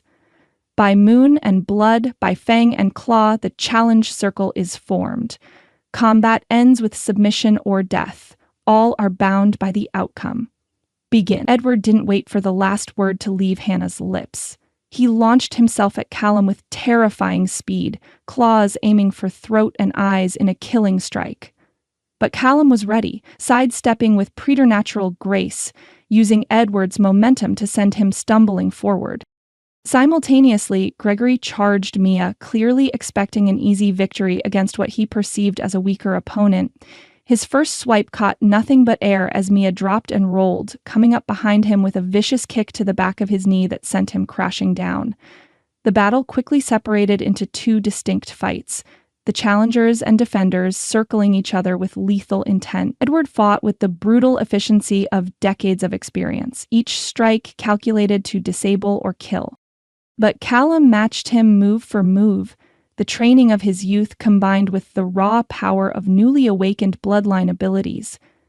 Mia found herself hard-pressed against Gregory's superior size and strength, but her Luna Prime agility gave her an edge. She stayed in constant motion, never presenting an easy target, striking with precision rather than power. Her claws raked across his ribs as she darted past, drawing first blood and a howl of outrage. From the corner of her eye, she saw Callum take a heavy blow to the shoulder that sent him staggering backward. Edward pressed his advantage, landing a vicious slice across Callum's chest that left crimson ribbons across his ritual markings. Mia felt the pain through their bond as if it were her own. Without conscious thought, she rolled away from Gregory and came up beside Callum, their bodies instinctively moving in sync. Back to back, they faced their opponents, who circled them with predatory patience. "The little Luna wants to die beside her false alpha," Edward taunted. "How romantic." "I'm exactly where I need to be," Mia replied evenly. Something in her tone made Edward hesitate. In that moment of uncertainty, Mia and Callum moved as one, a perfectly coordinated attack that caught both Edward and Gregory by surprise. Callum feinted left, then struck right as Mia ducked under his arm to slash at Edward's exposed side. Simultaneously, Callum's elbow caught Gregory's jaw with a sickening crack. The crowd murmured in astonishment at the seamless coordination. The mate bond between them had manifested physically, allowing them to fight as a single unit, anticipating each other's movements without needing to communicate. Edward recovered quickly, roaring in fury as he charged again, but this time, Mia and Callum were ready. They wove around each other in a deadly dance, each protecting the other's vulnerable points, multiplying their effectiveness through perfect synchronization. Blood soon slicked the ground beneath them, a mixture from all four combatants. Mia could feel Callum tiring through their bond, the wound across his chest sapping his strength. She needed to end this quickly. A commotion at the edge of the clearing momentarily distracted everyone. A small figure darted between the legs of the watching werewolves, ignoring the attempts to stop her. "Lily!" Mia gasped as her daughter broke through to the inner circle. Edward's eyes lit with malicious opportunity. With shocking speed, he lunged not at Callum, but toward the child. "Let's see how well you fight with a cub's throat in my claws." "No!" Callum roared, trying to intercept, but Gregory blocked his path. What happened next stunned everyone in the clearing. Rather than cowering or running, Lily stood her ground, her small face set in determination that mirrored her mother's.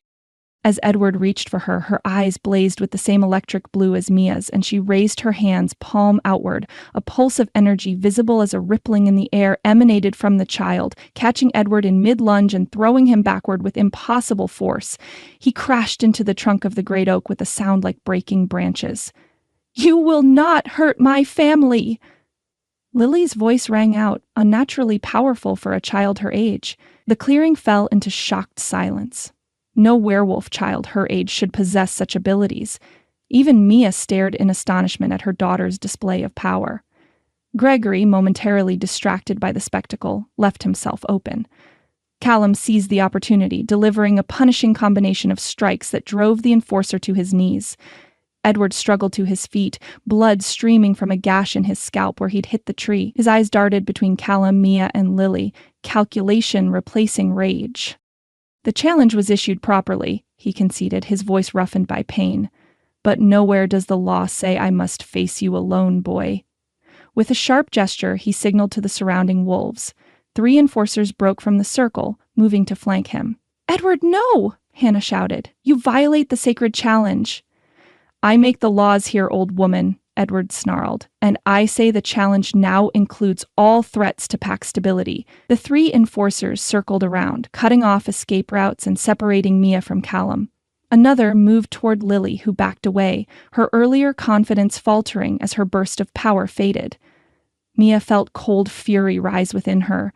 The sacred laws violated, her child threatened, her mate wounded and now outnumbered. Something fundamental shifted in her core. The Luna Prime power that had been gradually building since her awakening now surged forward, demanding release. She reached into the pouch at her waist, fingers closing around the vial of crushed moonstone. Without hesitation, she bit through the wax seal and tipped the contents into her mouth, swallowing the bitter powder in a single gulp.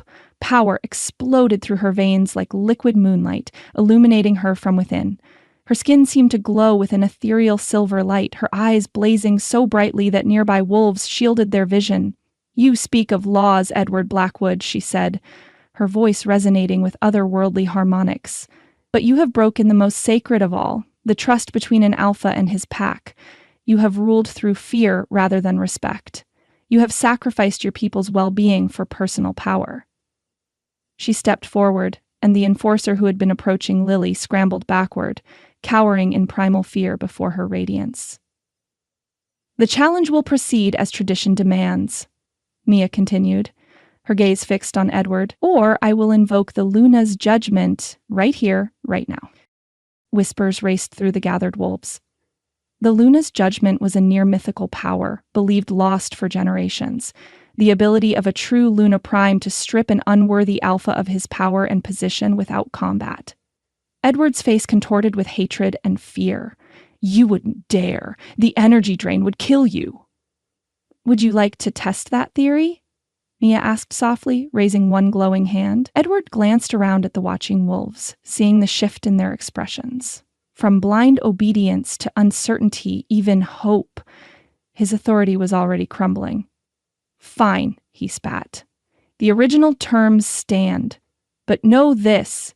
Even if you win tonight, you've made enemies among every traditional pack. This abomination you're creating won't survive." A tense silence fell over the clearing as the enforcers reluctantly backed away, returning to the circle's edge. Mia's power remained visible, a silvery aura surrounding her as she moved to stand beside Callum once more. "Are you okay?" she murmured, feeling the strain of the moonstone's power burning through her system. "Better than okay," he replied, drawing strength from their bond. "Let's finish this." They turned as one to face Edward, who had shed all pretense of civilized restraint. His partial shift had progressed further, face elongating into a partial muzzle, muscles bulging grotesquely beneath his skin. He was trapped between forms, too rage-blinded to complete either transformation properly. With a bestial roar, he charged. But where before his movements had been calculated and precise, now they were wild, uncoordinated, driven by desperation rather than strategy. Callum and Mia separated, flanking him from both sides. As Edward lunged for Callum, Mia struck from behind, her enhanced claws slicing through tendons at the back of his knee. Edward howled in pain, but twisted with unnatural speed, backhand smashing into Mia's chest and sending her flying. She hit the ground hard, breath knocked from her lungs. Through watering eyes, she saw Callum engage Edward directly, moving with fluid grace that belied his earlier injuries. Whatever flowed between them through their bond was healing him, strengthening him. Mia pushed to her feet, ignoring the burning pain in her chest. Across the clearing, she saw Lily being protected by Hannah, the old woman's arms wrapped tightly around the child. Edward and Callum were locked in a deadly grapple, claws seeking vulnerable flesh, fangs snapping inches from throats. Despite his injury, Edward's desperate strength was formidable. Mia closed her eyes for a fraction of a second, reaching deep into her Luna Prime abilities. She could feel the moonstone's power already beginning to wane, the burning in her veins turning to ice as the cost of such magic demanded payment. When her eyes opened, she knew exactly what to do. Moving with supernatural speed, she circled behind Edward. As Callum locked eyes with her over Edward's shoulder, understanding passed between them through their bond. With perfect timing, Callum thrust Edward backward as Mia swept his injured leg. Edward crashed to the ground on his back, and before he could recover, Mia planted one foot on his chest while Callum pinned his arms, the traditional position of victory in challenge combat. "Yield," Callum demanded, his voice carrying across the now silent clearing. Edward's eyes burned with hatred. "Never," he spat, blood flecking his lips. "Kill me if you dare, but I will never yield to a Silver Mountain whelp and his human whore." Mia felt Callum's rage spike at the insult, his claws digging deeper into Edward's flesh. She pressed her foot more firmly against Edward's sternum, leaning down until her face was inches from his. "You still don't understand," she said softly, her voice pitched for his ears alone. "This was never about replacing one tyrant with another. This is about changing the entire system." With deliberate slowness, she withdrew her power, letting the silver light fade from her skin until she appeared fully human once more. Then she stepped back, removing her foot from his chest. Confusion flickered across Edward's face, quickly replaced by savage triumph. With a roar, he surged upward, throwing Callum off balance and lunging for Mia's exposed throat. He never reached her. From the circle of witnesses, a dozen wolves broke ranks, leaping forward to restrain Edward. To everyone's shock, they were his own pack members, wolves who had served him loyally for years. "Enough," said a graying beta who had been Edward's right hand for decades. "You've lost, Edward. You violated the challenge circle. You threatened a child. You've dishonored the Blackwood name." Edward thrashed against their hold, spitting curses and threats, but the combined strength of the pack subdued him. The gray-haired beta turned to Callum and Mia, lowering his eyes in the traditional gesture of submission. "The challenge is satisfied. The Blackwood pack acknowledges your victory." Around the clearing, other wolves began to kneel, first a few, then dozens, until nearly every witness had acknowledged the new leadership. Even Gregory, nursing a dislocated jaw, lowered his head in grudging acceptance. Callum stood tall, his hand finding Mia's. "We accept your submission," he announced formally, "and we offer a new path forward." The Great Oak Clearing had been transformed. Where earlier blood had been spilled in combat, now lanterns hung from lower branches, casting warm light over the assembled wolves. All 6 packs were represented, along with delegates from the coalition Mia and Callum had built. Even humans were present, trusted allies and mates who had been brought into the secret. Edward Blackwood sat rigidly at the edge of the gathering, flanked by guards. According to pack law, he would be exiled rather than executed, allowed to live but stripped of all authority and territory rights. The hatred in his eyes as he watched the proceedings suggested he considered death preferable. Mia stood slightly behind Callum as he addressed the gathered crowd. The Moonstone's power had exacted its price. She felt hollow and drained, barely able to stand without support, but she refused to show weakness at this crucial moment. For generations, we've been taught that our strength lies in blood purity, in rigid hierarchy, in unquestioning obedience to tradition. Callum began, his voice carrying easily to every ear. "Tonight, I stand before you as living proof of how that system fails us all." He gestured to Hannah, who stepped forward with the leather folder of evidence. "My grandmother has compiled irrefutable proof of the corruption at the heart of the old system. DNA records, financial transactions, council minutes documenting decades of manipulation and bloodline tampering." Hannah opened the folder, holding up documents for all to see. "Edward Blackwood didn't just murder the Silver Mountain Alphas and steal their heir," she said, her voice trembling with emotion. "He systematically weakened other packs through strategic breeding programs, engineered accidents that eliminated genetic lines that might challenge Blackwood dominance, and suppressed information about declining fertility among pure bloodlines." Shocked murmurs rippled through the crowd. Callum raised a hand for silence. "I was raised to believe I was a Blackwood, groomed to continue their legacy of domination. But the truth is, I'm the surviving heir of a pack they destroyed. Just as many of you carry the blood of lineages that were absorbed, eliminated, or subjugated." He turned, holding out his hand to Mia. Despite her exhaustion, she stepped forward to stand beside him, their fingers intertwining. When I first encountered Mia, I saw her as a tool, a genetic anomaly that might solve our fertility crisis, a political convenience to boost my campaign. I was my father's son in every way that mattered. His grip on her hand tightened. I couldn't have been more wrong. In her, I found not just a mate, but a vision of what we could become, a society built on choice rather than coercion, on respect rather than fear. Mia took a deep breath, steadying herself before addressing the gathering. Many of you know me only as an outsider, a human who somehow developed Luna Prime abilities. But my story is the story of countless others who've been marginalized by the old system. She looked out at the faces watching her, some curious, some hopeful, some still wary. I was born to a turned wolf and a human carrier. My mother died in childbirth, my father was killed for violating blood purity laws, and I was adopted by humans who never knew what I carried within me. Sympathetic murmurs rose from those who had suffered similar persecution. The old laws would have deemed me unworthy, a half-breed at best, an abomination at worst. Yet the moon chose me as Luna Prime. What clearer sign do we need that the old ways no longer serve us? Callum squeezed her hand in support before continuing. Tonight we propose a new structure. No more rigid hierarchy based solely on birth. No more treating turned wolves as second-class citizens. No more forced pairings to preserve pure bloodlines. He gestured to a group of younger wolves standing nearby, representatives from each pack who had embraced their vision. In its place, we establish a council with voices from all bloodlines, all backgrounds, leadership earned through merit and chosen by consensus. An older alpha from a neighboring territory stepped forward, his expression troubled. And what of tradition? What of the strength that comes from pure bloodlines? True strength comes from diversity, Mia answered gently. Look at what's happening to the purest lines.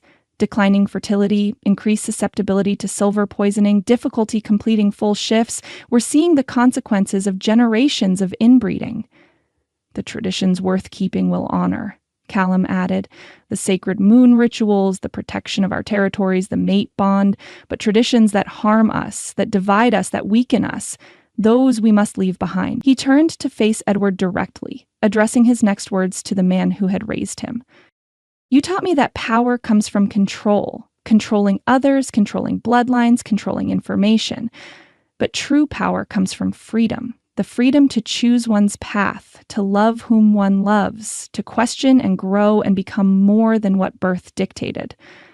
Edward's only response was a curl of his lip, but Mia noticed that several of his former loyalists were nodding in agreement with Callum's words. Hannah stepped forward again, this time carrying an ancient wooden box inlaid with silver. The time has come to restore what was taken, she announced, opening the box to reveal a medallion on a heavy chain, the symbol of pack leadership that had been passed down through Blackwood alphas for generations. But rather than placing it around Callum's neck as tradition dictated, Hannah held it out before the assembled wolves. This symbol of the old ways shall be the first to change. At a nod from Callum, a young wolf approached with a hammer. With deliberate ceremony, he struck the medallion, breaking it into fragments. From these pieces, we will forge something new, Callum declared. Each pack represented here will receive a portion, recast into a new symbol of our united strength and shared purpose. He turned to Mia once more, drawing her closer.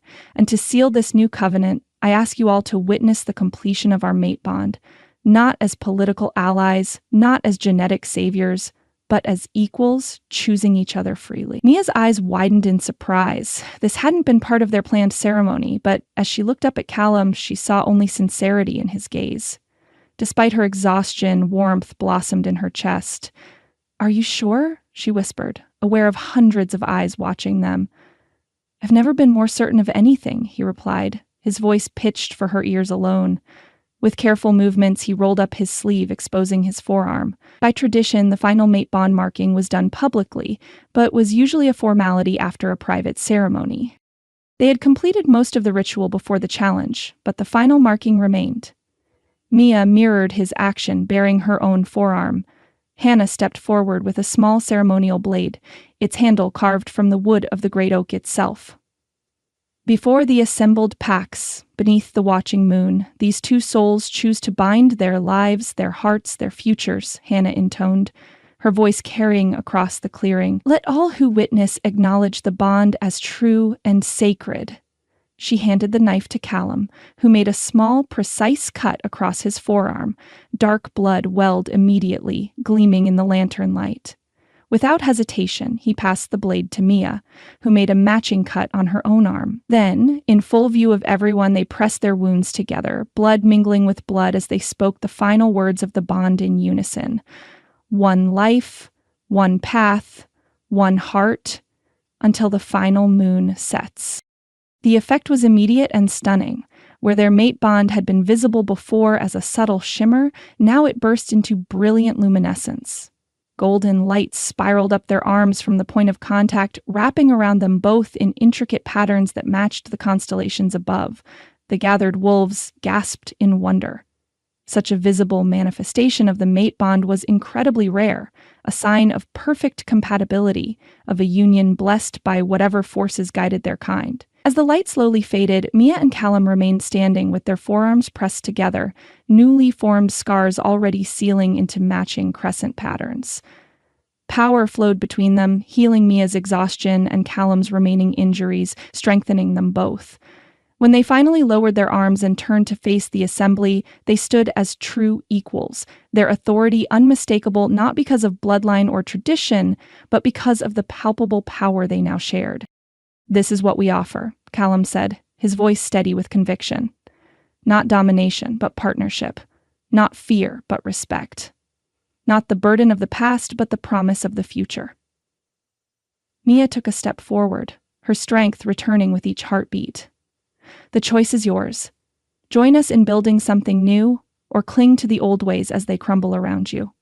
But know this. She swept her gaze across the gathering, meeting eyes both hostile and hopeful. Change is coming with or without you. The moon has shown us the path forward. For a moment, silence hung over the clearing. Then, from the back of the crowd, a young wolf stepped forward, one of the turned wolves who had always been treated as inferior under the old system. The river pack stands with you, he declared, dropping to one knee, not in submission but in allegiance. Others followed, pack by pack, wolf by wolf, until nearly everyone present had pledged their support to the new vision. Even some of Edward's most loyal enforcers came forward, choosing future over past. As the ceremony concluded and the gathering began to disperse into smaller groups, Callum drew Mia slightly away from the crowd, into the shadow of the great oak's massive trunk. "We did it," he murmured, his fingers tracing the outline of her face with wonder. Against all odds, Mia leaned into his touch, still amazed at how natural it felt after beginning as such strangers. "This is just the beginning. The hard work starts tomorrow." "I know." His smile was tired but genuine. "But tonight, I want to savor this moment, standing here with my true mate, my partner in every sense, having chosen each other freely and completely." Mia rose on tiptoes, pressing her forehead against his in the gesture that had become uniquely theirs. "From desperate measures to destiny," she whispered. "Not the path either of us expected, but exactly where we were meant to be," he finished, drawing her into his arms as the moon watched over them, witness to the birth of something new and the fulfillment of a prophecy centuries in the making. Around them, pack members mingled freely for perhaps the first time in generations, former rivals sharing stories, turned wolves and born wolves finding common ground, mates chosen for love rather than political advantage. Children, including Lily, who had finally been brought to join the celebration, played without regard for bloodline or status. The world they had imagined was taking its first breath. Imperfect, fragile, but alive with possibility. Whatever challenges tomorrow brought, they would face them together, bound not by contract now, but by choice, by love, by the indelible connection of true mates who had found each other against all odds. Chapter 8. New Beginnings. The former Blackwood ballroom had been transformed. Gone were the ostentatious chandeliers and gilded mirrors that had once reflected the elite of werewolf society. Now, soft lighting illuminated the space where simple pallets lined the floor, each occupied by a wolf awaiting healing. Mia knelt beside a young female whose pallid complexion and labored breathing spoke of the genetic damage that had plagued the purest bloodlines for generations. The woman, Sophia from the river pack, clutched her mate's hand, nervousness evident in her trembling fingers. "It won't hurt," Mia assured her, keeping her voice gentle. "You might feel warmth, maybe a tingling sensation." "Will it work?" Sophia's mate asked, desperation barely concealed. "We've been trying for 5 years to conceive."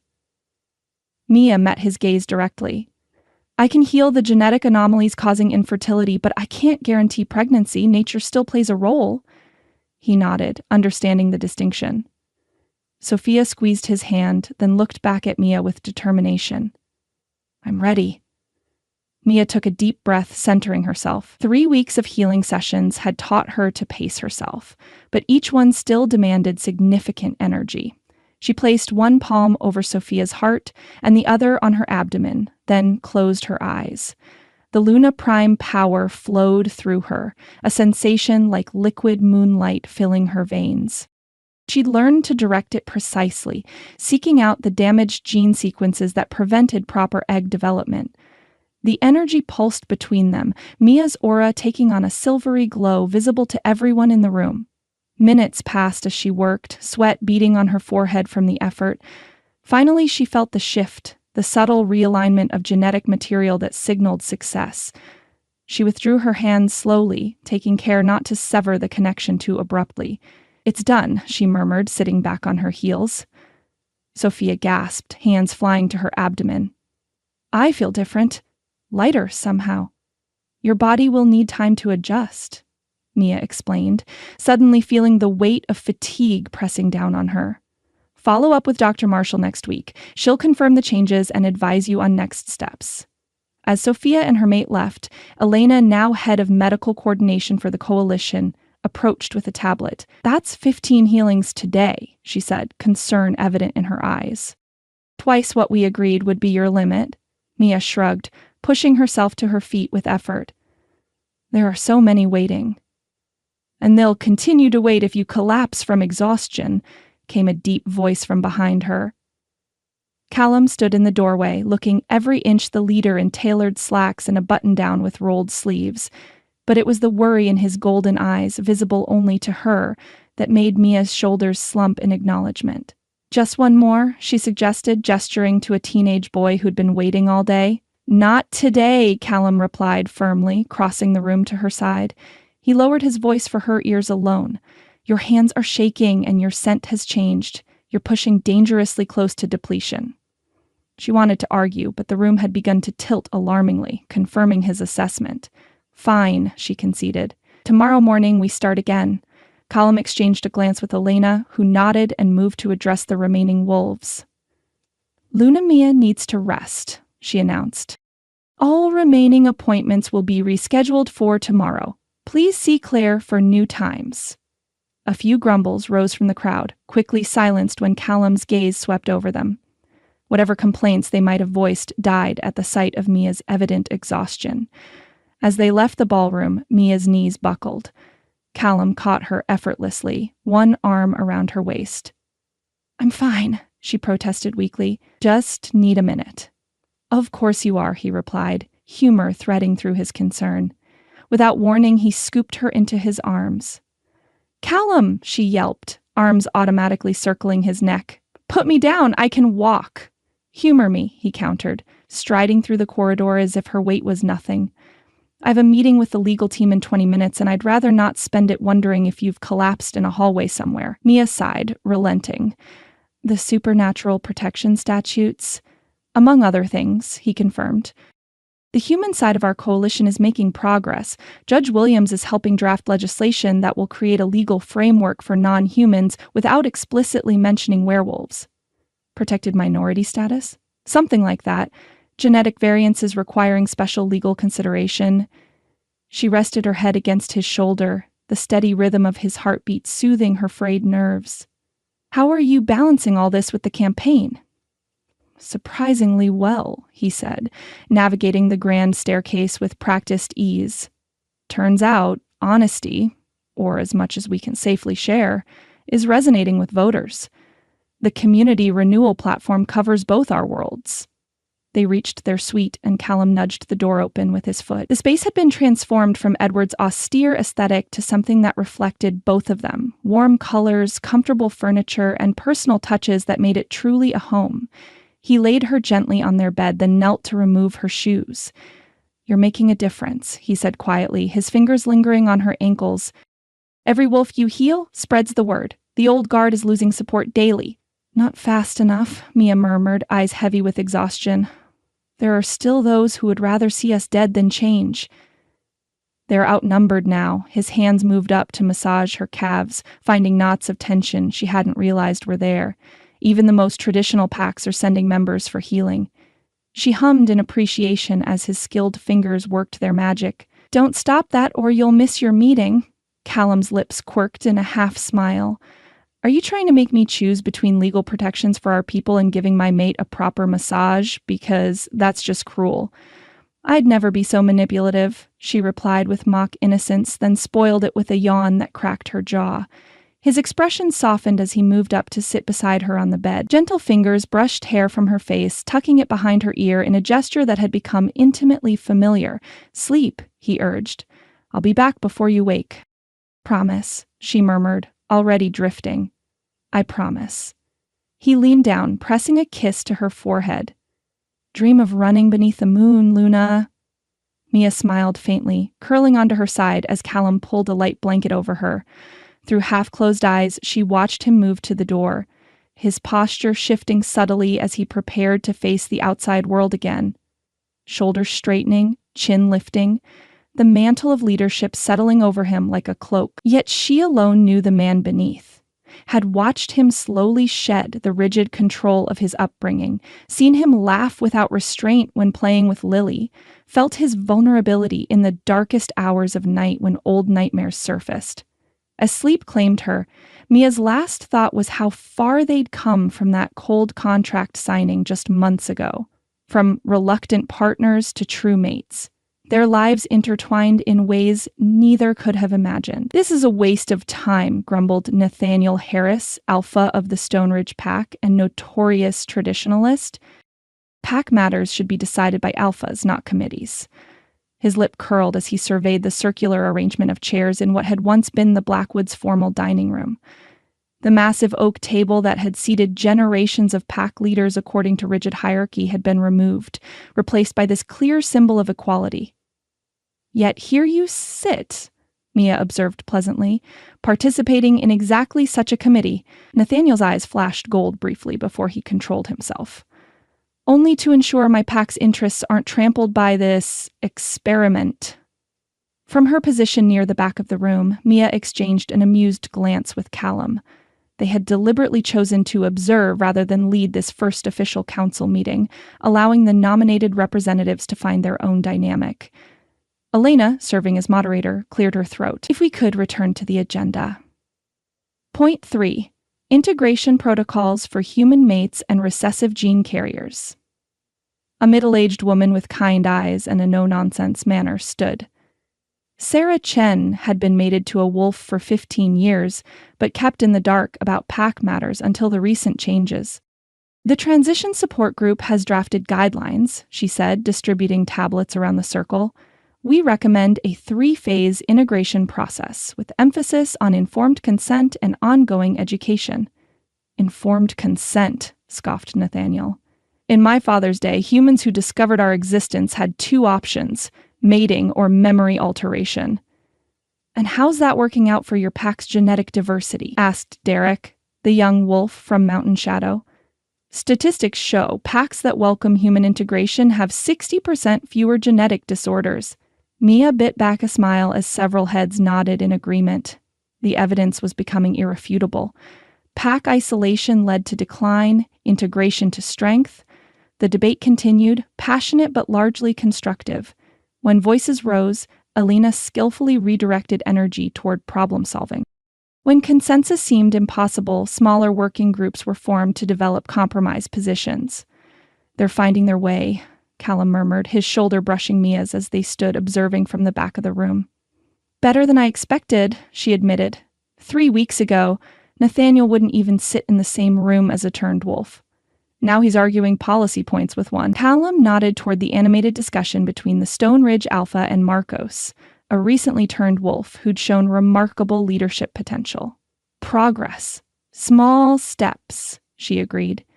They watched as the council tackled the next agenda item: educational resources for children with mixed heritage. Lily, along with 5 other children with similar genetic markers, had become the test case for a new approach to young shifter education, one that embraced their unique attributes rather than forcing conformity to traditional pack roles. As the meeting progressed, Mia felt a quiet pride building in her chest. This room of diverse wolves and humans working together despite centuries of division was what they had fought for. Not perfect, not seamless, but real change happening before their eyes. Callum must have sensed her thoughts through their bond because his hand found hers, fingers intertwining in silent understanding. She leaned slightly into his solid presence, drawing strength from the connection that had become her anchor. Motion carries with 12 in favor, 3 opposed, 2 abstentions, Elena announced, concluding a vote on resource allocation. Next item, sanctuary protocols for wolves fleeing traditional pack structures. An older female wolf with silver streaking her dark hair stood. Hannah had nominated her to represent the elders who supported reform, and Mia had been impressed by her pragmatic approach to change. The Sanctuary Committee proposes designating 3 territories as neutral ground, she said, bringing up a map on the main display. Any wolf seeking refuge from coercive or abusive pack situations would be guaranteed safe passage and temporary residence while their situation is evaluated. And who decides what constitutes coercive? Nathaniel demanded. Some young wolf dislikes their alpha's decision and suddenly cries abuse?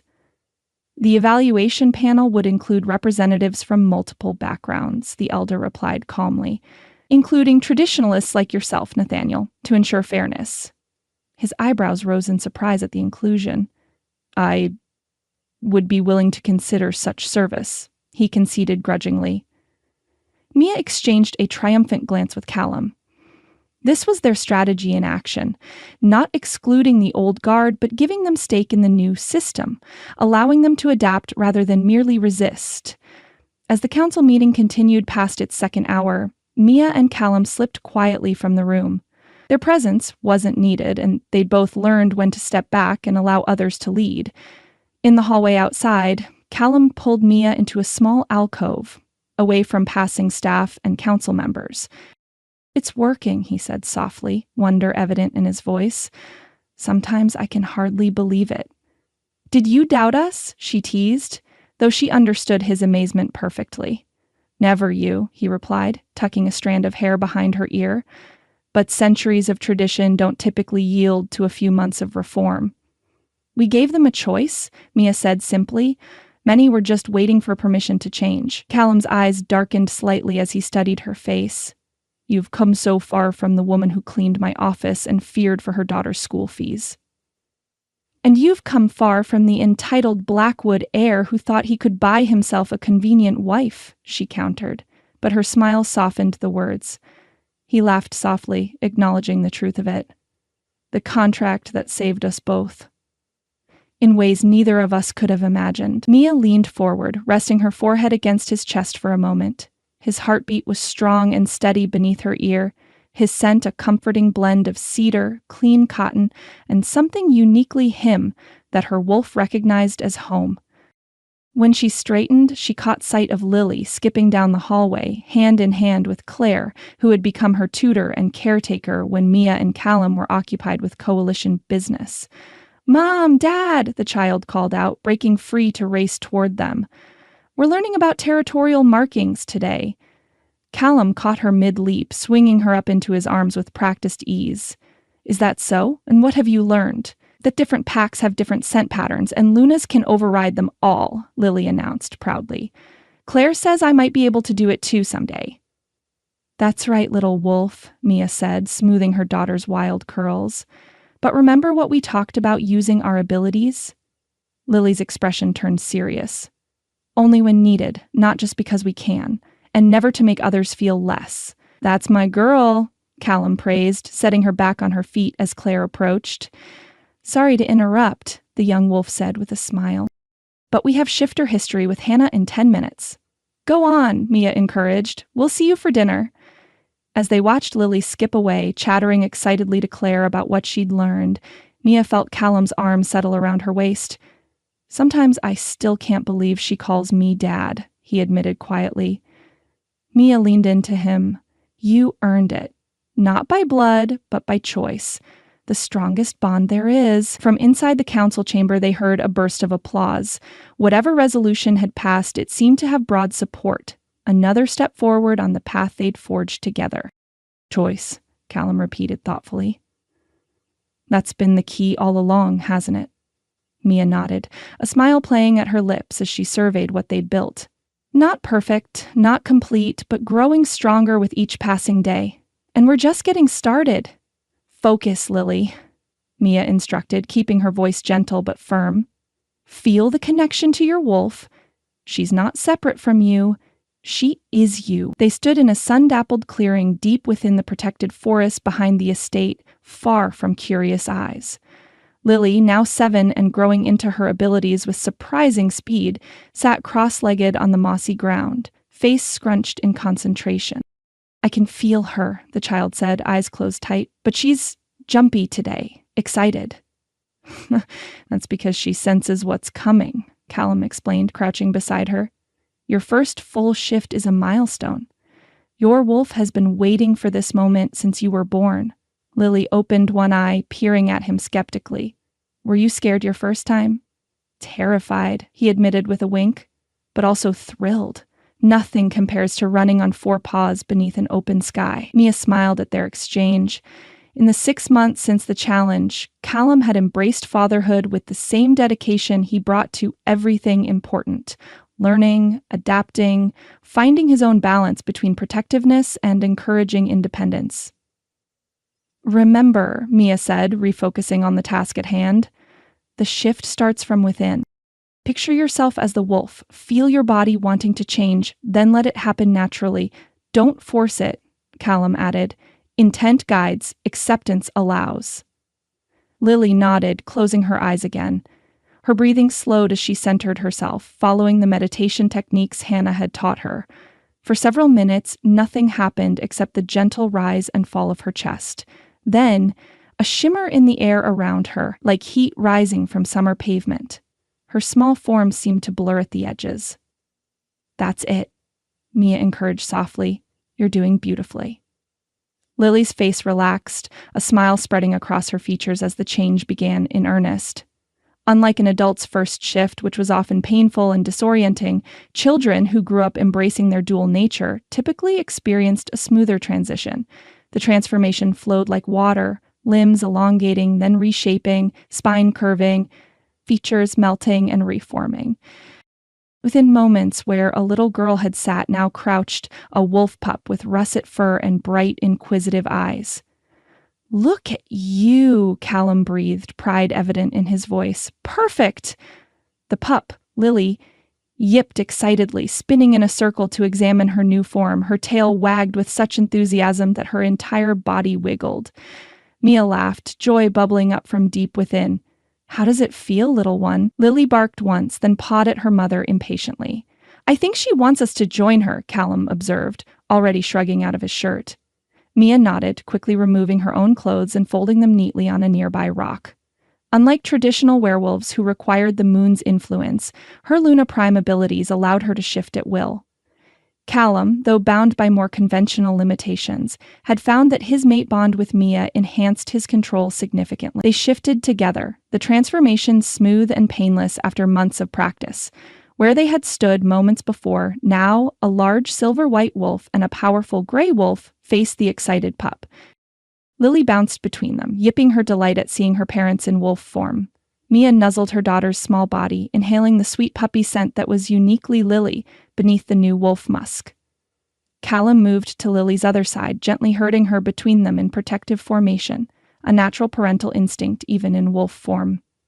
He bumped Mia's shoulder with his muzzle, golden eyes meeting her blue ones in silent communication that transcended words. Pride, joy, love. The emotions flowed freely through their mate bond, stronger in this form, where human pretenses fell away. Lily, impatient with the adult moment, nipped playfully at Callum's foreleg, then darted away, clearly expecting to be chased. He obliged, loping after her with deliberately measured strides, to let her believe she was outrunning him. Mia watched them for a moment, her mate and her daughter playing in the sunlight, acceptance and joy replacing the fear and secrecy that had shadowed Shifter children for generations. Then she joined the game, racing past them both with Luna speed that had them scrambling to keep up. For the next hour, they explored the forest together, teaching Lily to use her enhanced senses, showing her how to move silently through underbrush, guiding her through the basics of tracking and territory awareness. Throughout it all, they maintained a playful atmosphere, ensuring her first shift remained a joyful experience rather than a tactical lesson. As the afternoon waned, they made their way to a small, secluded meadow, where a shaft of sunlight broke through the canopy, illuminating a carpet of wildflowers in brilliant gold and purple. By unspoken agreement, they shifted back to human form, Mia helping Lily through the slightly more complex return transformation. "That was amazing," Lily exclaimed once she could speak again, bouncing on her toes despite the fatigue that typically followed a first shift. "I could smell everything and hear birds from miles away, and did you see how fast I ran?" "We saw," Callum confirmed, pulling a light sundress over Lily's head while Mia slipped back into her own clothes. "You're a natural, little wolf. Can we do it again tomorrow? Please?" Mia laughed, loving her daughter's enthusiasm.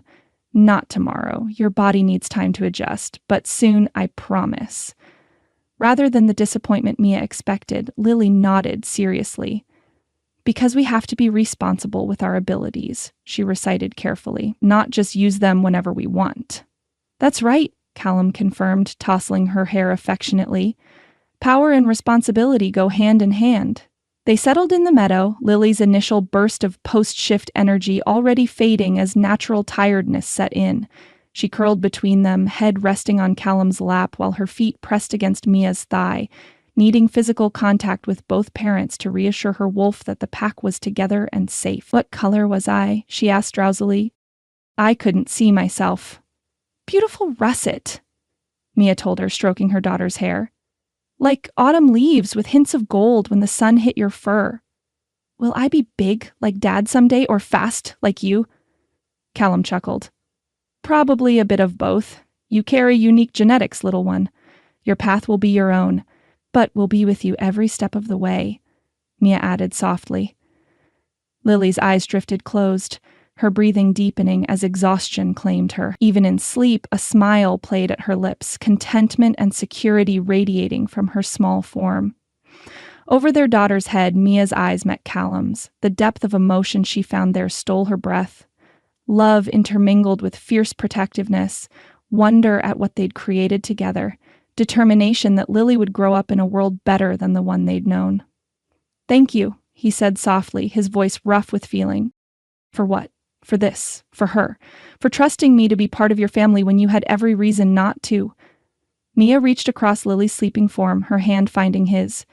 "You're not just part of our family, Callum. You helped make us whole." He lifted her hand to his lips, pressing a kiss to her palm, a gesture that had become uniquely theirs, intimate in its simplicity.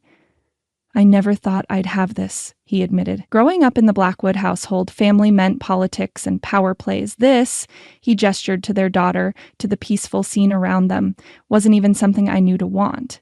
And now?" His smile was soft, unguarded. "Now I can't imagine any other life." They stayed in the meadow until sunset painted the sky in shades of pink and gold, Lily sleeping peacefully between them, tangible proof of the future they were building, one choice at a time. And with 97% of precincts reporting, the television announcer declared, "We can now project that Callum Blackwood will be the next mayor of Silver Lake City, defeating incumbent Mayor Wilson by a decisive margin." The campaign headquarters erupted in cheers and applause. Volunteers who had worked tirelessly for months embraced, staffers popped champagne bottles, and supporters chanted Callum's name. Through it all, Mia stood slightly apart, watching her mate as he moved through the crowd, shaking hands and accepting congratulations with genuine warmth. He'd changed so much from the coldly ambitious politician she'd first encountered, still confident and charismatic, but now guided by conviction rather than calculation. Mia accepted the offered glass with a smile. "Just admiring the view," she replied, nodding toward Callum. "Who'd have thought that arrogant pack prince would turn into someone I'd actually vote for?" Hannah chuckled. "Love changes us all, dear, some more dramatically than others." "It wasn't just love," Mia pointed out. "It was truth, finally seeing the lies he'd been raised with for what they were." Truth and love, Hannah mused. A powerful combination. They clinked glasses, sipping the bubbly champagne as Kim, the campaign manager, climbed onto a chair and called for attention. "Ladies and gentlemen," she announced, "please welcome your new mayor-elect, Callum Blackwood, and his lovely wife, Mia." The crowd parted as Callum made his way to where Mia stood. His eyes found hers across the room, a private smile playing at his lips before his public face slipped back into place. "They're waiting for us," he murmured when he reached her side, offering his arm. "Ready for the spotlight, Luna?" "Do I have a choice?" she teased, though they both knew she'd grown more comfortable with public appearances over the past months. "Always," he replied seriously, despite the playful context. It had become their watchword, their promise to each other. That choice would remain sacred between them, even in small matters. Together, they moved to the small stage that had been set up for the victory speech. Callum stepped to the microphone, Mia at his side, their hands clasped between them. "Thank you all," he began, his voice carrying easily over the enthusiastic crowd. "This victory belongs to every person in this room, and to the thousands of citizens who believed in our vision of a more inclusive, transparent government." He spoke for several minutes about unity, about community renewal, about bridging divides. Words that carried deeper meaning for those who understood they applied to both human and supernatural worlds. Throughout it all, he kept Mia's hand in his, drawing strength from her presence. "But I would be remiss," he continued, his tone shifting to something more personal, "if I didn't acknowledge the one person who has transformed not just our campaign, but my entire understanding of leadership." He turned to Mia, and the naked admiration in his eyes made her breath catch. "My wife came into my life at a time when I thought I had all the answers," he said, addressing the crowd but speaking directly to her. "I quickly learned how wrong I was. Her courage, her integrity, her unwavering commitment to what's right rather than what's convenient. These are the qualities that have shaped our campaign and will shape my administration." Murmurs of approval rippled through the audience. Mia felt a blush heating her cheeks, unused to such public praise, despite all they'd been through together. "So while I thank you all for your votes and your trust," Callum concluded, "my greatest thanks go to Mia, who believed I could be more than my past, who challenged me to be worthy of her trust, and who has stood beside me even when the path forward seemed impossible." The crowd erupted in applause. Someone shouted, "Kiss her, Mayor!" and others quickly took up the chant. Callum raised an eyebrow in silent question. Mia rolled her eyes but nodded, a smile tugging at her lips. For all her discomfort with public displays, this moment, this victory, that represented so much more than a political campaign, deserved celebration. He drew her into his arms with practiced ease, one hand coming up to cup her cheek as he leaned down. Their lips met in a kiss that started ceremonial but quickly became something more. A celebration of how far they'd come, an acknowledgement of all they'd overcome together, a promise of the path still ahead. Unlike their first public kiss months ago, calculated, controlled, part of their charade, this one held nothing back. When they finally parted to renewed cheers from the crowd, Mia saw her own joy reflected in Callum's eyes, golden flecks dancing in the brown depths. "I love you," he murmured against her ear, the words meant for her alone amid the public celebration. "Not for what you've done for me or the campaign, but for who you are. The most infuriatingly stubborn, compassionate, magnificent woman I've ever known." Mia laughed, the sound bright with genuine happiness. "Careful, Mr. Mayor, flattery like that might go to my head." "Not flattery," he corrected, his thumb brushing across her lower lip, just truth. The celebration continued around them, but for a moment they remained in their private bubble, foreheads touching, breathing each other in. Then reality intruded in the form of reporters calling questions and supporters seeking handshakes. Callum stepped back reluctantly, resuming his public role, but he kept Mia's hand firmly in his as they moved through the crowd, accepting congratulations and answering questions with practiced ease. Later, as official duties wound down and the gathering became more casual, Mia found herself approached by a group of women who had volunteered for the campaign, most of them human, though a few were wolves or human mates of wolves, integrated into the coalition's human-facing activity. "We wanted to thank you," said their unofficial leader, a retired school teacher named Margaret. "Not just for your work on the campaign, but for the community initiatives you've started." Mia smiled, genuinely touched. While Callum had focused on the political race, she had channeled her energy into grassroots programs, after-school education for disadvantaged children, support groups for single parents, health clinics in underserved neighborhoods, work that helped humans while creating spaces where supernatural individuals could also find assistance without revealing their nature. "The shelter program has been life-changing for so many women," another volunteer added. "My sister finally left her abusive husband because of the resources you put in place." "I've just connected existing needs with available resources," Mia demurred. "The community was ready for these changes." "Don't sell yourself short," Margaret insisted. "You have a gift for bringing people together, for seeing what's needed and making it happen. Have you considered running for office yourself?" Mia nearly choked on her champagne. "Politics isn't really my—" "You'd be amazing," another woman chimed in. "The work you've done with the Educational Reform Committee alone would make a great platform for the school board." Before Mia could formulate a response, she felt a familiar presence at her back as Callum joined their circle. "Trying to recruit my wife into politics?" he asked the women, amusement evident in his tone. "Someone needs to," Margaret replied tartly. "She's got twice your policy sense and 10 times your empathy." Rather than taking offense, Callum laughed. "On that we agree completely." He slipped an arm around Mia's waist. "I've been trying to convince her to take a more public role for months." Mia elbowed him gently in the ribs. "Some of us prefer to work behind the scenes." "For now," he murmured, dropping a kiss on her temple before turning back to the women. "But I wouldn't count her out. My wife has a habit of exceeding expectations, especially her own." The conversation shifted to campaign stories and plans for the transition, but Mia found herself pondering the unexpected suggestion. A year ago, she'd been juggling minimum wage jobs and drowning in debt. Now she was being encouraged to seek public office herself. The world had changed, but more importantly, she had changed. Where once she'd focused solely on survival, now she could envision creating larger change, building systems that would support others facing the challenges she'd overcome. As the evening wound down and they prepared to leave, Mia found herself watching the diverse crowd, humans and wolves, once rival packs, individuals who would never have interacted in the old hierarchy. Their coalition had created this bridge between worlds, and now Callum's election offered the opportunity to strengthen it from both sides. "Ready to go home?" Callum asked, appearing at her side with her coat. Mia nodded, suddenly eager for the quiet of their private spaces after hours of celebration.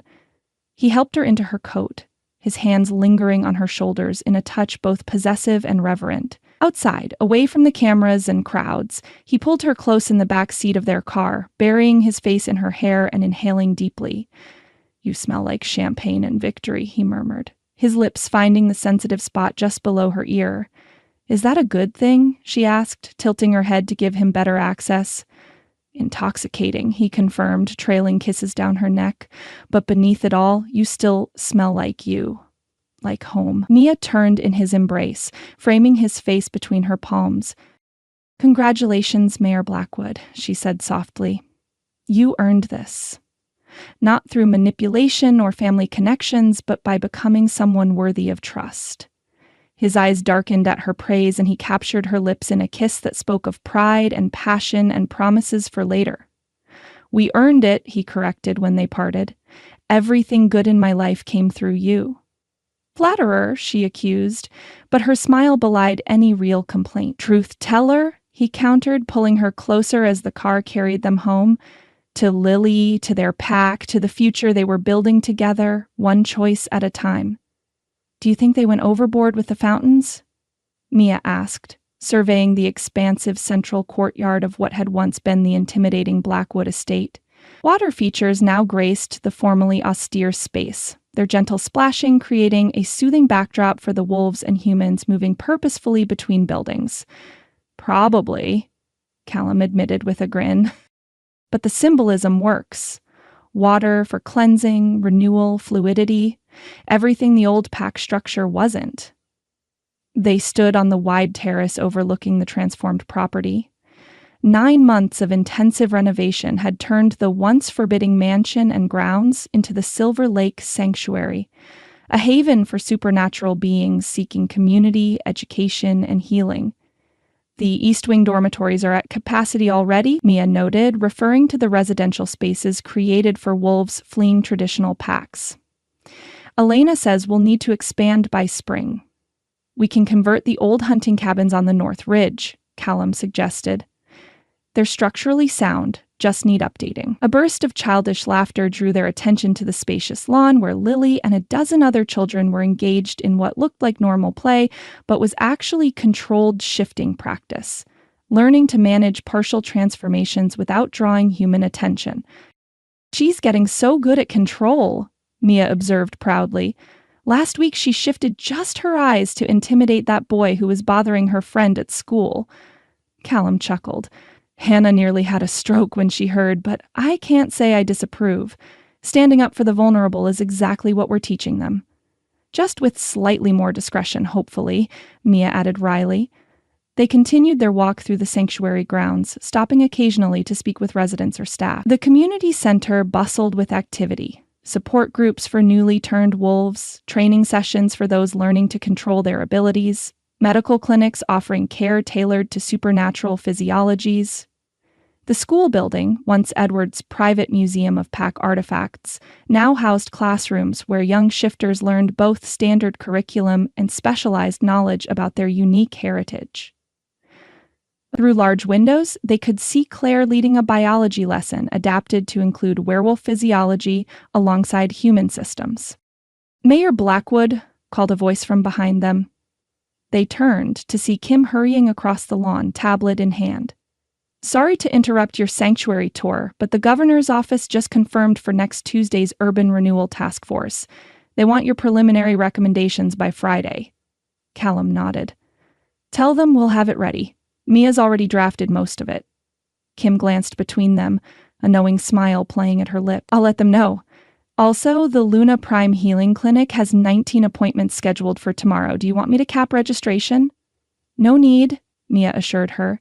I've been working with the new Luna from the River Pack. She's ready to handle some of the simpler cases on her own. Perfect. I'll update the schedule.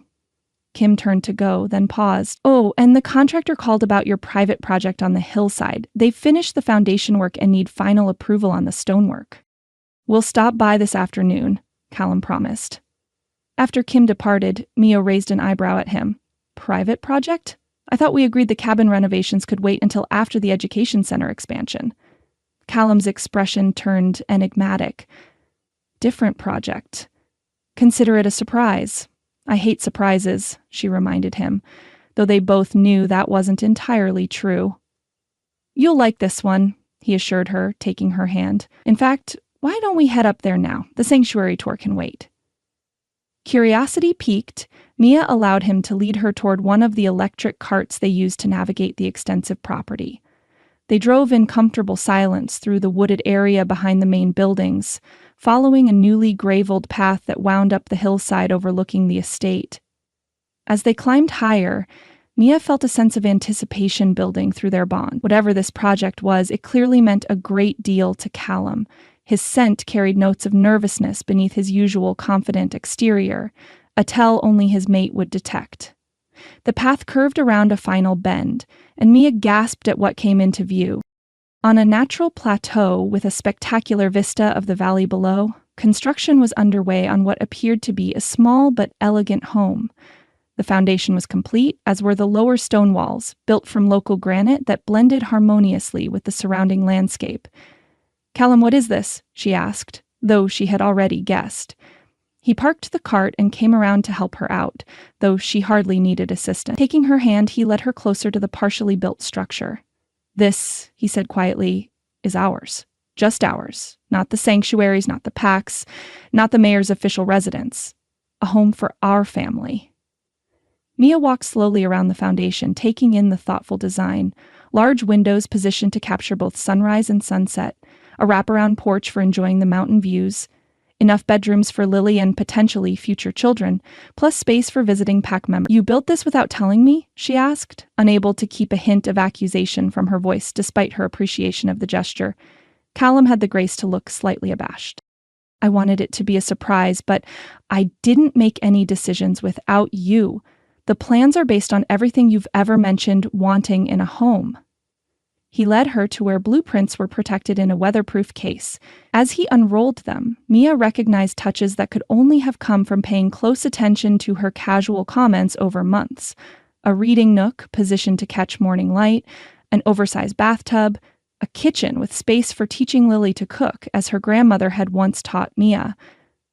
"You've been planning this for months," she realized, touched by the thought behind each detail. "Since the election," he confirmed. "We've given so much of ourselves to everyone else, the coalition, the sanctuary, the city. I wanted us to have something that was just ours, a place where we can simply be a family without responsibilities waiting at every door." Mia moved to the edge of the plateau, taking in the spectacular view. Below lay the sanctuary they'd created from the ashes of the old Blackwood regime, a symbol of everything they'd fought for. Beyond it spread the city where Callum now served as mayor, bridging human and supernatural worlds with policies that served both. She felt him approach from behind, his warmth enveloping her before his arms did. He rested his chin on her shoulder, their bodies fitting together with the practiced ease of mates who had learned each curve and angle of the other.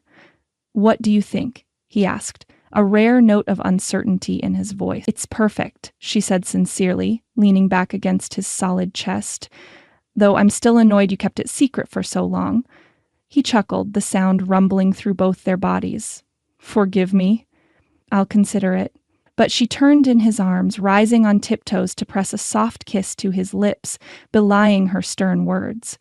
The kiss deepened naturally, months of intimacy having taught them exactly how to please each other. His hands spanned her waist, holding her close but not possessively, a partnership of equals as it had been since that fateful challenge beneath the great oak. When they parted, Callum took her hand and led her to a flat boulder positioned at the very edge of the clearing. They sat side by side, watching as the setting sun painted the valley in shades of gold and amber. "1 year ago today," he said softly, "you signed a contract in my office. 2 strangers agreeing to a business arrangement that would solve both our problems." Mia smiled at the memory. So distant now, it almost felt like someone else's life. "You were such an arrogant ass." "And you were terrifyingly direct," he countered with a grin. "I remember thinking no one had ever looked at me with such unimpressed eyes before." "Your money and family name didn't impress me, still don't." "Thank the moon for that." His expression turned serious as he reached into his pocket. "Which brings me to the real reason I brought you up here today." From his pocket, he withdrew a small wooden box carved with intricate moon phases and wolf silhouettes. Mia's breath caught, recognizing the traditional craftsmanship of mate gift boxes. "The contract that brought us together expired 3 months ago," Callum continued, his voice steady, though his scent betrayed his nervousness. "We've been so busy with everything else, we never actually discussed what comes next." "I thought the mate bond made that fairly obvious," Mia pointed out, though her heart raced with unexpected anticipation. "The bond tells us what we are," he acknowledged, "but I want to tell you what I choose." He opened the box, revealing not a conventional ring as she had half expected, but a delicate bracelet of braided silver strands interspersed with tiny moonstones and sapphires that matched her eyes in wolf form. "Mia Winters," he said, using her original name purposefully, "I entered our arrangement seeking political advantage and genetic salvation. I found instead a partner who challenges me, a mate who completes me, and a future brighter than anything I could have imagined." He lifted the bracelet from its box. Our contract is fulfilled and expired. I release you from all obligations it created. And I ask, with no documents binding us, no advantages to be gained, will you choose me again? Not as Callum Blackwood, heir to a corrupt legacy, but as the man I've become, with you by my side. Mia felt tears prickling behind her eyes, moved by the simple sincerity of his words. This man, who had once approached everything through the lens of advantage and calculation, now offered his heart with no strings attached. The contract brought us together, she said softly, extending her wrist for the bracelet. But love kept us that way. Yes, Callum, I choose you. Today, tomorrow, and all the days after. With reverent care, he fastened the bracelet around her wrist. As the clasp closed, the moonstones seemed to glow with inner light, a manifestation of their bond responding to the renewed commitment. I had a whole speech prepared, he admitted with a self-deprecating smile, about legally changing my name, about forsaking the Blackwood heritage entirely, about... Mia pressed her fingers to his lips, silencing him. You don't need to erase your past to prove your commitment to our future. You've already shown me who you truly are in every decision, every sacrifice, every moment we've faced together. She replaced her fingers with her lips, sealing their renewed commitment with a kiss that spoke of acceptance, of his past, his present, and the future they would build together. The sun dipped lower on the horizon, bathing them in golden light as the kiss deepened, hands beginning to wander with familiar intent. Should we head back? Callum murmured against her lips, though his body's response suggested he'd prefer the opposite. Mia glanced toward the partially constructed house, then back at her mate with a mischievous smile. The foundation is solid, isn't it? His eyes darkened with understanding. Very solid, and the workers have gone for the day. Then I think, she said, rising and drawing him toward their future home, that we should properly christen our new territory, don't you? As wolves do. Callum growled low in his throat, the sound sending a delicious shiver through her. Lead the way, Luna. Hand in hand, they walked toward the house that would become their private sanctuary, one small piece of a world they had transformed together. From desperate strangers bound by a cold contract to true mates joined by choice, by respect, and by a love neither had been looking for but both had found. As the first stars appeared in the darkening sky, their silhouettes merged into one, illuminated by moonlight that seemed to bless their union anew, not with ancient tradition or mystical prophecy, but with the simple power of two souls who had found in each other exactly what they needed to become their truest selves. The contract that had brought them together was long fulfilled, but the covenant they had forged in its place would endure, choice by choice, day by day, moon by moon, for all the seasons of their lives,